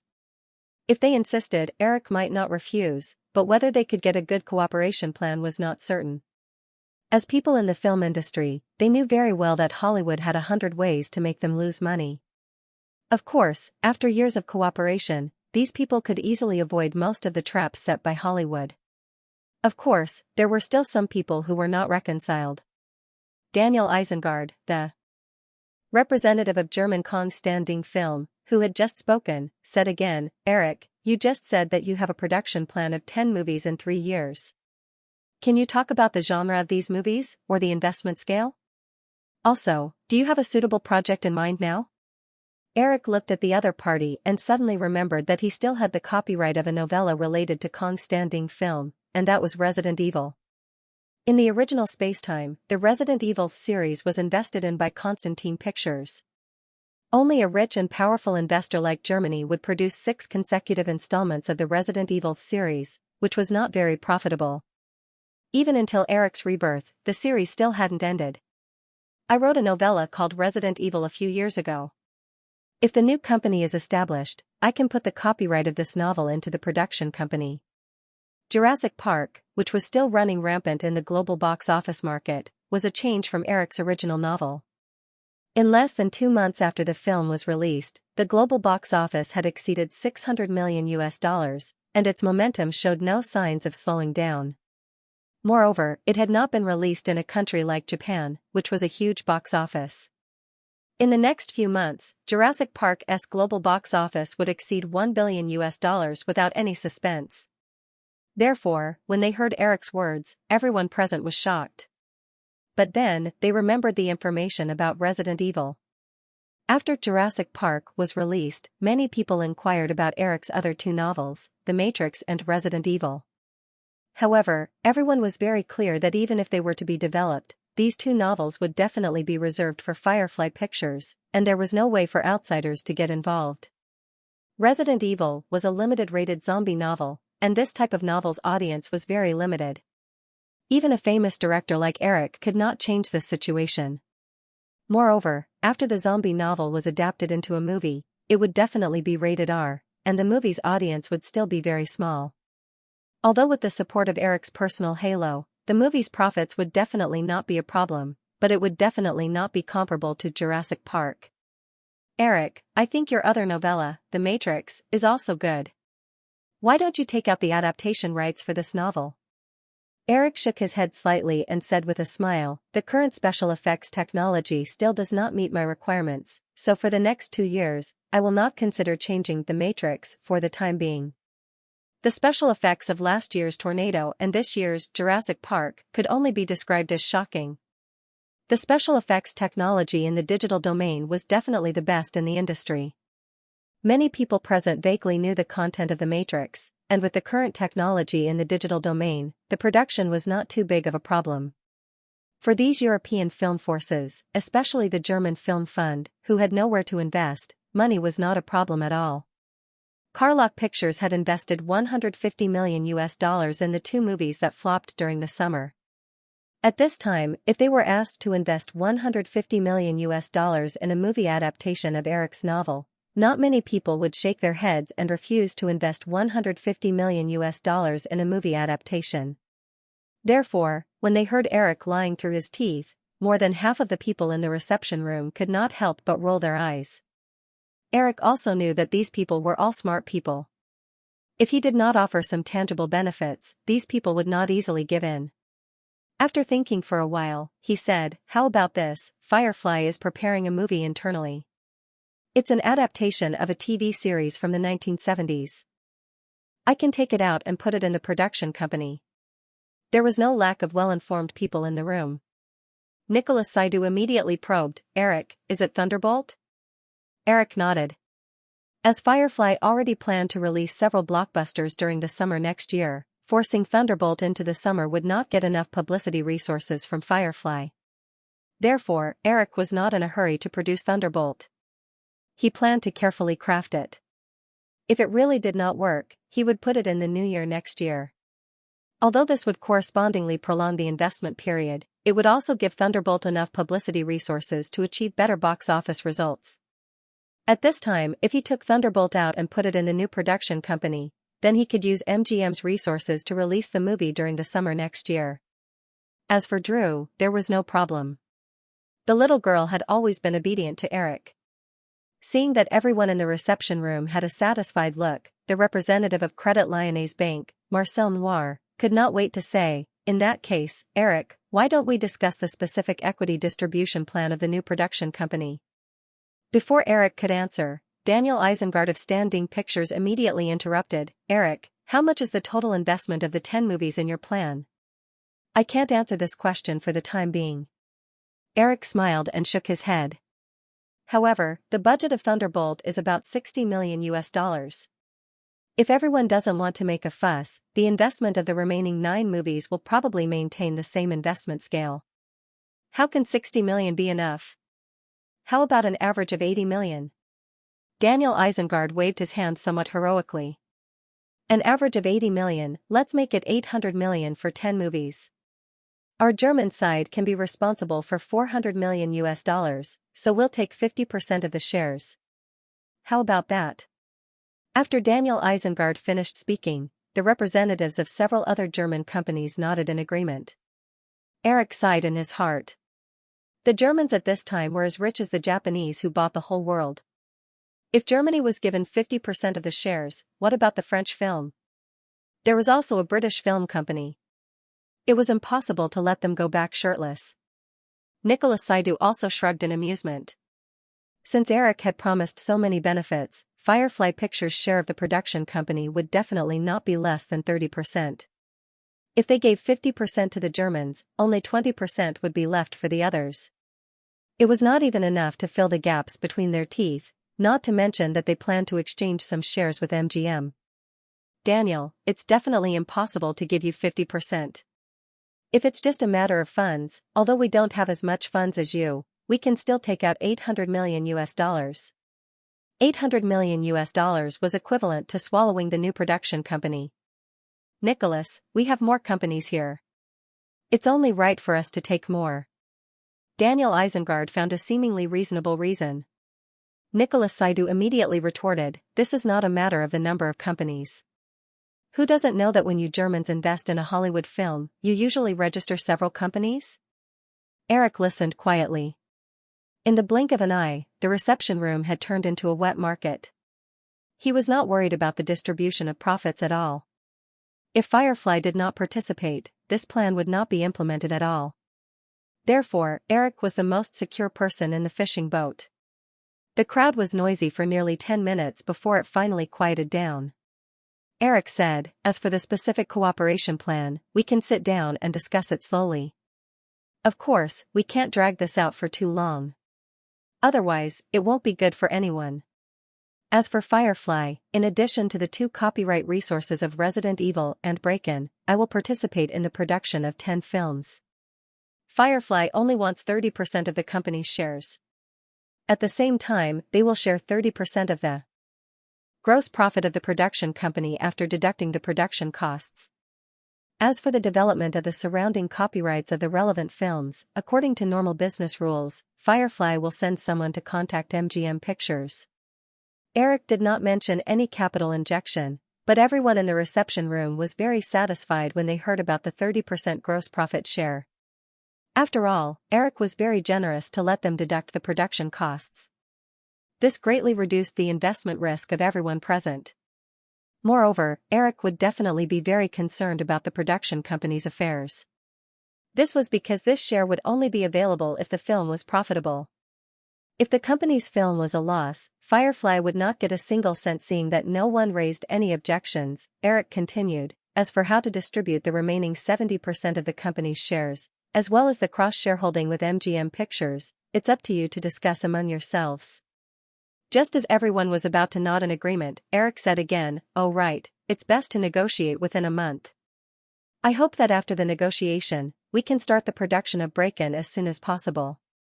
This way, we can also arrange for the release of the film during next year's summer." "Eric, how should we distribute the cross-shareholding between the production company and MGM?" Marcel Noiret asked at this time. Although their main objectives were different, Marcel Noiret knew that Credit Lyonnais should not give up the opportunity to participate in the production company. Eric thought for a while and said, "According to what we just said, the production company's valuation is $800 million US. MGM's market value will be $1.2 billion US. After everyone here has divided the shares of the new production company, the remaining shares will be exchanged with MGM according to the ratio."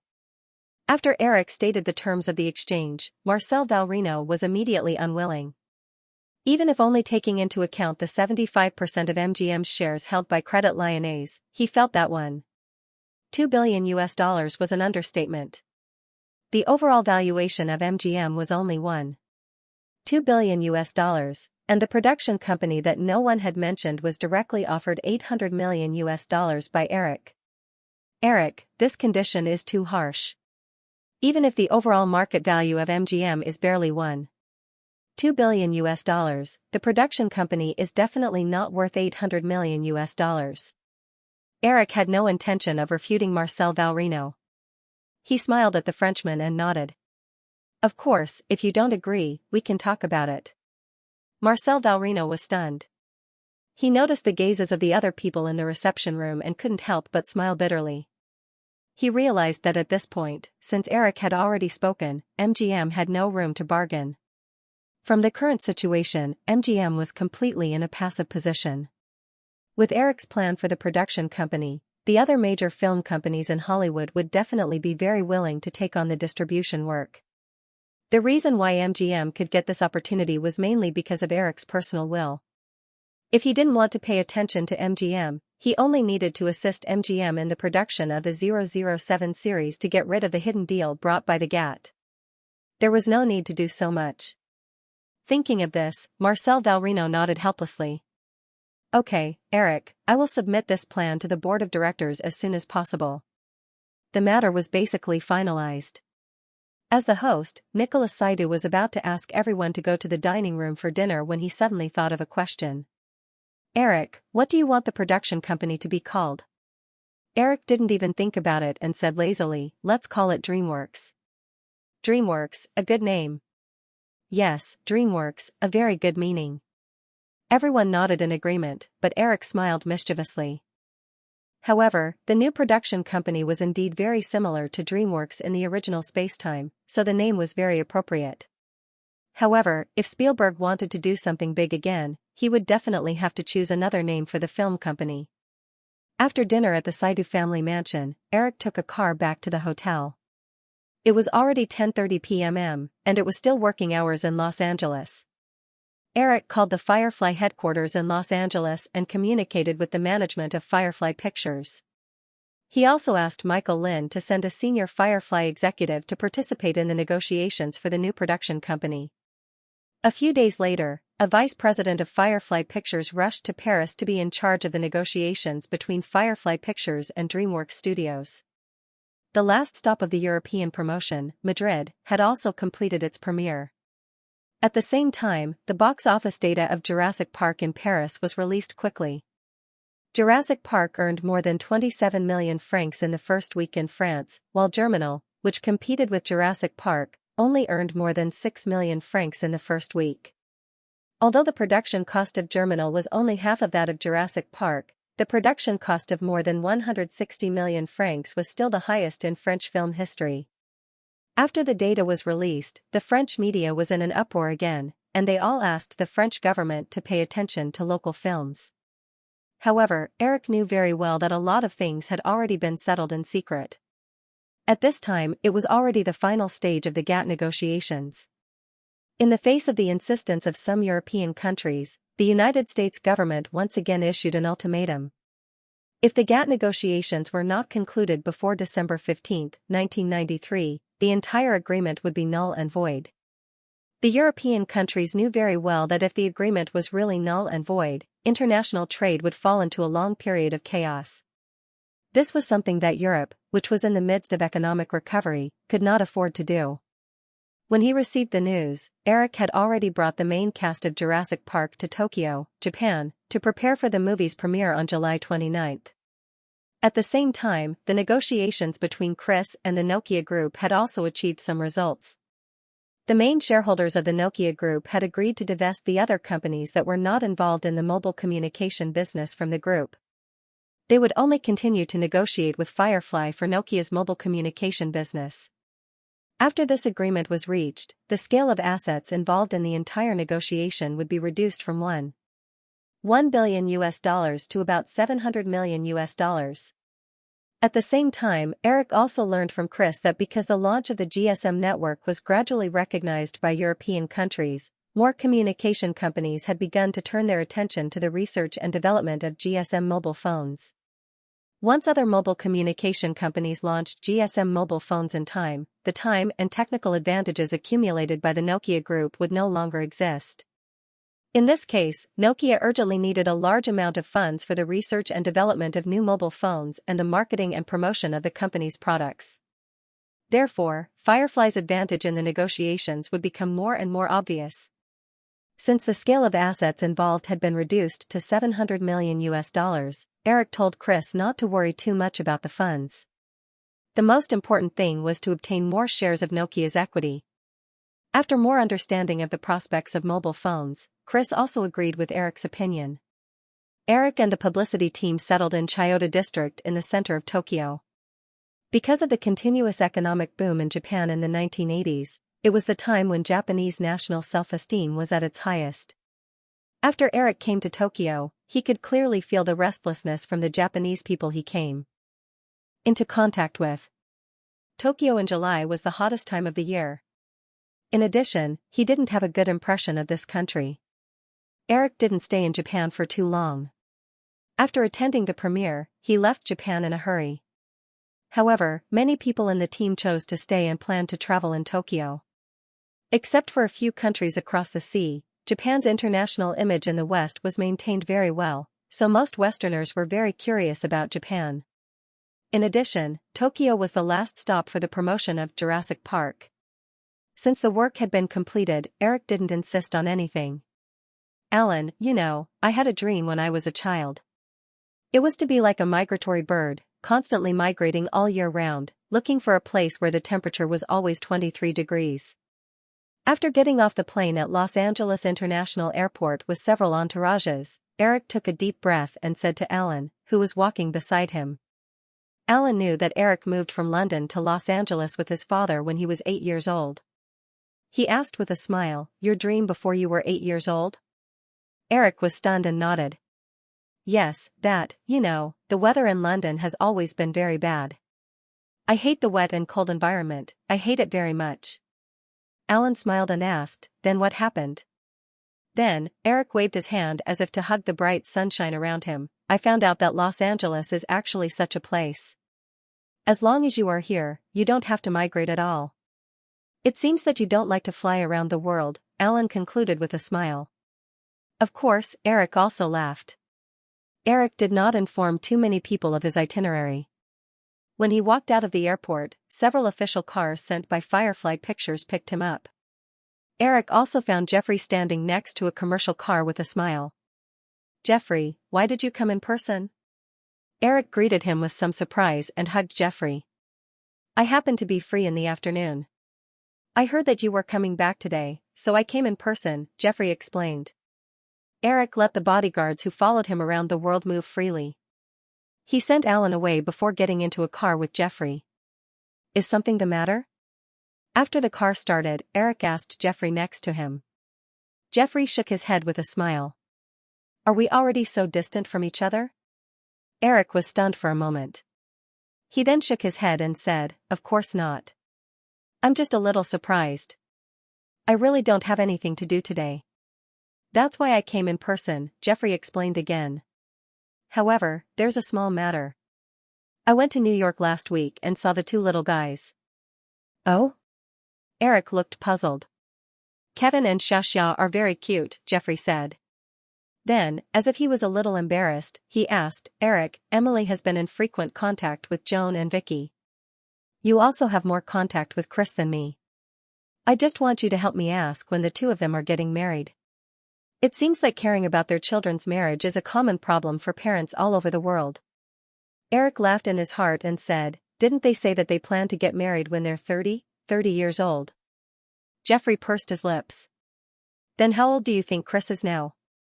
Eric was stunned. He remembered that when he first met Chris, he was 26 years old. Now, 3 years had passed, 29 years old? Jeffrey nodded in distress. Also, I know from Emily's father that Emily is actually 1 year older than Chris. Eric couldn't help but look distressed. He spread his hands and said, Jeffrey, I can't help you with this matter. As a father, you need to nag them personally. Children are usually afraid of their parents nagging. If you nag them a few more times, they might not be able to resist it and get married. Will this method work? Jeffrey asked. Eric thought that Chris and Emily were the type of people with strong wills. This method probably wouldn't work. However, he couldn't think of a suitable method. This is the only way I can think of. Then I'll try. Jeffrey sighed and didn't continue to talk about this matter. He then asked, I already know about the cooperation with the European film company. But don't you think that 30% of the shares is a bit low? With your current status, you can take 30% of a film's profits just by being the producer. I don't think this matter is so simple. Jeffrey, think about it. What does MGM have now? Jeffrey was puzzled. 007? Eric smiled and said, yes, MGM now only has 007 as a bargaining chip. Of course, I'm not talking about that. I'm saying that MGM doesn't even have a film set now. All of it has been sold by that old guy, Kirk Cochran. He even changed it into MGM Hotel. Although the newly established DreamWorks Film Company will cooperate with MGM, in terms of production, DreamWorks Film Company still relies on Firefly's resources. Jeffrey nodded with some understanding. He knew that Eric's budget for 10 films was $800 million. Based on the current average production cost of a film in Hollywood, it wasn't so easy to spend $800 million on 10 films. The photography base and special effects company under Firefly Pictures would definitely take on most of the production work. In this way, even if they didn't use any illegal operations, Firefly Pictures could still make a lot of money in the production process. Speaking of which, Stan Winston has chosen the location of the new studio in Digital Domain. He plans to set it up in Florida. They've given him 3 years of tax exemption. The new branch company plans to build a studio of about 20,000 square meters in the capital of Florida. Jeffrey quickly talked about Firefly. Although Eric had been paying attention to all aspects of Firefly Pictures' business, it was impossible for him to know every detail. In addition, he had given Digital Domain full autonomy, so this was the first time he heard this news. However, Eric had no objections. 3 years of tax exemption was also a good condition for Digital Domain. If it were Eric, he would also agree. Although the development trend of special effects companies was to develop overseas, the profit margin of the special effects industry in North America was still very high. Special effects companies were in the era of aristocracy. A good special effects company would not have to worry about not getting projects at all. Even after the establishment of Firefly Software and the establishment of more and more special effects studios, this wouldn't change for the time being. That works too. After the establishment of Firefly Software, there will definitely be more and more special effects companies in Los Angeles. Setting the branch company in Florida is also a good choice. Eric nodded and smiled again. He said, maybe in a few years, we'll have to move the special effects company overseas. There shouldn't be a need for that, right? Jeffrey wondered. Who knows? Eric spread his hands. He couldn't explain too much to Jeffrey now. Located at the Los Angeles International Airport, it was only about 5 kilometers away from Firefly Studios. Eric asked someone to send his luggage back to Malibu, and he went to Firefly Studios with Jeffrey. August was usually the busiest period for Hollywood studios. Although the summer break was coming to an end, most of the small and medium-sized productions targeted at the end of the year, as well as the big productions for the second summer break, had begun the formal production process during this period. Filming for the fall TV series also began at this time. Eric sat in the business car through the park and saw the busy scene in the studio. The studios on both sides of the main road of the studio were full of all kinds of vehicles, and the wide parking lot was also full of cars. After getting out of the car, Jeffrey and Eric walked out of the parking lot together and said, judging from the current situation, the 10 studios in the park are no longer enough to meet the needs.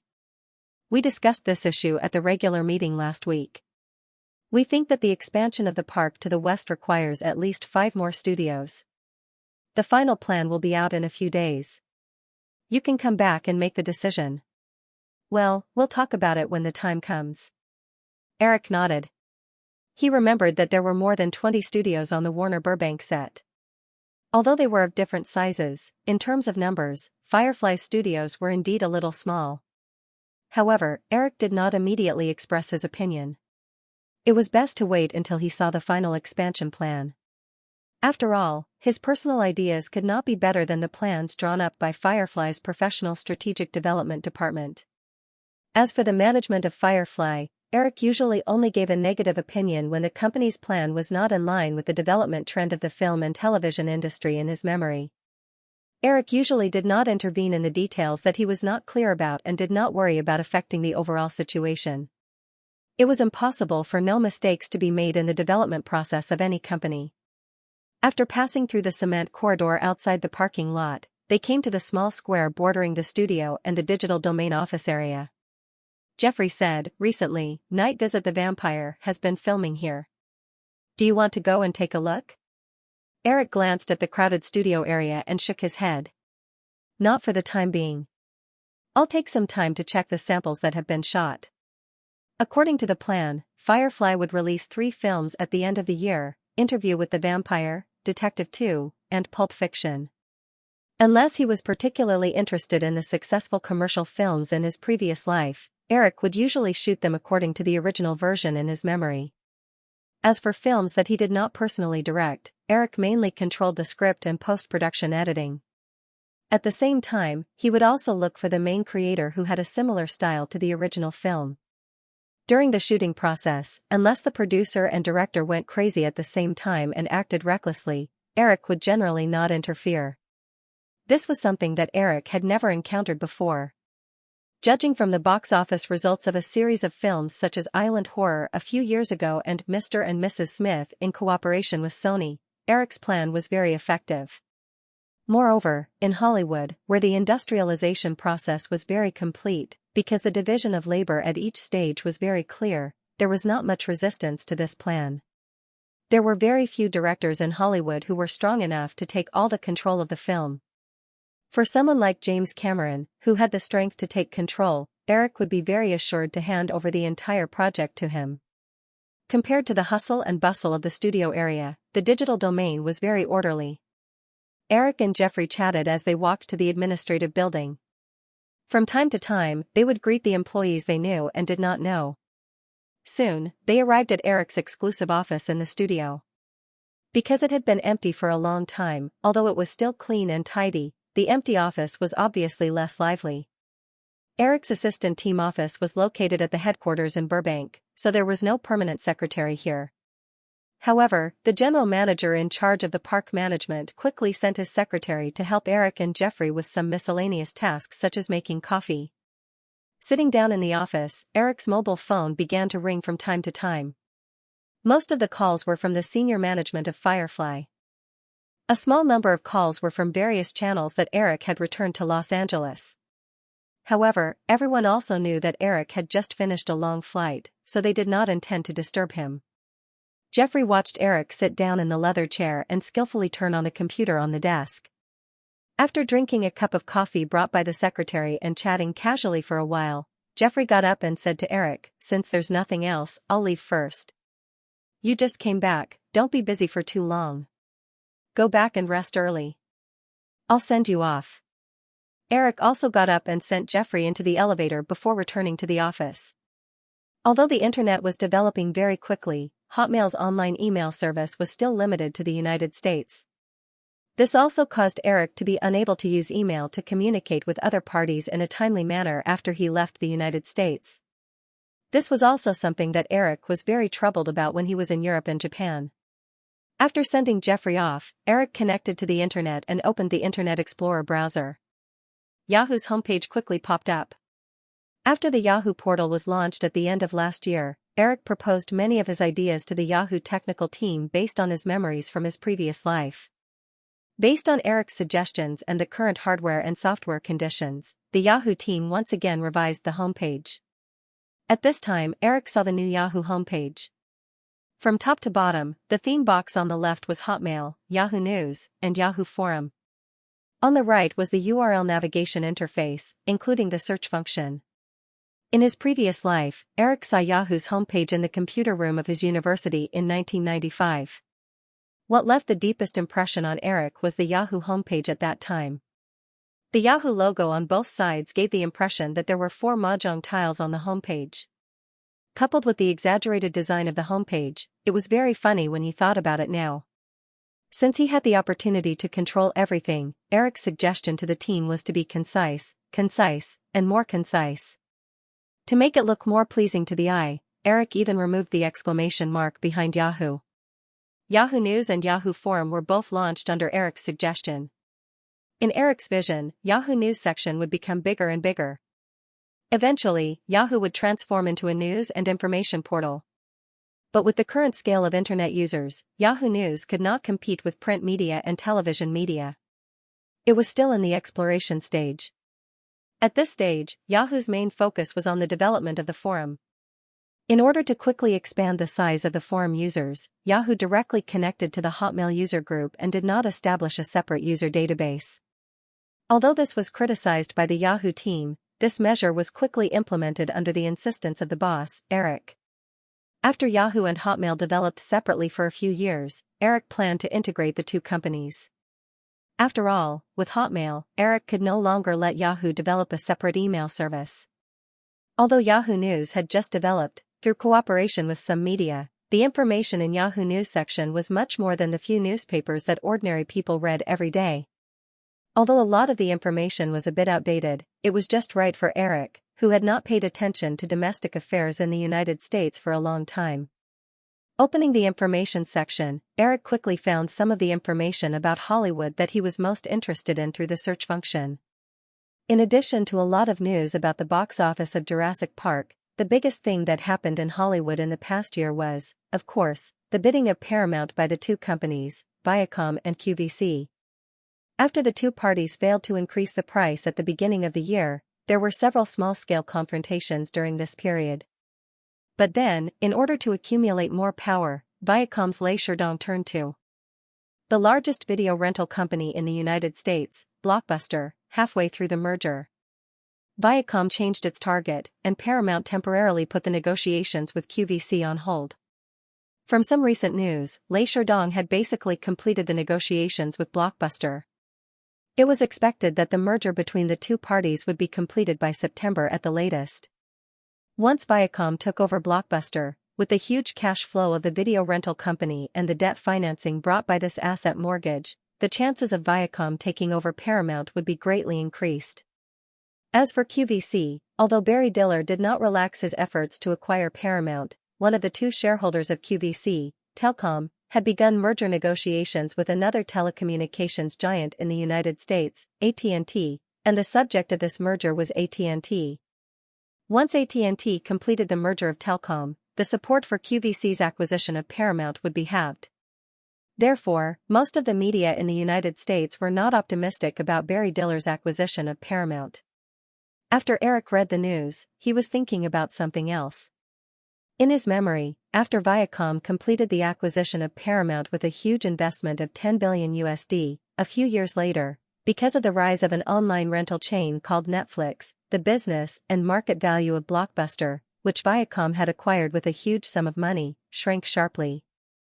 Thinking of Netflix, Eric's habitual mischievous smile appeared on his face again.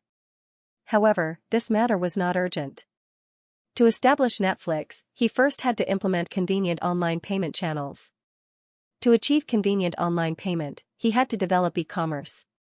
Everything had to be done step by step. Eric sighed, but he closed the Yahoo News page and opened the Yahoo Forum. Because of the limitations of the network, the Yahoo Forum currently only provided a targeted theme section. If users wanted to create a themed forum that they were interested in, they could only build their own forum website. However, in any case, the Yahoo Forum with the Hotmail user group was definitely the largest communication community on the internet. Online communication forums were very new to many internet users. Eric randomly selected a few forums and browsed through them. He found that the users in each section were very active. However, he also found some small problems. The users in the forums had no other identifiers except for their personal nicknames. In his memory, the simplest user identification was, of course, the level division. Moreover, introducing a user-level system could also greatly increase the user's stickiness on the website. Just like in online games, low-level accounts were often abandoned, but the higher the level, the more reluctant the players were to abandon them. After thinking about it for a while, Eric opened his email and intended to send this suggestion to the teams of Yahoo and Hotmail. Because the forum used the Hotmail user group, the introduction of the new function must be negotiated between the two parties. Although Eric was not in the United States during this time, his mailbox still accumulated dozens of unread emails from various sources. Now, the number of emails stored in an ordinary user's mailbox was of course limited, but this problem did not exist for Eric. First, he wrote the idea and sent it out. Then, Eric began to deal with the accumulated emails in his mailbox. When he was almost done reading the emails, he suddenly heard a new email notification. He glanced at it. It was from the current head of the Hotmail company, the person named Steve Mitnick that Chris mentioned. Eric opened it curiously and found only one sentence: "What is user stickiness?" Because English was written in phonetic alphabets, if there was no special explanation, although most people could read a new word according to common grammar, it was impossible to know what it meant. This was also the reason why Westerners often suffered from dyslexia. When Eric first sent the email, it was impossible for him to create a new word. He just pieced together the two words stickiness and degree into a new phrase. He did not know if it was appropriate. Seeing the other party's question, Eric thought for a moment and quickly typed out an explanation. Soon, another email appeared on the computer. It was still from Steve Mitnick. "Very interesting theory. You are also a very interesting person." Eric replied, "If you are praising me, then, thank you." After dozens of seconds, the reply came again, "Of course I am praising you. To us, you are Jesus." Eric was surprised. "Why do you say that, Steve Mitnick?" "Because you've already invested more than $50 million into 3 companies without any profit prospects. That's a lot of money." In the past, we didn't have enough money to realize many of your ideas, but now we can do these things. So, of course, you're like Jesus to us. Eric could not help but laugh. I am just investing in the future. Steve Mitnick, can you see the future? Eric, I can't answer this question, but I can see the future now. Steve Mitnick, oh, what? Eric, instant messaging software. If we can develop an instant messaging software, then we won't have to chat through email. Do you think this idea is promising? The other side was silent for a moment before replying, very good idea, and the technical requirements are not high. Give me 5 million, and I will produce the finished product in 3 months. Eric replied decisively, no problem. Also, you are a very interesting person. Let's meet when we have time. Steve Mitnick, okay. The place that countless dreamers in Hollywood yearned for was undoubtedly the countless parties. Regardless of whether it was spring, summer, autumn, or winter, they could be found all over Los Angeles. From the lowest level of extras to the top superstars, participating in all kinds of parties was the fastest way to better integrate into Hollywood. At this time, a scene of debauchery was playing out in a mansion in Beverly Hills. Night had just enveloped Los Angeles when countless men and women gathered in the hall, pool, and lawn inside and outside the mansion. Many of them were familiar faces from the big screen. As for the reason for the party, it was said that the owner of the mansion, a slightly famous producer in Hollywood, was celebrating the birthday of his new girlfriend. However, not many people seemed to care about this. Amidst the fiery rhythm of the music, 2 young men sat at the bar in the master's hall and ordered 2 bottles of beer from the waiter. The brown-haired young man drank half a bottle in a heroic manner. Looking at the men and women dancing wildly on the dance floor, he said to the blonde-haired young man beside him, Luke, this place is amazing. Thank you for bringing me here. The blonde-haired young man named Luke clinked his bottle with the other party and smiled. It's nothing. I happen to know Tony. Matthew, I brought you here to celebrate the good role you just got. Matthew couldn't help but show a slightly proud smile. Speaking of which, this audition was really lucky. Paramount had already confirmed the supporting role, but that unlucky guy got caught driving drunk the night he got the role. Haha, although there were 2 strong competitors later, my agent pulled some tricks and got it. Haha, I heard that I'll even be able to act with Harrison Ford. Jamie said that as long as I can use this film to deepen the audience's impression of me, I can fight for the lead role in a small-budget movie next. Luke listened to Matthew talk about his experience of getting the role and felt jealous, but he didn't show it at all. He continued to chat with the other party happily. At this time, a few cheers sounded on the dance floor, attracting the attention of the 2 young men. Matthew turned his head and saw a figure dancing crazily on the dance floor like a mermaid. The girl was not too tall, wearing a tank top and denim hot pants. Although the lights were not too bright, the 2 could still clearly see the girl's white skin and beautiful baby face. For some reason, although the dance floor was very crowded, and many of the girls were taken advantage of by the men, and the scene of the baby-faced girl casually pulling the girls beside her for a face-to-face dance made the men who noticed this scene even more excited. However, not a single man approached the baby-faced girl. It's Drew Barrymore. That chick is really hot. Matthew stared at the fair waist of the girl on the dance floor as he drank a mouthful of beer with a fervent gaze. Luke noticed his friend's gaze and his expression flickered. He suddenly said, Do you still remember the movie Buffy the Vampire Slayer that you participated in last time? Matthew stared intently at the girl not far away and nodded. Of course, what's the matter? The movie has been adapted into a TV series. I heard that it was produced by the production company of Drew Barrymore, Julia Roberts, and Murdoch's daughter. Matthew couldn't help but touch his chin, thinking that this was a good excuse to strike up a conversation. However, although he hadn't been in Hollywood for long, he still knew some of the gossip in the circle. Besides, the incident a few years ago was so big that it was impossible for him not to know. Luke, I heard that Drew Barrymore is Eric Williams' woman, right? Luke said casually, who knows? That was 3 years ago. In Hollywood, do you think there is a relationship that can last for 3 years? Matthew thought that he had entered the Hollywood circle, so of course, he couldn't show his cowardice. He pretended to be very knowledgeable and nodded. Then, he glanced at the baby-faced girl on the dance floor and automatically imagined that the reason why she was supported by TG might be Eric Williams' compensation to his former lover. If he could hook her, then with Drew Barrymore's connections, he could at least struggle in Hollywood for 5 years, no, maybe 10 years. After all, Drew Barrymore's godfather was Steven Spielberg. The more he thought about it, the more excited he became. Matthew threw away the bottle in his hand, straightened his clothes, and walked to the dance floor. However, he didn't notice the obvious gloating on his friend's face. The dance floor was as crowded as a can of fish. Matthew's participation didn't attract anyone's attention at first, but as Matthew moved his body closer to Drew, more and more people became aware of his movements. Many people couldn't help but slow down a lot.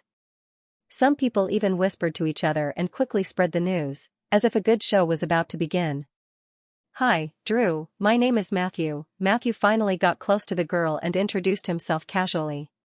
The girl, who was originally squinting her eyes and dancing to the music, found that there was a man beside her. A look of surprise appeared on her fair-skinned baby face, but she didn't stop dancing. She just smiled sweetly at him and greeted, "Hi, Matthew." When Matthew saw the girl's sweet smile, his heart throbbed inexplicably. At the same time, he felt that his chances of success had greatly increased. He leaned toward the girl confidently and hesitated to reach out and hold her seductive waist. He continued, "I heard that your company is producing Buffy the Vampire Slayer. What a coincidence. I just acted in the movie version." "Wow, really?" Drew looked very interested. Are you Matthew?" "Matthew Abrams. I'm from Canada." "Did Tony invite you here?" Drew asked again. Matthew hesitated for a moment. Then, he raised his chin toward his friend outside the dance floor and said, "My friend brought me here." Luke, who was originally sitting by the bar, waiting for the show to begin, saw his good friend's actions on the dance floor and immediately realized that something was wrong. He noticed that the beautiful babyface immediately looked over and couldn't help but shiver. Seeing that the two of them immediately withdrew their gazes and continued chatting, Luke didn't hesitate at all. He got up and walked out, and after a minute or so, he drove out of the bustling party. Drew looked at the man who had come closer to her. She grabbed half a bottle of champagne from a drunken girl next to her. When Matthew saw Drew's action, he immediately said, "Drew, I think you'd better not drink this kind of champagne." The smile on the girl's face remained unchanged, but she didn't put the half bottle of champagne to her mouth. "Matthew, right?" A hurt look appeared on Matthew's face. "I think I've already introduced you." "I just want to confirm it again," Drew said with a smile. "Matthew, didn't your good friend tell you something just now?" Matthew didn't notice that Drew had deliberately emphasized a certain word. He pretended to be cool and said, "I don't think he has anything to tell me." The girl glanced outside the dance floor and found that the figure had disappeared. The smile on her baby face became even sweeter. She said to Matthew, "Then you're really pitiful." Matthew thought that he had heard wrongly. He moved closer to the girl, stretched out his hand, and pretended to put it on Drew's waist. "What did you say?" he asked. The girl took a step back nimbly, dodging the other party's outstretched hand. She raised her voice and said, "I mean, you're really pitiful." Along with this sentence, the champagne bottle flew towards Matthew's handsome face in a dark green blur. With a muffled bang, the glass fragments mixed with wine splashed radially in all directions. It could be seen how much strength was spared in the blow just now. Along with the sound of glass shattering, the men and women on the dance floor who were paying attention to this matter had a rush of adrenaline secretion, and they burst into cheers of excitement. "Ah! Cool! Again, again, again!" Matthew, who was hit in the face by the champagne bottle, had a buzzing sound in his head. It wasn't until he heard the cheers around him that he woke up a little. He touched his bleeding cheekbone and realized the risk of disfigurement and the loss of the role that he had just obtained. A hysterical anger suddenly arose in his heart. He pounced on Drew with a ferocious look on his face. However, he directly bumped into two women who were similar in size to him. Then, he felt that he was pushed hard. The moment he fell to the ground and passed out, he could barely distinguish the faces of two identical Russian women. At this time, the owner of the mansion, who had received the news, had rushed over. Looking at the girl who was empty-handed and had an innocent look on her face, he smiled bitterly and said, "Drew, you've caused me trouble again." "It's not my fault, Tony. Who told you to have such an unruly guy in your house?" Tony squatted on the ground to check on the unconscious young man. Except for a miserable wound on his left cheekbone, there seemed to be no other major problems. However, a mild concussion was definitely unavoidable. Tony instructed the waiter to help the unlucky guy deal with the wound. After that, he got up and said to Drew, "Well, I'll take care of it here. But, Drew, I think you should leave." The girl shook her head indifferently. "I haven't had enough fun yet. I'm not leaving. I mean, don't you know?" Tony leaned a little closer and whispered in the girl's ear, "Mr. Williams should be back in the afternoon." "Wow." The girl cheered excitedly and ran out. The Russian twins who had just stopped Matthew quickly followed. The owner of the mansion, Tony, looked enviously at the Russian twins who left with the little girl. Tony was a boxing enthusiast. In June, he happened to see the introduction of the Russian twins in Sports Illustrated. They were a pair of twin sisters who had been unearthed from Russia by a famous boxing agent, Xianxia. Not only did the two sisters have the perfect hot figure, but they also had a pair of exquisite faces that were unique to East Slavic beauties. Tony had specially inquired about the schedule of the sisters' matches and planned to watch them when the time came. He didn't expect that inexplicably, the sisters would appear here as the bodyguards of the little girl, Drew. What a waste, Tony sighed. As a famous producer in Hollywood, he did not care much about women. Instead, the confrontation in the boxing ring could arouse his interest. He felt that if he could see the two identical beautiful sisters fighting in the boxing ring, the sensory stimulation would definitely be better than king 100 different women. The burly off-road vehicle had just arrived at the open space outside the Pointy Corner Manor when the girl saw the light in the villa. She excitedly shouted to the woman driving in the front seat, "Natasha, stop the car. Just stop here." "Okay, boss," the Russian woman named Natasha responded and quickly parked the car. The girl opened the door and jumped out, but she did not run to the villa. Instead, she patted the window of the driver's seat and said, "Natasha, come out. Come with me to see Eric." "Okay, boss," the woman who had just responded again. In the afternoon, Eric dealt with some matters in the office in the studio. After that, he rushed back to the Pointy Corner Manor. After dinner, Eric stayed in a living room on the east side of the villa hall and flipped through the recent newspapers. "Eric, you're finally back." The girl pushed open the door of the living room. When she saw Eric's figure, she immediately pounced on him and pressed Eric down on the sofa. Eric threw the newspaper in his hand aside and pressed down on Drew, who was moving around. He sniffled and asked in a doting manner, "You drank, right? Where did you go to have fun?" The girl snorted and did not answer Eric's question. Instead, she pointed at the Russian sisters who had followed her in and were quietly standing at the door. "Eric, look, they're my new bodyguards. What do you think?" The TV in the living room was still on. Eric noticed the movement at the door. He looked in the direction of Drew's finger and raised his eyebrows in surprise. He reached out and gently pulled Drew's ear. "What nonsense are you up to this time?" The girl squeaked and said, "They're really my bodyguards. I snatched them from that old guy, Xianxia. I spent a lot of money on them." Eric did not care about the boxing competition at all. Of course, he did not know about the famous Xianxia. He waved at the two women at the door and said, "Come and sit down." The twin sisters were wearing the same white t-shirt and white jeans. There was no difference in their appearance. When Eric said that sentence, the girl standing on the left was confused. However, the girl on the right looked at Drew. "Eric is also your boss." "He said the same thing as me," the girl said to the two of them. When the girl on the right heard Drew's words, she pulled the sister on the left and walked over together. They sat down on the single sofa that Eric had just pointed at.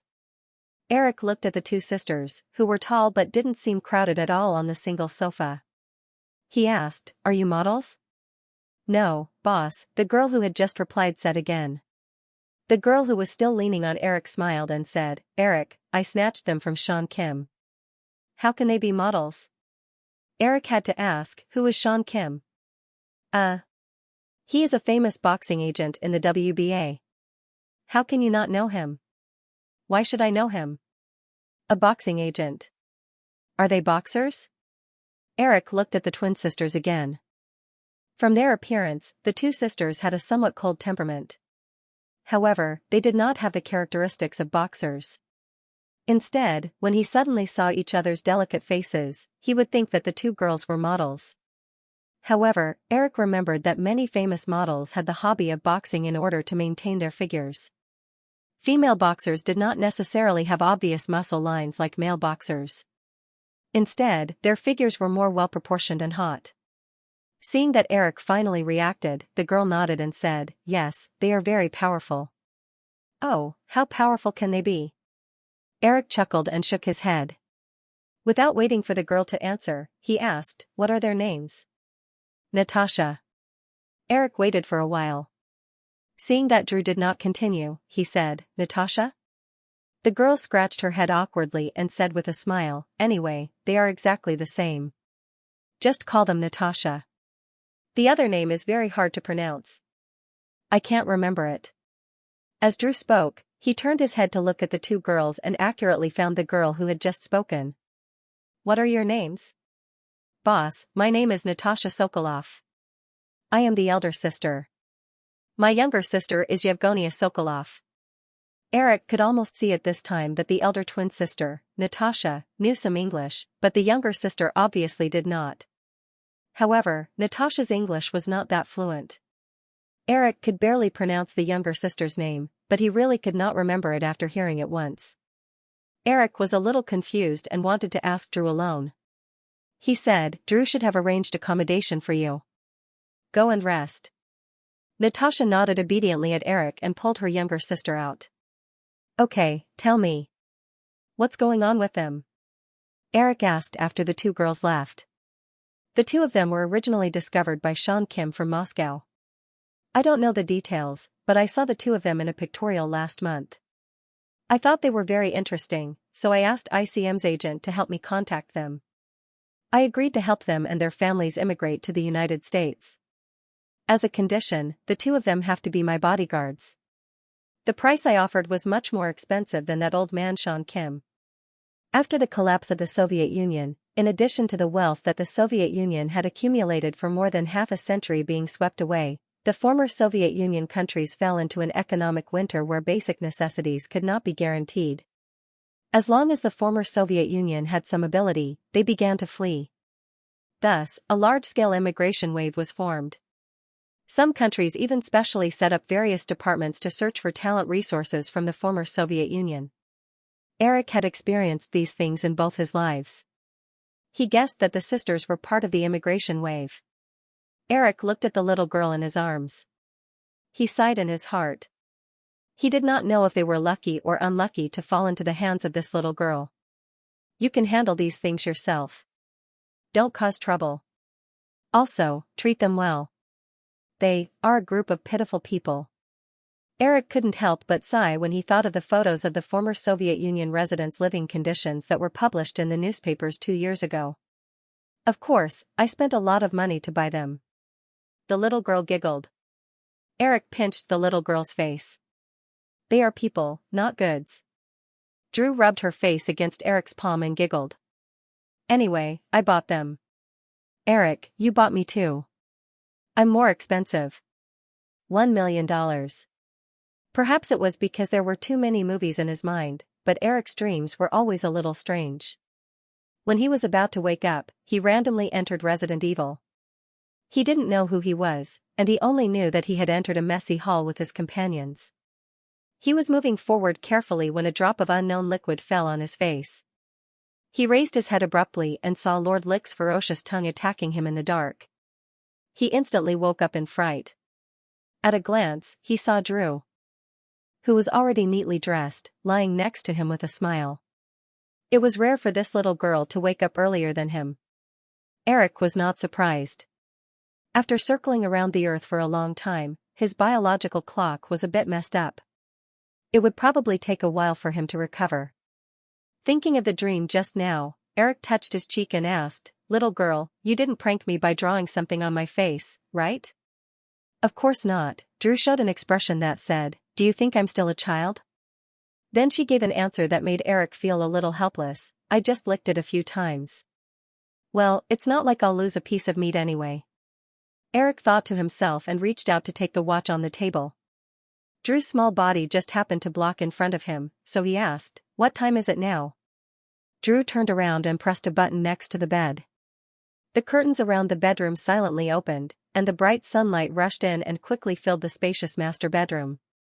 Eric narrowed his eyes and used his arm to block the sunlight. Then he suddenly sat up. Yesterday, he had an appointment to hold a Firefly management meeting in the morning. It looked like he was going to be late. Hurriedly putting on his clothes, Eric asked, "Where's my mobile phone? Did anyone call?" "Yes, Michael just called and asked if you were going to attend the meeting today. I said you were still jet-lagged and might be a little late, so he changed the meeting to 1 o'clock in the afternoon," Drew said as she found a brand new tie from the cabinet and excitedly rushed over to help Eric put it on. Eric could only stand there and take a look at his watch. It was already 9:40. Even if he rushed over now, he wouldn't have enough time in the morning. "Next time you encounter this kind of thing, you must wake me up. It's not good to let so many people wait." Drew obviously also knew the priorities of the matter and said, "I know, this time is a little special. You just came back from Tokyo, they can understand." When he went downstairs to the dining room for breakfast, the Russian twins appeared again and took the initiative to greet Eric.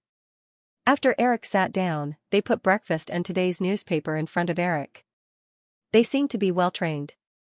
The little girl who had already eaten breakfast sat opposite Eric with her little chin in her hand.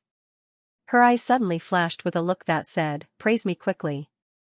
Eric thanked the twins. After the sisters left the dining room, he picked up a small piece of bread and threw it at the girl's head. "Well, what's there to be proud of?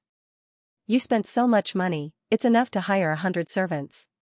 Although Drew joked last night that she was more expensive, in fact, she only bought the sisters' contract from the agent named Sean Kim for $800,000.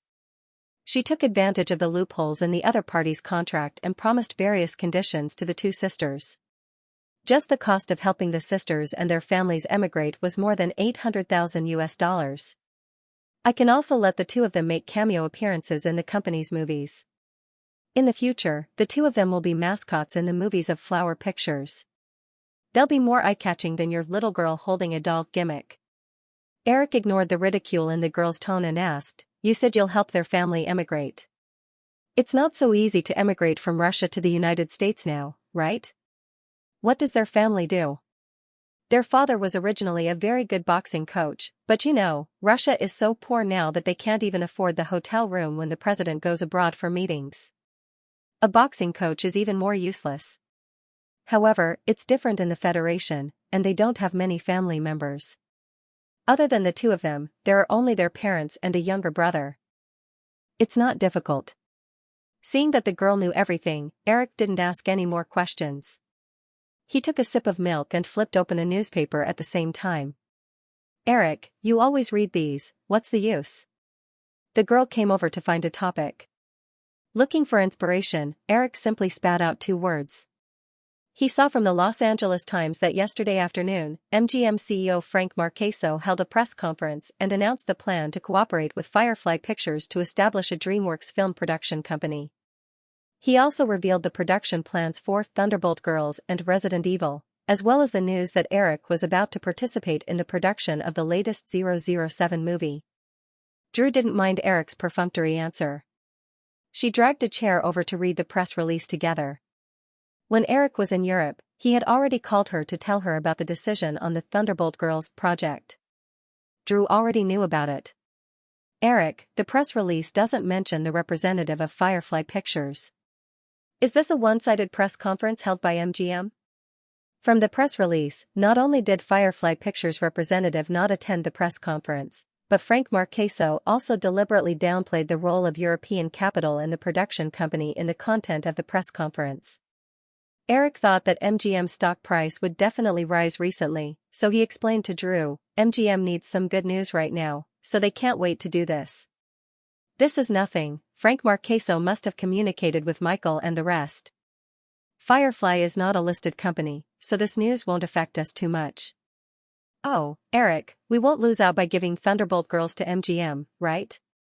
This movie is similar to 007's style, maybe there will be many sequels? The copyright is placed in DreamWorks, not MGM.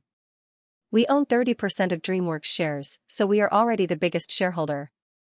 Moreover, most of the shares are with European capital. If we have a conflict with MGM, which side do you think the European capital will stand on? Of course it's on our side. Hey, Eric, I just thought of a good idea, Say, if we let the Thunderbolt Girls series and 007 overlap, wouldn't it be a good idea? That's a good idea, but unless Thunderbolt Charming Baby achieves the same level of influence and box office results as James Bond, it won't be easy. The influence of the James Bond series has been accumulated over decades. Drew also knew that the influence of the 007 series was definitely not something that Thunderbolt Girls, which had yet to be released on the big screen, could compare. He took a step back and asked, what if it's just some plot Easter eggs? Then we'll have to wait until the first movie achieves enough influence, but it's not like we can't give it a try. The most important thing now is to do a good job with the first Thunderbolt Girls. Although Eric did not think highly of Drew's sudden idea during breakfast, he became more and more interested in it. If there was an overlap between Thunderbolt Girls and 007 series, it would definitely be a very strong gimmick. However, when he thought of the box office results of the Thunderbolt Girls series in his previous life, Eric could only wait until the results of the new version of Thunderbolt Girls were released before he started the related work. Although the meeting was changed to the afternoon, Eric still rushed to Firefly's headquarters immediately after breakfast. Firefly Pictures had accumulated a large number of documents that required Eric's personal review. Eric arrived at the office at 11 o'clock, and by the time the meeting started in the afternoon, he had only read less than 1/10 of the documents. This was under the condition that he had missed lunch. Fortunately, Eric had a late breakfast, so he was not too hungry. The meeting in the afternoon was not considered large. It was just a small meeting of more than 10 senior executives of Firefly. Eric walked into the conference room with Alan, who was holding a thick stack of documents. When he saw Michael Lynn and Jeffrey Katzenberg, everyone's gazes gathered on him. He smiled and said, "Long time no see. It seems that everyone misses me." With a chuckle, Eric took the opportunity to exchange a few words with everyone while Alan was distributing the documents one by one. After Alan finished distributing the documents, Eric stood up and said, "I know that Firefly has a lot of things to deal with recently, but we're not going to talk about these today. Today, we're talking about the next stage of development of Firefly Pictures." At this time, the senior executives in the meeting room had already opened the documents in their hands. Whether they had received the news in advance or not, they were not too surprised when they saw the contents of the documents. The contents of the documents were an evaluation of the possibility of acquisition of the 3 major television networks. Firefly Pictures' current situation had already surpassed the other 6 major film companies in Hollywood with an absolute advantage. If they wanted to go further, they would have to move from a film company to a comprehensive media group. Although it would take some time for them to formally propose an acquisition of the television networks, and they might even have to wait until next year, the preparation work must be done as soon as possible.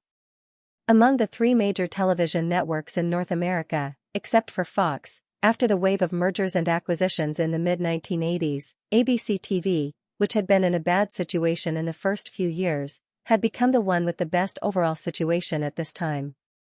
This was because since 1983, when Metropolitan Communications and Warren Buffett's Berkshire Hathaway acquired ABC, the new shareholders strengthened the financial supervision of ABC TV, but at the same time, they gave the management enough time to make full use of the potential. Although ABC's current profitability was still not too obvious, it was already in a period of benign development. Later, NBC TV was still in a turbulent stage because of the conflict between the management and the parent company, General Electric Group. The situation of CBS could only be described as bad. In the mid-1980s, after Wall Street investor Lawrence Tisch obtained control of CBS, he sold a large number of CBS's business assets, including the world's second-largest record company, Columbia Records, which was sold to the Japanese. After so many years of capital operations and reaping enough benefits, Lawrence Tisch didn't want to play anymore. He was looking for someone to take over the business. Therefore, CBS was also the easiest to acquire. However, with the current strength of Firefly Pictures, there was no need to pick up scraps. Since they were going to buy, of course, they had to choose the best, ABC, followed by NBC, and CBS was the last choice. After Eric briefly introduced the plan in his mind, Michael Lynn said, "Eric, since we are going to buy ABC, we must sell the Fox TV network shares in our hands, right? I will talk to Mr. Murdoch about this in person soon." Someone else asked, "What about Friends, The X-Files and Who Will Be a Millionaire?" Friends signed a 5-season broadcast contract with Fox, and this year was the 5th season. Moreover, the copyright of Friends was completely in the hands of Firefly. Eric certainly would not be polite with Fox. He said, "After completing this year's contract, we will definitely not renew it with them. As for The X-Files and Who Will Be a Millionaire, we will continue to maintain the original plan." The X-Files and Who Will Be a Millionaire shared the copyright development with Fox. It would be very difficult to snatch them away. Moreover, if they snatched all 3 pillars of Fox in one go, it would be strange if Murdoch did not turn hostile. As Eric spoke, he looked at Firefly's vice president in charge of the TV department. In addition, from now on, the TV department can look for all the programs. Even if it may take 1 or 2 years for us to acquire the TV network, we can still stock up on some good projects by doing this. Come up with a plan as soon as possible and send the project summaries to me regularly. Katzenberg suddenly said, "Eric, are you going to be personally responsible for the acquisition of the TV network?" As soon as Katzenberg's voice fell, the atmosphere in the conference room suddenly became a little strange. Many people glanced between Katzenberg and Michael Lynn. Eric also had a headache at this time as he looked at Katzenberg and Michael Lynn sitting on both sides of him. The acquisition of the TV network was such a big deal that it would definitely require a senior executive at the level of the president of Firefly Pictures to follow up and personally conduct the relevant negotiations at any time. If it was under other circumstances, this burden would definitely fall on Michael Lynn. But the current situation was that Eric had promised Katzenberg last year that when Michael Lynn's contract expired next year, he would appoint Katzenberg as Firefly's CEO. As the current CEO of Firefly Pictures, although Michael Lynn was somewhat conservative and did not have Katzenberg's indomitable spirit, he had always been a very qualified manager. Although Eric did not often intervene in the management of the company, Michael Lynn could perfectly execute every inadvertent order he gave. Eric was very satisfied with Michael Lynn. Therefore, even before Katzenberg spoke, Eric had been struggling for a long time about how to arrange for Michael Lynn in the future. After a moment of hesitation, Eric looked at Carson and said, "I will be personally responsible for the preparatory stage of the acquisition of ABC for the time being. I will make the corresponding adjustments after the formal negotiations begin." When Carson heard this answer, he shrugged slightly to show that he understood, but there was inevitably some disappointment on his face. After the meeting, Eric noticed that Jeffrey had just winked at him, so he pretended to pack up the documents and stayed at the back. After everyone in the conference room left, Eric said to Jeffrey, "Am I a little too indecisive?" Jeffrey came to Eric's side, leaned on the large mahogany desk, and looked kindly at the tired young man leaning on the leather chair. He said, "I remember reading a saying somewhere that huge wealth often makes people indifferent. So, Eric, I hope you can be more humane. If you did not hesitate to abandon Michael and hand over the acquisition to Jeffrey, I think most of the people in the conference room would feel uneasy. Michael's achievements since he became the CEO of Firefly are obvious to all. Compared to Peter Guber, who made Columbia Pictures a mess, Michael Lynn, who was conservative but very steady, had taken care of everything in Firefly Pictures in the past 2 years. Moreover, in the face of Jeffrey Carson, a subsidiary company of Disney, who was ready to take over his position at any time, Michael Lynn did not choose internal strife like the management of Time Warner to ensure his position. These were all things that Eric appreciated and valued very much. If possible, Eric would continue to keep Michael Lynn at Firefly. In reality, a company could have 2 co-presidents, just like Warner during Steve Ross's time, but there could only be one CEO as the commander. Moreover, Eric had never heard of a situation where the CEO of a large group switched positions with his subordinates. Once the position was replaced by others, the predecessor would either be promoted to a virtual title and serve as the chairman of the board of directors, which maintained influence in the company but did not have much decision-making power, or leave directly. Most of Firefly's shares were concentrated in Eric's hands, so there was no board of directors. Even if there was a board of directors in the future, the position of chairman of the board of directors could not fall to anyone other than Eric. Therefore, once Michael Lin resigned, he could only choose to leave Firefly completely. Michael is only 50 this year, right? For Westerners who generally refused to accept old age, 50 years old was still considered to be in the prime of life. 52 years old, Jeffrey said. He reached out and patted Eric on the shoulder. Eric, I used to think that many of your decisions were very risky, but now I know that you must have had a card up your sleeve. From this point of view, compared to Jeffrey's drive, you are a little conservative. Jeffrey will take over Michael's position, and it will complement you. So, Eric, have a good talk with Michael. The change of Hollywood executives is a very common thing, and Michael is now only in his early 50s. After leaving Firefly, he has enough time to do other things. He had to face what he had to face. Eric took a deep breath, got up and said, "There is still some time before I get off work. I'll go over now." Michael Lin's secretary was answering the phone. When she saw Eric coming over, she quickly covered the microphone and looked at Eric with an inquiring look. "Help me and Michael make 2 cups of coffee and send it in," Eric said to the secretary. He knocked on Michael's office door a few times, pushed the door open, and walked in. Michael Lin saw Eric coming in. His eyes were a little surprised at first, but soon he showed a relieved expression. He stood up and invited Eric to sit down on the sofa in the lounge area. He smiled and said, "Eric, did I make things difficult for you just now?" Eric showed an embarrassed expression. Most of the executives of Firefly could realize that Eric wanted Katzenberg to take over.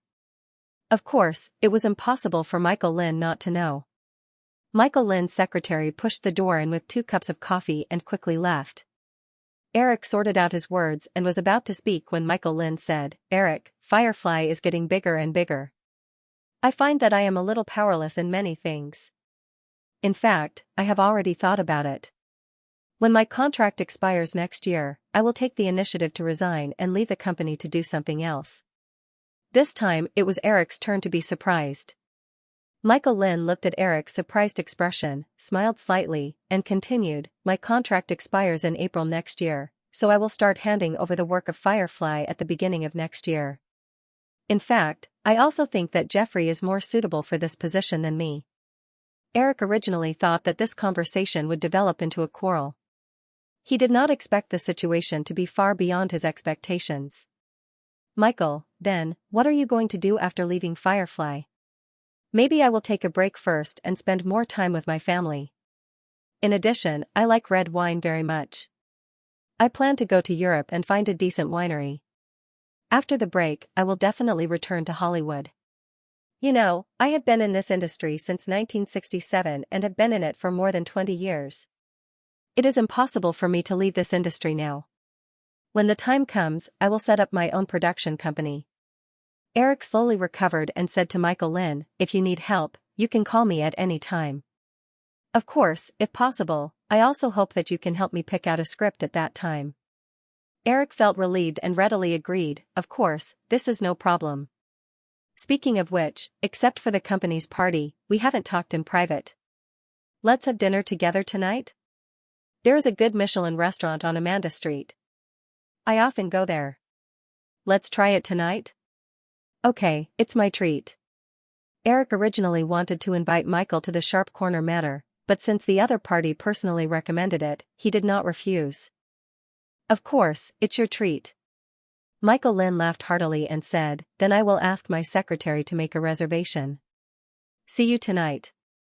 "See you tonight." After sending Eric out of the office, Michael Lin sat back in his comfortable office chair and sighed softly. Michael Lin remembered the scene when Eric contacted him in private more than 2 years ago. At that time, Eric was not as easy to talk to as he was just now. Michael Lin would never think that Eric's personality had changed so much in just 2 years. It was mainly because his position in Eric's heart had changed. At that time, he was on Robert Shea's side. At this time, Eric had already regarded him as one of his own.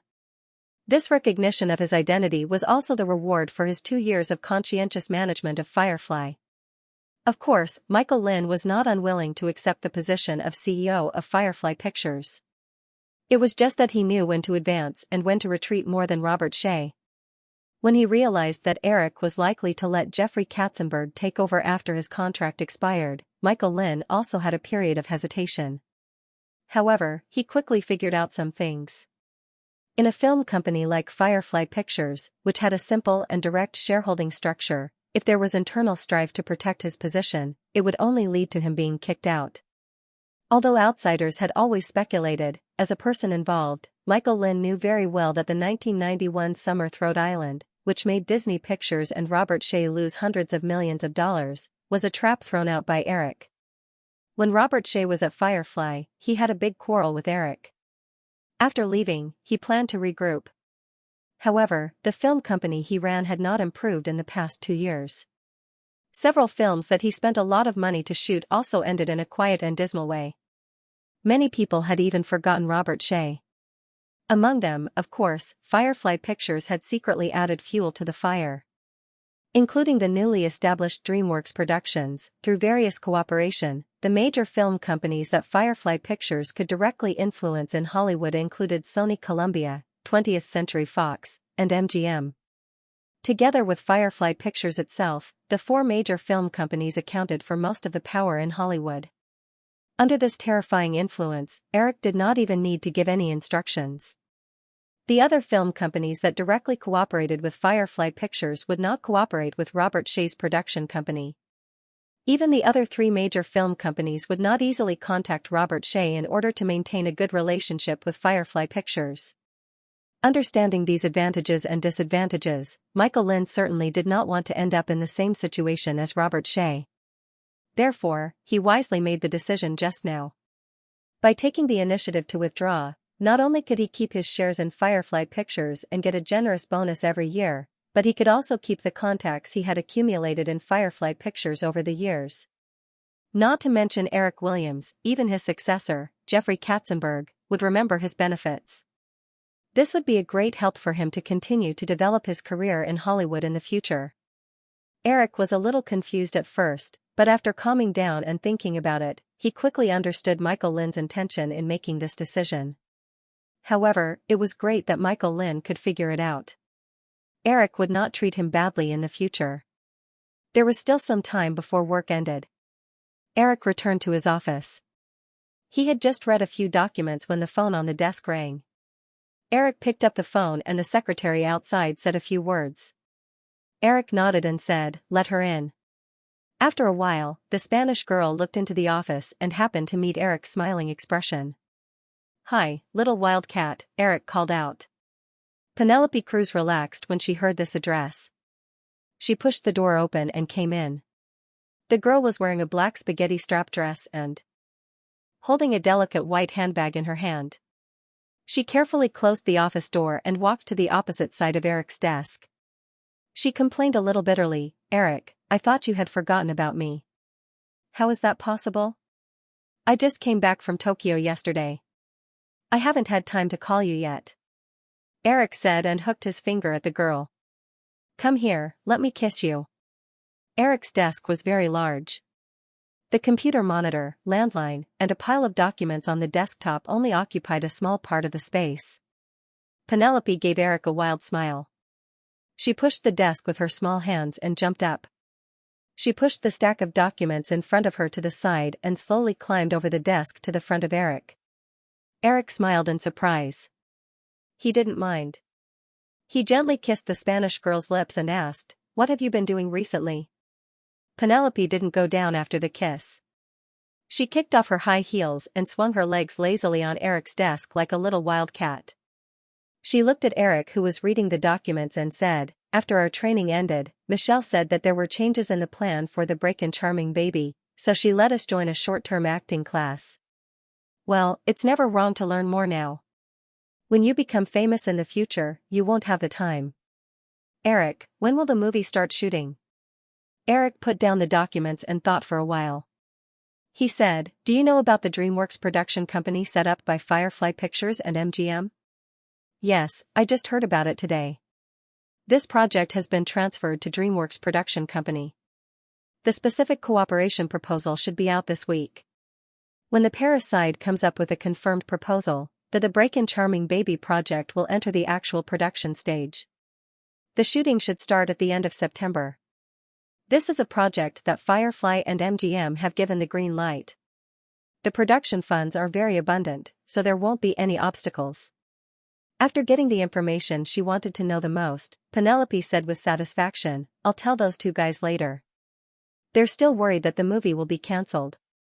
Eric reached out his hand and pinched Penelope's sharp chin. He teased, "Aren't you worried?" "Of course not, this is your movie." Penelope shook her head and flung Eric's hand away. She reached out and pressed it against the table. She reached out and drew on Eric's palm with her finger. "Eric, my sister has already come to Los Angeles. Mom was worried that I wouldn't be able to take good care of Monica at first. I gave her $200,000 and she didn't say anything else. Also, I bought a house in Santa Monica for $950,000 and a Toyota sedan for $50,000. I chose a private Spanish high school for my sister's school fees." Penelope said this as if nothing had happened, but she was carefully observing Eric's expression. Although Eric gave her a credit card that allowed her to overdraw a huge amount, the smart Spanish girl knew very well that this was definitely not something she could squander. Especially when she bought the house, the Spanish girl was very nervous. That was $950,000. Before the age of 18, she had never imagined that she could spend nearly $1 million in one go. This amount of money, if converted to the current Spanish currency, was equivalent to 60 million pesetas. Eric only listened for a moment before he interrupted Penelope to continue reporting the bill to him. In fact, Eric was very clear about these things, so he was quite satisfied with Penelope's recent performance. "Don't talk about these disappointing things. I don't want to hear it." The Spanish girl immediately stopped and changed the topic. "Eric, can you come to my place tonight and see the new house I decorated? I have a dinner date with someone. I can't go back with you." Eric saw Penelope's eyes immediately lit up. He said, "It's not suitable to take you this time. Let's talk about it when we have the chance." Penelope did not show any disappointment. She asked, "Then can you come to my place after dinner? It might be very late. It will affect your rest." Penelope shook her head. "It's okay." "Okay then. Tell me the address. I'll go over tonight." Penelope took the pencil and paper from Eric and wrote the address on the table. She also took out a key from her handbag and handed it to Eric. Eric took it and put it away. He thought of the other two girls and asked, "Are Kate and Charlie living with you?"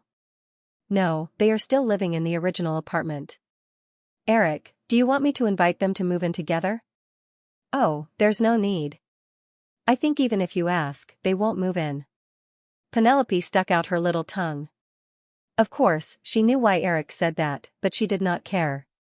Penelope stayed in Eric's office for a while before leaving. After work, Eric and Michael drove to a 3-star Michelin restaurant on Amanda Avenue near the headquarters of Firefly. During the meal, they did not talk about any business. They just chatted about everything. Although the biological age difference was big, Eric had 2 lifetimes of experience after all. His knowledge was no less than Michael Lynn's. The two found a lot of common topics. After dinner, they even felt a little unsatisfied. Michael Lynn lived in Burbank for the convenience of his work, so he was very familiar with the area. Soon, he brought Eric to a bar with a good environment. They only separated when it was close to 11 o'clock in the evening. Eric got into the car drunkenly and remembered what happened in the afternoon. He took out a note from his pocket and handed it to the driver. He said, "Take me to this place." After some time, Eric heard someone calling him. He opened his eyes and saw the driver in the front seat pointing out the window. "Mr. Williams, we're here." Eric turned his head and saw a small villa by the side of the road. The lights were still on. He said to the driver, "You can go back first. Come and pick me up next morning." After getting out of the car, Eric shook his dizzy head. Under the streetlight, he saw that it was a white 2-story villa. The surrounding trees were dancing in the shadows. the environment was very good. The Spanish girl was quite good at choosing a place. Eric came to the door. Just as he was about to press the doorbell, he remembered that Penelope had left him the key. He looked for it and found the key in his trouser pocket. He opened the door and walked in. There was only one wall lamp turned on in the living room of the villa, and Spanish sounds came from the television. The side of the sofa was facing the door, and Eric saw a Spanish girl curled up on the sofa, staring intently at the television screen. She was holding a bag of chips in her hand, and she would stuff a chip into her mouth from time to time, making the crunching sound of a mouse chewing on something. "Hi, little wildcat," Eric walked closer to the sofa and greeted her. The Spanish girl turned her head and suddenly saw Eric. Her eyes suddenly widened, and her little nose sniffed. When she smelled the smell of alcohol on Eric, she shrank back and even held the bag of chips in front of her to protect herself. Eric also felt that something was wrong, but he also felt that it might be because he drank too much tonight.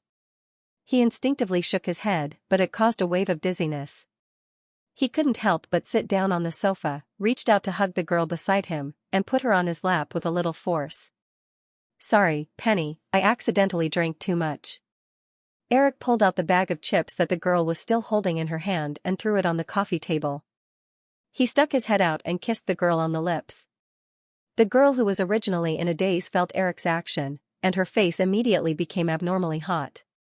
Her eyelashes quickly blinked a few times, and the girl recovered from this series of sudden situations. At this time, she also recognized Eric. She was a little shy as she put her hands in front of Eric to stop him from continuing to move. She said in choppy English, "Williams, sir, no, Penny, I'm Monica." "What did you say?" Monica Cruz's accent was a little heavy, and Eric, who was still dizzy, couldn't hear clearly for a moment. Monica was about to explain when a voice rang out, "Monica, I just heard the sound of a car outside, is that Eric?" "Ah." Penelope came down from the second floor and walked to the staircase, just in time to see her younger sister sitting on Eric's lap with a bashful expression. She immediately let out a soft cry of surprise. Eric turned his head and saw Penelope standing at the top of the stairs in the same black dress as she had in the afternoon. He then looked at the girl in a white nightgown in his arms and remembered that Penelope had mentioned that her sister had arrived in Los Angeles. The two girls looked too similar. Although he could tell that they were two different people at a closer look, Eric couldn't tell how they looked different.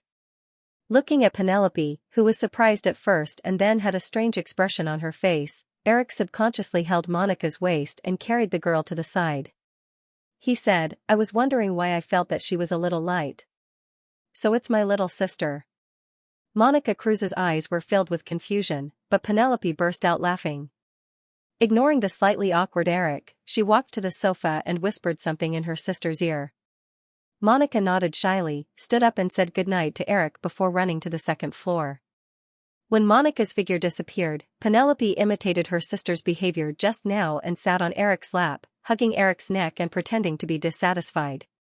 She said, "Eric, don't tell me you think that I'm a little fat?" Penelope didn't mention the blunder just now, and Eric wouldn't take the initiative to mention it either. He stroked the girl's soft waist and said, "Yes, but I think that women still have more feeling when they're a little chubby." Penelope followed Eric's strength and pressed herself against the man's body. She moved closer to his ear and asked teasingly, "How does it feel?" "I'm a little drunk and can't remember at the moment. I'll have to try to know." "Then let's try." Penelope moved closer and gently bit Eric's ear. She whispered, "Let's do it here." Monica Cruz couldn't sleep well the whole night when she remembered some of the sounds she heard while hiding at the stairs last night. Monica Cruz was originally somewhat in awe and curious about her sister's man. In Spain, she had heard more than once about the series of miracles Eric had created. But the little blunder last night inexplicably transformed the girl's awe and curiosity into something else. She still had to go to school during the day. Although she didn't sleep well at night, Monica still got up on time. Thinking that Eric must still be here, she stood by the wardrobe and hesitated for a while before choosing a pink dress to wear. Although she still had to wear her school uniform when she went to school, she felt that it was good to let him see her, even if it was just for a while. Walking out of the bedroom, the corridor on the second floor was very quiet. Penelope's door was still closed. She thought that her sister and Eric hadn't woken up yet, so she went downstairs in disappointment to prepare breakfast. When she came downstairs, Monica saw Eric's busy figure in the kitchen. There was also a faint smell of oatmeal in the air. Hearing the noise behind him, Eric, who was making fried eggs, turned around. This time, he didn't recognize the wrong person. The two sisters did look very similar, but there was a big difference in their temperaments. Penelope had a wild charm, while Monica didn't have such an aura. After saying good morning, Eric knew that Monica didn't know much English. He asked slowly, "Is Penny awake?" Monica felt very comfortable when Eric deliberately spoke to her in a slow tone. She said obediently, "Not yet." After saying this, Monica added, "She often sleeps in." After saying this, Monica noticed the teasing smile that flashed across Eric's face. She immediately lowered her head shyly, secretly regretting saying that. "Then let's not bother about her. Help me scoop out the oatmeal." "Let's have breakfast first," Eric said as he pointed to the side. Although Monica didn't understand some of the words, she understood Eric's hand gesture very well. She quickly went forward, took out 2 small bowls from the cupboard, and scooped out the fragrant oatmeal. After dividing the breakfast into 2 portions, the two walked to the dining room next door. After sitting down, Eric looked at the empty right side. In the past, there would always be a stack of newspapers here, even when they were in Europe. "Have you decided on the newspapers?" Monica looked up and was confused for a few seconds before she remembered the meaning of the word newspapers. "Yes, I'll go get them." After a while, Monica walked back to the dining room with a few newspapers and handed them to Eric. Penelope didn't order many newspapers. Most of them were women-oriented newspapers and 2 tabloids. Fortunately, Eric found a copy of the Los Angeles Times among them. This time, he opened it up beside him. Monica ate her breakfast in small bites, pretending to look up at Eric unintentionally from time to time. If their eyes happened to meet, she would smile obediently. Eric flipped a page of the newspaper and asked, "Today is Wednesday. You still have school, right?" "Yes." Hearing Eric speak, Monica immediately focused. She even said the name of a private school that Eric didn't understand at all. It sounded like Spanish. They chatted casually until breakfast, but Penelope didn't get up. Eric remembered that Penelope said that she didn't have anything to do today, so he didn't wake her up. After breakfast, Monica took the initiative to clean up the tableware and returned to her room. A few minutes later, she walked out in her school uniform with a school bag in her hand. Very beautiful. Eric, who was flipping through the Los Angeles Times in the living room, saw Monica in a white sleeveless shirt and a red and black checkered short skirt appear in front of him. Speaking of school uniforms, relatively speaking, Eric preferred the Japanese girls' sailor uniforms. The American high school uniforms were relatively more formal. "Thank you, Eric. I'll be leaving then." Monica waved her hand. After getting a response, she pushed the door open and walked out. Eric looked at his watch. It should be about time. He left a note for Penelope, rolled up the Los Angeles Times that he hadn't finished reading, and walked out of the Spanish girl's villa. He planned to finish reading it in the car on the way to the company. The driver was already waiting by the roadside in front of the villa. The lights were dim last night, so Eric didn't see it. Now, he saw the front of the villa. Across the lawn and gentle slope, there was an endless blue sea. He could faintly hear the sound of waves. Moreover, the road in front of the villa was in a C shape. There were no buildings on either side, so privacy was very good. If they wanted to be more hidden, they could build a wall. It seemed that the Spanish girl had put a lot of thought into it. Of course, these thoughts cost money. It was only 1993.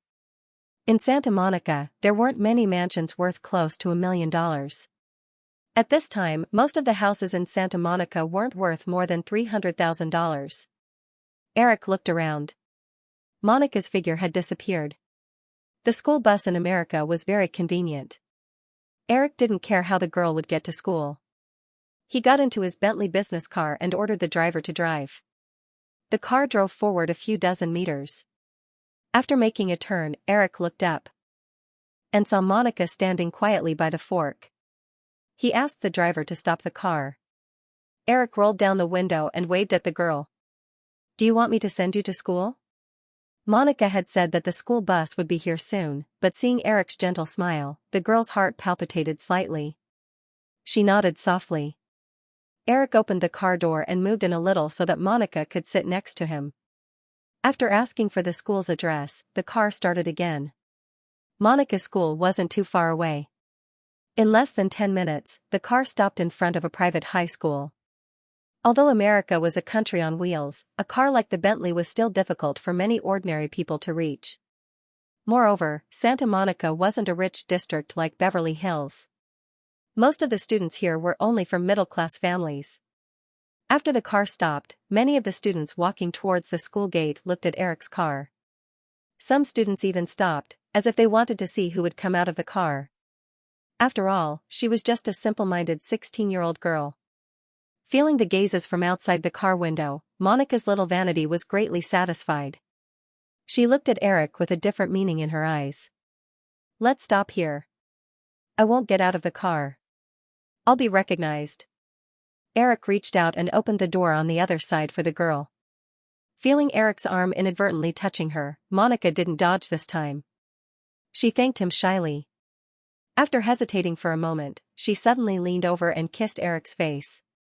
Only then did she escape from the car. Eric smiled and touched the cheek that was sneakily kissed just now. He thought to himself, "I haven't even started the quest yet, and the dungeon completion rate is already 90%. Putting aside the little evil thoughts in his heart, Eric picked up the school bag that the girl beside him pulled down and handed it to the driver. "Send this to Miss Cruz." In Paris, the negotiations on the equity division of DreamWorks Pictures came to a final conclusion in the last 3 days. Firefly Pictures took 30% of the shares and became the largest shareholder of the production company. Some European film capitals took the remaining 55%. In the end, MGM Pictures took 15% of the shares through an equity exchange. At the same time, DreamWorks Pictures took nearly 9% of MGM's shares. After the final proposal was released, MGM once again began to publicize it with great fanfare. However, the management of MGM once again played a little trick. They did not disclose the specific equity exchange conditions between the two sides. They only repeatedly announced that MGM held 15% of DreamWorks Studios' shares and was the second largest shareholder after Firefly. Influenced by this good news, MGM's share price rose by 11% in just 1 week. Many investors were interested in MGM's shares, which had been ignored by Credit Lyonnais. However, Credit Lyonnais was no longer in a hurry to sell them. Even if DreamWorks Studios produced a movie with a box office performance half of that of Jurassic Park in the next 3 years, the market value of MGM would continue to rise. By then, Credit Lyonnais would choose the right time to make a move. They could even recoup their initial losses of hundreds of millions of dollars, or perhaps even realize some profits. After the contract with DreamWorks Studios was confirmed, Eric also began to lead the preparation for the production of Thunderbolt Girls. To ensure that nothing went wrong, this time he personally participated in the entire production process of the movie. At the same time, Eric also began to frequently meet with several major Hollywood management companies to select suitable scripts for DreamWorks Studios' remaining 8 films besides Thunderbolt Girls and Resident Evil. This was the first time that Eric had publicly selected a script on a large scale. Although it was not for Firefly Pictures itself, the script managers of the 3 major agencies had broken through the threshold of the copyright department of Firefly Pictures in just a few days. A large number of high-quality projects waiting to be developed were sent to Eric one after another, dazzling him. It also made many independent film companies who wanted a good script but could not get one to look at it with envy. Since CAA expanded the business scope of agents in the 1980s, more professional script agents appeared. After the channels were opened, in addition to the various types of adapted scripts that were specially hired by film companies, Hollywood film companies would receive thousands of original scripts every year. Once these scripts were selected by major film companies, they could even be sold for millions of dollars. Often, many poor boys who were originally penniless would enter the ranks of millionaires. Therefore, Hollywood had another name for original scripts, which was speculative scripts. The first script that Eric sold, Back to 17, was a very successful speculative script. In recent days, in order to select projects for the DreamWorks film company set up in cooperation with MGM Pictures, Eric would carry a thick tome with him wherever he went. It looked like a famous novel, but the 500-page tome was actually a summary of scripts submitted by many Hollywood agencies. After the news of the selection of scripts was released, Eric's desk was initially filled with scripts that had undergone preliminary screening every day. In his current situation, Eric simply could not spare enough time to read them one by one, so he just gave a few simple instructions. A day later, a carefully bound summary of scripts was delivered to him according to Eric's requirements. Except for some essential information such as the script author, each script was reduced to a short story of about 2 or 3 pages. Rupert Murdoch sat in his luxury car on the main road of Firefly Studios, looking at the huge studios and busy crowds on both sides. He could not help but feel a little emotional. But when he thought of today's meeting, a trace of worry surfaced in his heart. The luxury car passed through the office area and stopped outside a well-decorated restaurant inside Firefly Studios. Because it was not lunchtime yet, there were not many people in the restaurant. When Murdoch walked into the restaurant, he saw Eric in the corner, wearing a simple t-shirt and jeans, leisurely reading a book, like any ordinary young employee of Firefly Studios. If he had not witnessed the whole process, who would have imagined that a young man who was not even 25 years old, in just a few years, had swallowed Disney from scratch and established the large-scale Firefly Pictures? Although the acquisition of Disney's funding source was a miracle, Murdoch knew that even without the oil crisis caused by the war 2 years ago, it was only a matter of time before Firefly Pictures developed into one of Hollywood's major film companies. Out of the corner of his eye, Eric sensed that someone had entered the restaurant. He looked up and found that it was Rupert. He quickly put down his book and got up to greet him. "Rupert, didn't we make an appointment at 12? Why are you here so early?" Murdoch shook hands with Eric with a smile and said, "I was curious about what you looked like when you were working, so I came to take a look in advance. I didn't expect them to tell me that you were here." Eric sat down with Murdoch and explained, "I just talked to a director here. He left not long ago." Murdoch asked curiously, "Is it 007 or Thunderbolt? I heard that MGM also gave 007 to you. 007 won't be produced until at least next year, and I won't interfere too much. At present, Thunderbolt is the main project. But coincidentally, I chose the same director for both films, the one I just met. His name is Martin Campbell." Murdoch did not think of Martin Campbell for a while, but there must be something special about the person who could make Eric give him 2 heavyweight films at the same time. Murdoch secretly remembered the name and planned to ask someone to investigate it. Maybe he could win over Fox. The waiter quickly brought a cup of coffee for Murdoch. Murdoch took a sip, but he was not willing to talk about the topic of today's meeting. Seeing the large book in front of Eric with a delicate binding but no title, he continued to chat and asked, "What are you reading?" "For the DreamWorks matter, I recently received a lot of scripts. I asked someone to make a simple summary of the scripts." "It's very interesting to read," Eric said, pushing the book in front of Murdoch. Like other film companies in Hollywood, Murdoch was very envious of Eric's plan to provide 10 films to MGM with DreamWorks as the production company in 3 years. If possible, Fox did not even mind cooperating on the same terms. After all, an average of 3 high-quality films a year would not make a big film company dependent on the production company, and it could also bring very rich profits. No one would not covet it. But he was also very clear about a series of complicated transactions behind the establishment of DreamWorks, so he could only watch this fat piece of meat fall into the hands of MGM, a broken Hollywood company, like other film executives. Murdoch simply flipped through the book and handed it to Eric, saying, "These are all speculative scripts. Can you pick out a good one?" The scripts that could be sent to Eric must be good. Of course, Eric was more of a pick-up. If he could find a good script in his memory, it would be better.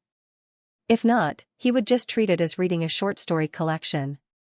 And if he found a script that he was very interested in and did not have a high budget, Eric would pick it out for the production department to try. Of course, Eric would not put all his attention on the original scripts in his hands.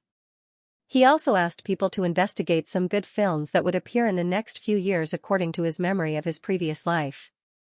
If it was not enough in the end, Eric also planned to pick a few blockbusters that did not appear in the original spacetime to make.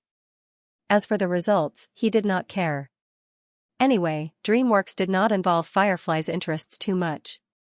As long as he could ensure that more than half of the 10 films made money, he would be very worthy of the European investors. Putting aside the book that Murdoch handed over, Eric replied, "I have a good eye."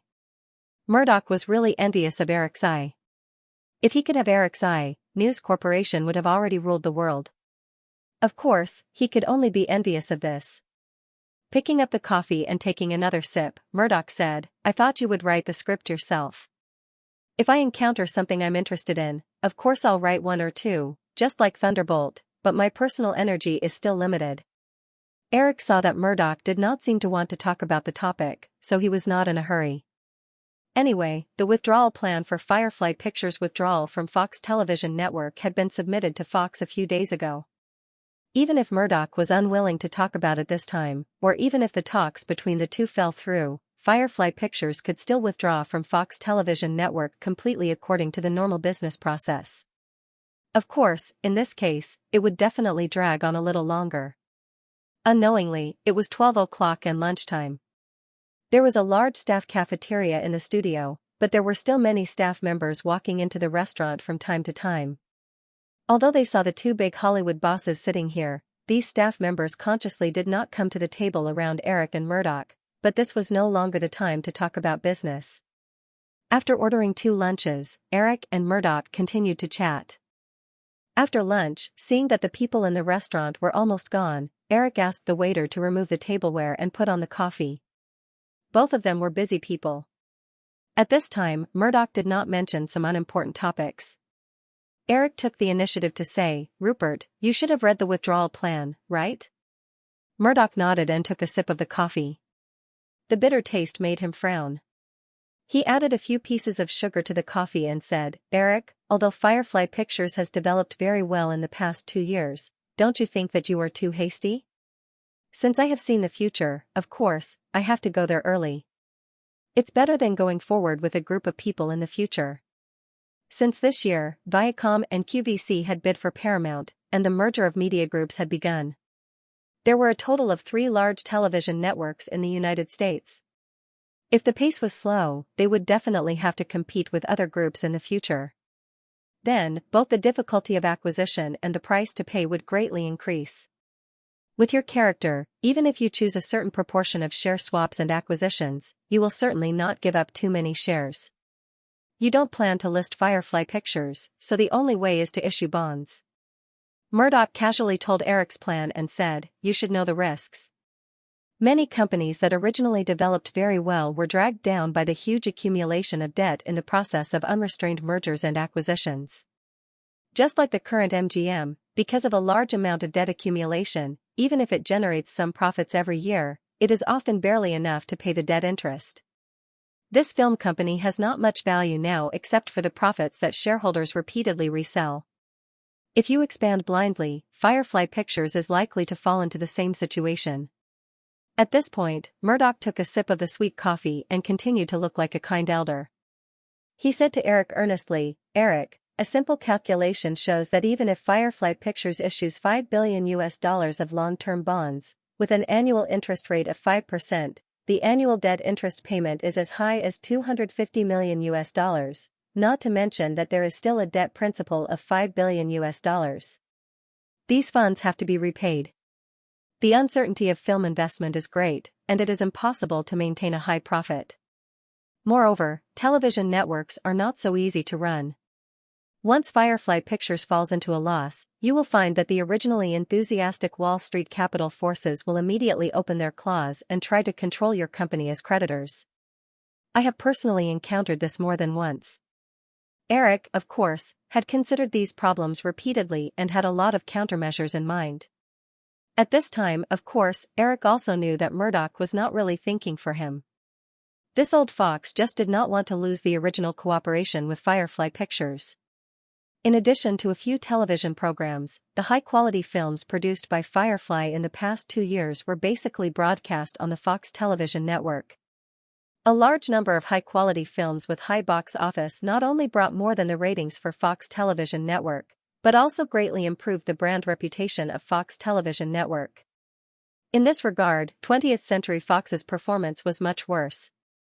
Once Firefly Pictures bought his own television network, the original cooperation between the two sides would definitely be cancelled, and they would even become enemies. Losing the film supply of Firefly Pictures was secondary, but at this time, several of Fox's main programs, Friends, The X-Files, and Who Will Be a Millionaire, were inextricably linked to Firefly Pictures. Although Murdoch had created a series of miracles in the newspaper business, he was not very good at media content. For example, in the past few years, although there were several television programs such as Friends supporting the ratings, Fox itself had not developed a popular television program with complete copyright. The importance of these mainstay programs to a television network, without mentioning anything else, could be seen from the sky-high salaries of the 6 lead actors in the last few seasons of Friends in the original Spacetime. Although Eric was young, Murdoch did not treat Eric as an inexperienced young man. He believed that if necessary, even if Eric could not take back all 3 programs, he would destroy them all, because Murdoch knew that he would do so when necessary. And Firefly Pictures, which held at least half of the copyrights, definitely had the authority to do so. After talking until his mouth was dry again, Murdoch picked up the coffee again and looked at the indifferent expression of the young man opposite him. He could not help but sigh. Putting down the coffee cup, Murdoch finally had to ask, "Eric, since you have made up your mind, let's talk about Friends." The acquisition of a television network is not something that can be done overnight, but after this year, the contract between Fox and Firefly will expire. How about we talk about the renewal of the contract? The copyright of Friends completely belonged to Firefly, and the other 2 programs had a 5-season contract that would not expire until next year. Moreover, by talking about Friends first, Murdoch was also testing Eric's attitude. Eric did not beat around the bush and said bluntly, "Rupert, the contract of Friends will definitely not be renewed, but for the other 2 programs, I can assure you that after the contract expires next year, Firefly Pictures can still renew the contract with Fox." Eric's guarantee meant nothing to Murdoch. Even if the contract was renewed, half of the copyrights to The X-Files and Who Will Be a Millionaire were still in the hands of Firefly Pictures. Once Firefly Pictures completed the acquisition of its own television network, and The X-Files and Who Will Be a Millionaire unfortunately became competitors of some of Firefly's TV stations, who could guarantee that Firefly would not secretly do something?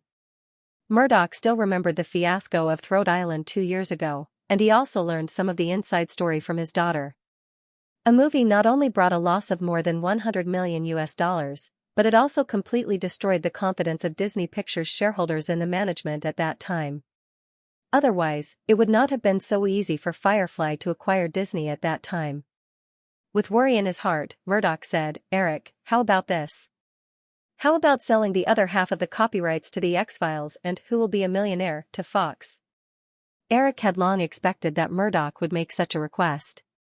The loss of Friends was already a great blow to Fox. Once Firefly Pictures withdrew its shares from Fox, the 2 sides would no longer have a direct interest dispute. If Firefly still held the copyrights to the remaining 2 shows, it would be tantamount to completely exposing their weaknesses to their opponents. Although The X-Files and Friends were both phenomenal TV series in the 1990s, the audiences of the 2 TV series were very different. Most of the audience of The X-Files was concentrated among young people in their 20s. Although there were many die-hard fans, the size of the audience was naturally limited. Friends was an all-ages sitcom, and it was basically not limited by the age of the audience.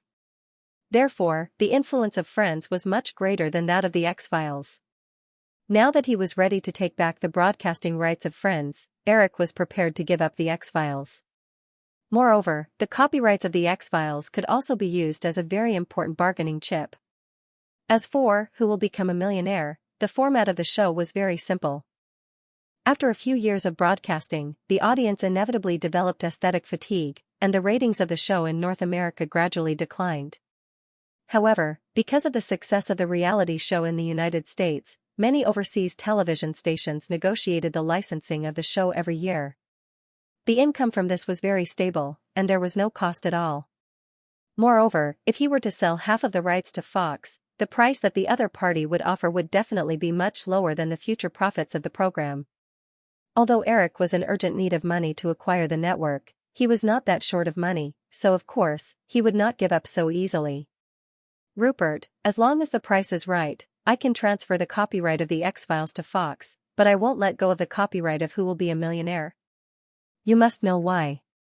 Of course, if you are worried that Firefly will interfere too much in the production of Who Will Become a Millionaire in the future, Firefly can give up participating in the production process and only invest and enjoy the corresponding share. Moreover, Firefly can also extend the original 5-year contract in advance." What Murdoch cared about the most was friends, but at this time, when he heard Eric say these conditions without hesitation, Murdoch was still a little surprised that Eric would let go so easily. Eric noticed Murdoch's surprised expression and said, "Of course, there's a condition to all of this." Murdoch felt that things were a little more normal and said, "Go ahead. I want Fox to complete all the procedures to buy back the shares of Firefly within a month." Of course, in order to avoid cash flow problems for News Corporation, the repurchase funds can be paid in installments over the next 6 months. Eric ignored Murdoch's gradually dignified expression and continued, "If we can't reach an agreement within a month, then the conditions I just said are invalid." Only then did Murdoch realize that Eric was more anxious than he originally thought. Although Firefly Pictures only held 10% of Fox's shares, this 10% was already the second largest shareholder of Fox, second only to the Murdoch family. In theory, Firefly Pictures had the right to speak in Fox, second only to the Murdoch family. It was just that Eric had never used this right in the past few years. And rights and obligations were often relative.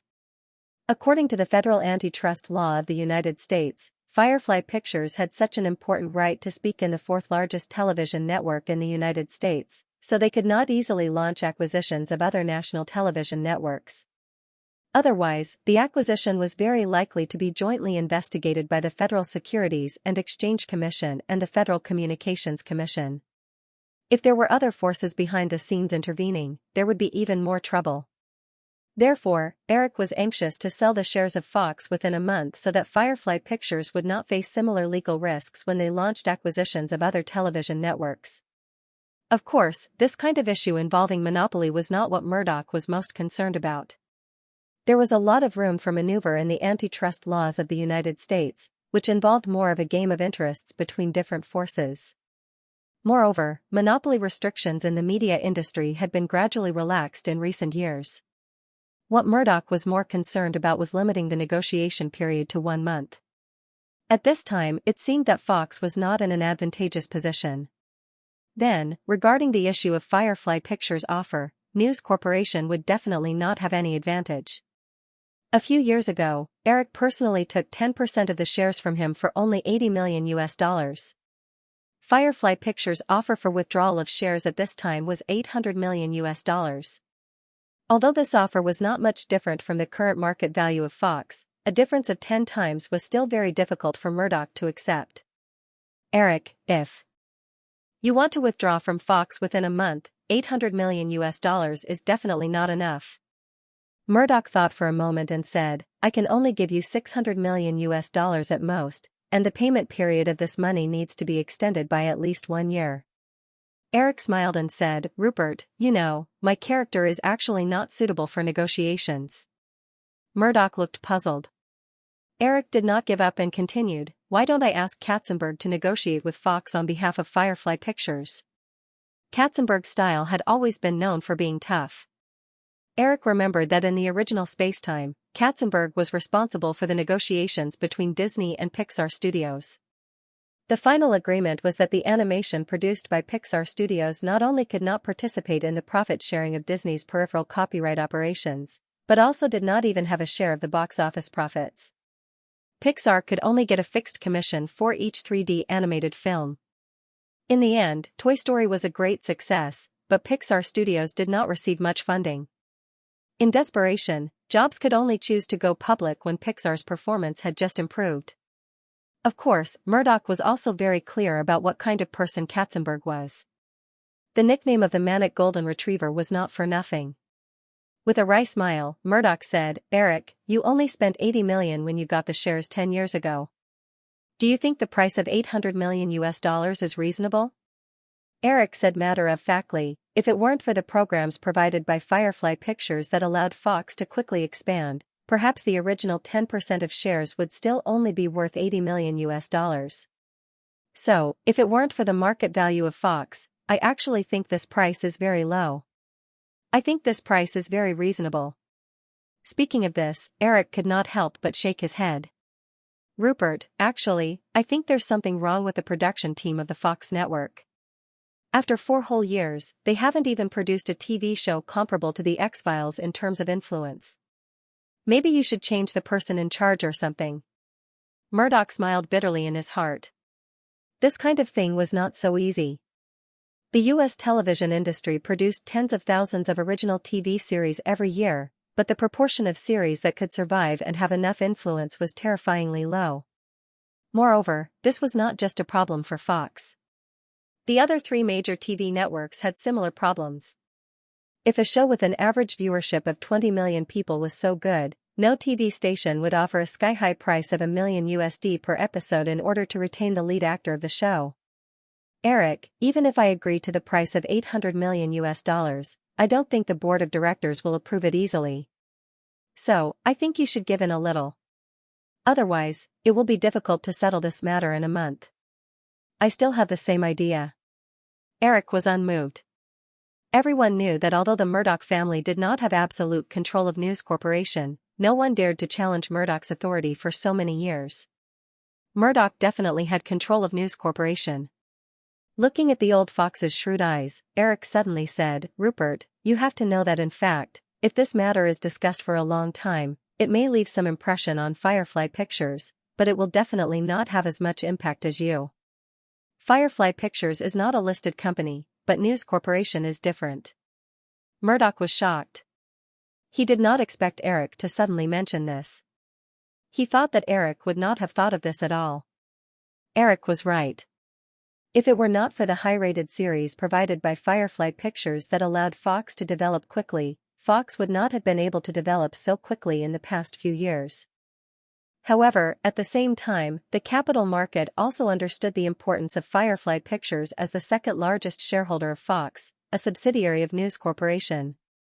Therefore, if the withdrawal of shares was delayed for too long and exposed by the media, or even exaggerated the differences between the two sides, then the newly developed Fox network would definitely suffer a heavy setback, and News Corporation's stock price would also be greatly affected. Seeing that Murdoch did not speak, Eric continued, so, we have to settle this matter as soon as possible. Then, Firefly Pictures' withdrawal of shares from Fox can be completed as quietly as possible, so that it will not have any impact on News Corporation. Of course, even if someone discovers this later, with the conditions I just mentioned, I believe that News Corporation's shareholders will not lose confidence in Fox.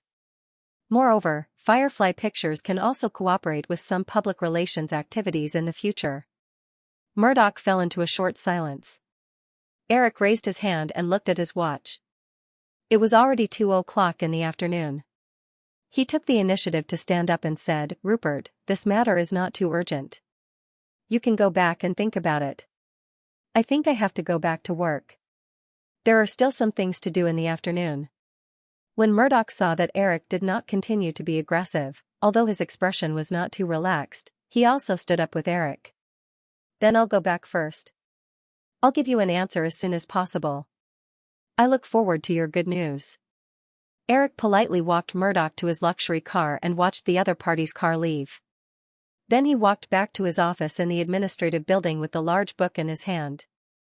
As soon as he sat down behind his desk, Eric's temporary secretary in the studio pushed the door open and put a document in front of Eric. Mr. Williams, Mr. Fissman just sent this over. He has already talked to Mr. Mel Gibson. In addition, there is a script in it. Eric nodded and waited for the secretary to leave before opening the folder. Inside the folder was a film project proposal, with 2 eye-catching words on the title, Braveheart. This was one of the more successful epic films in Hollywood in the 1990s. Although the box office was not ideal, it still made a profit. Most importantly, this film won a series of important Oscars, such as Best Film, Best Director, Best Actor, and so on. Of course, these were not what Eric was most concerned about. The reason why he thought of this film was that Eric had met Sophie in France. If he wanted to bring this French rose to Hollywood as soon as possible, there was nothing more suitable than this film. Mel Gibson's status in Hollywood in the 1990s was definitely not inferior to that of Harrison Ford and Kevin Costner. If it were not for Mel Gibson's series of suicidal actions in the new century, with his series of box office and achievements in awards, Mel Gibson would definitely become one of the legendary figures in Hollywood history. Eric did not care too much about Mel Gibson's affairs. After all, many Hollywood stars had those problems. It was just that Mel Gibson's scandal was infinitely exaggerated. Eric spent some time going through all the information. Although the script for Braveheart was very different from what he remembered, Eric didn't care too much about it. In the production process of a movie, besides the script, the director, cinematographer, soundtrack, and final editing all had a great impact on the final result of the movie. When all these factors were combined, an excellent script could end up being a bad film, and an average script could end up being an excellent film. Closing the file, Eric thought of Sophie, who was far away in Paris. He couldn't help but pick up the phone on the desk and dial a long string of international numbers. The receiver beeped a few times before a languid female voice came through. Although Eric couldn't understand Sophie's French, he knew what she meant. "Sophie, it's me," he said. Although the speed of the signal was comparable to the speed of light, there was a large gap between the two conversations due to the long distance and multiple transmissions. It was already midnight in Paris, and a dim wall lamp was on in Sophie's bedroom. Because she was woken up by the phone, the girl's eyes were not fully open, and her long eyelashes kept trembling. Although the gap between the call was only 1 or 2 seconds, Sophie felt that no one spoke for a long time. Just as she was about to hang up the phone, Eric's voice came through. Although the voice was a little distorted, Sophie was still sensitive enough to recognize Eric's voice at the first moment. It was a chilly midnight in Paris. After hearing that voice, Sophie inexplicably felt a hidden bitterness that only girls in love would have when they were in love. She pulled the thin blanket over her shoulders and said, "Eric, it's the wee hours of the morning. You're so inconsiderate." Eric looked at the warm afternoon sun outside the window and felt Sophie's emotions on the other end of the phone. He smiled and said softly, "Maybe it's because I miss you too much. Is this reason enough to get your forgiveness?" Sophie, who was curled up in the blanket, chuckled and said, "I don't believe you, you're such a sweet talker." "Well, I don't think it's a good time to talk about this." Eric quickly changed the topic. "I recently saw a very good script, and I think the female lead is very suitable for you. But since the time isn't right, I'll get someone to send the information to your agent.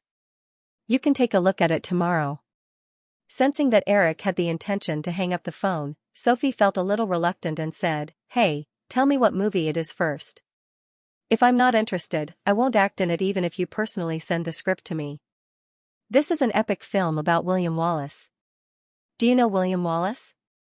Sophie could vaguely think of some bits and pieces of information, but at this time, the girl, who was still squinting her eyes like a cat under the blanket, said very confidently, "I don't know." "Tell me." Eric didn't know much at first, but fortunately, he had just read a thick stack of information, so he briefly described the information about William Wallace. Sophie held the microphone to her ear and sank into the big bed softly. Her mind was not on the so-called William Wallace that Eric introduced. She very simply felt that Eric's voice sounded very reassuring on the other side of the ocean, and she hummed a few words from time to time. Eric on the other side of the phone had finished talking at some point, but Sophie didn't remember anything. Eric could also feel Sophie's emotions at this time. After hearing that there was no response from the other side after he finished talking about William Wallace, Eric said with a smile, "Baby, how about I tell you the story of Snow White and the Seven Dwarfs?" "Okay." The other side of the phone replied as if she was talking in her sleep, and then Sophie's coquettish voice came again. "Do you think I'm a child? Also, don't call me baby." "Who's your baby?" "Then let's talk about the movie. I'll tell you a simple plot, and then you can decide if you want to take the movie or not." After a while, Sophie's voice came from the other side of the phone.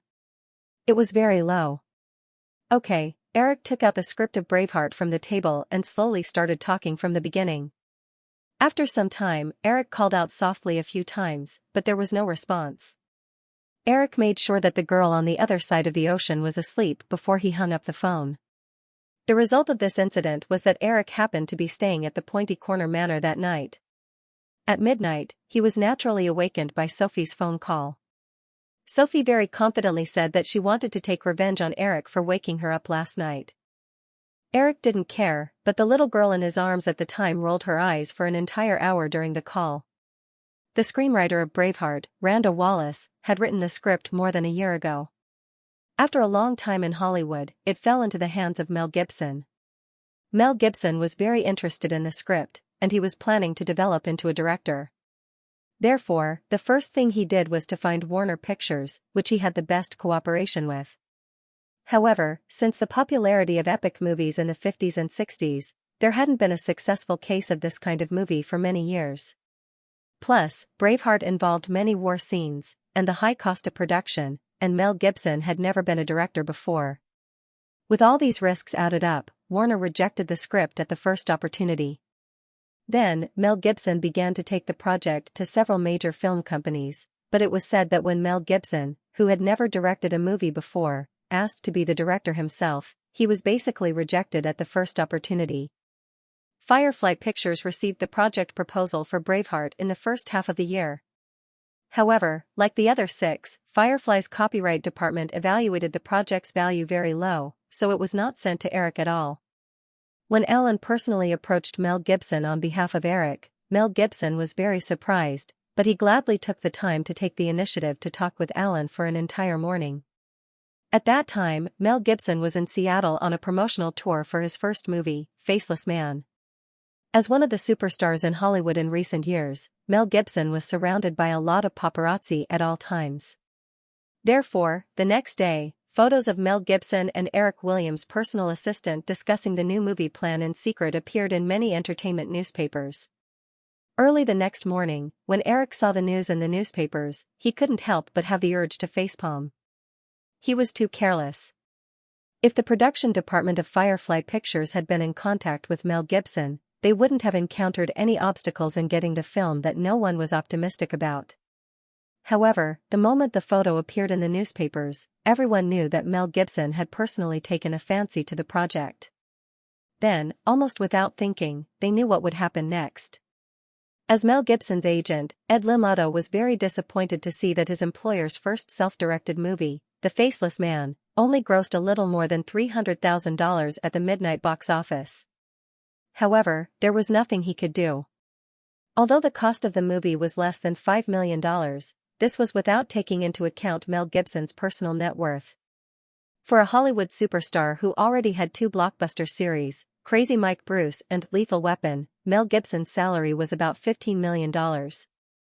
Although Ed Limato felt that Mel Gibson should focus on his career as an actor, at Mel Gibson's current level, as an agent, he had little influence over the actor, let alone control him.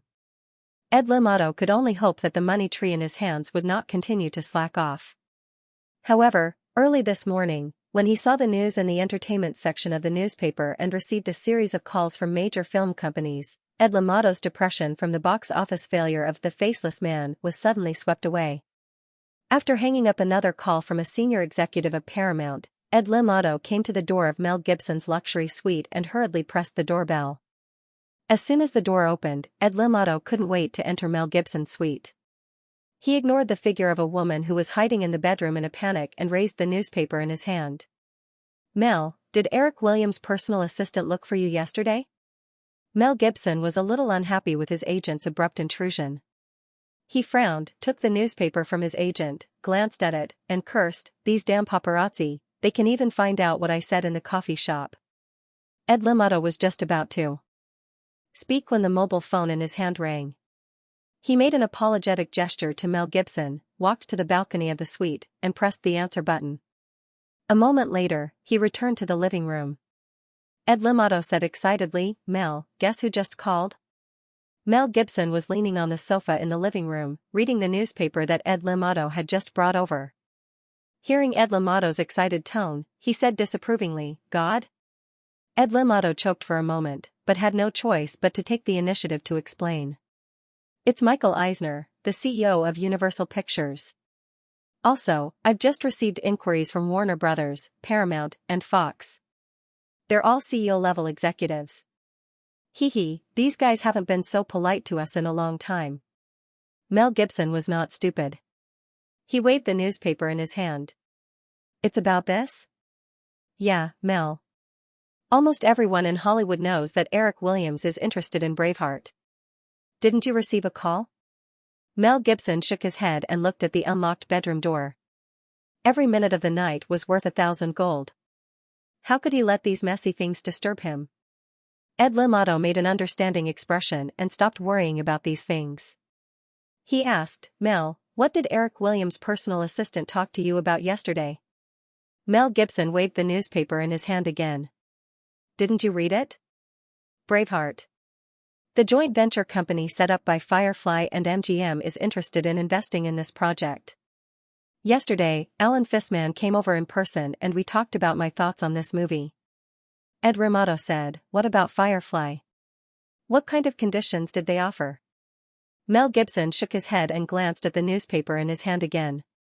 At this time, he was no longer angry about being secretly photographed.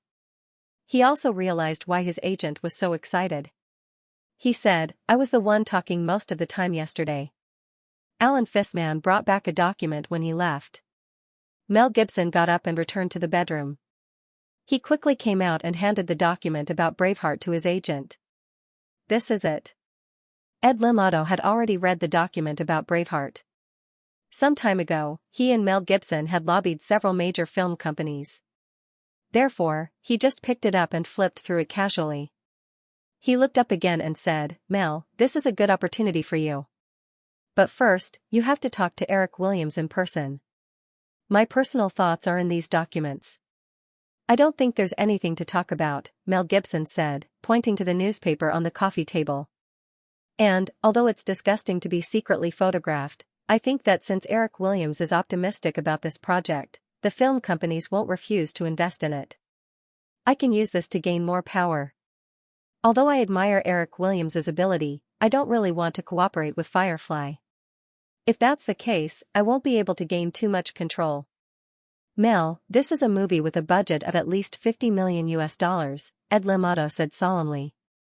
If you screw it up, you'll have a hard time in Hollywood in the next few years. Think about Cutthroat Island 2 years ago, and Arnold Schwarzenegger. Before he made Last Action Hero, his salary was $15 million.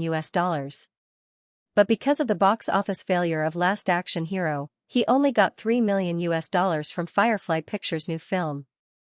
He's not even as good as some second-tier actors. Mel Gibson was silent for a moment, then said, So, what you just said is, Ed Limato noticed the change in Mel Gibson's expression and said, Eric Williams has never failed a movie he has personally participated in.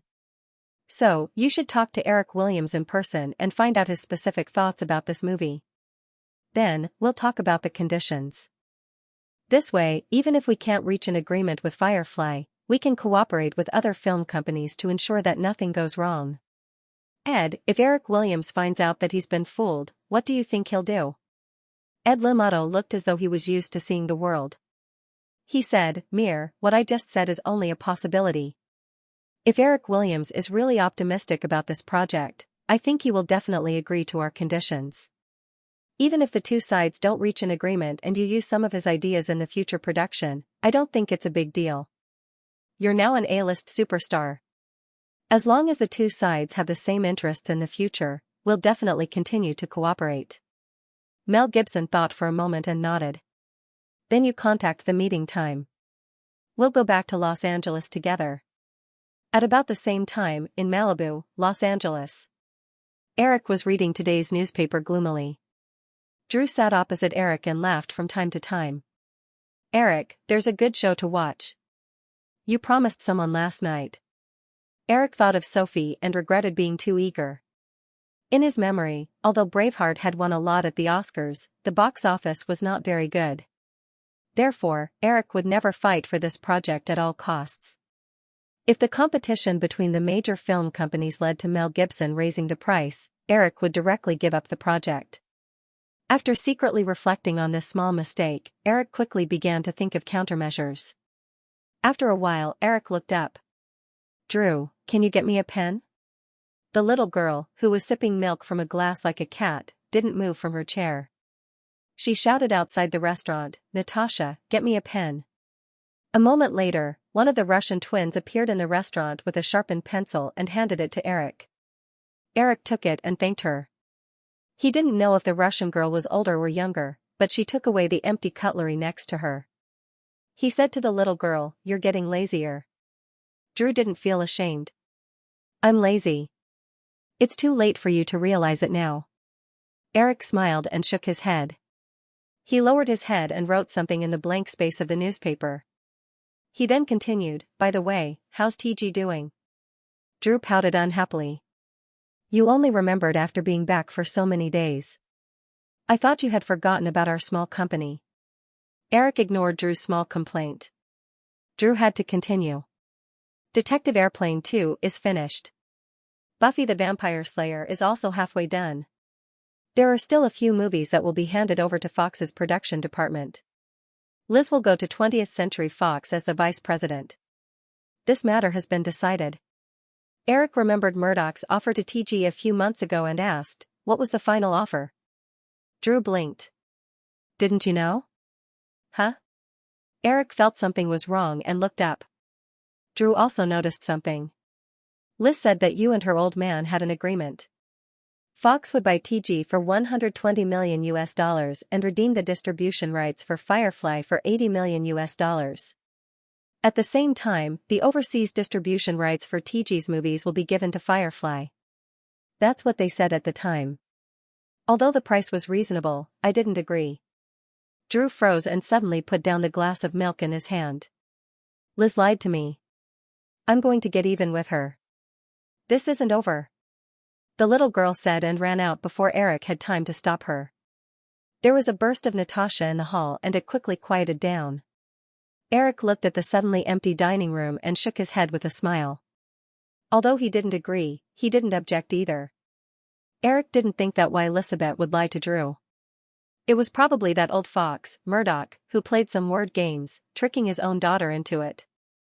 This was going to be interesting. He had seen people who tricked their fathers, but not their daughters. "Eric, I'm really sorry. I didn't expect things to turn out like this." As soon as Eric arrived at the company, Alan appeared in front of him with today's Seattle Times in his hand. "It doesn't matter. It's just an accident. It's mainly because I didn't think it through." The two walked into the office together and Alan said, "Mel Gibson's agent just called me. Mel Gibson wants to talk to you in person." "Talk to me in person?" Eric repeated this sentence, then showed a knowing smile and asked, "How did you reply to them?" "I didn't give them an accurate answer," Alan said. "But when we talked on the phone, Mel Gibson was already at the Seattle airport. He'll be in Los Angeles in 4 hours. Eric, do you want to see him? Do you think they've seen today's newspaper?" Eric didn't answer. Instead, he asked another question. Alan nodded. "That's for sure. And I think that maybe the other major film companies have already contacted Mel Gibson to ask about this matter." "Then why do you think they want to see me in such a hurry?" Alan thought for a moment and shook his head. "I don't quite understand this, but it shouldn't be a bad thing." Eric smiled and picked up a note from the side. He quickly wrote a string of words and handed it to Alan. "There's no need for a meeting. You can let the production department talk to them according to the conditions on this note. In addition, if the management of DreamWorks Animation is confirmed, transfer the negotiation of this project to DreamWorks Animation. What I wrote on the note is the bottom line of our project." Alan looked at the contents of the note, nodded, and walked out of Eric's office. "What, they rejected it?" Standing in the lobby of the Los Angeles International Airport, Mel Gibson heard the words of his agent, Ed Ramato, after hanging up the phone. His tone was a little surprised and angry at being ignored. Ed Ramato nodded, and his face was a little pale. "I think that maybe Firefly thought that we deliberately released the news in today's newspaper. You know, this kind of thing happens all the time. If he had really revealed it in advance, Mel Gibson wouldn't have felt anything. However, he was clearly not the one who did it, and he was wronged. The proud Mel Gibson couldn't stand it and said, "Then forget it. Didn't you just say that the CEO of Universal Pictures, Michael Eisner, also called? Maybe we can make an appointment with him to talk." "I think it's best not to do that," Ed Ramato said. "Just now, although Eric Williams refused to see you, they have already given specific conditions for cooperation." Mel Gibson's expression relaxed a little. He asked, "What conditions?" Ed Ramato replied, "Firefly wants you to direct and play the male lead at the same time. The salary is $15 million, and you can also enjoy a part of the director and producer's dividends. They also promised that the investment for this movie will not be less than $60 million. In the following days, Braveheart received more and more attention in Hollywood. When they learned that Mel Gibson did not immediately accept the conditions proposed by Firefly Pictures, several other major film companies studied the script of Braveheart and then began to contact Mel Gibson. Because Braveheart and the sensational Ben-Hur 30 years ago were both epics, there were many similarities in the plot. What was more coincidental was that the screenwriter of Ben-Hur was Lew Wallace, and the screenwriter of Braveheart was Randall Wallace. The two had the same surname. After some rumors, some people even began to compare Braveheart to Hollywood's second Ben-Hur. Ben-Hur, which was released in 1960, earned more than $70 million at the box office with a ticket price of 50 cents at the time. Based on the average ticket price of around $4 in 1993, it was equivalent to $560 million at the time. At the moment when the forms of entertainment were becoming more and more diverse, $560 million at the box office in North America was not something that the major Hollywood film companies dared to think about for the time being. But even if it was only half of $560 million, it was enough to make all the Hollywood film companies go crazy. Eric did not expect things to develop to this point. Perhaps stimulated by the joint pursuit of the media and Hollywood, Mel Gibson's confidence swelled. He proposed a series of harsh conditions such as higher pay and share, more investment, and absolute control of the film to the negotiators sent by the Firefly production department. The main purpose of investing more than $50 million in a big production was to make money, and the Oscars were just icing on the cake. In the original spacetime, Braveheart did not have any outstanding box office. Eric would only agree to Mel Gibson's conditions if his brain was fried. In the absence of any results, Eric simply gave up on following up on the project. As for Sophie, on the day that the news was exposed, Eric called her again and frankly told Sophie that things had changed. Sophie also expressed her annoyance and ridiculed Eric, but her tone always had a hint of coquettishness. Although Braveheart was highly sought after by other film companies, it was just a casual interlude for Eric. He had too many things to pay attention to. In early August, Catherine Bigelow's Saving Private Ryan, which she had been preparing for a long time, officially began filming in Ireland. Although Eric could not go to Europe in person, he still kept an eye on the film. He would call Catherine every few days to discuss the filming. At the same time, True Lies had also started filming in Washington. The quality of Cameron's movie was absolutely guaranteed. Eric would only casually knock him down when he burned too much money. Of course, it was basically useless. In addition, the 2D animated film The Lion King, which had been personally supervised by Katzenberg, was more than half completed. Although it could be released at the end of the year, Eric insisted on releasing the film next year. These were all planned to be the main films of the 1994 summer season. At the end of the year, Detective Jet 2, Night Visit the Vampire, and Quentin's Pulp Fiction were all in production in an orderly manner. In addition, the second film of Jurassic Park was naturally included in Firefly's production plan. After Roland Emmerich completed Crash, he also began preparing for Day of Independence. Eric also had to pay attention to the remaining films with Sony Pictures from time to time. Finally, there was the newly established DreamWorks Film Company. The 3 female leads and the director for Thunderbolt Beauty had been confirmed, and the auditions for the secondary actors had begun. Although 90% of the work did not require Eric to do personally, the total investment of these projects was more than $1 billion. The things that required Eric's personal attention piled up and still kept him busy every day. After a few days of consideration, Murdoch had no choice but to agree to most of the conditions of the withdrawal plan proposed by Firefly Pictures. The two sides began to negotiate on the final details. It was expected that all the shares would be completed by mid-September. In order not to attract as much attention as possible, this matter was very low-key. Neither Murdoch nor Eric personally participated in the negotiations.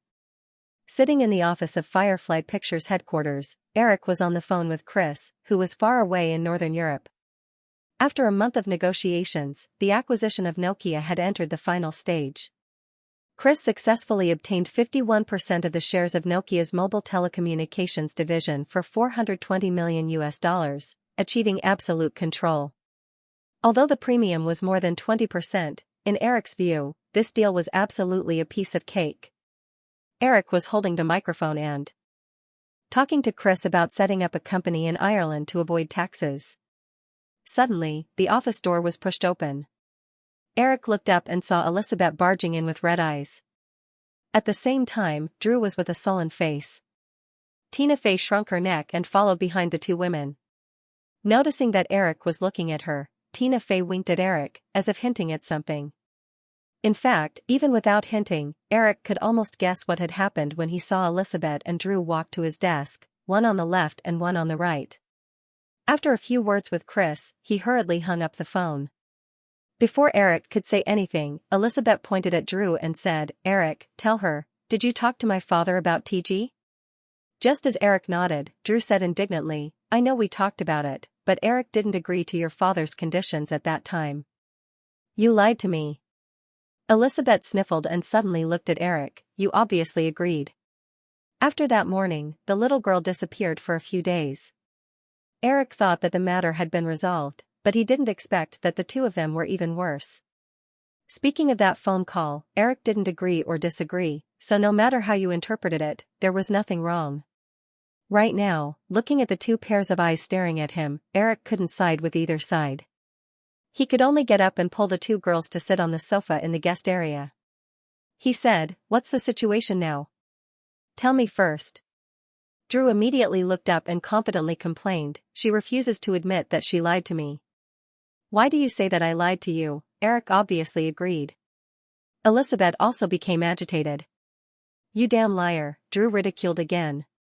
Perhaps because she felt wronged, Elizabeth couldn't hold it in anymore. She jumped up and pounced on Drew. Seeing that, Eric quickly went up and separated the two girls. Seeing that the two girls didn't forget to scratch each other even though they were separated by him, Eric didn't know whether to laugh or cry. He said, "You can fight, but don't scratch my face, it's all mine." As soon as he said that, Elizabeth opened her little white teeth and bit on Eric's arm. The little girl was unhappy immediately. She couldn't even bear to bite. Why did he have to bite first? Therefore, she grabbed Eric's arm and bit on it too. After a while, Eric sat on the sofa again with his sleeves rolled up. He looked at the red crescents on his left and right arms and sighed. He ignored Tina Fey, who was still covering her mouth and giggling at the side, and looked at the two girls who were sitting opposite him, who had become much more obedient. "All right, this is my mistake. I didn't make it clear at that time, so stop fooling around. Just follow the plan that Rupert and I discussed. Do you have any objections?" Drew only pouted and turned her little head away without saying anything. Elizabeth shook her head and looked at the red teeth marks on Eric's arm with guilt. Suddenly, she lowered her head again. She was already feeling guilty. In fact, she also realized that it was her old man who had set her up. However, facing the little girl's questioning, it was even more impossible for Elizabeth, who had always been strong, to admit that she was lying. However, as a daughter, she couldn't point the finger at her father.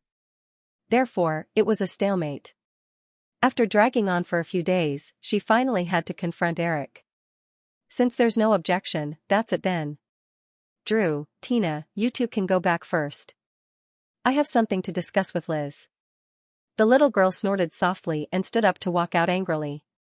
Although Tina Fey was a little reluctant, she quickly followed her. As soon as the office door was closed, Elizabeth whispered like a mosquito, "Eric, I'm sorry. I didn't know my father would be like this. Forget it, I'll settle this with your father slowly." Looking at Elizabeth suddenly raising her head, Eric added with a smile, "Don't worry, it's definitely not about physical strength." Elizabeth quickly recalled the question Eric asked her before and smiled. However, she no longer pleaded for her unscrupulous father. After all, they were at the top of the pyramid of capital. Even if they were anxious, it was unlikely that they would go to the extent of making the other party bankrupt. After stammering for a while, Elizabeth looked at Eric's arm and asked weakly, "Are you still in pain?"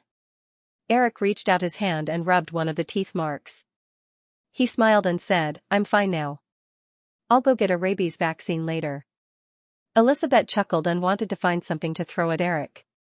However, there were no pillows on the sofa in the office. She could only roll her eyes at Eric. "You quit Fox. You're planning to buy the network, right?" "Yes, this plan was set a long time ago. Launching Fox was just to avoid legal trouble. Firefly maintained shares in Fox, so the relationship between the two parties would always be closer." Although Elizabeth was a little reluctant to see Firefly leave, she also knew the reason behind it. She said with disappointment, "Now that TG is also gone, doesn't that mean that we have nothing to do with each other in the future?" Eric smiled and said, "Why, are you dumping me?" Elizabeth's gaze was a little bitter. "You have so many women. I heard that you've been going to the Spanish sister's place a lot recently. Do you still care about me?" Eric said without hesitation, "Of course, I care about each of my women." Elizabeth's heartbeat seemed to speed up a little, but she refused to be outdone and said, "That's really shameless of you. I won't deny it. Anyway, you all know." Eric shrugged and said, "What about you? Drew said that you will be the vice president of 20th Century Fox. What will you be doing specifically? The film company's performance hasn't been very good in the past few years. Dad asked me to be in charge of production and continue to be the CEO of TG." Speaking of TG, Eric thought of the big trouble that had been pestering TG. He asked, "Is it done with Jim Carrey?" "Yes, it's done. He has signed another 3 film contracts. $15 million in salary and a 5% share of the profits." In the past few years, more and more top stars in Hollywood had begun to ask for a share of the profits from their films. Eric was not surprised by this price. If it were other A-list stars, although the film company would be willing to give a similar high price, they would definitely not sign 3 films at once. However, Jim Carrey's box office appeal was very stable. Although he had reached his peak since The Disguised Genius, he was still in the heyday of his career in the past 2 years. In addition, the cost of Jim Carrey's films had always been relatively low. Fox would not take too much risk by signing such a price. Eric thought about these things and asked, "I haven't heard about Buffy the Vampire Slayer in a long time. How do you plan to arrange this TV series?" "It will probably premiere on September 28th, Elizabeth thought for a while and nodded. It is indeed September 28th because this is a vampire movie with a relatively niche theme. Although some people think that it can be categorized as a youth campus fantasy drama and proposed to use Friends as the prequel, in the end, they decided to use The X-Files as the prequel. This is safer. Eric, how many ratings do you think this TV series will get?" The original version of Buffy the Vampire Slayer was broadcast on the very small WB-TV station under Time Warner. At this time, it was broadcast on Fox TV, which had already covered the entire United States. With the audience base cultivated by The X-Files, it should not be a problem for the TV series to be on par with The X-Files. However, Eric did not dare to make any guarantees. He said, "Joss Whedon's script is very good.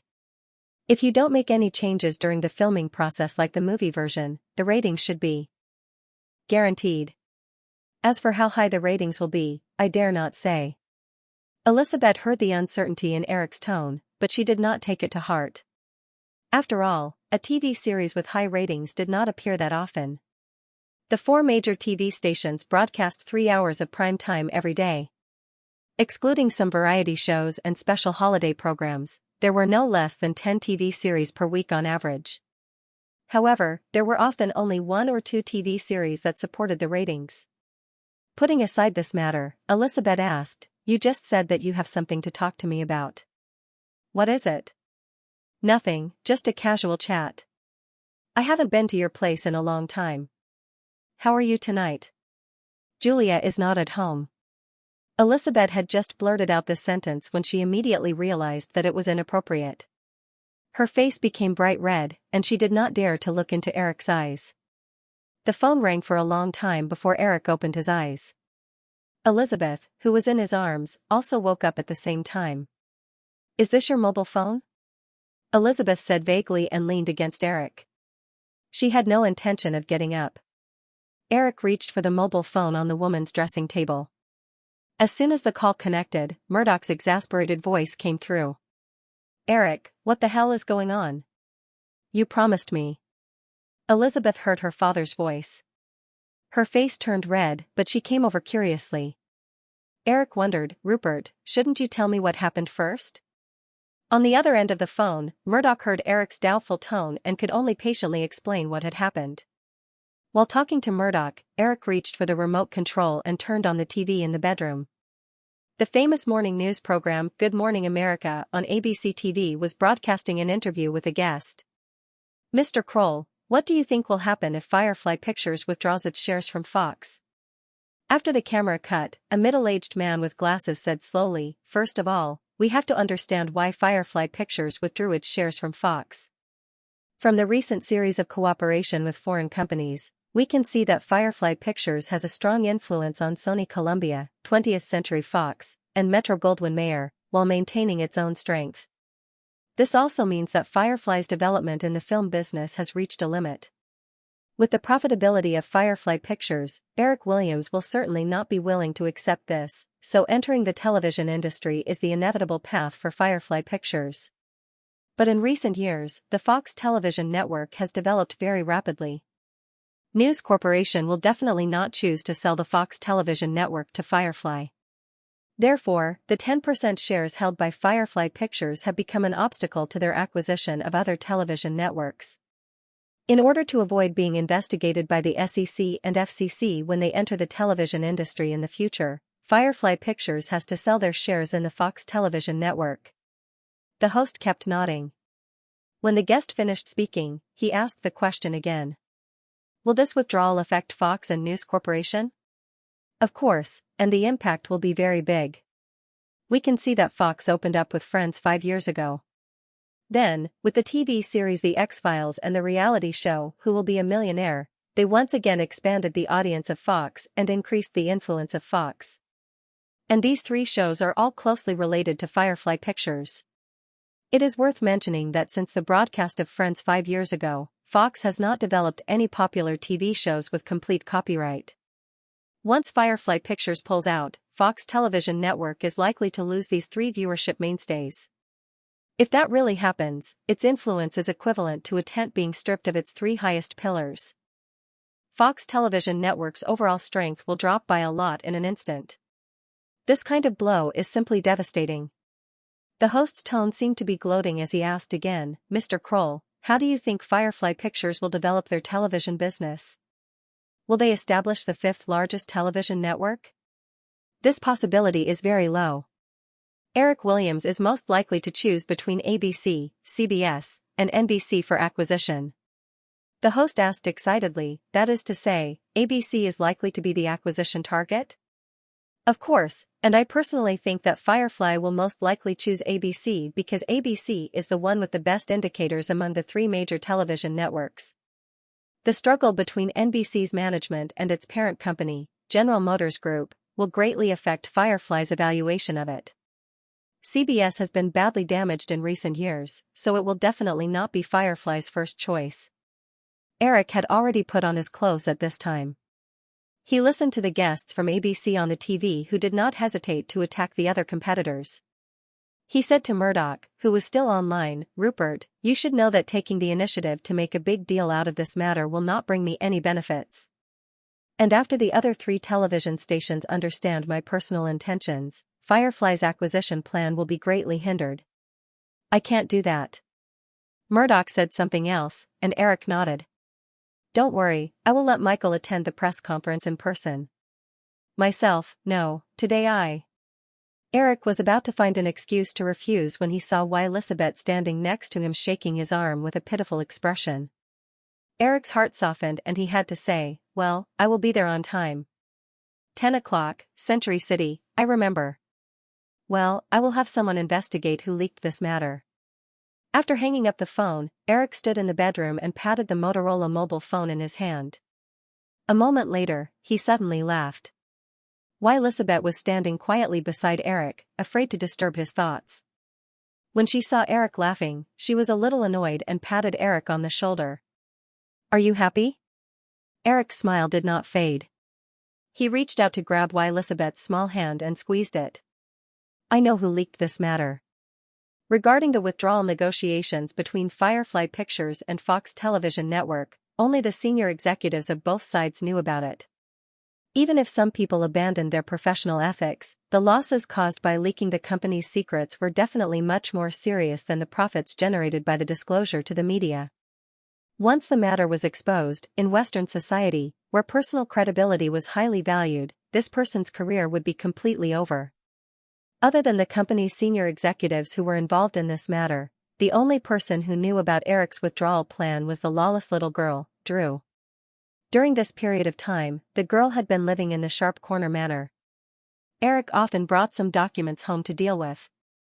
When the two of them occasionally chatted, Eric did not hide anything, so it was not strange that the girl knew about this matter. Eric's handling of the TG matter yesterday was obviously biased towards Elizabeth. With Drew's intelligence, she would definitely be able to discover this. Therefore, it was not difficult to understand why the girl would do something like this to cause trouble for News Corporation. However, this trouble was obviously a little too big. From the news that was still being broadcasted on the TV in the bedroom, the stock price of Fox Television Network's parent company, News Corporation, had plummeted by 5.6% within 2 hours of the NYSE opening. Its market value had shrunk by more than $1.5 billion in a short period of time. If Eric could think of this, Elizabeth could also guess some of it. Listening to the data that had just been broadcasted on the TV, she said angrily, "Drew is really too much." Eric turned off the TV, pulled Elizabeth downstairs, and said, "I will teach Drew a lesson, but in the end, this matter was caused by your old man." Elizabeth saw that Eric did not look angry at all. He even had a smile on his face. She said indignantly, "Even at this time, you are still biased towards her." "I was biased towards you yesterday, and I am biased towards her today. You two are even." Eric walked into the dining room with Elizabeth. Julia was out filming, and the little girl, Emma, had also gone to Las Vegas. The villa seemed a little cold and cheerless. Eric ordered the servants to serve breakfast, and then he said to Elizabeth, who still looked worried, "Don't worry, the matter is not as serious as they said. I haven't taken away the 3 pillars yet, and I will only take away friends in the end, and that will be next year. As long as there is a press conference later, the stock price of News Corporation will definitely rise again." A maid handed the day's newspaper to Eric. Eric casually flipped through a few pages. Most of the headlines were about Firefly Pictures withdrawing from Fox Television Network. Eric picked up his mobile phone and dialed the number of Sharp Corner Manor, but no one answered. He then dialed Drew's personal mobile phone number, but it was turned off. Eric threw the mobile phone on the dining table and smiled bitterly at Elizabeth, who was looking at him, and said, "The girl ran away." When Eric and Elizabeth arrived at Fox's headquarters in Century City, the well-informed media reporters had already surrounded the gate. It was estimated that only a few people would be invited to the press conference. Eric guessed that the situation at Firefly's headquarters in Burbank was similar. With the help of the security personnel, Eric's car drove proudly through the crowd into the park. As soon as he got out of the car, Eric saw Murdoch and Michael Lynn coming up to him with a few people. Elizabeth got out from the other side of the car and saw that several people, including her father, were looking at her affectionately. She blushed and said goodbye to everyone, then left in a hurry in the name of work. Eric greeted Murdoch and the others as usual, and then asked as if nothing had happened, "Michael, Rupert, have you found out who leaked this matter?" Murdoch and Michael Lynn looked at each other, and finally, Michael Lynn said, "Eric, maybe Miss Barrymore accidentally leaked it." Eric secretly cursed the wretched girl. She didn't know how to hide her foxtail well. However, in just one day, the news of Firefly's withdrawal of shares had spread to all the mainstream newspapers and TV stations. It was impossible to hide. Murdoch and Michael Lynn must also know that this matter was definitely not accidentally leaked by the little girl. The implication of premeditation was too obvious. Michael said that just to leave some leeway for everyone. Yesterday, the little girl complained to me that she was cheated. I didn't expect such a thing to happen today. I'll definitely teach her a lesson later. Eric walked into the office building with everyone and said casually, since it has already happened, let's discuss how to deal with it now. Michael Lynn didn't know what Eric's first sentence meant and thought that he was just saying it casually. However, a strange look flashed in Murdoch's eyes. Eric happened to catch a glimpse of the change in Murdoch's expression. Since the other party had noticed his hint just now, he reckoned that he would soon understand the ins and outs of the matter. As for how the old fox would feel afterward, that was not something Eric cared about.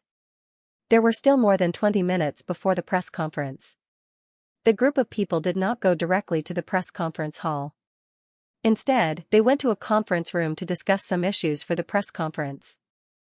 Although the withdrawal plan had the greatest impact on Fox and was likely to cause the stock price of News Corp to remain low for a long time in the future, it also had an impact on the next stage of the layout of Firefly Pictures.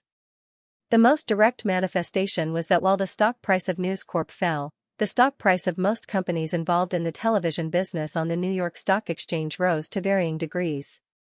Since the news of the withdrawal of shares had been leaked in advance, it was useless to deny it. Whether others believed it or not, Firefly needed a reasonable excuse to temporarily brush off the media so as to minimize the uncertainty that might be caused by the acquisition of the television network in the early stages of preparation. After discussing the joint statement of the two sides for the press conference, Murdoch took the initiative to leave the conference room with Fox's people, giving Eric and Michael Lynn a chance to talk alone. After the outsiders left, Michael Lynn asked, Eric, how do we deal with this? Are the major television networks already on alert? Eric had already made plans on the way to Century City.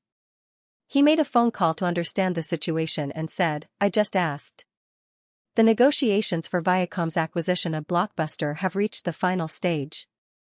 If we want, we can intervene at this time. You mean, we're using it as a cover to expand into the video rental business? Eric said, this move is definitely very useful, and it makes sense to sell Fox's shares in order to expand into the video rental business. 1993 was the last period of prosperity for the video rental industry, and it was also the most profitable period. Except for Eric, who could see the future, no one would believe that in the next few years, the video rental industry would decline because of the rise of DVDs and the emergence of online rental business. At this time, the scale of the videotape industry had even surpassed the total box office of the movie industry. Because the FCC's strict anti-monopoly restrictions on the television industry had gradually been relaxed in recent years, most people still didn't realize that the American television industry had entered another period of large-scale mergers and consolidation. Firefly's excuse of expanding into the videotape rental business was very reasonable, even if it didn't convince everyone. At the subsequent press conference, when Murdoch announced to dozens of reporters that Firefly and Fox would continue to cooperate, Eric also publicized Firefly's plan to expand into the video rental market.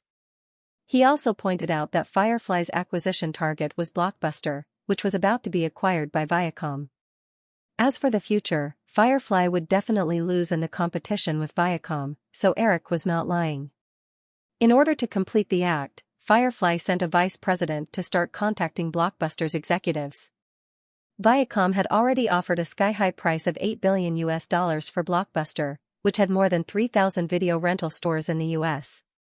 Firefly's sudden intervention immediately caused the negotiations between Viacom and Blockbuster to come to a standstill.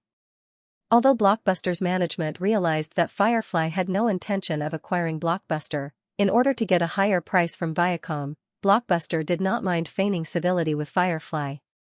The originally smooth situation came to an abrupt end. The exasperated Sam Sherdong published an open letter in the Los Angeles Times, scolding Eric for not following the rules. However, the acquisition of Blockbuster was an important part of Viacom's acquisition of Paramount. If the acquisition of Blockbuster failed, Viacom would lose the bargaining chip for large-scale debt financing, and the acquisition of Paramount would go down the drain.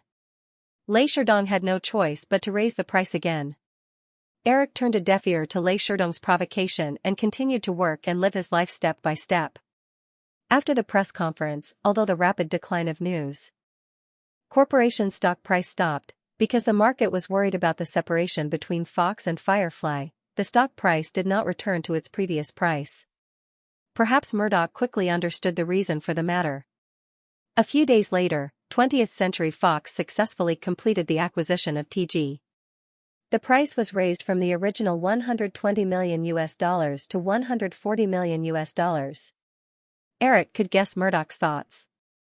After such a big mess, although the old fox felt that he was in the wrong, he was absolutely unwilling to raise the price. However, in order to prevent a certain little fox from causing any more trouble, he reluctantly offered $20 million as compensation. After acquiring TG, in order to boost the confidence of investors, Fox began to increase the promotion of Buffy the Vampire Slayer. They also publicized the fact that Eric was personally the producer. It was the middle of August, and a sudden incident instantly disrupted the lives of many ordinary people.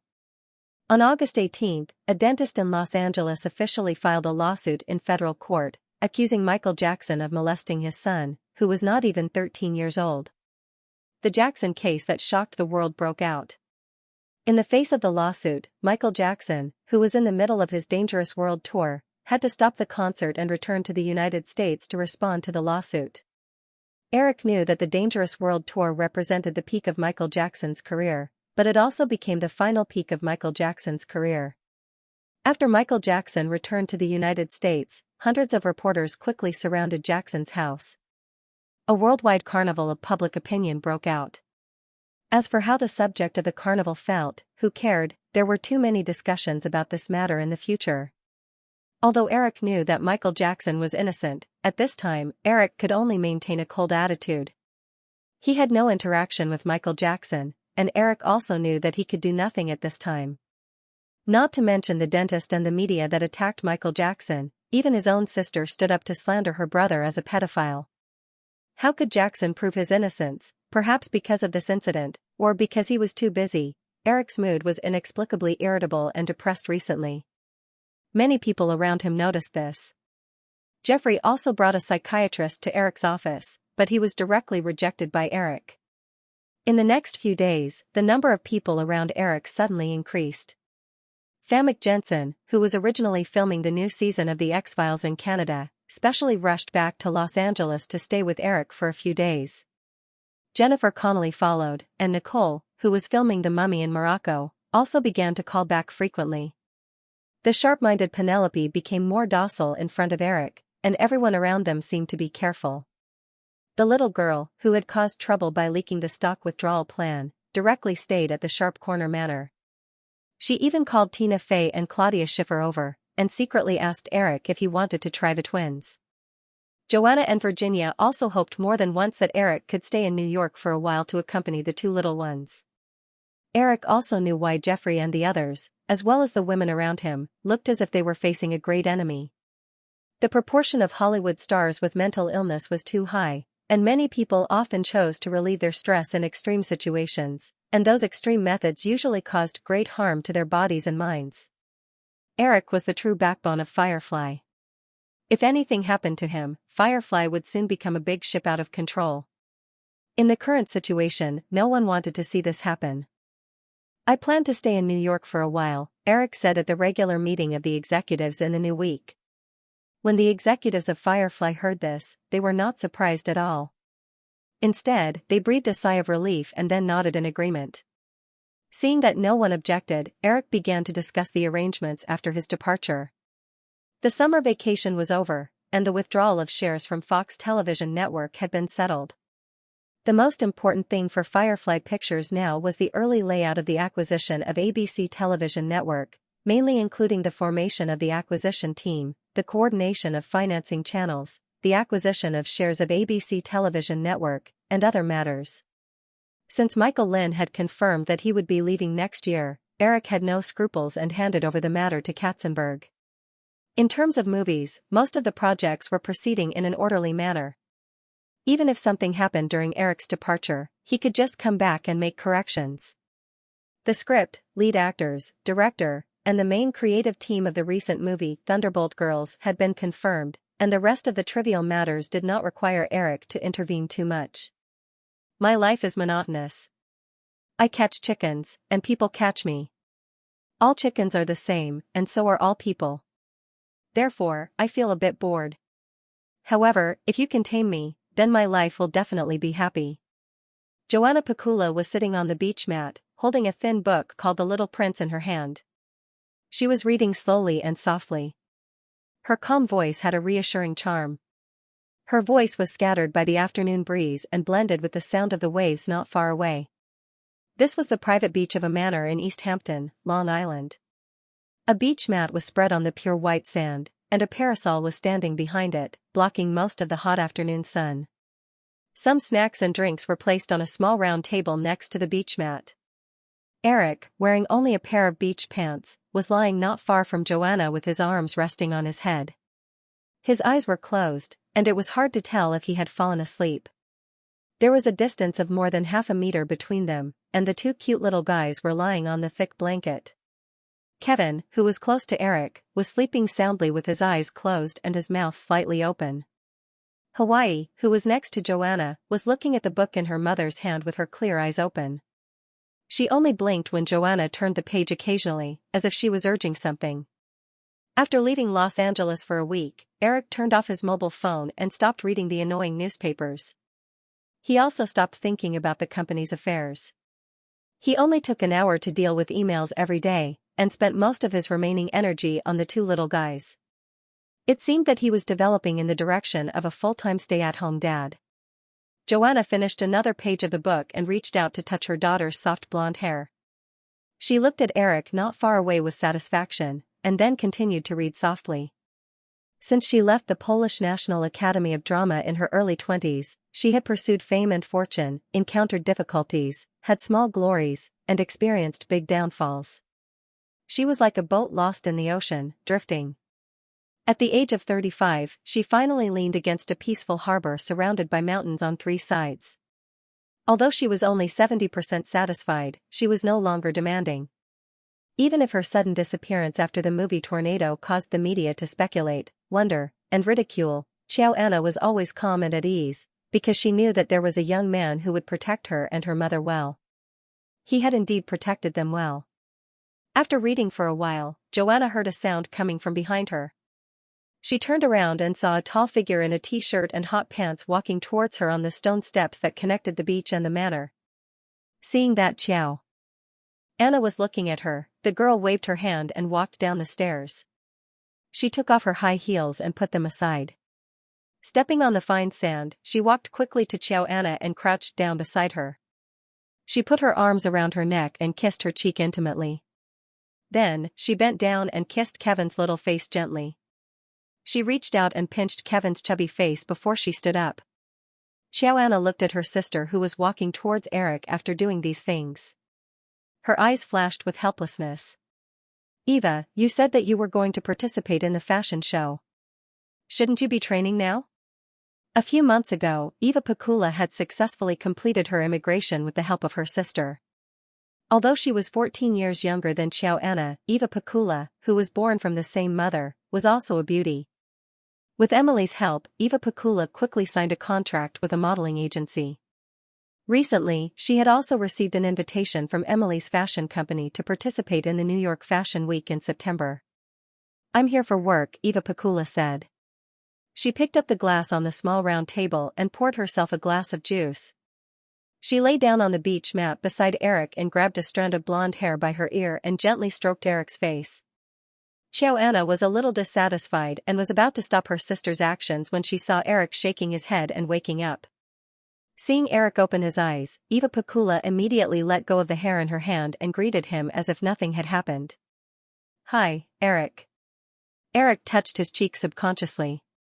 When he saw the girl next to him greeting him, he understood. When he sat up and was about to greet Eva Pakula, he heard a baby crying beside him.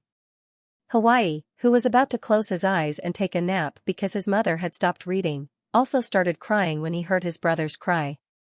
Eric didn't have time to pay attention to Eva.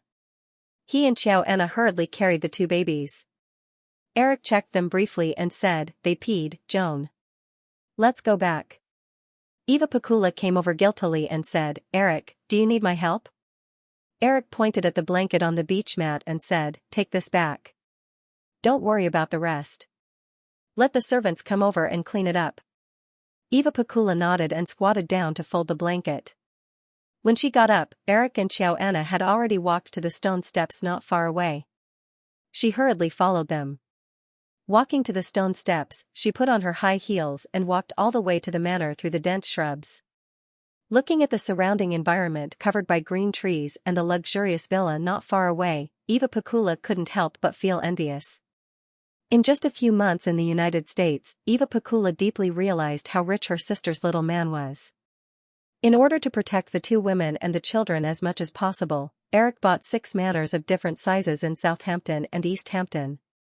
Eva Pakula had just arrived in the United States for a few months. When she first lived with Xianxia, she had moved several times with her sister whom she hadn't seen for many years. However, before Eva Pakula had time to adapt to this luxurious life, she was sent to Manhattan by Xianxia for model training. Although Xianxia had arranged a place for her in Manhattan that was 100 times better than those girls who had been training with her but could only live in the basement, Eva wanted to live in such a spacious and luxurious manner with servants all the time. Eva's mentality was easily seen through. After Eric came to Chengdu, Eva had come back from Manhattan 3 times in just a week. This was also the reason why Xianxia felt helpless just now. When Xianxia and Eric were together, she felt that they were the same age because of Eric's mature temperament. However, although Eva was only 1 year younger than Eric, Xianxia treated her more like a daughter. She loved and spoiled her, but she also felt helpless when facing her sister's thoughts. Although Xianxia could accept serving Eric with Virginia, she couldn't imagine what would happen if her sister and Eric got together. Virginia wasn't as calm as Xianxia. After recovering for a few months after giving birth, she quickly got another movie contract. Now she was out shooting. When Eric didn't come, the 2 little guys were taken care of by Xianxia and a few nannies. After coming to the villa, Xianxia put her daughter to sleep and asked a nanny to look after her carefully. Then she came to Eric, who was changing Kevin's diaper. Xianxia looked at her sister who was walking around in the living room worriedly. She patted Eric's arm lightly. "What's wrong?" Eric was still carefully wiping his son's body and asked casually without looking up. "Eric, you don't mess with Eva, okay?" Eric smiled and changed his son's diaper. He stretched out his hand and scratched the little guy's belly lightly. He said, "You saw it. It was your sister messing with me." Xianxia frowned and was about to say something. Eric turned around and hugged the woman in his arms. He patted her back and said, "Don't worry, I promise you." Xianxia couldn't believe it. "You're not lying to me?" Eric smiled and let go of Xianxia. He picked up his son who was still kicking his legs and said softly, "Why would I lie to you?" Xianxia turned her head and looked at her sister who was standing on the west side of the living room and looking at an oil painting on the wall. She suddenly asked, "Is Eva not beautiful enough?" Eva Pakula was, of course, beautiful. However, Eric always felt that Eva Pakula didn't have the temperament of Xianxia who had been through many years. Therefore, he didn't have any other thoughts. However, Eric wouldn't tell her his opinion. He just held back his laughter and shook his head. "Oh, you women are always so strange." Xianxia also felt that her question was a little inappropriate. A blush appeared on her cheeks. She hit Eric who was still smirking. "It's all your fault." Eric saw his son squinting his eyes again. He handed him to the nanny and walked upstairs. "I'm going to take a shower first." When he went downstairs again, the 2 sisters were sitting side by side on the sofa in the living room, reading a magazine. Eric greeted Eva and made coffee himself. Then he carried the tray to the sofa and sat down. He poured the coffee into several cups. After chatting with her sister for a while, Eva Pakula looked up and asked, "Eric, are you free these days?" Eric handed the steaming coffee to the 2 sisters and smiled. "Of course I'm free. Do you need any help?" "It's like this. Emily asked me to invite you to her company's fashion show at the New York Fashion Week." Eric remembered that Eva said that she would attend the New York Fashion Week show on September 10th. When he heard this invitation, he immediately lost interest. Not to mention that Eric knew nothing about fashion shows. Even if he went, he would be like a dog looking at stars. More importantly, in Eric's impression, the fashion shows of the major fashion weeks were really boring. Most of the models didn't meet Eric's aesthetic standards. A small number of models who were pleasing to the eye would probably be made into strange shapes by the designers. I'm not going. I can't appreciate those things. Eric shook his head and said bluntly. Seeing that Eric refused so decisively, Eva Pikula showed a pitiful expression. She even shook Joanna's arm, as if she wanted her sister to support her. Joanna had no choice but to say, Eric, I used to be a model for a while. In fact, many of the guests in fashion shows don't know much about art. The organizer invited them just to increase the popularity of the show. Anyway, you have nothing to do recently. Why don't you go? You still have shares in Emily's company, right? Eric held the coffee and listened to Joanna's words. He nodded quickly. Okay, I'll go. Joanna thought that Eric would continue to refuse. She was about to prepare an excuse in her heart. But when she heard him agree so decisively, she was stunned. Soon she understood something and smiled. Her sister beside her snorted involuntarily and shook Joanna's arm again. Joan, look at him. He must be doing it on purpose. Eric raised his head and made a surprised expression to Eva, as if to say, you found out even though I was so subtle. Eva Pikula rolled her eyes. She took out the prepared invitation from her bag and handed it over. Then she said to Joanna, Joan, you can come with us. Joanna reached out and tidied up her sister's hair. She said, who will take care of the two babies if I go? Eva pointed at the nanny who was taking care of the two babies in the nursery. Can't they do it? Joanna just shook her head. Seeing that Joanna refused, Eva Pikula stopped persuading her. She immediately turned to the man opposite her. Eric, can I go with you? Eric was confused. What? I mean, I can go with you and ask someone to take some photos. What do you think? Why? Eva said without hiding anything. Because you are very famous. If I go with you, a nobody like me will soon become famous. Eric looked at Joanna. The woman smiled but didn't say anything. He had to nod. Okay. But I don't have a good reputation. Be careful that people don't spread rumors. Eva Pikula even looked forward to it. Hearing Eric's words, she immediately waved her hand and said, don't worry. I don't mind. Eric opened the invitation and looked at it. The date was September 12th. After a week of rest in Chengdu, Eric's inexplicable emotions had dissipated. He suddenly remembered that there was a movie that should be produced in New York during this period. After thinking carefully, he remembered that it was Luc Besson's famous movie, Lyon, the Professional. Although Eric had chosen to cooperate with Gaming to produce this movie, he didn't interfere too much. He even forgot about this famous movie for a long time. According to the progress of preparation, this movie might have already started production. Maybe he could go to the set to take a look at it while attending the Fashion Week. However, Eric suddenly wondered who the loli was in this time and space. End of chapter 558. Don't forget to subscribe, like, and share the video to support the channel.